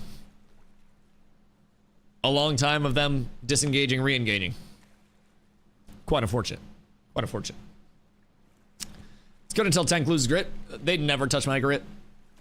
AGS learned their lesson. They've learned their lesson. The clip of me bar dashing and beating a level 25 to a griffin hunt and my speed on my hunting bow. Wait a second. So is the speed actually impactful enough right now?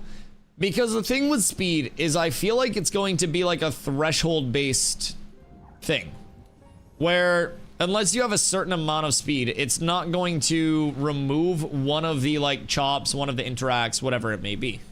I don't think you're necessarily going to go through like a quarter of an animation and then stop it because of a little bit of speed.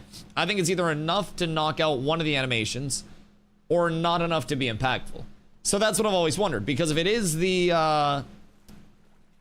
like the breakpoint based, it's going to be intriguing. I had an epic speed on it for that raptor farm. I got it down to 2 ticks and gather. God damn. That's speedy. It's actually very speedy. On my level 14 bard. Holy shit. Okay. So it's normally 3, right? So you were able to get out one of the entire ticks. It's pretty massive. Uh-oh. Uh-oh. The bard just too much for mages, I think. Mage 1v1 is, it's a tough thing, man. It's a very tough thing. They don't have a lot of tools against other classes. Especially if a class has any form of, like, CC or anything associated with it. They can definitely struggle a bit. But yeah, I'm wondering how the quality of, like, gathering races will be with that. But I mean, I guess to a certain extent you could still flag up, but you're just gonna ignore the person. Like if I'm hitting Braidwood and someone flags up behind me, I'm not gonna like stop hitting the Braidwood, turn to them, flag up, get CC'd, like lose the Braidwood. I'm just gonna chop the Braidwood And then if I want to flag up, I'll flag up.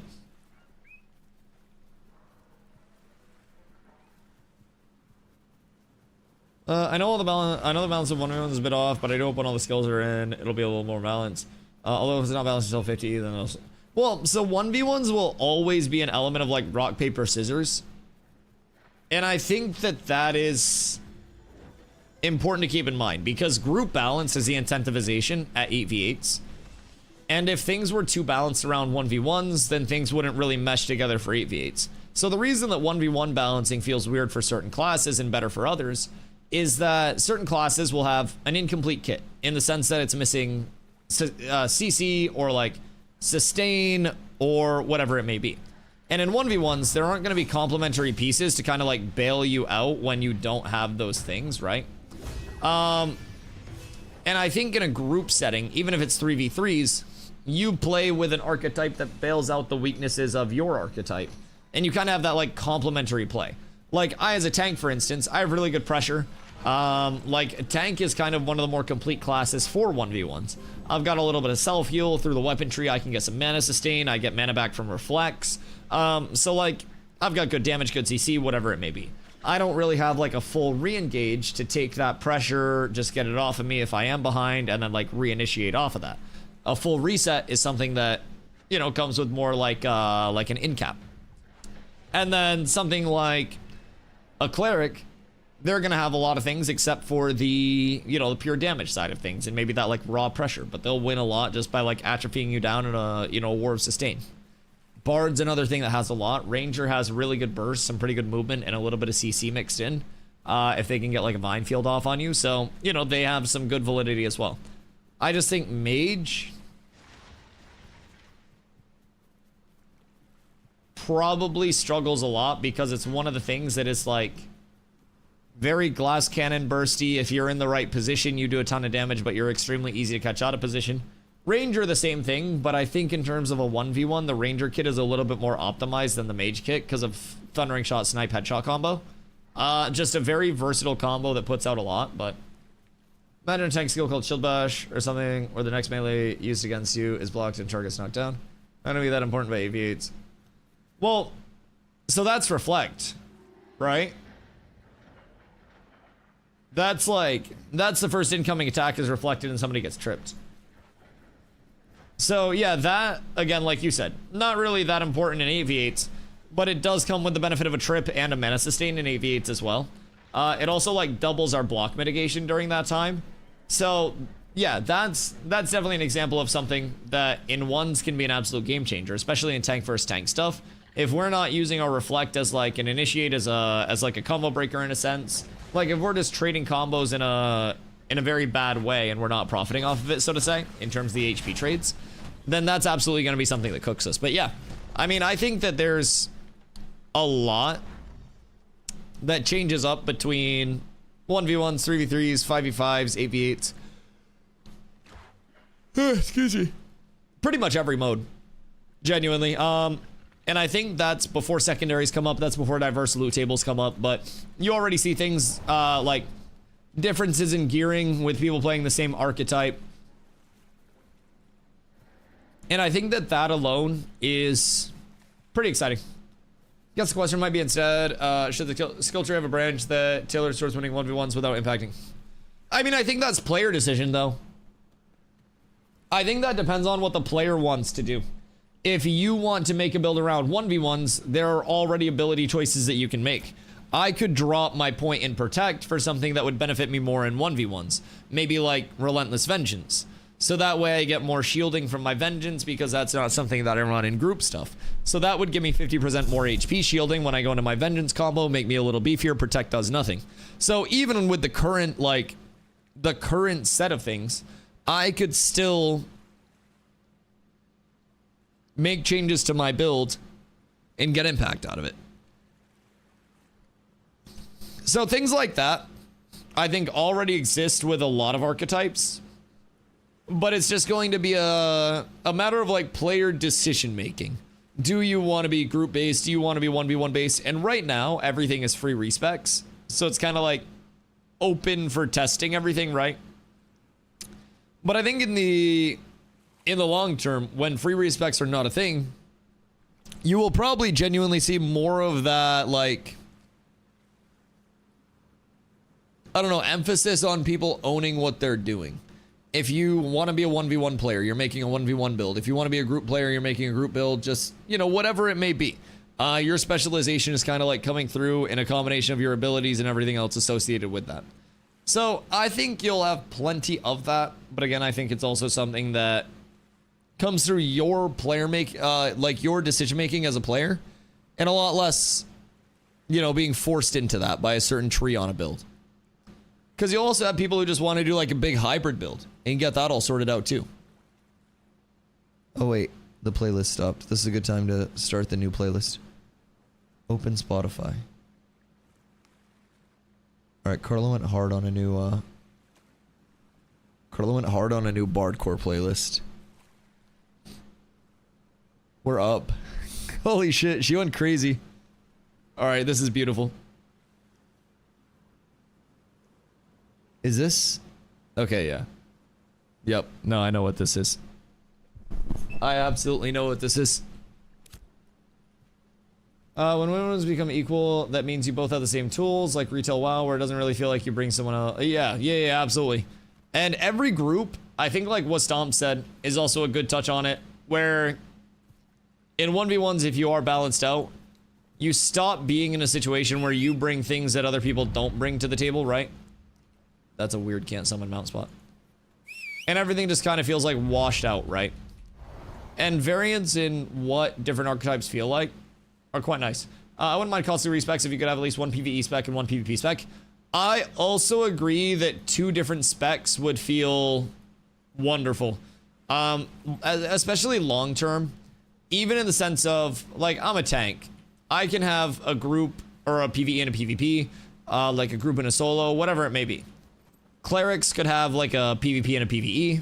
Bards are going to have a fuckload of spec variations.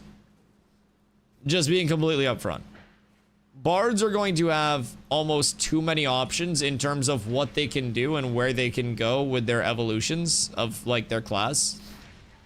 And I think expecting them to be able to do that while having a constant gold sink is probably going to be pretty rough. Top end content might be much harder to do if you want to be able to... Yeah, I absolutely agree. I absolutely agree. And depending on how much of a gold sink respecking is, if there's a cooldown with it, like whatever you may have, right? I think that some form of being able to swap between 2 classes could be massive. It could be scaling respecking. Yeah, kind of like a WoW where it's like increasing gold each time. Because you will also be able to change your secondary. But it will be with friction. Like, you're going to have to work for the input of doing that, right? So, I think that's important to remember as well. Everything will be under your control, but you're also going to have some input for whatever you want to do. But dual specking could be nice. I think that, honestly, taking a page out of WoW's book and just maybe going the route of dual specking for a very, very, very expensive, like, you know, expensive one-time cost to unlock the opportunity to save 2 builds could probably be a massive step. Personally, I like respecking often, so I wouldn't like it. Yeah, if you like respecking often, you could also just tough it out with one thing. Like, I think if they did it WoW style, where you could purchase the option for, like, a secondary spec, and only one, right? But it's a massive one-time cost, like fucking the 3/4 gold cap or something. And you save up for that, you buy the secondary spec, and then you can save 2 abilities, swap back and forth between them freely. It saves your abilities, like your bars and stuff like that. But I do also think, like Douglas just said, risk reward coming in through something as simple as respecking frequently is pretty cool. Risk reward is one of the core tenets of Ashes, and really, I think it's going to be one of those things that is quite literally omnipresent in our gameplay loop. So I'm spending like 250 gold a week and going between pushing rank and raiding on my druid. I love dual spec. I was a paladin. I like tanking, but I also like playing the game when I'm not tanking. And dual spec allowed me to do that. It was absolutely wonderful. If I needed a break from something, I could get that break. I could do pretty much whatever I wanted to do whenever I wanted to do it. And it was awesome. I really, really, really loved that. I think they kind of want you to make choices where they matter, but no choice at all just feels bad and is no fun. 2 specs total, 1 PvP, 1 PvE is a good compromise. Well, I also think if they go 2 specs, like 2 pages in general, then there wouldn't be any guarantee that one's PvE, one's PvP. It would just be a dual spec system, right? And I don't think giving everybody a dual spec is necessarily like... Because keep in mind, mages will probably use it a little bit less. Granted, once ranks are in and there's more customization to abilities, I think everybody would get utilization out of it, right? But I do also like the idea of it still being a gold sync. If everybody has 2 specs and they're intending for that to be a gold sync, then you're not going to get much of a sync if everybody just gets 2 specs off rip. But if it's something where people have to save up, you know, for that in terms of like a long-term save into a one-time purchase, then that's still going to be a massive gold sync, and it's going to be for convenience of the player. So that's nice. Intrepid says they want your choices to be weighted. I don't see a second page for skills. If we don't get fast travel, I don't see 2 specs. See, that's the thing. It's just different levels of like quality of life and immersion. And I think we would be more likely to see dual spec than to see fast travel, especially with some archetypes being entirely dependent on being able to fulfill multiple roles to be in like, you know, an overly functional sense, so to say. But I definitely think, I don't know. I definitely think there's not a lot of necessary quality of life in something like that. Respec. Oh, you're not going to be able to respec for free on the fly. Yeah, no, respecs are going to have friction with them in the long term. So, just something to keep in mind there. Thought they already said there'd be limited fast travel. So, in a sense, yes, quote unquote limited fast travel. But basically the like limited fast travel that we're going to have, a fully upgraded Metropolis node will have a portal to its vassal nodes, one-way portal, not a two-way portal, and then multiple scientific Metropolis nodes, scientific Metropolises. Those will have an airship that goes between them, where it's not like a fast travel, so to say, but it is a like safer travel. Now, neither of those are in yet because Metropolis level nodes are not in yet, or the highest tier node, whatever it may be. Those are not in quite yet. So when those are in, we'll get more implementation and like testing around those. But there will also, I guess, be like the family teleport system. But that's also not going to be something that's just like use it all the time, teleport everywhere, no matter what type thing. That'll also be much more of a very limited form of any travel. So I guess in a sense, like limited fast travel, yes, but nothing that's like a reliable and consistent form of fast travel, in my opinion. Nothing that we've seen anyways. So it could always change. I don't necessarily think that it is likely to, but are you gonna buy 3 different dual specs in the cash shop? Yes, and each of those dual specs could be simultaneously active, like with all of the skill points together if you bought the super premium dual spec also in the cash shop, but for 50% more. Yes, yes, yes, yes, yes. That is a good compoc. I almost forgot about that. Also, don't forget to get a couple Fortnite skins. On your Fortnite skin checkout, you can also opt in for some Ashes V-Bucks as well. That'll get you 10% off on your next Ashes purchase. Power tokens are going on sale this upcoming weekend, so. Exclamation alert, trying to come up with a new Stellaris Empire to play till Phase 3. Taking ideas for the type of empire from any sci-fi genre.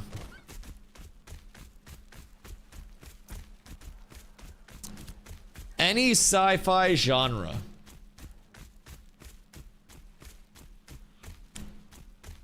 Does it have to be sci-fi?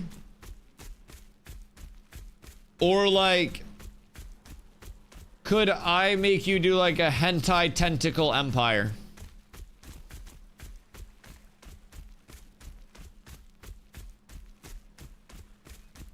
Because I feel like your invasions would be very like Some people would be like, oh no. And then some people would be like, oh no. And it would be like two different types, right? Like you may be able to garner a lot of support simply from the hentai tentacle empire. There are races with tentacles. You know what to do. Hentai tentacle empire on 3. Free love race? Listen, man. They can love whoever they want. But these tentacles are gonna do some things. And all's fair in love and war. And you don't want to know how deep it has to be to go unfair. The HTE on top. HTEOT on 3, boys. My goodness gracious, we've already got the propaganda sorted. They can't stop us. We're too far up to see the ground. We're so far up, boys. We're up tremendous. Oh my goodness gracious. What conversation did I just walk into?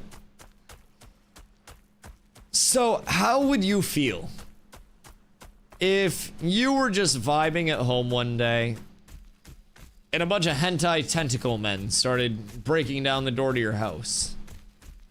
Would you be A, scared, B, aroused, C, both? I feel like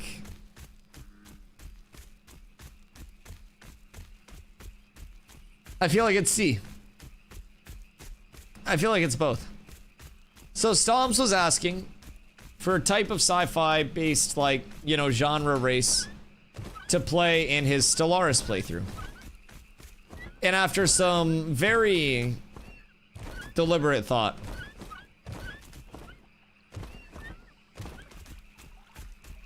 I told him Hentai Tentacle Empire, the HTE.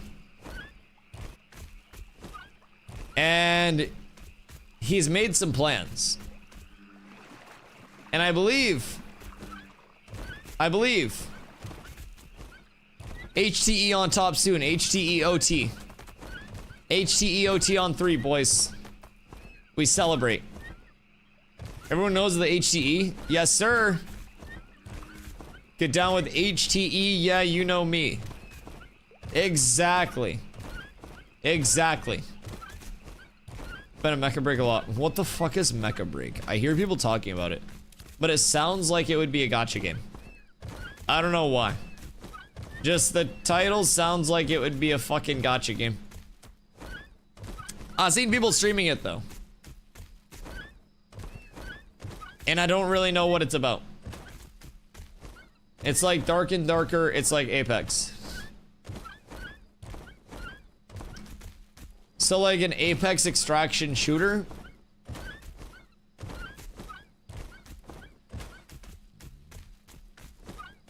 Wait, so like, was that the one? Who developed that? Because there was an extraction shooter that came out relatively recently that was absolute shit. It looked awful. It was like Apex without any of the good of Apex. It looked clunky, it looked slow, gunplay looked bad. Was that Mecha Break or was that a different one? But I feel like it was from a major developer. I feel like that may have been a different one. Mecha Break is so smooth. Okay, probably not Mecha Break then. Probably not Mecha Break if Mecha Break is regarded as smooth. If I had the wager a gander. I guess it could have been and they could have just like flipped it around, but... See, AOC downtime game of the month. There is no downtime. It's PTR on downtime days, baby. The downtime days are more important than the uptime days. This sounds weird to say, but I can't wait for the servers to go down so they bring the PTR up. Like Tuesday, Wednesdays are the most hyped times of the week now until the 14th. Because on the 14th, also, Pock, you asked if I was a lumberjack. I fell off the wagon when I went to Iceland and didn't get it up to journeyman, but I will be lumberjacking, lumber milling again next phase. I'm not on PTR yet. Everybody has PTR access now, which is great. So in terms of PTR, they opened up the access to all playtesters on July 1st. So as long as you have access to this environment, you have access to the PTR. Still visually NDA'd, they didn't take that off, so you can't share any visuals from it. But basically, it's going to be active like Tuesday, Wednesdays until July 14th. And then on July 14th until August 3rd, it opens up for 24/7 accessibility. So basically, a lot of people are going to be over on the PTR. A lot. I need to make a tune. I thought it couldn't be shown on stream, so I assumed wrong. No, so basically, like, you can't show it on stream. It's visually NDA'd. I stream it, but I don't show the visuals. I show a VOD running in the background, muted, so that way we can have the audio of the PTR, which is confirmed okay. And then we talk about what we're doing and kind of like go through it that way. So that's kind of like the route that we've been on with it. It's been able to get us a lot of information out extremely quickly, which is good.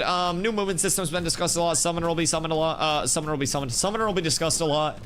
But I would highly recommend checking out the PTR if you haven't.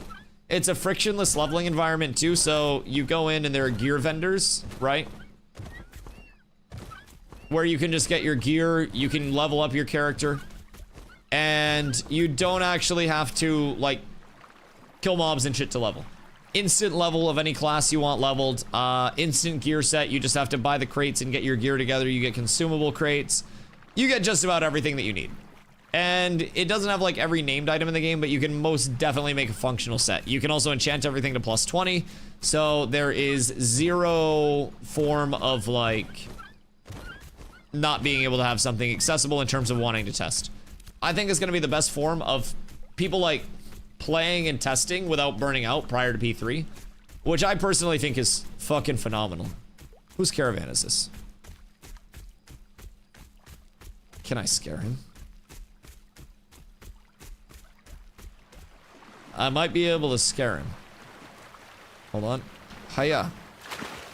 Well, that didn't work. Oh.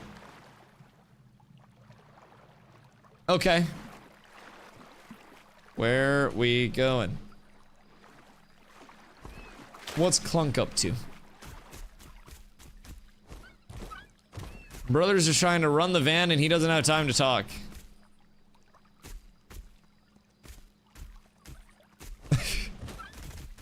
Okay, that's fine.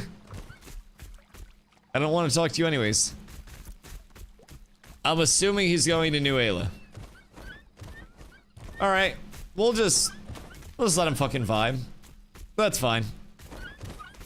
I wouldn't want to talk to me either. I'm a dick. It's perfectly okay.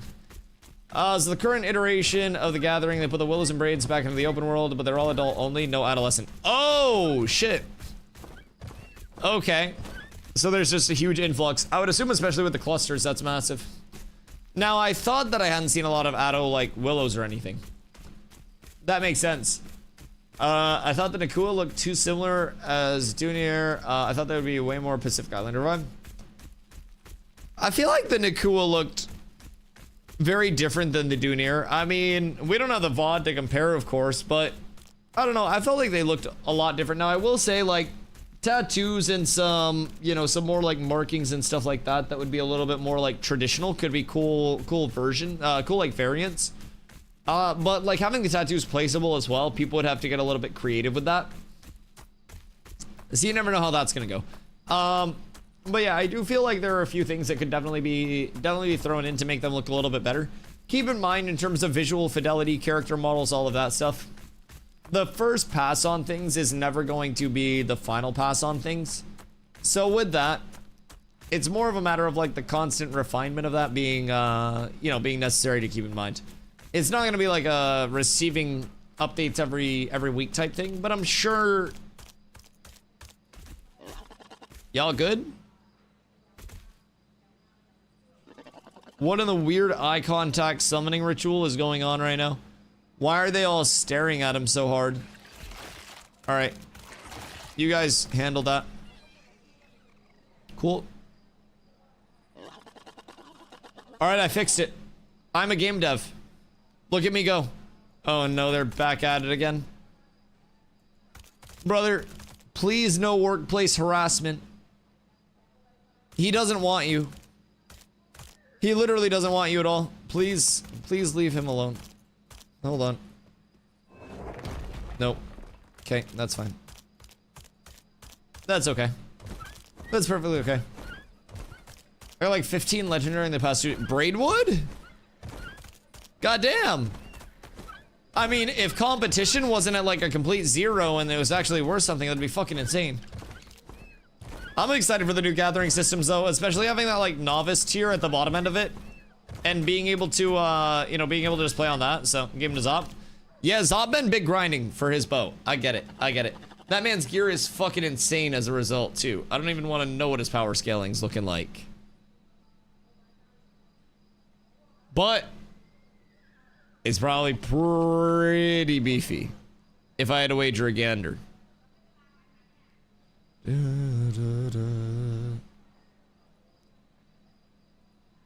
Alright, boys. So tomorrow. It's gonna be a beach day, by the way. Chat, I might come back in a lot of pain. I might come back in a lot of fucking pain. The beach is always extremely dangerous for my people. And I'm scared for my life. Yo, 70, what up, goat? I'm getting ready to send a raid out, brother. Been, well, just under 10 hours today. Got on right at 2. And gotta get up early tomorrow as well. Gotta go to the beach. I'm getting, excuse me. I'm getting all of my, like, outsiding done. And all of my time away from stream. Not, like, time away from stream, because I still stream like crazy, right? But, I'm getting all of my, like, outsiding done before August hits. So that way when P3 hits, we just degen pump, brother. I can't fucking wait. So, that's the big goal, but big grind today. Got another piece of the gear that I wanted for my BIS. I got some PvP reps in, as always. A lot to learn for the community still, myself included. So, we just trying to improve more. But boys, if it's your first day here, I appreciate y'all coming through. My name is Dusty. I do stream every single day starting around 2 p.m. EST. Tomorrow, I may be slightly late as I am going to the beach with my family. It's the last day of my mom's work vacation, so we're gonna have some fun for it. But I will be back on tomorrow afternoon. We'll be streaming until I go to bed, as we always do. And that will be day 738 in a row. So if it's your first day here, make sure you drop the follow so you don't miss any of the daily streams. I have streamed over 2 years in a row consecutively now, and it's not stopping anytime soon. So you'll be getting Ash's content every single day until the game launches, and beyond that, thanks to the PTR access. P3 access coming on August 4th, 24/7 as well. And beyond that, it just keeps growing and just keeps going. So once again, drop the follow if you guys haven't already, so you don't miss any of the streams. I will be back again tomorrow. More reps on Basilisk and Tunic because it just doesn't exist. It doesn't drop. And hopefully trying to get my last piece all sorted out. More PvP reps, especially a lot of group-based stuff. We need to try to get that all sorted out. Try to get that rolling. Trying to get momentum going. But boys, it has been a banger stream. An absolute pleasure. It's been chaotic since we've been back as well, trying to get all settled in. But boys, a long one and a fun one. So, I'm gonna get some food, I'm gonna chill out for the night, and I will catch you all tomorrow for another absolute banger of a stream. I love y'all. I appreciate y'all.